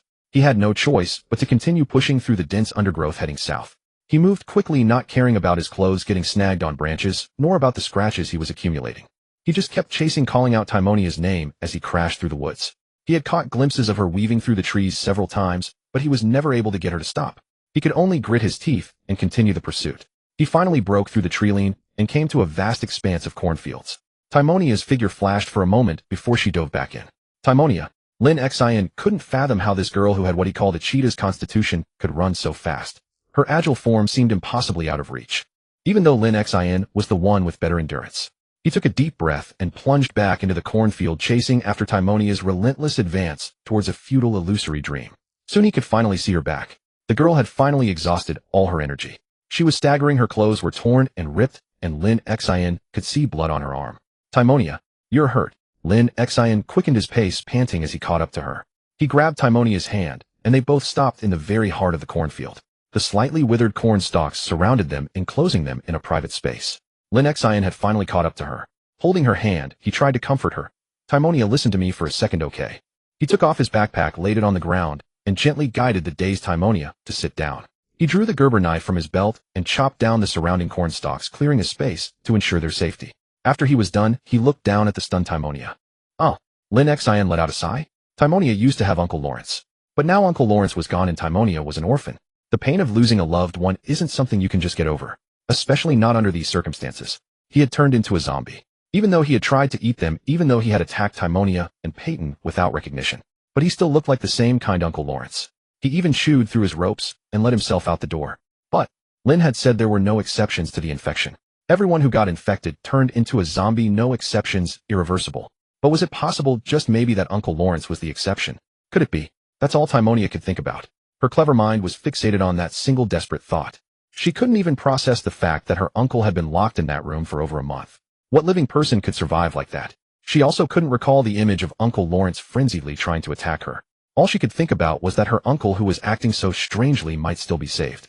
She wanted to catch up to Uncle Lawrence to see if he had turned back into that skinny little old man with the comb-over and the silly mustache. She wished she could hear one of his dry jokes again and hear that strange Plymouth accent. A person's breakdown often happens in an instant. It could be triggered by desire or fear, but it always stems from their weaknesses. Timonia craved love. Her childhood was short and bleak. Her mother passed away, her father remarried, and she suddenly gained an older stepbrother. Then she lost her stepmother and father as well. Her bizarre life story was like a black and white photograph. The majority of this little girl's colorful moments were spent in the company of Uncle Lawrence. Lin Xin cupped Timonia's face in his hands. He had to kneel down just to be at eye level with the petite girl. Timonia, are you sad? Lin Xin didn't scold her for acting on her own or berate her stubbornness as she had expected. He just asked, Timonia, are you sad? If you're sad, then cry. They'll be here with you, Timonia. He looked into her sapphire blue eyes and said, me and Peyton will both be here for you. If you're sad, just cry. Whatever you want to do, we'll support you. We'll go find Lawrence, even if we have to search every corner of Knox or all of Kentucky. Even if you want to go to the West Coast, we'll be right there with you. We're a team, aren't we? Lin Xin pulled the tearful Timonia into his arms. She left a patch of tears on his chest as she sobbed quietly, which slowly grew into a full-blown wail. Cry, Timonia. Lean on us. Good girls don't have to hold back their tears. It's not like we have anything else to do, right? Let's start looking for Lawrence. We'll head south. We won't miss a single forest or valley. We'll find him. Timonia's small body was soft and light in his arms. Her fiery red hair smelled faintly of shampoo, a pleasant scent. No, that's not necessary. Timonia suddenly looked up at Lin Xin and said, Timonia, what? Lin Xin asked, puzzled. Call me Teeny. Timonia suddenly said. What? Lin Xin didn't react, wanting to ask what she meant. Timonia, call me Teeny. Timonia, now Teeny, suddenly said loudly. All right, Teeny, so we're not going after Mr. Lawrence. Timonia wiped the tears from her face, crawled out of Lin Xin's embrace, and stood up. Lin Xin pulled a full set of medical supplies from his backpack, took Timonia's, or rather Teeny's, arm, and began to clean her wounds. Does it hurt? He asked her, and then regarding their uncle, what about your uncle? Teeny just watched him carefully disinfect the wound, gently sprinkle hemostatic powder with anti-inflammatory and antibacterial properties, and wrap a bandage around her arm. It doesn't hurt. Teeny watched quietly as Lin Xin finished dressing her wound, tying a neat, secure knot in the bandage. The treatment was quick and clean. Timonia, you have us. You can rely on us. From now on, if you have any thoughts, just tell me or Peyton. He'll always support you. Lin Xin held her hand. Her small hand was smooth and free of calluses, a stark contrast to Lin Xin's large, rough hands. But Teeny wasn't really listening. She just held Lin Xin's hand back, lowered her head, and whispered, Call me Teeny. What? Lin Xin asked her. But Timonia just said, Never mind, let's head back. She had lost Uncle Lawrence, but she still had Lin Xin. A smile appeared on the face of this girl who had just been crying. Perhaps girls are just mercurial, their emotions impossible to read. The two of them walked hand in hand, one tall and one short, slowly making their way back to Phalia Village down the empty main street. Lin Xin and Peyton had already cleaned up all the bodies, so the street felt as peaceful and safe as it had been before the catastrophe. So where's Peyton? Teeny, leaning against Lin Xin, suddenly realized and asked him. So we're heading to Rosewood. Sophia struggled to read the signpost. No, we can't get in there. There are too many of those things, Ezekiel said to Sophia, gesturing towards the far north. From their vantage point at the farm, They could see a paved road winding through the trees, curving not far to the north. Perhaps they could cut through the less dense woods to reach it. We can only run head towards the places with fewer of those things, Ezekiel said with resignation. An old man and a naive, foolish woman. What chance did they stand against this world of the undead? Ezekiel was about to turn 70.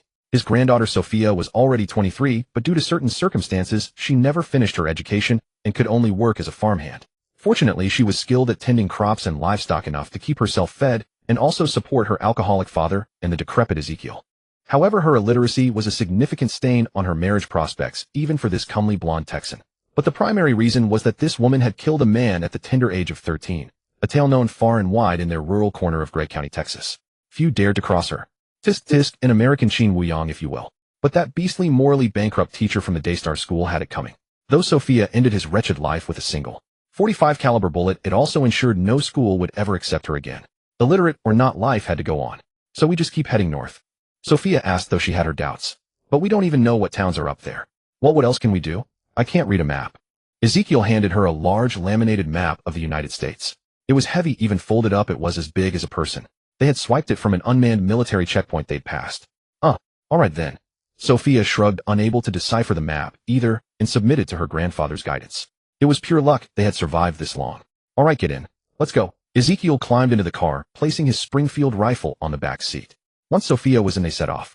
The station wagon wasn't meant for off-road driving, but they had no choice but to cut through the sparse woods beside the fields to reach the road.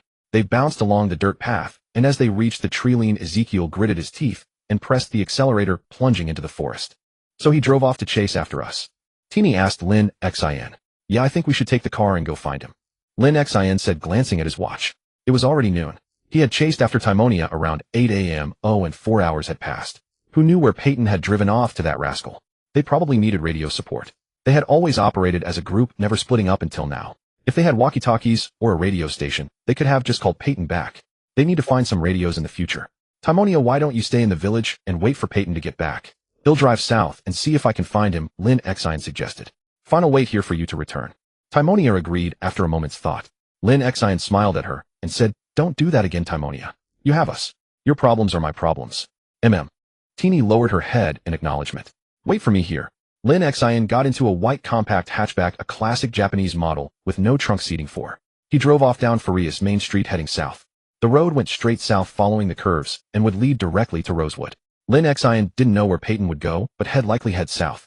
Had better keep an eye on the south and west. Maybe Peyton was parked somewhere waiting for him and Timonia. Sure enough, less than half an hour later, Lin Xin saw another vehicle approaching. It was the blue panel van Peyton had driven out in, but he looked frantic.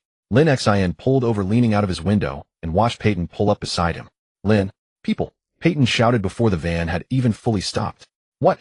Lin Xin didn't understand. Living people. In a car. Peyton yelled excitedly, using wild gestures, hopping around like a lively shrimp. Where? Lin Xin understood now. This was their first encounter with other survivors. They had to be cautious. In Rosewood to the south. I didn't find you guys on the road, figured you kept going south, so I drove all the way down. I drove around the forest edge west of Rosewood for a bit, then stopped to wait. That's when I saw a red station wagon come out of the woods right across from me. Looked like they were having car trouble, so I hurried back to get you. Good, I understand.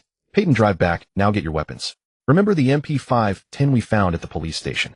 Put the suppressor on it, I showed you how. Arm up, pick up Timonia, and grab your sniper rifles too. How many of them are there? Did they see you? Lin Xin pressed Peyton. Peyton thought for a moment. Looked like just one car, two people. And they definitely didn't see me. I parked far away and walked closer. Good, hurry back and get Timonia. Lin Xin told Peyton. What about you? Peyton asked. They'll go check things out first. Lin Xin quickly drove off, heading south down the road. Peyton also hit the gas, preparing to return to Faria Village. What's wrong? Sophia asked Ezekiel, stuffing a few cream buns into her mouth. These cream-filled buns were packed with calories, the only food sustaining both her and Ezekiel. Ezekiel kicked the visibly smaller front left wheel. Damn, this wheel's bent. That was it. Simple as that. It was an aluminum spare rim meant to get the car moving just long enough to reach a repair shop. But they had used this rim design for maybe a dozen kilometers for at least 100. After all that abuse, compounded by the rough forest, off-roading, the aluminum rim had become completely warped. It was drivable for now, but not for much longer. Sophia asked Ezekiel, so what do we do now? Ezekiel looked at his granddaughter and said, we find a wheel. If worst comes to worst, we might have to abandon this car, he added. If they couldn't find a replacement, they'd have to leave the vehicle and travel light. What's that over there? Sophia pointed to a guard shack to the west with a large cluster of buildings beyond it. Not sure, but let's hope they have a suitable wheel, Ezekiel replied. He got back in the car, signaling for his granddaughter to join him. The rim might hold out a little longer, and they needed to make use of it. They began to crawl westward, bouncing along at a snail's pace. Meanwhile, Lin Xin, driving south of Faria, quickly reached the Rosewood Town junction. According to Peyton, the forest edge west of town was drivable and clear of zombies. Lin Xin carefully navigated around the town's edge. There were some zombies near the distant gas station, but they were far enough. The nearby diner and spiffos had few as well. He took a detour and entered the woods west of Rosewood, driving towards the Rosewood Bar and the prison's bail bonds office. Further south was the gated community of Rosewood. Each house there had its own security system, making it a very safe, luxurious villa complex. In the game, many players who spawned in Rosewood chose to set up their base here. It was one of the most popular spots, second only to the Rosewood Fire Station. But Lin Xin wasn't here to build a base. He was looking for people. He drove a bit further and stopped at a curve, noticing several empty food wrappers on the ground. Looked like some kind of bread roll packaging. Lin Xin only had his M870, but he had binoculars. He raised them and looked west. He spotted a red station wagon moving away from him. He also heard the sound of brakes and a handbrake behind him. The Stewart siblings had arrived. Peyton and Timonia joined him, peering west through their sniper rifle scopes.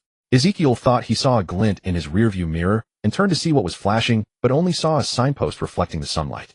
He dismissed it and continued driving west. Lin Xin, Timonia, and Peyton, while observing the car weave through the roadside underbrush, slowly closing in on the vehicle that was moving as slow as a donkey. Like guardians, they crept closer, edging towards Knox prison. Both parties were preoccupied. Ezekiel needed a wheel. Lin Xin wanted to know what these two were up to and if they could be trusted. Neither realized they were heading straight for a den of absolute horrors. "Give me one," Ezekiel said, pulling his body back into the car from the window, where he had been checking what was glinting behind them. Turning back, he saw his granddaughter eating a cream bun, and his own mouth felt a bit bland, so he asked her for one. Sophia stuffed one into her own mouth, while using her other hand to fish out a cream bun from the back seat. She peeled back the wrapper and shoved it into her grandfather's mouth. Both of them broke into smiles. This sweet treat was the only comfort the two of them had in this absurd world.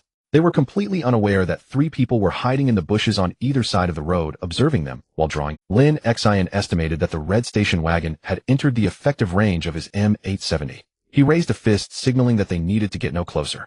Timonia and Peyton halted their advance, trailing behind the vehicle, instead using the underbrush for cover as they moved with it. Timonia's scope was locked squarely on the driver, while Peyton aimed at the vehicle's front. At a single command, his sniper rifle would fire a 308 round and easily blow out the car's tires.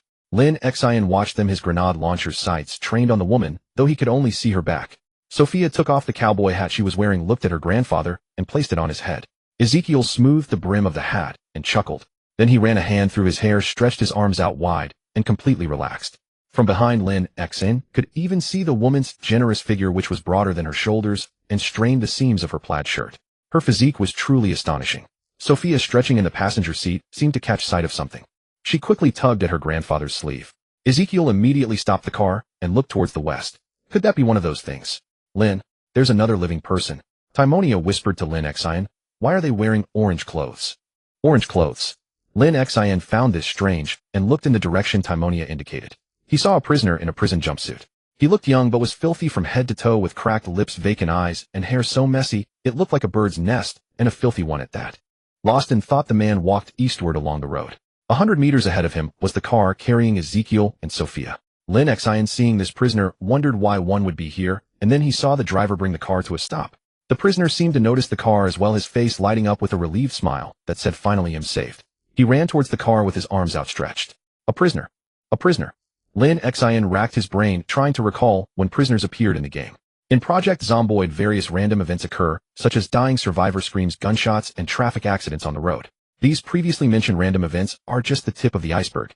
The game's random events include, but are not limited to, a stalker's pre-outbreak crime plan, the site of a prison break and police shootout, where everyone turned into zombies, a house filled with toilet paper, a toilet paper house, Kate's photograph, and an escaped prisoner who turned into a zombie while hiding in a house for sale. Prisoners in orange jumpsuits generally appear randomly. However, there is only one fixed location on the map where a supermassive horde of prisoner zombies spawns. That is the Knox County prison, located on the western outskirts of Rosewood. Lin Xin should have realized it sooner. Rosewood and the prison were connected. Mention the prison and you're talking about Rosewood. Mention Rosewood and you must be aware there's a prison there. But in a flash, the driver leaned out of the car wearing a cowboy hat, holding a long gun. Before anyone could react, the driver fired. "Holy shit. He shot him," Peyton exclaimed in shock, watching the prisoner fall backward in his scope. Why would they shoot a living person? Timonia frowned, her crosshairs fixed on the head of the bearded man who had fired, her finger already on the trigger. Damn it. Don't ask why. Run. Lin Xin, who had realized where they were, quickly led Peyton and Timonia eastward, desperate to get back to their vehicle and leave this godforsaken place. Forests can absorb sound, but they can also channel it. When there are forests on both sides of a road, a single gunshot can travel incredibly far along that road. The American anti-fascist soldiers in the Ardennes forest had experienced this firsthand. Did I hit it? Sophia looked in disbelief at the figure that had fallen in the distance. Ezekiel also stared in confusion at the old rifle in his hands, its rifling worn smooth. This rifle was just for courage and intimidation. Hitting anything beyond 50 meters was impossible. He had only intended to fire a random shot to see how the thing reacted, aiming off to the side into the trees next to it. It was just too far, and without binoculars or a scope, they couldn't tell if it was one of those things or a living person. And he actually hit it. Well, so be it. Ezekiel prepared to drive on to see if the figure was a person or one of those things. A minute later, as they drew closer, a close-up look at the man's supple skin and the still fresh blood confirmed that they had accidentally killed a living person. Grandpa. Sophia didn't know how to process this fact. Ezekiel, too, was stricken. He had no qualms about killing fascists in war, but taking a life now in this situation brought a deep inner turmoil. Let's bury him. This is my fault, Ezekiel said, reaching down to close the dead man's staring eyes. But just as he began to move the body, Sophia screamed, Grandpa. Run. Ezekiel, still bent over in his dragging stance, looked westward. A massive horde of various zombies was spilling out from the cluster of buildings. There were even more of them than the zombies they'd seen in Memphis. Zombies in prison uniforms, zombies in guard uniforms, some civilians, some police. They were all mixed together, crowded together. The fast ones sprinted eastward, forming the leading edge, while the slower ones trailed behind like a tide, like a flood possessing the power to destroy everything in their path. A true calamity of the dead. Grandpa, run. Sophia tugged at Ezekiel, snapping him out of his stupor. He finally started moving, running with her. They sprinted for their lives towards the eastern intersection. The surging zombie horde behind them gave relentless chase. Ezekiel's old body couldn't run fast or for long. He looked back at the sea of corpses flooding the entire road, let go of Sophia's hand, and said, Sophia, you run. What? Ezekiel, you old fool. This is no time to be a hero. Now get moving. Sophia was a fiery one, as she wouldn't have survived in rural Texas otherwise. She grabbed the old man's arm, half dragging, half running, pulling him with all her might towards the corner of the eastern intersection. Ezekiel dropped his gun, his cowboy hat fell off, and Sophia's small backpack was left behind. The grandfather and granddaughter were left with nothing, but as long as they kept their lives, there was still hope. Supporting each other, they stumbled and finally reached the corner of the intersection, only to find 2 cars and 3 heavily armed people. They were holding fine submachine guns, even equipped with silencers. They were dealing with the vanguard of the running zombies flooding out of Rosewood Town. Those 2 aren't dead. Peyton was the first to see the pair, quickly warning Lin Xin. Calm and composed, Lin Xin emptied the magazine from his MP5 set to semi-automatic, deftly reloaded a fresh one, and only stopped firing when Timonia moved to take over his position. He turned to look at the 2 who had just been witnessed killing a survivor. A big bearded old man and a blonde woman. Lin Xin's face was cold. He looked them over. They had no weapons. He then pointed to Peyton's van, signaling for them to get in. Timonia, you ride with Peyton. Fall back. Lin Xin ordered Timonia, who was still firing. He took over her firing position to allow her to get into the vehicle. His main concern was not trusting Peyton to handle them alone, so he sent Timonia to keep an eye on them. Timonia watched them climb into the back seat of the van, then ducked down to swap her submachine gun's magazine for a fresh one. Her face equally cold, she got into the back seat, sitting facing the grandfather and granddaughter. Lin Xin fired a few precise shots, taking down the runners that were a bit further away, and then pulled out his Gerber knife to dispatch one that was right next to him. After clearing the nearby zombies, Lin Xin quickly got into the white Nissan hatchback and followed Peyton's vehicle along the forestage path west of Rosewood, speeding away from the scene. But the over 5,000 zombies inside the prison, drawn by the gunfire, would push down the fences, break through the safety rails, and persist until they utterly destroyed anything in their path. They would get out walking openly on the streets of Rosewood. This small town would become a new den of demons. The grandfather and granddaughter, still shaken from their narrow escape, sat in silence, their terrified gazes fixed on Timonia, who held a submachine gun. Sophia wore a plaid shirt without an undergarment, a common choice as they lived entirely in their vehicle and rarely used the air conditioning to save fuel. Wearing less kept them cooler and more comfortable in the sweltering heat. She was still catching her breath from their harrowing ordeal moments ago. Her grandfather Ezekiel was coughing so hard he could barely breathe. Peyton kept glancing at them in the rearview mirror, wanting to say something, but Timonia's fierce glare silenced him every time. So he simply turned on the air conditioning, making the car more comfortable. Old Ezekiel's coughing subsided, and his breathing became more regular. His old bones couldn't take much more of this. Lin Xin, following behind Peyton's van, pondered how to deal with these 2. They had shot and killed a living person, a survivor, right in front of Lin Xin's group. Were they still to be trusted? Should he bring them into his squad? They had killed someone. Lin Xin decided to talk to them first to understand their background. Ezekiel felt a wave of cool, refreshing air wash over him, the comfort soothing his entire body. He then looked at Peyton and Timonia with surprise. They could actually afford to use the air conditioning. Did they have fuel to burn? He wanted to tell them that while he was grateful, it wasn't necessary. But as he started to speak, he was silenced by a fierce glare from the young girl with the intimidating eyes. What a frightening child. Of course, the fact that she was still holding that menacing submachine gun didn't help. The van sped along, Peyton's driving skills proving more than adequate. The four of them drove on in an uneasy silence until they reached the southern outskirts of Faria village. Sophia noticed a massive pitch-black crater in the open field to the south and was curious about it, but she didn't dare ask. Timonia was too terrifying. The van quickly came to a stop in front of the agricultural supply store, with Lin Xin pulling up right behind it. The trio got out of the car without a word.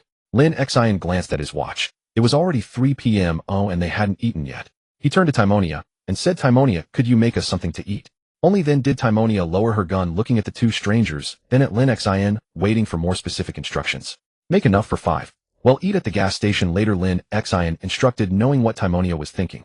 He felt it was better to have the conversation over a meal. He turned to look at the two people standing there looking a bit dazed. "You killed someone. Not to hide it from you, killing zombies is encouraged, but you killed a living person." "No, it was an accident," Sophia corrected Lin Xin's statement. "And how am I supposed to know it was an accident? Also, we saved your lives, so show some respect." Lin Xin scolded with a stern face. He didn't realize that his unkempt goatee, gleaming golden eyes, towering 185 centimeters frame, and muscular build made him quite an imposing figure when he spoke. Although his appearance was actually due to laziness and shaving mild myopia, and his ever-growing physique, he looked intimidating, like a seasoned elite soldier or a super scientist who could beat aliens into submission with just a crowbar. Sophia fell silent, not daring to talk back, especially with Peyton still standing there holding his gun. "I'm the one who fired the shot.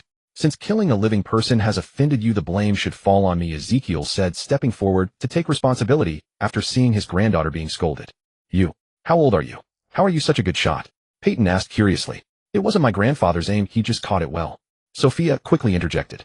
"Alas, Sophia, I am the one who killed that child." Ezekiel sighed. "By all accounts, it is my fault." Lin Xin stood aside, saying nothing, just watching the two of them. He asked, "What are your names?" Ezekiel, Sophia, the grandfather and granddaughter answered promptly, seeing that this man seemed to be the leader. "Where are you from?" "Texas," Sophia replied.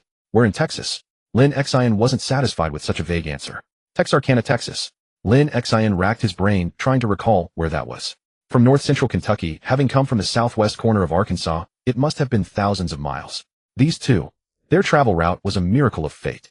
"So why did you come all the way here?" Lin Xin continued his questioning. "We wanted to go to the Great Lakes. We heard on the radio that there were still military camps there, so you ended up thousands of miles off course here." Peyton couldn't help but interject. What kind of sense of direction did these two have to end up here? There's even the mighty Mississippi River in between. How did you manage that? Peyton couldn't help but exclaim. "Wait, you said the radio still works?" Lin Xin had just heard a piece of crucial information. "It works, doesn't it?" The old man Ezekiel replied with confusion, not understanding why Lin Xin was so surprised that the radio was still functional. "Peyton, go get a radio," Lin Xin ordered. The stored radios were kept in the repair shed at the supply store. Peyton quickly found one that worked and ran back to hand it to Lin Xin. "Do you remember the frequency? Can you tune it to the station you heard the broadcast on?" Lin Xin placed the radio in front of them, asking them to adjust it. "All right, let me try. I think it was." Ezekiel fiddled with it for a while before finally picking up the looping broadcast about the military evacuation to the Great Lakes. "Citizens of America, our nation has entered its darkest hour, but the steel and gunpowder of our enemies cannot break our will. We will resist to the end. Our government has not fallen. Detroit." Static. The radio soon dissolved into white noise. Ezekiel picked it up, puzzled, and fiddled with the dials again, but he couldn't get a clear signal again. Lin Xin said nothing, merely exchanging a glance with Peyton. A certain suspicion was now completely confirmed. Timonia had finished cooking and came to call them for the meal. Eating in the mid-afternoon, it was hard to say whether it was lunch or dinner. But for Ezekiel and Sophia, this was the best meal they'd had in at least a month. Peyton was quietly telling Timonia about the radio situation. Ezekiel's attempt this afternoon was practically confirmation that there was electromagnetic interference in the Knox area. It must be that a long-lasting jammer deployed before the catastrophe was continuously disrupting signals, preventing any radio or television reception. The group ate on the first floor of the gas station, gathered around a dining table they'd brought back from a restaurant. Timonia had made bean and rice stew and opened a few cans of corned beef, which she simmered with canned tomatoes to make a hearty tomato beef stew. This simple meal nearly brought tears to the grandfather and granddaughter's eyes. In this apocalyptic world, if Timonia and Peyton hadn't found Lin Xin and brought him in, they might have ended up living like these two, scavenging for scraps from the zombie hordes, never knowing where their next meal would come from. They'd have had no chance of retaking Faria. They'd be lucky not to be eaten. So, sir, we've laid all our cards on the table. What is it that you actually want from us? After a satisfying meal, Ezekiel realized that these three survivors were on a completely different level. They had somehow managed to clear an entire village of those things, and they had an abundance of food, even offering canned meat to strangers. It was a good life. No wandering, no eating those cloyingly sweet cream buns for every meal. If they would take in an old man like him, or even just Sophia, it would be worth it. Ezekiel looked up at the strong goateed man. This mysterious black-haired man, who appeared to be of Asian descent, seemed to see right through them with his gleaming eyes, making it impossible for him, or Sophia, to hide any secrets. Perhaps you two should wash up and change into some comfortable clothes before we talk. Lin Xin suggested, eyeing Sophia's matted hair and Ezekiel's grimy neck. She stared at the smelly, foolish girl until she lowered her head in shame, and even Ezekiel began to feel a bit embarrassed. If that is what you wish. Ezekiel saw no reason to refuse. He could tell these people were fundamentally different from the other survivors he had encountered. Though he was suspicious of how they knew he had accidentally killed a living man, at least they had not treated him or Sophia with brutality. Ezekiel understood that this burly goateed man, capable of cleansing an entire village and wielding such fine weaponry, was not one to slaughter the innocent. Timonia, could you prepare some hot water? Lin Xin exchanged a knowing glance with Timonia, who understood his intent perfectly. A bath was one of the best ways to lower a person's defenses. Stripped bare, washing away the grime, one emerged clean and fresh, feeling truly human again, rather than a creature caked in filth and oil. Moreover, in these desperate times, a bath was a greater luxury than a meal. Besides, with only one bathroom, the old man and his granddaughter couldn't possibly bathe together. It was a perfect way to separate the pair. They would take turns, one bathing while the other waited outside, digesting a hearty meal and chatting over snacks. What better way to ease a person's weariness? Timonia went upstairs to fill the tub with hot water. Ever since the village's water tower had been restored, they had running water pumped from the nameless pond. It wasn't potable, but it was perfectly fine for bathing and daily use. Ezekiel, may I call you that? Peyton brought over some dried peanuts and placed them on the dining table where they had just eaten. The group began shelling and eating peanuts while they chatted. Ezekiel, Titus Tyler. Sophia, Titus Tyler. The old man spoke their full names while chewing on peanuts. Once he had sat in the Texas countryside eating peanuts, strumming a guitar, and watching the sunset. Now he had just narrowly escaped a massive horde of the undead, possessing nothing and relying on the charity of strangers. Sir, we're just an old man and a simple-minded girl. Just recently I lost my only old rifle, and we've lost our vehicle and everything we needed to survive. Ezekiel was well aware that Lin Xin was trying to put them at ease. He ate some peanuts, but his granddaughter Sophia, completely oblivious to the situation, stuffed her mouth full of them. I know, old-timer. Let's not talk about that for now. Enjoy the peanuts, and then go have a bath. Lin Xin shelled peanuts as well. These were roasted peanuts they had found in the old bar south of the village, several burlap sacks full in the back storage, and quite fragrant. They had also acquired quite a few peanut seeds. Perhaps they could try planting some. Ezekiel couldn't figure out what Lin Xin truly wanted, so he fell silent and focused on his peanuts, but he subtly nudged Sophia, signaling her to restrain herself, and above all not to actually take a bath. Sophia, however, seemed utterly confused by her grandfather's intermittent elbow jabs, completely missing the message. Lin Xin noticed this exchange, but said nothing, simply eating his peanuts. Timonia soon returned downstairs. The bathwater is ready. You. What was your name again? Sophia. Is it hot water? Sophia immediately jumped up and eagerly followed Timonia upstairs to bathe, grabbing a handful of peanuts to munch on as she went. Timonia chuckled. Of course it's hot. There's even a bath ball and some shampoo. By the way, what size are your clothes? I can find you something to wear. The two went upstairs. Timonia glanced back just before ascending and met Ezekiel's gaze, but then Sophia's voice rang out from ahead, having run up first. Wow, Grandpa, they have a bathtub. Ezekiel's vision darkened at this. You foolish child. Sophia was far too naive. She only knew how to tend crops and livestock.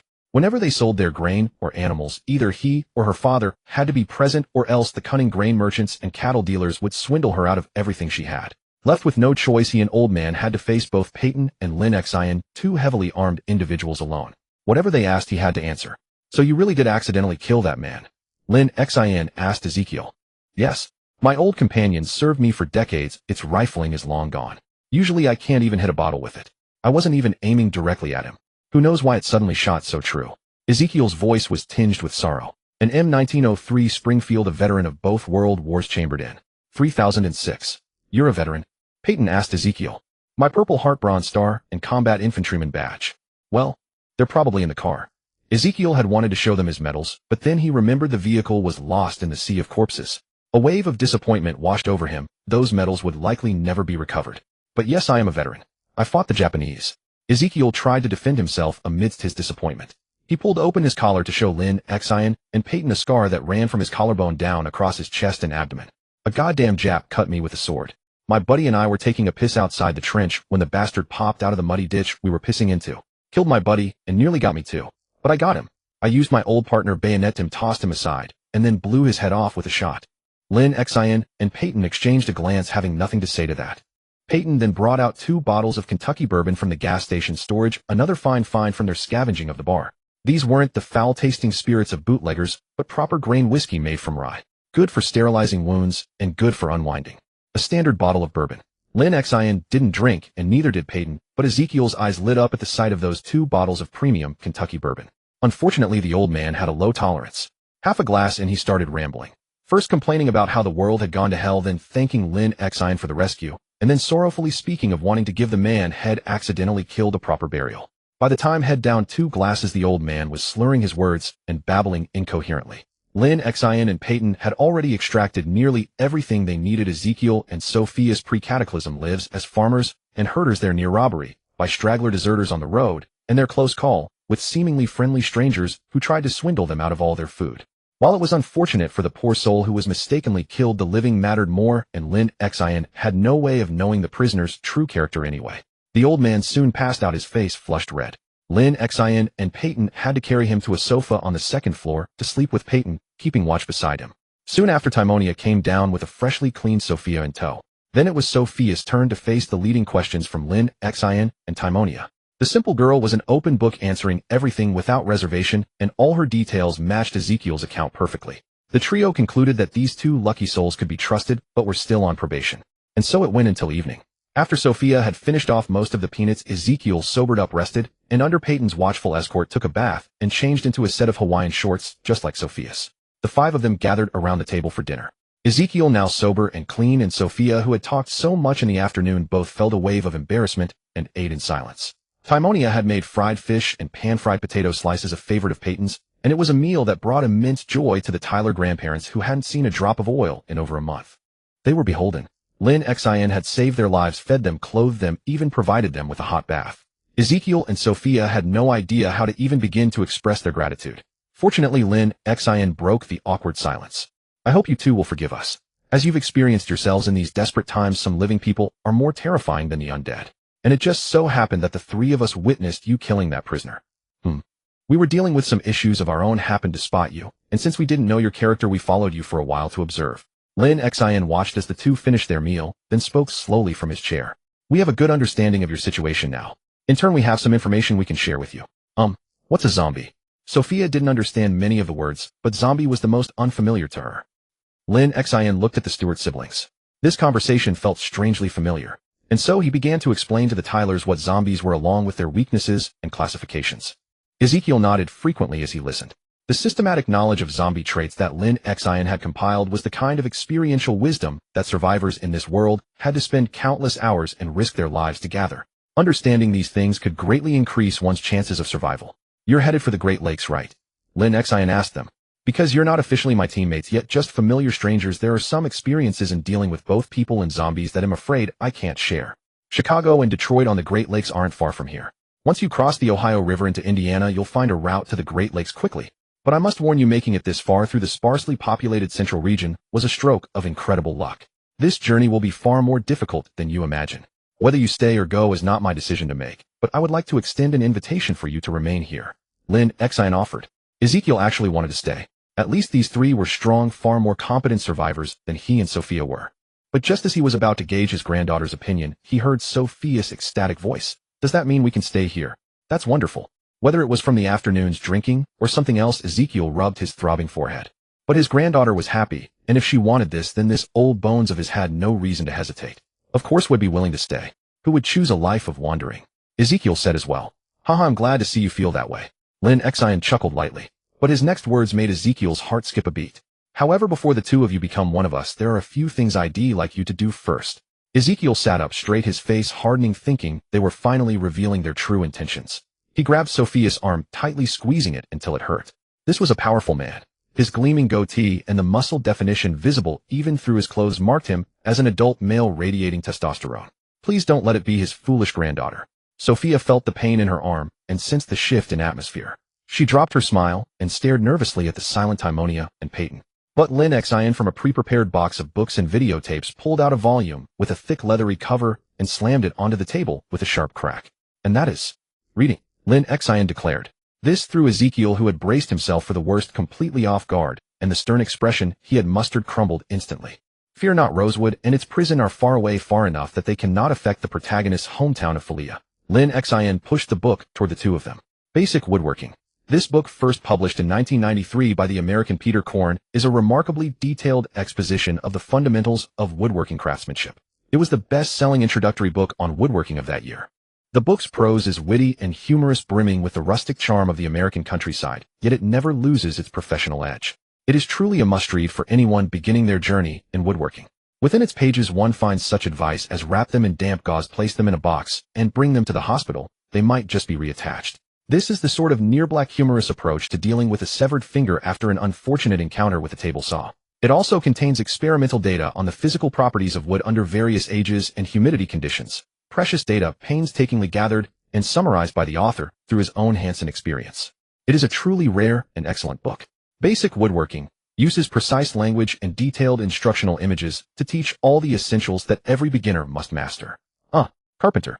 What cookie? Sophia tried to read the title on the flyleaf using her limited vocabulary. Basic Woodworking. Ezekiel pronounced it aloud. This old veteran had a larger vocabulary than Sophia. What? Can't you read? Lin Xin asked Sophia with amusement, seeing her expression. Unexpectedly, the woman lowered her head in embarrassment and murmured an Lin Xin's face turned green. He asked incredulously, really can't read? Peyton and Timonia, who had been watching the spectacle, also stared at Sophia in shock, causing her to lower her head even further, nearly shrinking into her bulging Hawaiian shirt. I do know a few words. Sophia. She didn't finish school because of some things. Ezekiel tried to explain the reason. It wasn't her fault. I went to middle school for half a year. Sophia said weakly, her face reddening. She hadn't even finished the first year of junior high. Lin Xin took a deep breath, trying to calm his rising blood pressure. He turned and went upstairs.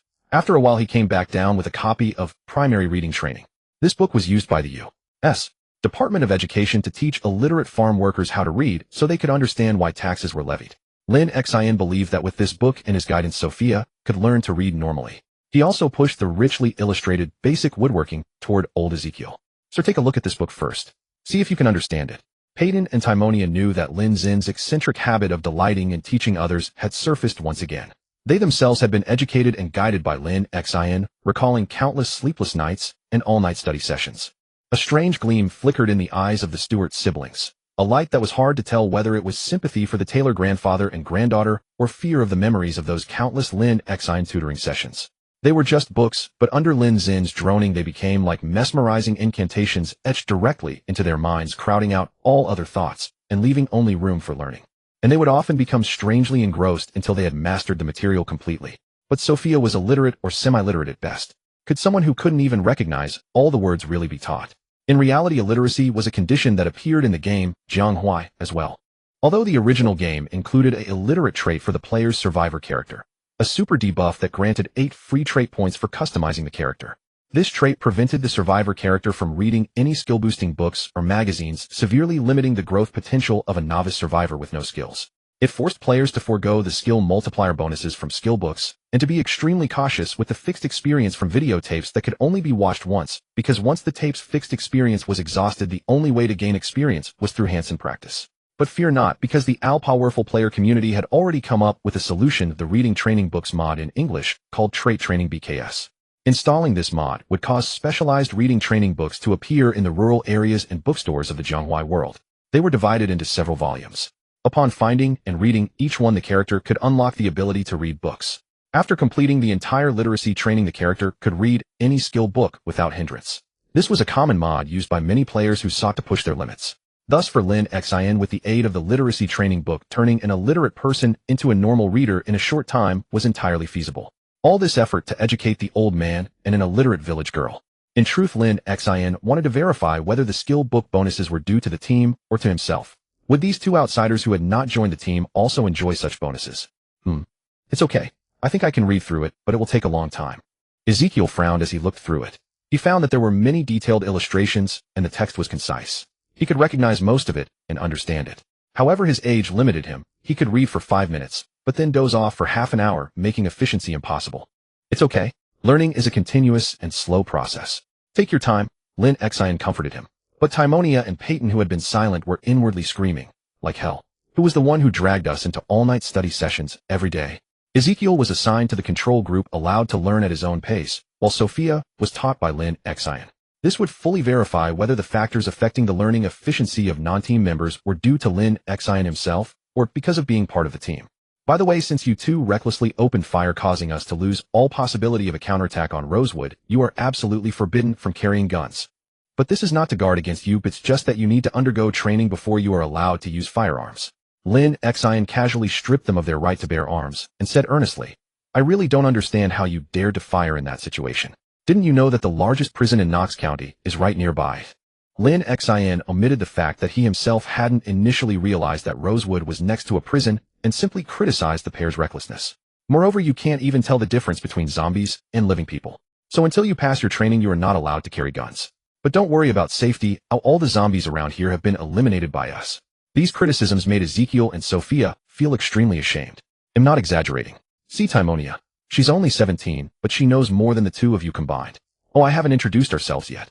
Realizing this, Lin Xin began to introduce themselves to the pair. First, myself. I am Lin Xin, but you can also call me Seth Lin McFarlane.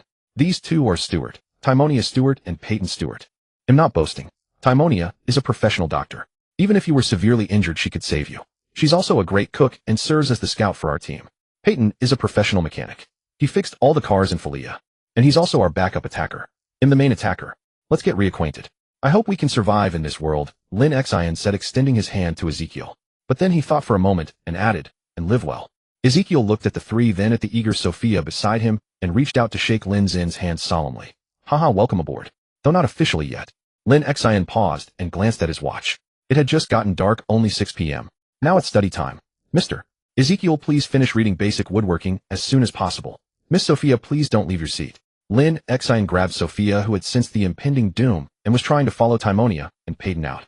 I'm going to teach you to read. Lin Xin's smile sent a chill down Sophia's spine.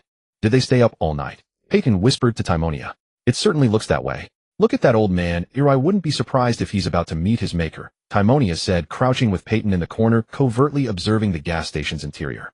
Excellent, I've finished this basic literacy primer. Miss Sophia, I believe it's time for a test. Lin Xin closed the primer with satisfaction. Sophia had made remarkable progress overnight. She was obedient, and like Timonia and Peyton before her, gradually kept pace with his instruction, eventually even able to apply what she learned to new situations. It seemed the survivors he encountered were all quite intelligent. However, Sophia was now drooling profusely from the corner of her mouth, her eyes glazed over. Sophia? Sophia! Lin Xin called out roughly, snapping her out of her daze. Oh. Sophia responded, dazed. Lin Xin then picked up a copy of Fundamentals of Electrical Engineering that Peyton had previously read. He flipped through a few pages and asked Sophia to identify any words she didn't recognize. After assessing them, he quizzed her on the meaning and pronunciation of the remaining words. The results were encouraging. Sophia recognized most of the basic vocabulary, and her grammatical errors and the thick Texas drawl shed had for so long had also improved considerably, nearing standard. Lin Xin then looked over at the elderly Ezekiel, who was on the verge of dozing off. He never thought he'd be learning so much at his age. Every time he started to drift off, Lin Xin would temporarily leave Sophia and come over to gently ask if there was anything he didn't understand. At first, he'd just stubbornly pick out a few random questions, but as Lin Xin's visits became more frequent, he found himself having read the entire book without realizing it. Mr. Ezekiel, have you finished your book? Lin Xin asked. Yes. Yes, I finished it, Ezekiel replied, snapping awake from his half-slumber with a jolt. He had indeed finished reading the book. But how much he had retained was entirely up to God's will. Lin Xin glanced at his watch. It was already past 6 a.m. Another all-nighter had passed without him noticing. What a fulfilling study session, wouldn't you say, Sophia? Lin Xin said to the young lady beside him, but received no response. Where was Sophia? Sophia was under the table, fast asleep. Lin Xin found it amusing. He stood up, stretched, and helped the stiff-limbed old man up to a bed on the second floor. He then came back down, intending to carry the unconscious Sophia upstairs, but as he descended, he saw Timonia. Lin Xin wondered why she was up so early as he reached out to pick up Sophia. But Timonia blocked him. He'll do it, she said, and then promptly delivered a sharp knock on Sophia's head, waking her, before helping the groggy girl upstairs to sleep. Lin Xin's mouth twitched at the sight. The bra head found for Sophia the previous afternoon was a 40C. This was a discrepancy between US and the common Japanese sizing used domestically. It made Timonia, who was used to wearing sports bras, quite uncomfortable. Lin Xin didn't pay it much mind. Feeling tired himself, he told Peyton and Timonia he'd skip breakfast and promptly lay down on the sofa in the gas station's main area to catch some shut-eye. He was roused by Timonia for lunch. Opening his eyes, he saw her, and then Ezekiel and Sophia coming downstairs together. He smiled. But for some reason Ezekiel and Sophia seemed to avoid his gaze when they saw his smile. "Did you two sleep well?" Lin Xin asked them with a grin. "Oh, let's eat first, and then we can continue our studies," he added. Why is this strange man forcing people to learn? And why are his two teammates just watching? Why aren't they saying anything? Ezekiel and Sophia were starting to feel scared. Peyton and Timonia meanwhile silently brought the cooked food to the table. Lunch was pea crisps with corn chowder, and Timonia had also made some fish fillets and tomato sauce. It was a delicious meal. Sophia and old Mr. Ezekiel tried to eat as slowly as possible, but Lin Xin wasn't having any of it. Peyton and Timonia had tried the same thing once, and he was not lenient with students who tried to shirk their studies. "All right, stop wasting time. We have studying to do." Lin Xin saw right through their stalling tactics. "Mr.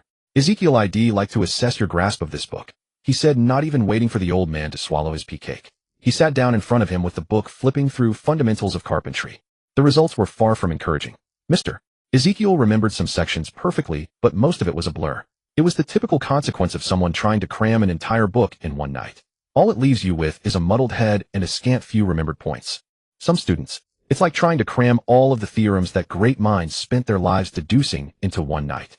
They gulp down the heavy fruit of science and choke on it. Lin Xin let Mr. Ezekiel off the hook, allowing him to join Timonia and Peyton in the day's tasks of tilling the land and doing some electrical maintenance.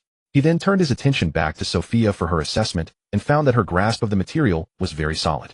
It seemed the answer to certain questions was quite clear. Lin Xin looked at Sophia, who was astonished to find she could now read and write, and concluded just that. "Hey, I think I can understand a lot of the words in this book." "No, wait, I can read them," Miss Sophia said, flipping through the copy of Fundamentals of Carpentry her grandfather had read. She could now pronounce many of the words, although she wasn't entirely sure of their meanings. The words she previously didn't understand at all were now comprehensible. As she flipped through the book, she felt a strange sense of contrast. Was this man's doing? He turned her from a semi-literate into someone who could read in a single night. How did he do it? The night before, she had looked at Basics and read it as biscuits, thinking it was a book about baking cookies with wood. But today she could derive the meaning of basics from its root, base. The root of base is basin, bacinus, an ancient Roman loanword in English, originally meaning a basin, a bowl for water. Later it extended to mean a depression used to describe a basin geographical, and thus came to carry the meaning of bottom or foundation. In other words, once you master the root, when you see the root ba, you can determine the meaning of the word based on context, even if you've never seen it before. English is such a silly language. It's easy if you don't just rely on rote memorization, but even rote memorization works for this simple language. Disagree that it's a silly language? Take it up with the Oxford Dictionary, which gets thicker every year. Perhaps in a few decades the English dictionary will be twice as thick as it is now. Every time a new thing appears, a new word, or even a phrase has to be coined to describe it. Take paronychia, for example. It's an infection of the nail fold. Nail fold inflammation. Easy to understand. But how do you understand the English word? This requires root and affix memorization. You have to break it down into para, onyx, and I. Not quite. Onyx is actually the English adaptation of the Greek word onyx, which does mean agate. However, in paronychia it uses the much older meaning of the word onyx. Not quite. Onyx is actually the English adaptation of the Greek word onyx, which does mean agate. However, in paronychia it uses the much older meaning of the word onyx. Originally it meant eagle's talon, and only later came to mean sardonyx, which is claw in Greek, extended to mean nail. And I is a common suffix often seen in country names, pathological terms, and flower names. It comes from the Latin and Greek noun ending, and has no real meaning by itself, just indicating that it's a proper noun, which could be a country disease or flower. Combining the nail and beside from earlier, it naturally becomes a pathological term. These three short parts together mean a disease beside the nail, paronychia. Made so complicated with such a tongue-twisting pronunciation, isn't it hard to understand? It seems you just have to memorize it. Words like this, which are so convoluted, are incredibly common in English. That's why so many native English-speaking scholars, especially professionals in medicine, engineering, and even mathematics, who have to memorize a vast number of specialized terms, which is why we have professional English in our own country. There are just so many English terms. Lament how English can be like this, forcing even native speakers to memorize things by rote. Back to Sophia. Her current experience was that she had mastered a fair number of basic roots, at least enough to not be completely lost when seeing many words. She could at least use context clues to guess the general meaning of a word she had never seen before. The reading barrier was gone. This feeling was new and interesting. The more she read fundamentals of electrical engineering, the more engrossed she became. But the more she read, the more questions she had. She had missed too much education. At 23, she was at an elementary school level. Even after being enlightened and learning to read, she couldn't possibly understand a book recommended for high school students. While Sophia was engrossed in her book, Lin Xin picked up the basic literacy primer. He was certain it wasn't that advanced, which meant he had played a decisive role in her progress. So did this mean that if he maxed out all his skills, he could re-educate every survivor he encountered? So would you two be willing to join our team and become Kentucky Supermen? Lin Xin extended the invitation to Sophia and Ezekiel at the dinner table. Ezekiel, however, was utterly drained from the previous night, resembling a wilted old man, and paid no attention to Lin Xin's words. Sophia, on the other hand, was still immersed in the shock of her sudden enlightenment, flipping through a copy of Jane Eyre that she had previously found incomprehensible, now reading it with great interest. Ahem. Lin Xin cleared his throat softly, trying to get the attention of the grandfather and granddaughter. Oh, I'm so tired. I apologize, Mr. McFarlane. Ezekiel roused himself from his exhaustion, speaking to Lin Xin apologetically, and casually closed the book that a captivated Sophia was absorbed in. Grandpa. Sophia snapped back to reality hastily, trying to snatch the book back from her grandfather's grasp. Mr. McFarlane is inviting us to join his team, Sophia. Be serious. Ezekiel said sternly. Mr. McFarlane. Sophia then put the book down and looked at Lin Xin across the table. Would you be willing to join my team? The team is called the Kentucky Supermen Alliance. Lin Xin, feeling guilty for having forced a 70-year-old man to study through the night, repeated his invitation politely. Haha, what kind of name is that? Sophia laughed at the childish team name, making Timnia Peyton and Lin Xin feel a bit awkward, as they had indeed come up with it as a joke. Ahem. It is a bit odd, Ezekiel said, now having heard the team name clearly. His bushy beard twitched to sight, not lost on Lin Xin, who could only steel himself and continue with the invitation. Of course. You saved my grandpa and me, and you're teaching me to read. You're good people, so we'll definitely join. Sophia agreed to join the team. Lin Xin then looked at Ezekiel. As long as these old bones of mine don't become a burden to you all. Ezekiel shook his head, still thinking this was just a peculiar form of entertainment for the young folks, and not taking it too seriously. No, sir. Becoming a member of the Kentucky Supermen Alliance and being a Kentucky Superman is very important to me. Lin Xin regarded this seemingly ceremonial activity with the utmost seriousness. However, the name itself made it difficult to be serious. This was also the sentiment of Timnia and Peyton. Their team was formed informally, but Lin Xin placed great importance on it. He had formally invited them before, and now he sat upright, attempting to invite Sophia and Ezekiel to join his Kentucky Supermen Alliance. Sir, are you willing to become my team member? Are you willing to join my team? Lin Xin asked again. Seeing Lin Xin's sincerity, Ezekiel could only agree. All right, I am willing to join the Kentucky Supermen Alliance. Lin Xin smiled. Now there's one more thing. You two wait here, don't wander off. With that, he turned and left, searching for something unknown. He left behind Timnia and Peyton, who had remained silent and indifferent to Lin Xin recruiting new members. They had been quietly eating bowl after bowl of rice. Tonight's meal was rice cooked by Timnia, served with a hearty stew made from canned sauce and potatoes. It was quite appetizing. But why did it feel similar to last night, when Lin Xin was teaching Ezekiel and Sophia? These two teammates were always so quiet. Sophia and Ezekiel began to feel uneasy. Sophia was fine, her mind now occupied with a beginner's reading practice book, but Ezekiel, besides feeling physically exhausted, was still sharp enough to sense that something was amiss. Feeling a sense of dread, he tried to make a quick escape. But before he could even get up from his chair, Lin Xin, who had already found his teaching materials, pushed him back down. Sir, where are you going? Lin Xin had brought a whole set of woodworking training books, and the remaining literacy materials, intermediate reading practice, and the literacy reader. No, Mr. McFarlane. These old bones of mine can't take much more. Please have mercy. The bearded old man couldn't take it anymore. What was wrong with this man forcing people to study all the time? Lin, grandpa is old. Sophia tried to defend her grandfather weakly, but when she saw Lin Xin turn to look at her, she immediately shrank back and fell silent. Lin Xin looked at Ezekiel's graying beard and weathered face and let out a sigh.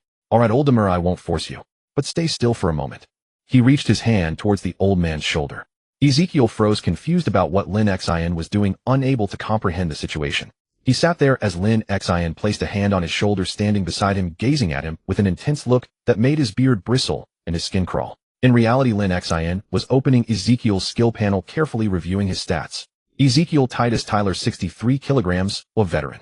Numb World War II Pacific War veteran, has seen too much, hard to scare. Deadeye, 6 aiming 6 reloading. Old Dixie, 3 aiming 3 reloading. Aged angler, has over half a lifetime of fishing experience, 8 fishing. Drifter has lived a wandering life, 5 trapping, wilderness survival, knows all edible wildlife in North America 10 foraging, aging all experience gain 80, frail fitness fixed at 2, strength fixed at 3, sprint lightfoot nimble sneak fixed at 0, low literacy can read, but poorly needs re-education experience gain 25. Grandfatherly love only shows emotional changes under specific circumstances, otherwise never sad, anxious, depressed, or bored. Strong luck. No one can say a veteran who survived when 17 teammates died is unlucky. Eagle eye. Sharp eyes haven't dulled with age. Excellent vision, wider field of view. Lin Xin paused on the eagle eye trait.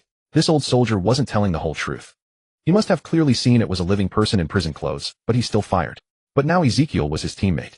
Lin Xin didn't want to dwell on it, but he knew he had to find a way to get this guarded veteran to open up. Ezekiel's skills were very specialized. With fitness 2 and strength 3, he couldn't do heavy labor, but his aiming and reloading were as high as 99. Woodworking 2, cooking 2, farming 8, first aid 1, electrical 2, metalworking 2, mechanics 3, tailoring 1. But after these skills there were 2 more, blacksmithing 5, and animal husbandry 6. Lin Xin was stunned. What was this? He opened his own skill list and compared it with Ezekiel's. Ezekiel had 2 extra skills, blacksmithing and animal husbandry. Lin Xin took a deep breath to calm his excitement and continued reading. Axe 6, long blunt 5, a short blunt 4, long blade 2, short blade 3, spear 0, maintenance 10. Hiss. Although Ezekiel's sprint, lightfoot, nimble, and sneak were locked at 0, due to old age his fishing 8, trapping 5, and foraging 10 were more than enough to outweigh all the old man's flaws. As the saying goes, an old man in the house is a treasure. Ezekiel truly was a treasure. Lin Xin asked him, Ezekiel, do you know how to forge? Yes, Ezekiel had worked as a village blacksmith after retiring, but how did this man know? He glanced at Sophia, thinking she might have told him, and began to worry that his precious granddaughter might be a bit naive. But Sophia, upon hearing Lin Xin's question, said innocently, How did you know? Grandpa is amazing. He can fish, shoe horses, raise animals, and even trap rabbits. Oh, did you know your grandpa is also a marksman? Lin Xin didn't want to trick a fool, but Sophia had handed it to him on a silver platter. It would be a shame not to tease her. I know. Grandpa is a great shot, Sophia said excitedly, then began to brag about how her grandpa could hit bottles with his rifle every time, even while swinging it around. Ahem. Ezekiel nearly choked, then stole a glance at Lin Xin's reaction. But Lin Xin remained still, standing beside him with a hand on his shoulder, his expression unreadable beneath his goatee. Lin Xin patted Ezekiel's shoulder without a word, then walked over to Sophia and placed his hand on her shoulder.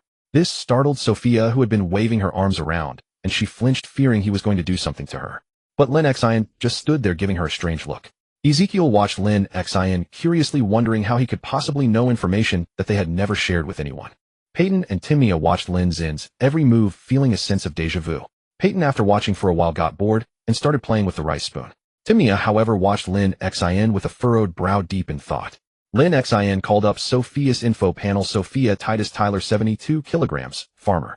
Nature's spirit, 10 animal husbandry, 10 farming, 10 foraging, farm yield 100, animal infant mortality 100, foraged goods 20, incredible strength 4, strength, healthy body 4, fitness, clumsy 50, success rate when crossing low obstacles or climbing over walls. Chest obstruction, this girl is naturally beautiful, with an explosive figure, a blessing, but 3 sprint, 3 lightfoot, 3 nimble, 3 sneak. Intellectual disability, this girl's intelligence is slightly below average, semi-literate. All experience gain 40. Hungry shark can eat twice as much as a normal person without gaining weight, hunger rate 100. Mermaid can drink twice as much as a normal person without gaining weight, thirst rate 100. Pacifist locks all melee weapon skills. Gun aversion, gun skill experience gain 50. Old Dixie, 3 aiming, 3 reloading. Psychological trauma, this girl has a trauma from childhood, do not touch. Wildcat. Semi-literate, improving, can read some non-professional books. Lin Xin felt a cold sweat on his forehead. This. Sophia had an incredibly powerful nature's spirit trait, maxing out her animal husbandry, farming, and foraging, which is gathering, but she also had so many terrible debuff traits. Sophia's fitness was 8 and strength was 8, even more powerful than Lin Xin currently was. He asked her to stand up. Sophia, stand up and let me see. Sophia complied. Lin Xin remembered his height was 185 centimeters, but Sophia was under 175 centimeters. Among the 5 of them, Timia was the shortest, seemingly under 160 centimeters, followed by the slender Peyton, who was slightly taller than his sister, under 170 centimeters. Then came Sophia and Ezekiel, who were half a head shorter than Lin Xin, but half a head taller than Peyton. Lin Xin was the tallest and looked the most robust. But, judging from the skill data, Sophia was much stronger and had a more powerful physique. Lin Xin saw that her professional skills were also decent. Woodworking 2, cooking 4, Farming 10, First Aid 1, Electrical 0, Metalworking 0, and Mechanics 0, Tailoring 4, and Animal Husbandry 10. As the traits described, Sophia's combat skills were locked. All her melee weapon skills were grayed out. Also because of her figure, her agility skills showed red blocks, indicating negative skills. Truly a clumsy girl. Sprint 0, Lightfoot 1, Nimble 2, Sneak 2. Aiming and reloading were both 3. However, perhaps due to learning fishing and trapping from Ezekiel, Sophia's fishing was 6, trapping was 3, and foraging was 10. As he read through, Lin Xin's expression frequently changed. He then tried asking Sophia, "Miss Sophia, have you experienced any major incidents before?" Why do you ask? Sophia, who had seen Lin Xin frozen in place, was surprised when he suddenly relaxed and asked her this question, not understanding what he meant. Lin Xin pressed on. For instance, something from your childhood that left a deep impression, or even psychological trauma. Well, Sophia felt flustered and could only look to her grandfather for help. Ezekiel was shocked. They had never spoken about this, had they? Had he figured it out? Mr. McFarlane. Ezekiel tried to rush to his granddaughter's aid, his voice urgent. But Lin Xin just glanced at him and then changed his tone. All right, I was just asking. Mr. Ezekiel, I know you are still wary of me and my team, but you will see what kind of people we are. Lin Xin thought for a moment, then continued. Trust me, I know you two better than you might think. My only goal is to survive and to live well. My attempts to guide your skill training are all in service of this ultimate goal. Timnia and Peyton have been through the same process. As survivors, we must be well-rounded. A weakness in one skill is another way to die. I hope you can understand. You are old and I won't push you, but Miss Sophia, I will still educate her. At the very least, she should no longer be illiterate. After listening to Lin Xin, Ezekiel, recalling how this man had personally guided new members through the night, felt a pang of guilt for his own secrecy. Just as he was about to say something, Lin Xin waved his hand, stopping him. You can go rest now. I want Sophia to continue studying this book. Lin Xin pointed to the intermediate reading practice on the sofa. You can go rest at our old farm with Timnia and Peyton. Timnia and Peyton then moved, preparing to take Ezekiel to rest. Soon the Stewart siblings were practically dragging the old man away in a hasty retreat, as if afraid of getting involved. This left only Sophia, who sat nervously at the table fidgeting with her fingers. Lin Xin smiled. Miss Sophia, you did very well last night. How about we do it again today? Sophia desperately wanted to run away, but Lin Xin held her down, saying, Don't worry, I have plenty of drinks and snacks. Want some? Then study with me. He produced several bags of chocolate chip cookies and bottles of orange juice, like a magician. He wanted to keep Sophia in top condition, so he had gone to the back storage to find these snacks to prevent her from getting hungry or thirsty. Seeing the snacks, Sophia was suddenly less inclined to run away. Lin Xin felt like a sly uncle trying to lure a little girl with the promise of seeing goldfish. You. Ezekiel tried to say something, but the words seemed to catch in his throat. What? Our what? Peyton asked, curious about what Ezekiel had been about to say. Are you talking about Lin? Timonia walked in from outside, handing Ezekiel a new set of toiletries and a fresh towel. The old man had slept last night in the room that originally belonged to Lin Xin in the farmhouse. Although he felt uneasy not seeing his granddaughter, exhaustion and the bumpy journey had allowed him to sleep soundly. He had slept on the sofa last night, so it wasn't comfortable. Mr. McFarland, Ezekiel said as he took the new toiletries. You'd better call him Lin. He said he prefers being called Lin Xin. Peyton mumbled while brushing his teeth. Lin. Is Lin your leader? Ezekiel tried to tear open the plastic seal on the toothbrush case, but his rough, cracked fingernails couldn't get a grip. Yes, Lin is the undisputed leader, Peyton said, pulling the toothbrush from his mouth, spittle flying as he spoke. Ow. That hurt. The spittle landed on Timonia, and she immediately smacked Peyton. If you have any questions, you can go ask Lin. It's like there's nothing he doesn't know. Although he always says he's a doctor. But this doctor of his is an electrician, a mechanic, and even knows how to farm. Whenever Timonia mentioned Lin, she had plenty to say. Does he? Does he enjoy teaching others? Peyton opened the toothbrush case and handed it back to Ezekiel.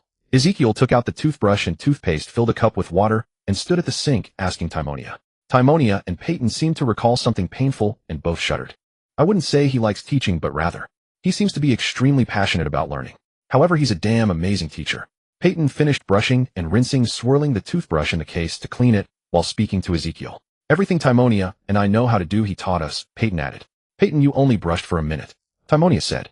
Peyton always tried to cut his brushing time short, and Timonia always supervised him, because Lin had said that in this apocalypse there were no dentists, and if you didn't take care of your teeth by the time you needed them, and found they were rotten, it would be too late. Hey, don't run. Peyton, hearing Timonia scolding him about brushing again, quickly bolted, leaving Timonia shouting after him.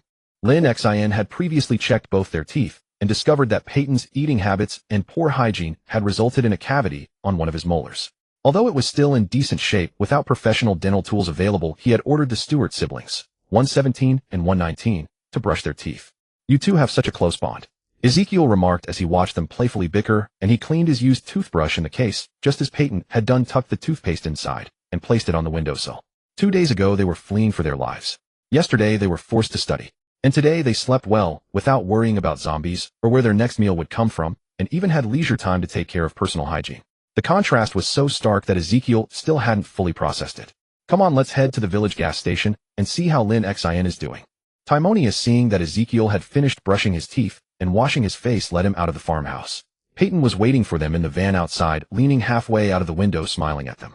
For a moment Ezekiel was transported back to his hometown in Texas before his son had died on the road. His son would sit on the tractor after finishing farm work, leaning out like Peyton did, smiling at him and Sophia. Ezekiel silently got into the van and rode with Peyton and Timonia to the gas station in Faria village. Lost in memories of the past, they passed by the fields and saw the 2 huge pitch-black pits in the northern field. What on earth were those? Curious. Ezekiel was startled from his thoughts and realized Timonia had been watching him. Those are trap pits designed by Lin Xin. We used them to eliminate all the zombies and take back this village, Timonia said, gazing at the distant pits. Okay, we're here. Let's see what Lin and the others are up to, Peyton said, pulling the handbrake, snapping Timonia and Ezekiel out of their reverie. Abandon, repeat after me, abandon. Abandon. No, it's abandon. Lin Xin was trying to expand Sophia's vocabulary, but they were stuck on the first word in the English dictionary. It seemed Sophia's little head was full with not a single drop of knowledge left to spare. But it didn't matter, the task was already complete. The intermediate reading training had been taught and checked off as satisfactory. These words were just Lin Xin's attempt to teach Sophia even more. By now Sophia was completely dazed, clinging to Lin Xin's arm with her mouth half open, unable to take in anything, her chest already soaked with drool. Ah, you're here. Lin Xin struggled to pull his arm free from Sophia's grasp and glanced at his watch. It was past 7. Last night's teaching session was very productive. Sophia, show your grandfather what you've learned. Sophia. Lin Xin turned around and saw Sophia already asleep, face down on the table. Her Hawaiian shirt was stretched into a worrying curve. He turned back to the others with an awkward smile. Looks like we'll have to wait for Sophia to wake up before I can show you the results, Lin Xin said, rubbing his face. Then he noticed his arm was also wet. He touched it and smelled it. It stank. Frowning with disgust, he grabbed some tissues to wipe it off. Having witnessed all this, Timonia's face darkened. She repeated the same routine as yesterday morning, delivering a sharp knock to wake the woman up and then helping her upstairs to catch up on sleep. Lin Xin meanwhile lay down on the sofa on the first floor and dozed off. Soon Peyton and Timonia each went about their own tasks, leaving a bewildered Ezekiel standing there unsure of what to do. Peyton needed to inspect the water pump and pipes today, and also survey the area around the village to find a suitable place for Sophia and Ezekiel to stay. Timonia, on the other hand, had gone ahead to scout, needing to ensure there were no large zombie hordes within 10 kilometers of the village. By afternoon, they also had to check the vegetable plots and see how the crops were growing. If they wanted to live like human beings, they had to put in the corresponding labor. Yesterday, Ezekiel had followed Peyton and Timonia to water the vegetable plots, and through their introductions, he had become somewhat familiar with the village's layout. But today, both Peyton and Timonia had their own matters to attend to, and only after they both finished their professional duties in the afternoon could they gather together to take Ezekiel to do farm work. But today Sophia had been studying all night and was mentally exhausted, and Lin Xin had fallen asleep on the sofa. No one was looking after him. Ezekiel smacked his lips, unsure of what to do. He spotted a box beside the sofa where Lin Xin lay, filled with books and videotapes. On top lay a copy of Basic Woodworking. The old man shivered, quickly walked out of the gas station, closing the door behind him and latching the iron fence gate, then strolled off into the village. Kentucky was an agricultural state dotted with numerous lakes and grasslands bordering the Ohio River, with exceptionally high vegetation coverage and many national parks and forest reserves. As a result, the hunting and fishing culture was strong. You could find a fishing tackle shop in nearly every Kentucky countryside. Although Faria Village didn't have a dedicated tackle shop, it did have an E.P. tool store. The interior of the E.P. tool store, the most well-stocked place for tools in Faria Village, with a chance of finding a sledgehammer in the back warehouse. It was a comprehensive hardware store. You could find any niche tool you wanted here. The store also sold some basic professional books and building materials. The owner of this chain was a Kentucky native, so he had a good understanding of the locals' needs. The owner of the Faria EP Tools franchise was Plan Simpson. He was a professional metalworker. You could even custom order specialized tools from him. Just leave it to this excellent welder. He would craft anything you specified within the time frame. However, Mr. Simpson didn't open on Saturdays. He usually spent that day fishing all day long. Ezekiel entered the EP Tools store, but all the useful items had already been cleared out by Lin Xin and the others. Even the cement mixer was gone, leaving only marks on the floor. Ezekiel wandered around the store for a while, and noticing even the magazine rack was empty, he decided not to linger and turned to leave. But as he turned, he seemed to catch a glimpse of something in the open back warehouse. His sharp eyes gleamed, and his thick beard curled up slightly. It was noon. "Peyton, have you seen Ezekiel?" Timonia asked, returning from her patrol. Seeing Lin Xin and Sophia still asleep with the door closed, she wondered where the old man had gone. She asked Peyton, who was organizing auto parts in the agricultural supply store's workshop. Peyton took off his gloves and pointed towards the tool store. "I think I saw him wandering around over there this morning." The two walked closer to the store, and even through the display window, they could see no one was inside. "Huh, where is he?" I don't know. I can't watch him. Checking the water tower and pipes this morning was enough to keep me busy." Reluctantly, Timonia had to wake Lin Xin. When Lin Xin learned of Ezekiel's disappearance, he quickly woke Sophia as well. The four of them began calling out Ezekiel's name throughout the village, but received no response. Sophia was on the verge of tears, but their search yielded nothing. After 4 hours of searching, without even having lunch, they gave up and sat quietly around the dining table on the gas station's ground floor.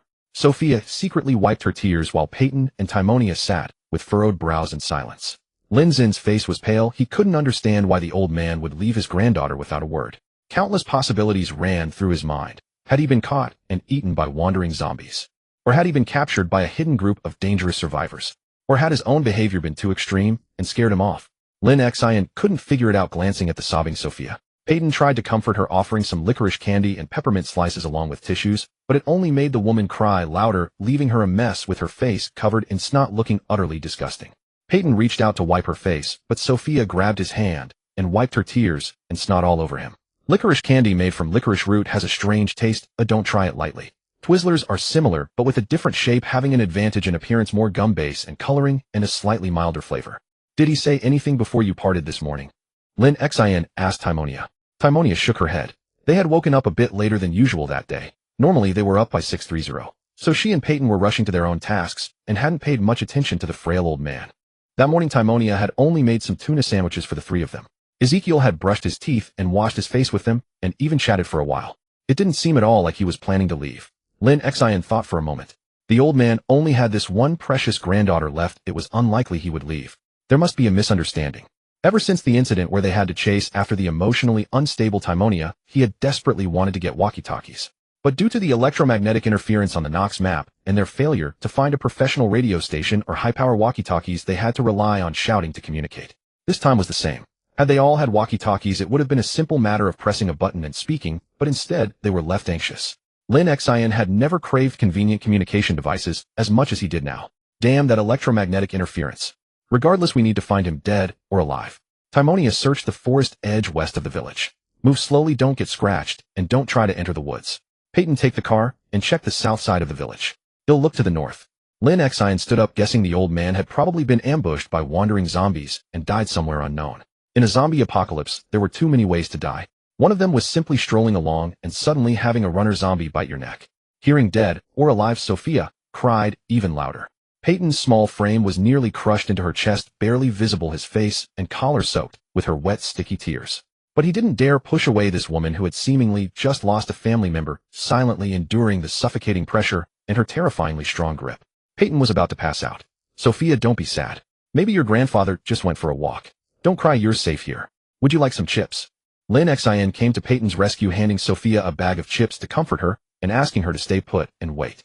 He also pulled Peyton, who was nearly suffocating, out of her embrace. "Timonia, gear up.